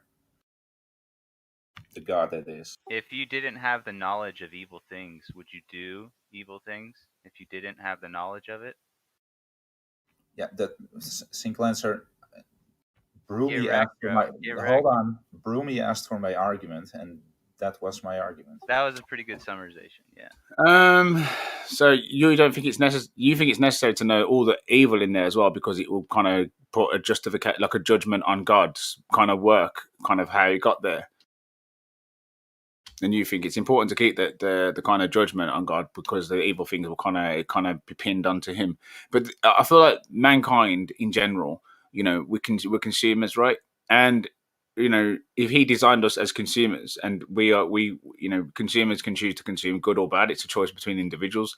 To blame it on God, I guess, some people. I mean, I don't know. It's difficult. I'm not really the judge of the entire nature of the entire world. Am I supposed to judge a fucking lion for killing something in the wild because it lives in the world? It probably wouldn't do it if it was domesticated, but I'm pretty sure most people wouldn't go out doing a lot of the things that they do if they were domesticated. If everybody had a mansion and a nice pool to live in, I don't think people would be trying to kill each other, would they? I think there's a deeper reason of why there's evil people in the world, or why evil things happened in history. I don't think it's as easy to say, oh God, if God was real, then why did he let this happen? It's natural to ask that, but that's coming from like an ignorant mindset, really. I feel like being ignorant would be the reason I'd say, oh, guys, I used to be ignorant, I feel. But the entire universe and everything that's in it, whether how you look at it, it's round or flat, it's fucking mass. It's actually very vast and very complicated, and there's no possible way that I mean, I can look at this world and think that it was here without God. So I feel like however that you want to look at the God and say whether he's evil or he's good or bad or he could have done a better job, I just think as long as you recognise there is definitely a God, regardless, then I don't really think anything else. Your opinion of him is irrelevant. Damn. What about you, Riven? Do you think people would do evil if... Hold on, let me say that again. Would people do evil if they didn't have the knowledge of it? Like I said, why people do evil is a very complicated thing. So I say, like, we say, what would be evil if someone killed somebody, right? But what if that you killing that person saved 100,000? You know, What is if you that never had the idea to kill someone because you didn't even know that that was a thing? You just what if you got so hungry didn't and even you think had to? about it. You say you got a dog and you're trapped on an island. You get really hungry and you love your dog. You're gonna eat it, don't you? You're gonna fucking cook it and eat it. So it's like, you know, it's just the same thing, isn't it? Your survival, and it like people do things for different reasons. I don't think everybody kills for good reasons or bad reasons. I think everything's subjective and everything's situational. But in general, we can all agree that killing's wrong. But in some cases, we could even fabricate it to the point where maybe a killing is justified in order for the greater good. You know, and maybe sacrifice. That's what we talk about. There's a lot of talk about sacrifices and stuff like that because people don't learn. You know, when you lose a dog, people learn the value of life and how delicate it is. So, you know, they appreciate their loved ones more. So it's like you need losses sometimes, and you need lessons in sometimes, and then lessons can come in ugly forms of death and gore and horror. But yeah, I don't know. Like, you're trying to get me to justify, you know, what God had. I mean, I argue that I think why not just make anybody that rapes or something, make it taste like shit or something. You know, like why not design a world like that where you do wrong, you taste terrible, but you know, life isn't fair, is it? Some people start at the finish line, some people start at the back line, some people, you know, some people never get a chance to start the race. So it's like Well, life's not fair. what I'm saying is, would it be wrong if you didn't know it was? Like I said, yeah, it depends on the situation. If somebody was doing evil but they didn't know it was evil, then it's kind of like it depends what evil it depends what evil they're doing, whether just to justify their punishment, for example, in situations. Yes, it's still wrong. It's wrong by the action. Yep, it's still wrong. Even Yeah, if it's still wrong. Yeah, but what if you didn't know it was wrong? That's what I'm trying to say to you. That, you know, that needs to be taken into account. Well, in history, they tell you why things are wrong most of the time. This was bad because. But like, what if you didn't know you were doing anything bad? You were just doing things. No, I mean, when I was younger, I used to rob all the time. I used to steal. I knew it was wrong, but it didn't really seem wrong. Let me think of something I'd done wrong that I didn't know it was wrong at the time I was doing it. Well, somebody. Yeah, sin cleanser. I would still say it's wrong, even if you don't know it is. It still is, and it still has the karmic repercussions. Try and think of doing something that was wrong that you didn't know you were doing wrong at the time. Maybe when I first learned to ride a bike, I was doing things wrong that I didn't know was wrong. Well, let's think about this. How do you learn in life that things are wrong? Somebody tells you. Right, people respond to what you're doing, or they just tell you. And you keep and learn from mistakes as well. I think people If nobody tells you anything when you're doing stuff, or nobody responds in a negative way, kind of, then you'll never know that something is wrong. Yeah, that's what I'm saying. I think that might be true. That's why they say a lot of the evil things were you know, in back in the day when they had like little groups of people and like these tribes, they believe in some mad stuff like cutting off your ears or something, let's say. And, you know, they believe in it, and because they're internalized and no one can kind of talk their language and stuff like that, they'll continue to believe that. You know, obviously people do learn from speaking, but they also learn from experience. They also learn from making mistakes. They learn from lots of things. I think learning comes in a very complicated algorithm. Definitely complicated. Well, I'd definitely say speech is one of the, you know, one of the things that you can learn from. It all depends on the person receiving information. Some people, they're just unable to learn things. Like I can't learn to draw a picture, no matter how much you try. Well, I probably could actually learn. I just haven't practiced enough, maybe. So I probably don't know. That statement's a bit, I don't know. No, it's fine. It makes sense. Some people just can't learn certain things. There's nothing wrong with that. It's just you're missing the connections in your brain. That's not a problem. Everyone's different. So, that's why you don't know. In the same token that some people can't learn things. That's why you don't know the flat Earth. That's why you can't learn flat Earth, because your brain has missing connections. Hold on. Some people can learn other things really, really good. So just because you can't learn how to draw, you are probably good at other stuff. So just focus on that. Yeah, but there are people that, you know, can kill a lot of people and not feel anything. Or you can put your hand on a stove and not feel anything. Yes. That's you cannot have knowledge of something No, but there is this syndrome or disease, whatever it's called, and that makes you unable to feel any pain. So it's quite dangerous for those people. They can break a bone and, they don't feel it, no pain. But what about the people that like murder, serial killers, right? They probably, they don't see anything wrong with it, I don't think. Depends, though. That's why they did it, right? They didn't see anything. Well, or maybe they didn't even know they were. I don't know. They just following. Yeah, something. no, I think most of them know that they're doing something wrong. It's just that the drive to do it is stronger than their ability to reason. So, and I think they know it's wrong because they never do it out in the open. Okay, so they right? know it's wrong. So why do they do it? Like, I don't think. Have they you think ever it's done? wrong, or they wouldn't have done it. Have you ever done something that you think is wrong? For example, lie, maybe watch porn if you think that's somehow wrong. Or I don't do things I think are wrong. If I thought they were wrong, I just don't. I wouldn't do it. Well, but if I'm doing cool, something I think is wrong, I must not think it's wrong because. Oh, so Sinclair, you think it's okay to lie then? Well, it's a useful thing to use a lie, absolutely. Yes, you're where we're going. Is it wrong to lie every time? No. Sometimes, maybe. No, but you understand this example, right? You can do stuff you know is wrong, but lies aren't hold necessarily on. wrong. In the end, because you got away with it, you're still feeling good about it somewhat. So You're you getting think the lying is rush wrong? and whatever. Is lying is wrong? I would say it is, yeah.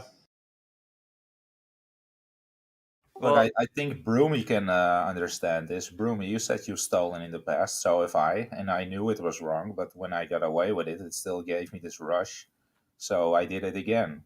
So there's a thing that people do they know is wrong, but they do it anyway. So, yeah, it happens. But it's right to them. No, here's it's not something. right to me. That's why I'm they're. doing That's why good you things. do it, because it's what you say. It's what you decide. What you decide what's right for you.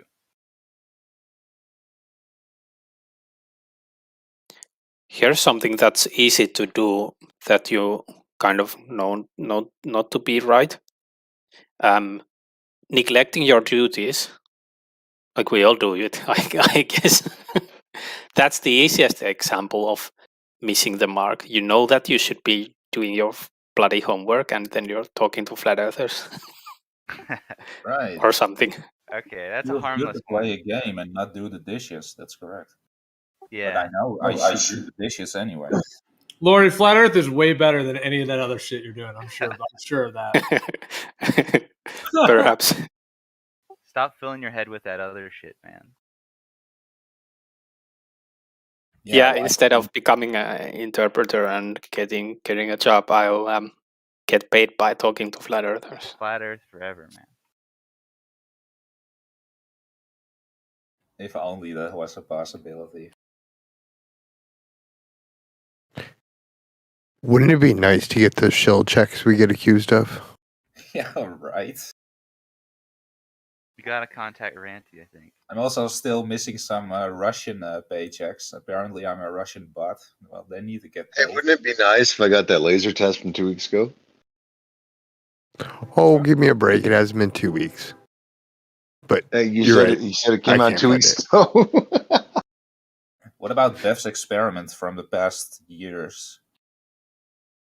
What about Rumpus's experiment? It's never Well, gonna he said happen. the weather's bad. He's still doing it, but he hasn't been delaying it for years on end. So, and Bev has. So, if you want to talk about experiments, let's focus on that one, right?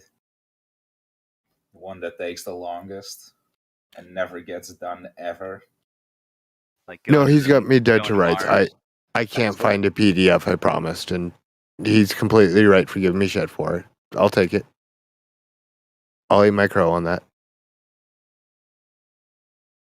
You drink the crow on that. I just want the PDF. I don't really care what kind of like field beds you get or whatever. I just want the PDF. Yeah. Honestly, I should be able to find it myself, right? I don't even know what you're talking about. The only thing I found is a long time ago. It's So I the don't know what. actual. It's the actual maintenance report for the measurement and the certification of the gantry crane. Where would I even find that if I were looking for it? That's the thing. I can't remember where I found it. It was. Yeah, that sounds so. It was particular. in there. It was in the documentation dump they did, but I can't Hold find on, it you now. said maintenance report, and what was that? Well, I can just keep trying to look. I haven't tried to look for this one, so I don't know. Maybe it's out there.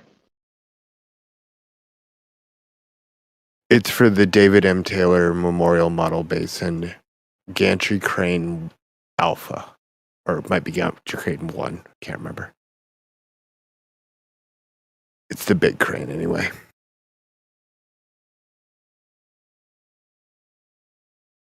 And I looked and I no idea what I did with it.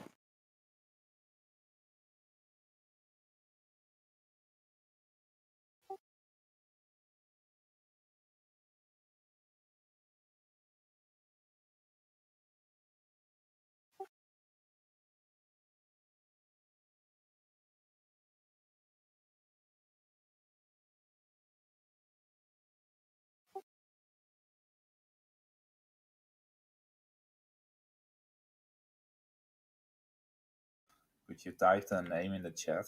I'm having trouble finding anything. Yeah, sure. Thanks.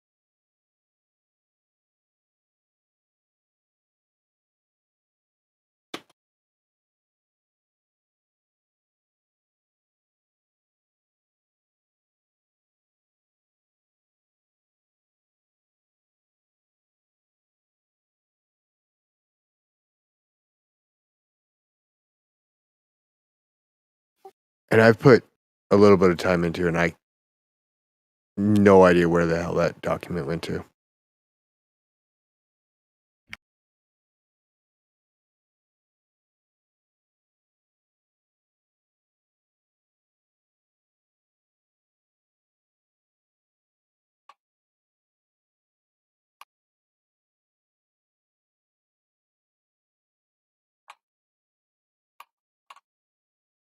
Is there a way to get reinstated into 24/7? Oh fuck! I've been muted the whole time. Fuck me. Are you looking for a get out of band free card? Perhaps. Tell them that you're not Riggs and you're not Geo, and they should let you in. What if I'm me? Are y'all persona non grata over there? Yeah, I was there once for like 5 minutes and got kicked because I was failing to jump through hoops and find a goddamn source right now as soon as you possibly can, goddamn it. Yeah, that's about it. So like it was actually, yeah, it was quite funny because I knew what a complete shit show that server is.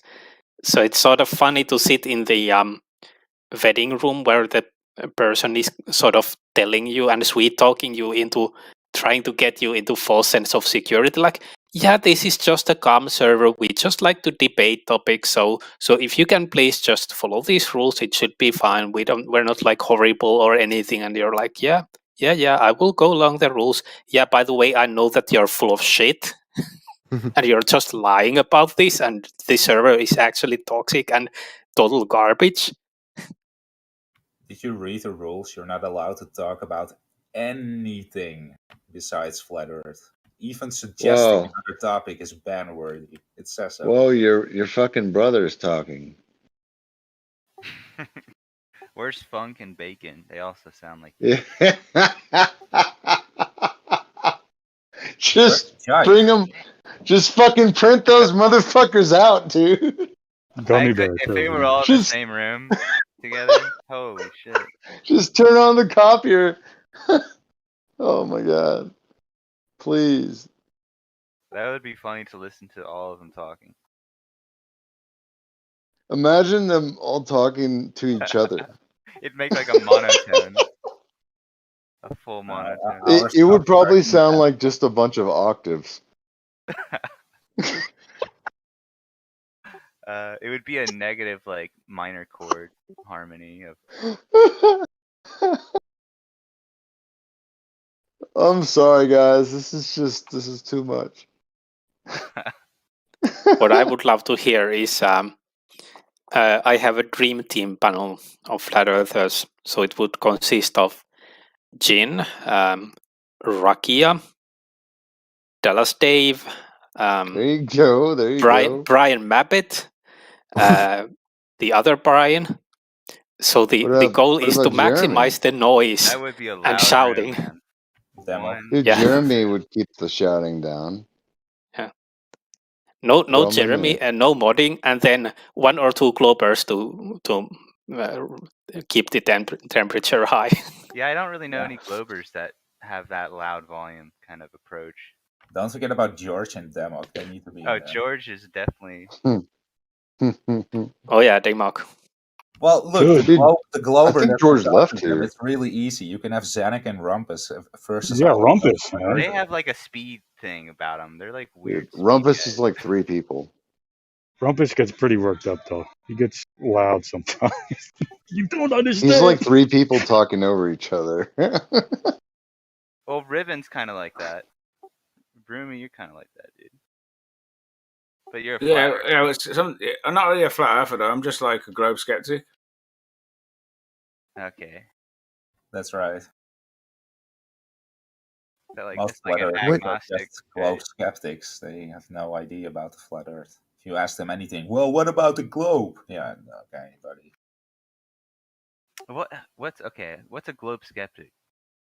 Like someone who can't answer questions about flat Earth. There's somebody who used to argue the globe for so long, and then kind of found out that realistically my arguments are fallacious. Really, when you argue the globe, really, we realise that like the things that I'm arguing aren't categorical answers. They are, convincing evidences, and there's lots of things that point towards a globe. Well, one thing is the shadow that's casted on the underside of clouds when the sun sets, and it seems to be consistent with the globe model. So, look, I'm happy to concede that, but there's other things that are a bit sketchy on the globe. So, I'm a bit skeptical about it. That's my position because I've seen good evidence for it, experienced it, and I heard there's probably other reasons why I'm seeing these effects. But there's a lot of things about the globe that don't, that I'm quite skeptical on.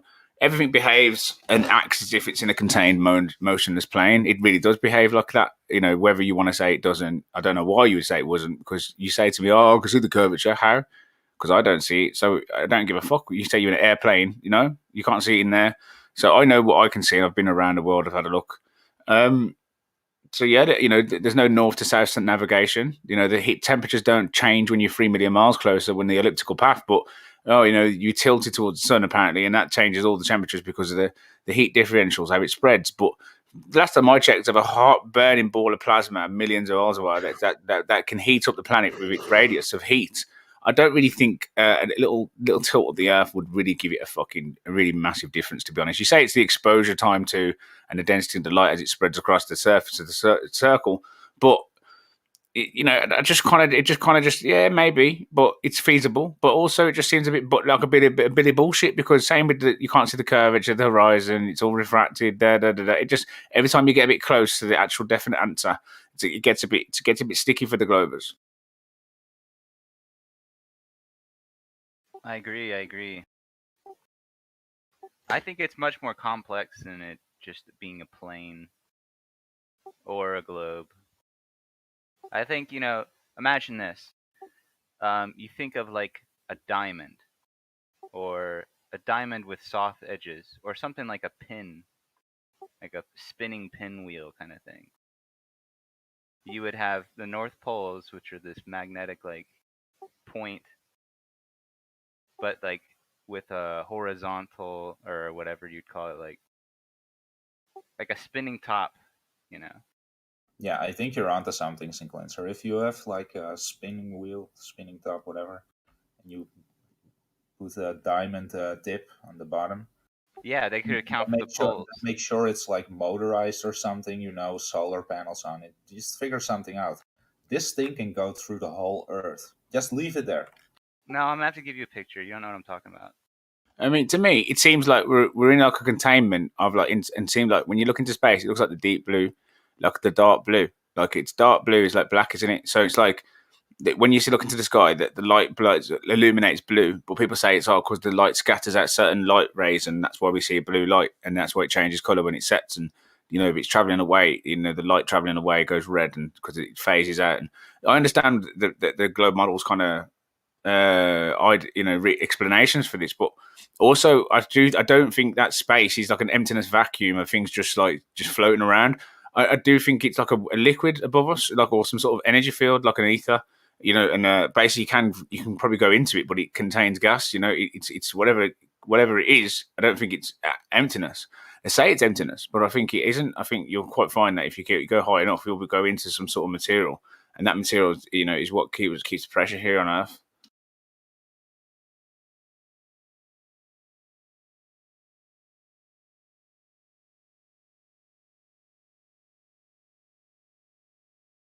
It's probably why they break up them rockets. They break up, you know, because there's probably like only little bits can get through, and you know, or you know, they say it gets lighter as you get higher, but maybe just get all you need is like a little jet ski thing, and that's what it looks like, a little jet ski that goes in them rockets that go out. Can I ask a question about what you just proposed? Yeah, go for it. If we're pushing down from the top, why does the pressure get lower as I get higher? Because you got the gases are created from the surface level, and you know they are omnimotional in all directions, but ultimately they are contained. So even though as they go, a molecule in motion remains in motion. But a lot of the gas molecules are excited by the sun, and by the time that they condense into the atmosphere, which is why you get there's a line where you know, like the clouds are formed because there's like a certain like a mid zone where there's the air molecules that are going up, like the water and stuff, that oxygenates all the atmosphere and stuff like that. It kind of gets to a certain limit, so it can't go all the way up into the atmosphere. You know, go in, and then even if it did, it's contained, so it would trickle down. So it would naturally create a gradient. No, I'm sorry. I must have misworded my question. My question wasn't, is there a gradient? It's why is the gradient lower when I go up? I just told you, because the gas molecules that do escape from that are created at surface level. You know, the air molecules that are excited by the sun and all the water that goes into steam into clouds, they only get to a certain height. That's why clouds look like they're sitting on a blanket, right? They're all flat. Like when you look out across clouds, they're flat at the bottom all the way across, and then they rain underneath. Because there's that's like the line where that's where the heat part. That's where all the heat that's coming through the day from the sun that's heated up all that water. And then that's where it kind of like stagnates and stays. So you've got a limit of where all the molecules of the Earth can get to. So obviously there's a limit. So that's where the atmosphere ends, about 40 miles up. So anything further than that, when them gas molecules do go shoot out into the atmosphere and keep going in their own directions, they end up hitting some sort of containment and then coming back down and then trickling down. And that's why you have the ones that are trickling down. It's like a light atmosphere, but the ones that are at surface level, where it's all generated and it's all circulating.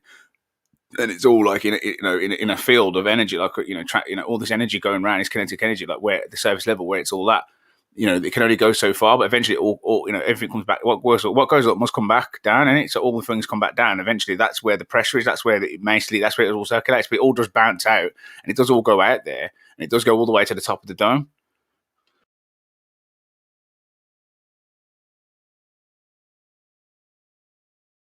Okay.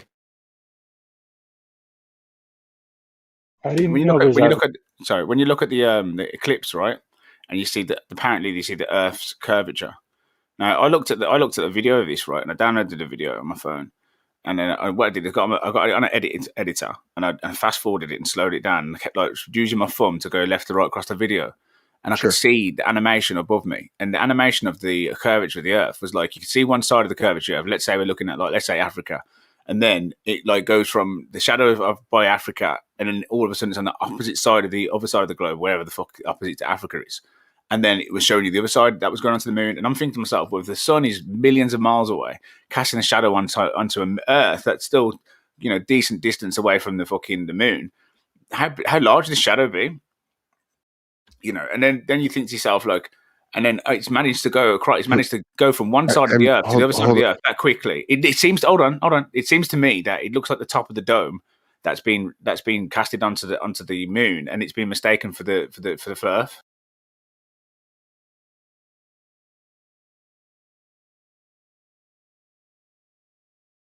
Okay. Sorry. I didn't catch most of that. I'm not even going to lie. Say again. That your problem was the speed that the shadow moved across the Earth? Well, because it covers the entire distance of the kind of circumference of the planet. For the planet's shadow, it's not. So this is bigger than the actual planet. So, and I find it for me to scroll my thumb across probably like a 20-second, 30-second eclipse. I was able to travel basically the entire width of the planet and see both sides of the curvature. Okay, so right as the moon moved through the shadow of the Earth, you were able to see both sides of the Earth curvature. Okay, I'm with you now. I'm sorry. Yeah. But you can see that within a transition. So you think to yourself, well, if the sun and the moon are at the same level, because they appear to be in the same level when they cross in the sky, maybe maybe there's something in between the top of it. So wherever the top of the dome is, it seems to be accurate with where the dome would be. So the light, the casted shadow that you see isn't the actual curvature of the Earth. That's just the curvature of the dome. And it's the same shape as a cathode. If you do it fast, it doesn't really seem the shape of a circle. It seems like the top of it seems like the crowns, like you see where it goes up. The curvature is too fluent. Like you'd imagine the curvature would be bit different if he's at the side. You know what I mean? Like it does seem a bit weird. I don't see the weird. Sorry. It looks about right to me. But this is not my expertise. Like you just said, about right. Yeah. Yeah, about right. Yeah, it looks about right. But I looked at it and kept going back and forth with my thumb and looking back, and I could see the transition. And I was looking and thinking, the Earth's quite small, isn't it, really? And the shadow should be bigger. And then you think to yourself, well, what if it's the top of something? Like the top of the dome would be like a crown in it. Like it's always supposed to be like something on the top and like a cathode, like a crown, like at the top. Same as what crowns wear, like the kings and queens, they always wear like a crown at the top. Here's my question: if the shadow is caused by the top of the dome, first of all, where's the light source that's casting the light? The sun's casting the light, right? The dome's in the middle, and the Earth and the moon is what's the shadow of the dome. Okay, so sorry. In your sun is outside your dome.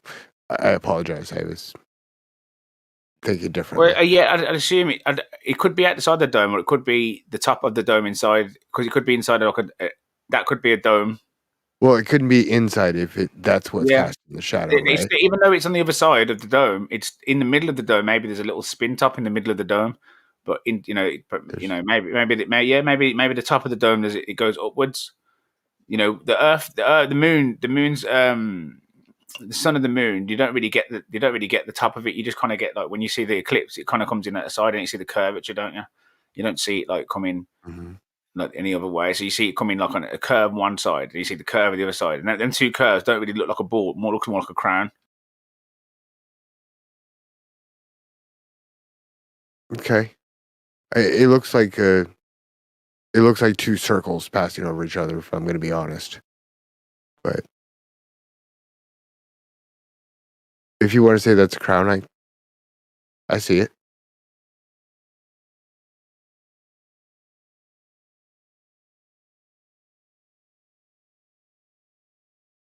All right, so can you post it in the chat so I can watch it? Let's have a look at the one you were looking at. Oh, I'll find you one, sure.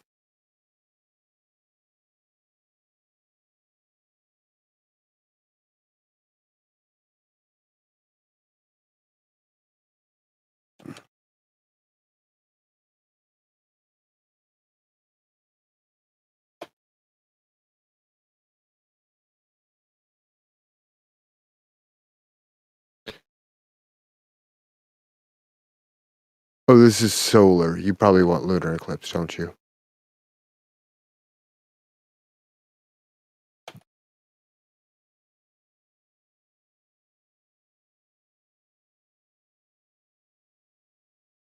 What I'd say to you is, if you was going to show me the Earth's curvature on the moon, and you're going to show me an eclipse and go, look, this is the Earth's curvature on the moon, then that's what you need to show me. And then when I look at that, and that's what you need to be showing me, because that's your evidence for curvature of the Earth. No. I promise this is not my evidence. My evidence involves boats. Yeah, I know what you mean, but I mean, in a globe versus flat sense, the evidence, what I'm going to use as dome evidence would actually be you guys showing me globe curvature. So I look at the globe curvature on the moon, and I'm saying that's going to be. So this is your evidence. So you should be the one presenting it, right? Well, I'm just saying when I looked at it on my phone, I looked back and forth. That's what I saw. When I present my boat things, then it's my responsibility to provide evidence and explain terms. And you can do your boat thing if you want. I'm interested in that. Sounds pretty cool. The boat thing. No, I've done it a million times.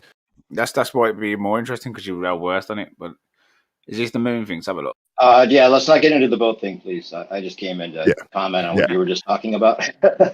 Go for it. Yeah, cool. I just put a thing in that I've never heard you talk. Maybe I have once or twice. Riven. Is it Riven or Riven? Yeah. Riven, Burmy, Reasons, whatever you want. Reasons. Okay, that's right. I remember you as Reasons, I think. Right on. What's up? Yeah, I just put this little, put the link. You actually have to click on the link in the live stream voice text. Trying to play it, remember? You have to click on the actual blue link. You can't just play it from hitting the Okay, yeah. All right, we're watching it now. There's some guy in a skull mask. Right. You know, the guy that revealed the magic tricks, kind of like that guy. Like the guy that did all the.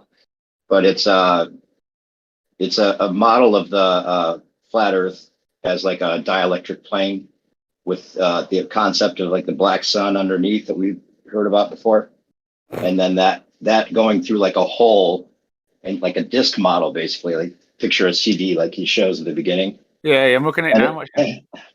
And towards the end, he shows a concept of the phases of the moon being caused by maybe this hole, or maybe you could help figure out exactly what it's like the angle of the black sun to the moon through the hole or something like that. But it kind of goes along with the same idea that you're talking about with maybe the hole at the top of the dome. No, you're joking me? Causing the shadows. Yeah. This is. You know, I've never watched this before either. I've never watched it before in my life. Yeah, and I've never got an idea from this. This is something that I've just been. This is my own observation. Like I said, I got the video down on my phone and had a look, and I thought, maybe it's round. What we're looking at, the shape. But maybe how do we know that's the Earth curvature? Maybe not the dome, because like when I kept going back and forth, it was looking a bit different, and I was thinking, the Earth should be bigger in it. Like if it's the Earth shadow, right? And they're saying it's like a million miles away. Like if I got a torch and stood across the room and I put a shadow on a basketball, and then I put like a fucking little golf ball behind it, how big would the shadow of the basketball be? Right. Doesn't make any sense. Yeah. It's too proportionate to the moon. The fact that they say the let's say the entire wall was a light, the entire room of that side was just a beam light. You know, you would have like a very that light there on the basketball. I still would imagine the golf ball would have a hard time getting the curvature on it. Right. Yeah, it's too big. It doesn't make any sense. I don't know. I guess they probably mathematically reverse engineered it, so it could be possible to somebody that would actually question that. But because that's why they have to have the sun or the moon 250,000 miles away or whatever, 238. Maybe that's the reason for that distance, so that they could figure out the math of what the globe would actually be. But then when they show the shots of the moon from to show the Earth from the moon, a lot of times it looks like the size of the moon from the Earth. It's ridiculous. But they can reverse engineer or explain that away through camera angles or camera focal lengths and stuff too. So they've got an answer to everything. But what you're talking about is kind of similar to what this guy's saying, except I think he's kind of saying that the black sun's actually below us, whereas your concept would be kind of like the whole of the dome rather than the whole of the dielectric plane, which might be like this is telling us partial truth or getting at the truth, but not telling us the whole truth. Because if the black sun or the magnetic mountain acted like the black sun, right? And that's kind of what things were revolving around in a magnetic kind of symbiosis. Don't you think if there was a black...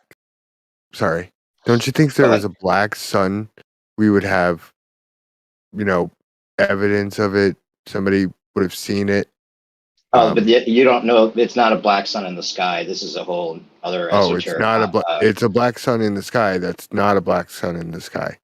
No. This is you're not hearing what I'm saying. You probably haven't heard this concept before. I don't believe in this concept necessarily. It's a concept. It's silly.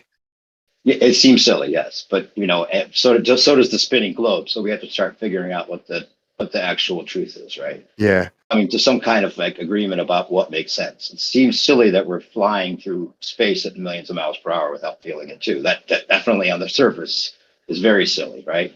But you believe it. Right. But because there's evidence for it. What's the evidence for the I'm not saying there is. sun that flies through I'm not the saying middle there's of evidence the for it. planet? I'm not, is your evidence good enough is the question. Yes. Right, because I could maybe make up some evidence for it. It says that makes sense that there's a black sun. I could detect a black sun because the special meter that I came up with somehow reads through the center of the Earth into this place where there's this black sun, and the mass is totally determined by what the meter tells me and tell you that's evidence. So the evidence that we're given for the spinning globe is that fallacious seeming sometimes. You just have to understand. And you seem like a guy that actually tries to be honest, I think. At least intellectually honest. You don't want to try to claim things that you don't know. And you think that the map of the Gleason's map somehow is what the standard of flat Earth model is. I don't think that's true either. No. That's what you're comparing your boat trip to. It didn't work on Gleason's map, right? I do compare it to maybe looking at other maps would be a good idea. Seeing if you could find a way that it would work on a flat Earth, and then maybe that would help with actually figuring out where the continents are if it's flat. Sure, got one I can look at. Mercator is off. Mercator is off by about 23,000 nautical miles, and you have the issue about the teleportation. But is there a different one you want me to look at? You have how many have you looked at? 5 on last ones? time I counted. Which the Mercator, the Gleason. I can't remember the name of that one that Crit gave me. Azimuthal equidistant. That's the same as the Gleason, right? I'm not sure. Yes, the answer. I think you could make a flat Earth model just with geometry and shapes. Since we're talking about your boat thing, I did copy a link for you here. I'll put it in the live stream voice text. It's about how to read a Mercator map. And there seems to be kind of like a special way of doing it. This guy's pointing out, and let's take a look at what he does. And yeah, he has a way of you can't just read it like a lot. Maybe your interpretation of a map is wrong, is what I'm saying, and it might work out. So, but I'm kind of more like a titty earther, which is another concept that I find interesting. That makes the analemma figure 8 in the sky as it rises and falls. So, the sun and the moon seem to both rise and fall as well as go across the plane, which could be, if that could be figured out, that it's a combination of two things. And maybe a lot of these things with people looking, having a misconception of the sun going down could be answered. I don't know. I'll put the link in the chat. So, new perspective, at 6 minutes, 54 seconds of that video, the formula he's showing there is the equations and the transforms you do to turn the Gleason map I heard that. to a globe. Yeah, in the comments they were saying that too. And it could just be that it's distortions of the spacing of the continents. It's not about, it's because they wanted to make this map, show it with a uniform manner enough so that you can see all the continents and have the distances between them still be worked out as far as like showing your key to this. Having it become a globe so that people hang upside down without a force, I don't think is the best solution to figuring out why this map key has the distances between them. The key only works with the distance between them when it becomes a globe. When it's flat, it does not work. That could be the case. So I'll put this link for. No, that is the case. Well, I don't know. We're trying to figure this out. People spinning on a globe is kind of out of the question for a lot of us here. So maybe help us try to figure out some other option that might work. Because we're not going to it makes sense that we're spinning without feeling. Because that's It works perfectly on the Gleason map when you apply the ratio and make it a globe. I don't have anything to argue there. But if it was reverse engineered, that could be the reason, right? So let's just go from there. If it was, if the globe is like a masterpiece of reverse engineering to make a flat Earth seem like a globe, that's what we're dealing with. If that's the case, right? I mean, I don't even know how you don't think that'd go be about possible? doing that. No, I don't. Just look at history. Look how the whole thing's been developed. Like, just pretend that it is flat, and then go back, or pretend that you think it's flat. Not pretend that it's flat. Pretend that you think it's flat. Yeah, you said it right the first time. And then forget, and then go back and figure out how could this have been reversed. Like, now that I don't believe in it any longer, I'm going to suspend my belief, not your disbelief, but suspend your belief for a minute and just try to help us figure out Start with the conclusion. Yeah, start out with the conclusion and then work backwards from there, just like they might have done with the flat Earth, right? So, anyway, that's a whole other project you can look into. This there's chat, I don't know if you've looked at this. I've posted it a bunch of times with the figure 8 time zones. And so there's probably what a he name would for say that is fallacy. Coach is still around. He can tell us. called reverse engineering. When you start with the conclusion you want and only begging accept evidence. Begging the question. I don't think it is. Yeah, it is. Or there's probably lots of names for it, but yeah, that's one of the ways of doing it. When you beg the question, you start with your conclusion. Perspective. You actually, you're going down the right path when you said the two boobs thing. Because when me and Lichwink were making a model, like even when I was just thinking about it just now, it's like, well, maybe I should try to put together that model again. The only way that you could even come close to being able to at least make it seem like it's matching reality, you'd have to add some magic in there for a couple things. But if you had two boobs to represent each of the hemispheres, that would fix the problem of the southern celestial stars. The sun. No. Just fix the problem of the sizes and the scale of the distances of the land masses in relationship to each other. Yep. His channel's got a lot of information on this concept. In fact, he even does like a simulation idea. Like if the flat Earth were a simulation, how could they make it work? The most simple way they can make it work. And it's kind of strange when you see his demonstration because he's showing like those two hemispheres actually get the land turning with the sun and the moon just in the middle, and they're going in a straight line. And as those two pinwheel type things turn, and he's not trying to say that the Earth turns, but it would be a way that you could model it to work in more like an efficient way of simulating it with just a straight sun and moon path. The thing about your boobs is that that's no longer describing a planar Earth. Why is that? It's like boobs, because boobs aren't planar. Oh well, the boobs are the celestial hemisphere. spheres. No, it wouldn't be. Oh, I thought you meant like the surface of the Earth was the boob. You have to have your curved surface, don't you, bro? Well, that's the only way you can make the land masses. You're convinced of correct that, but there distance. has to be a way to make the. If it's flat, there has to be a way to make the land masses work. Is the point. That would also fix the linear relationship between distance and astronomical observations. Right? You're talking about the figure 8 Earth. The boob Earth. Yeah, boob Earth. Guys, I don't know how to break it to you, but we're not on a ball. We're not even on a half ball.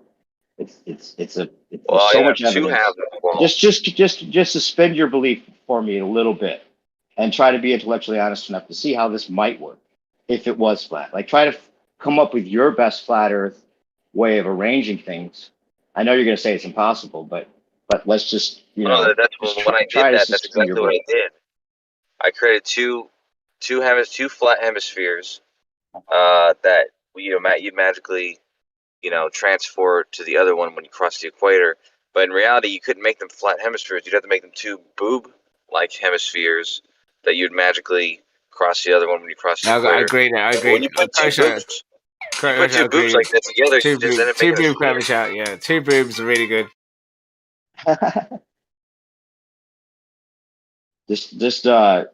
I think that the fact that it has to be curvature Two for the boobs. land masses to Because be there's two distant boobs. from each Yeah, other. two boobs.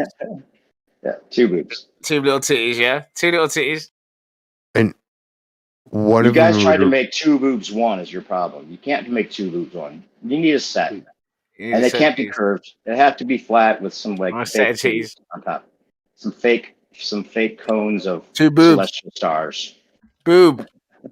I think Kosho was playing a little game where Boob Earth. see how many times you could say the word boob. You guys have heard of Dick Earth, right? Have you ever heard of the Dick Earth theory? Dude, Yeah. it might be true. Snack to the Future deserves a call out for that because he's the one that originated that concept, and then people kind of ran with it. But I'm going to put something in the chat, which is a really funny take on Dick Earth from an old legend in the conversation called named Cathexis. You guys know who he is? Yep. Yeah, this is hilarious. I don't even know if we could somebody even play the audio? It's just him and on a hangout. It's not copywritten. It would be funny to listen to. This is hilarious. It's an old hangout with Hank Hill, Texas, and a bunch of people. Jim Panda's in there. They're all laughing at it because it's like you could reverse engineer it and make people believe we're on a dick. Obviously, they did it with the ball, right? That's the whole point.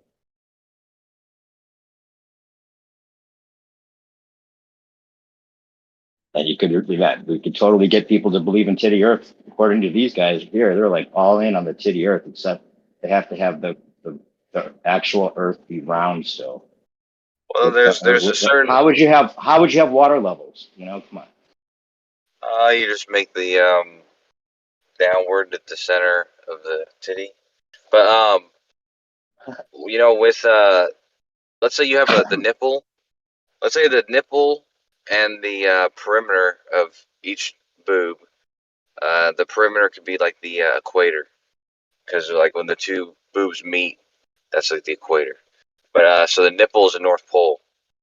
Okay, if the perimeter of the boob is 24,900, and the distance from the perimeter to the nipple is 6,225, then on a flat plane, two people coming from the opposite sides of the perimeter traveling that distance would pass each other and would not end up at a North Pole. The only way you can make a North Pole that distance from the perimeter with a perimeter that size is to have it be convex, like a set hemisphere. So one side would be convex and one side would be concave. Or both. No, they both do the same thing, the South and North Pole. Well, then wouldn't there be like a downward and an upward right there at the celestial equator? You would be like going down in one area and then going up in the other. But then gravity would take care of that for you again somehow.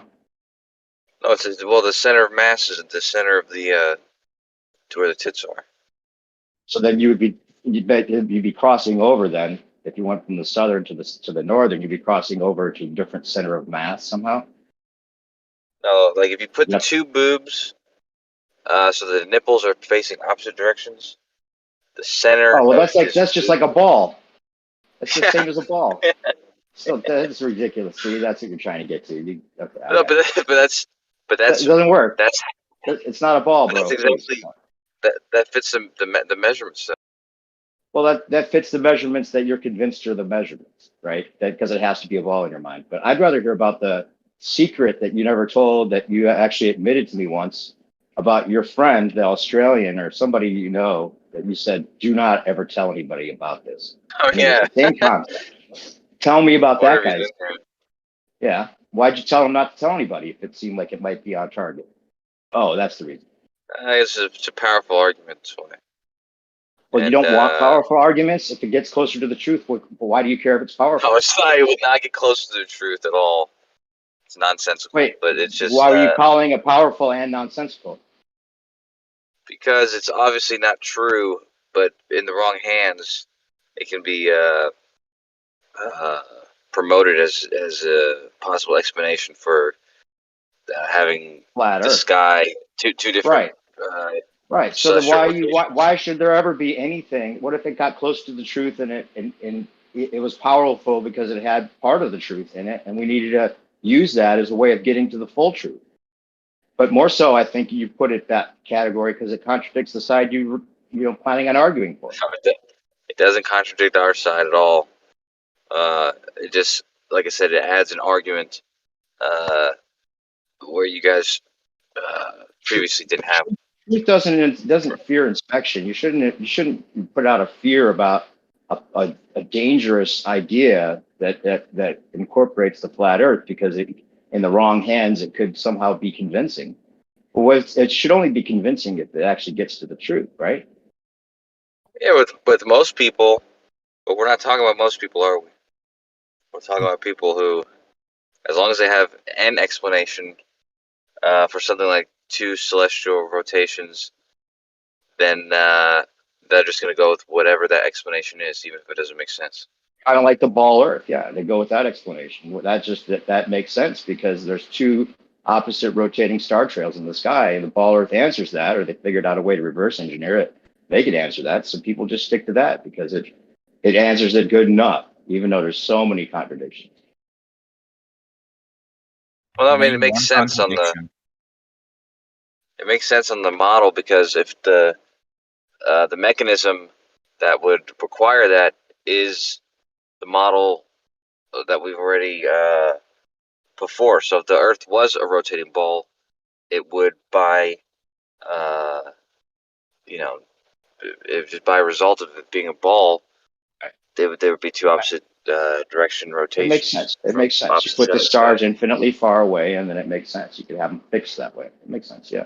New perspective. But no parallax there are shift ever. multiple contradictions in that. Yeah, parallax shift. So can you name one, please? Let's talk about parallax shift. What about that?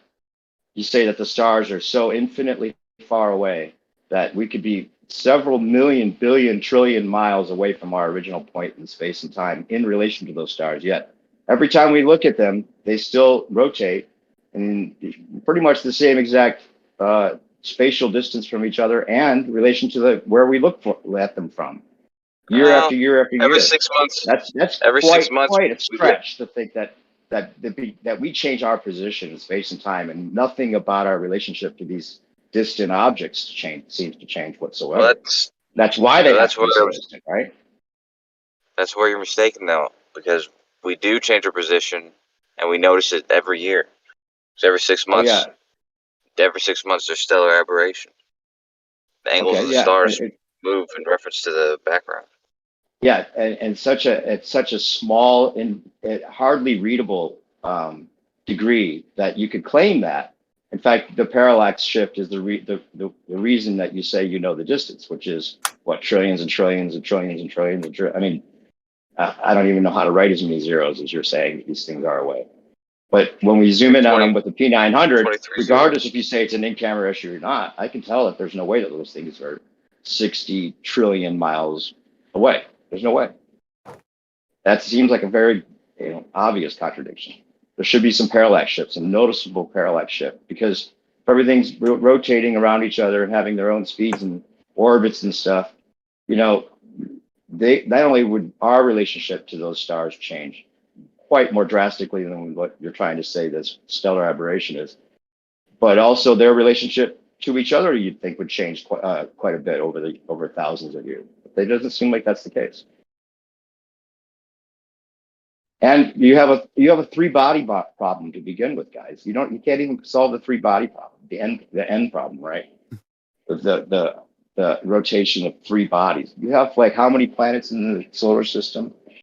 Can you solve the 9-body problem for us before you start claiming this is like a basic fact?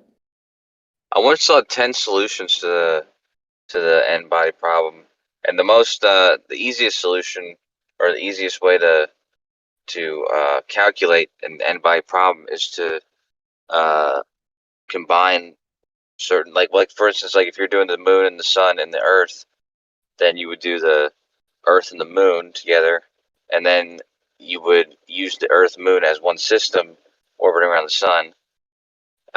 But that's just a simple way of doing it. There's ways you can mathematically you can reverse engineer it, right? Is that what you're trying to say?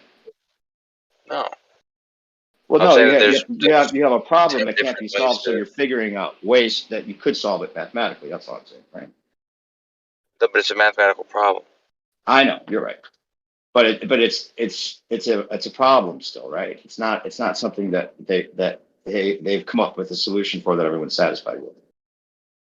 It's a problem the same way 2 + 2 = blank is a problem. Oh, it's just as easy as 2 + 2 = 4? No, it's just a math problem. It's not a problem like the mafia's going to break my I legs. understand that it's a math problem. I'm saying, is it something that's a problem as far as the globe model goes? I wouldn't say that at all. Why do you think? Like I said, I've seen 10 different solutions, useful solutions for it. So do you think it's just like a fallacious claim of flat earthers that there's a problem here with these orbits? I think that it's a misunderstood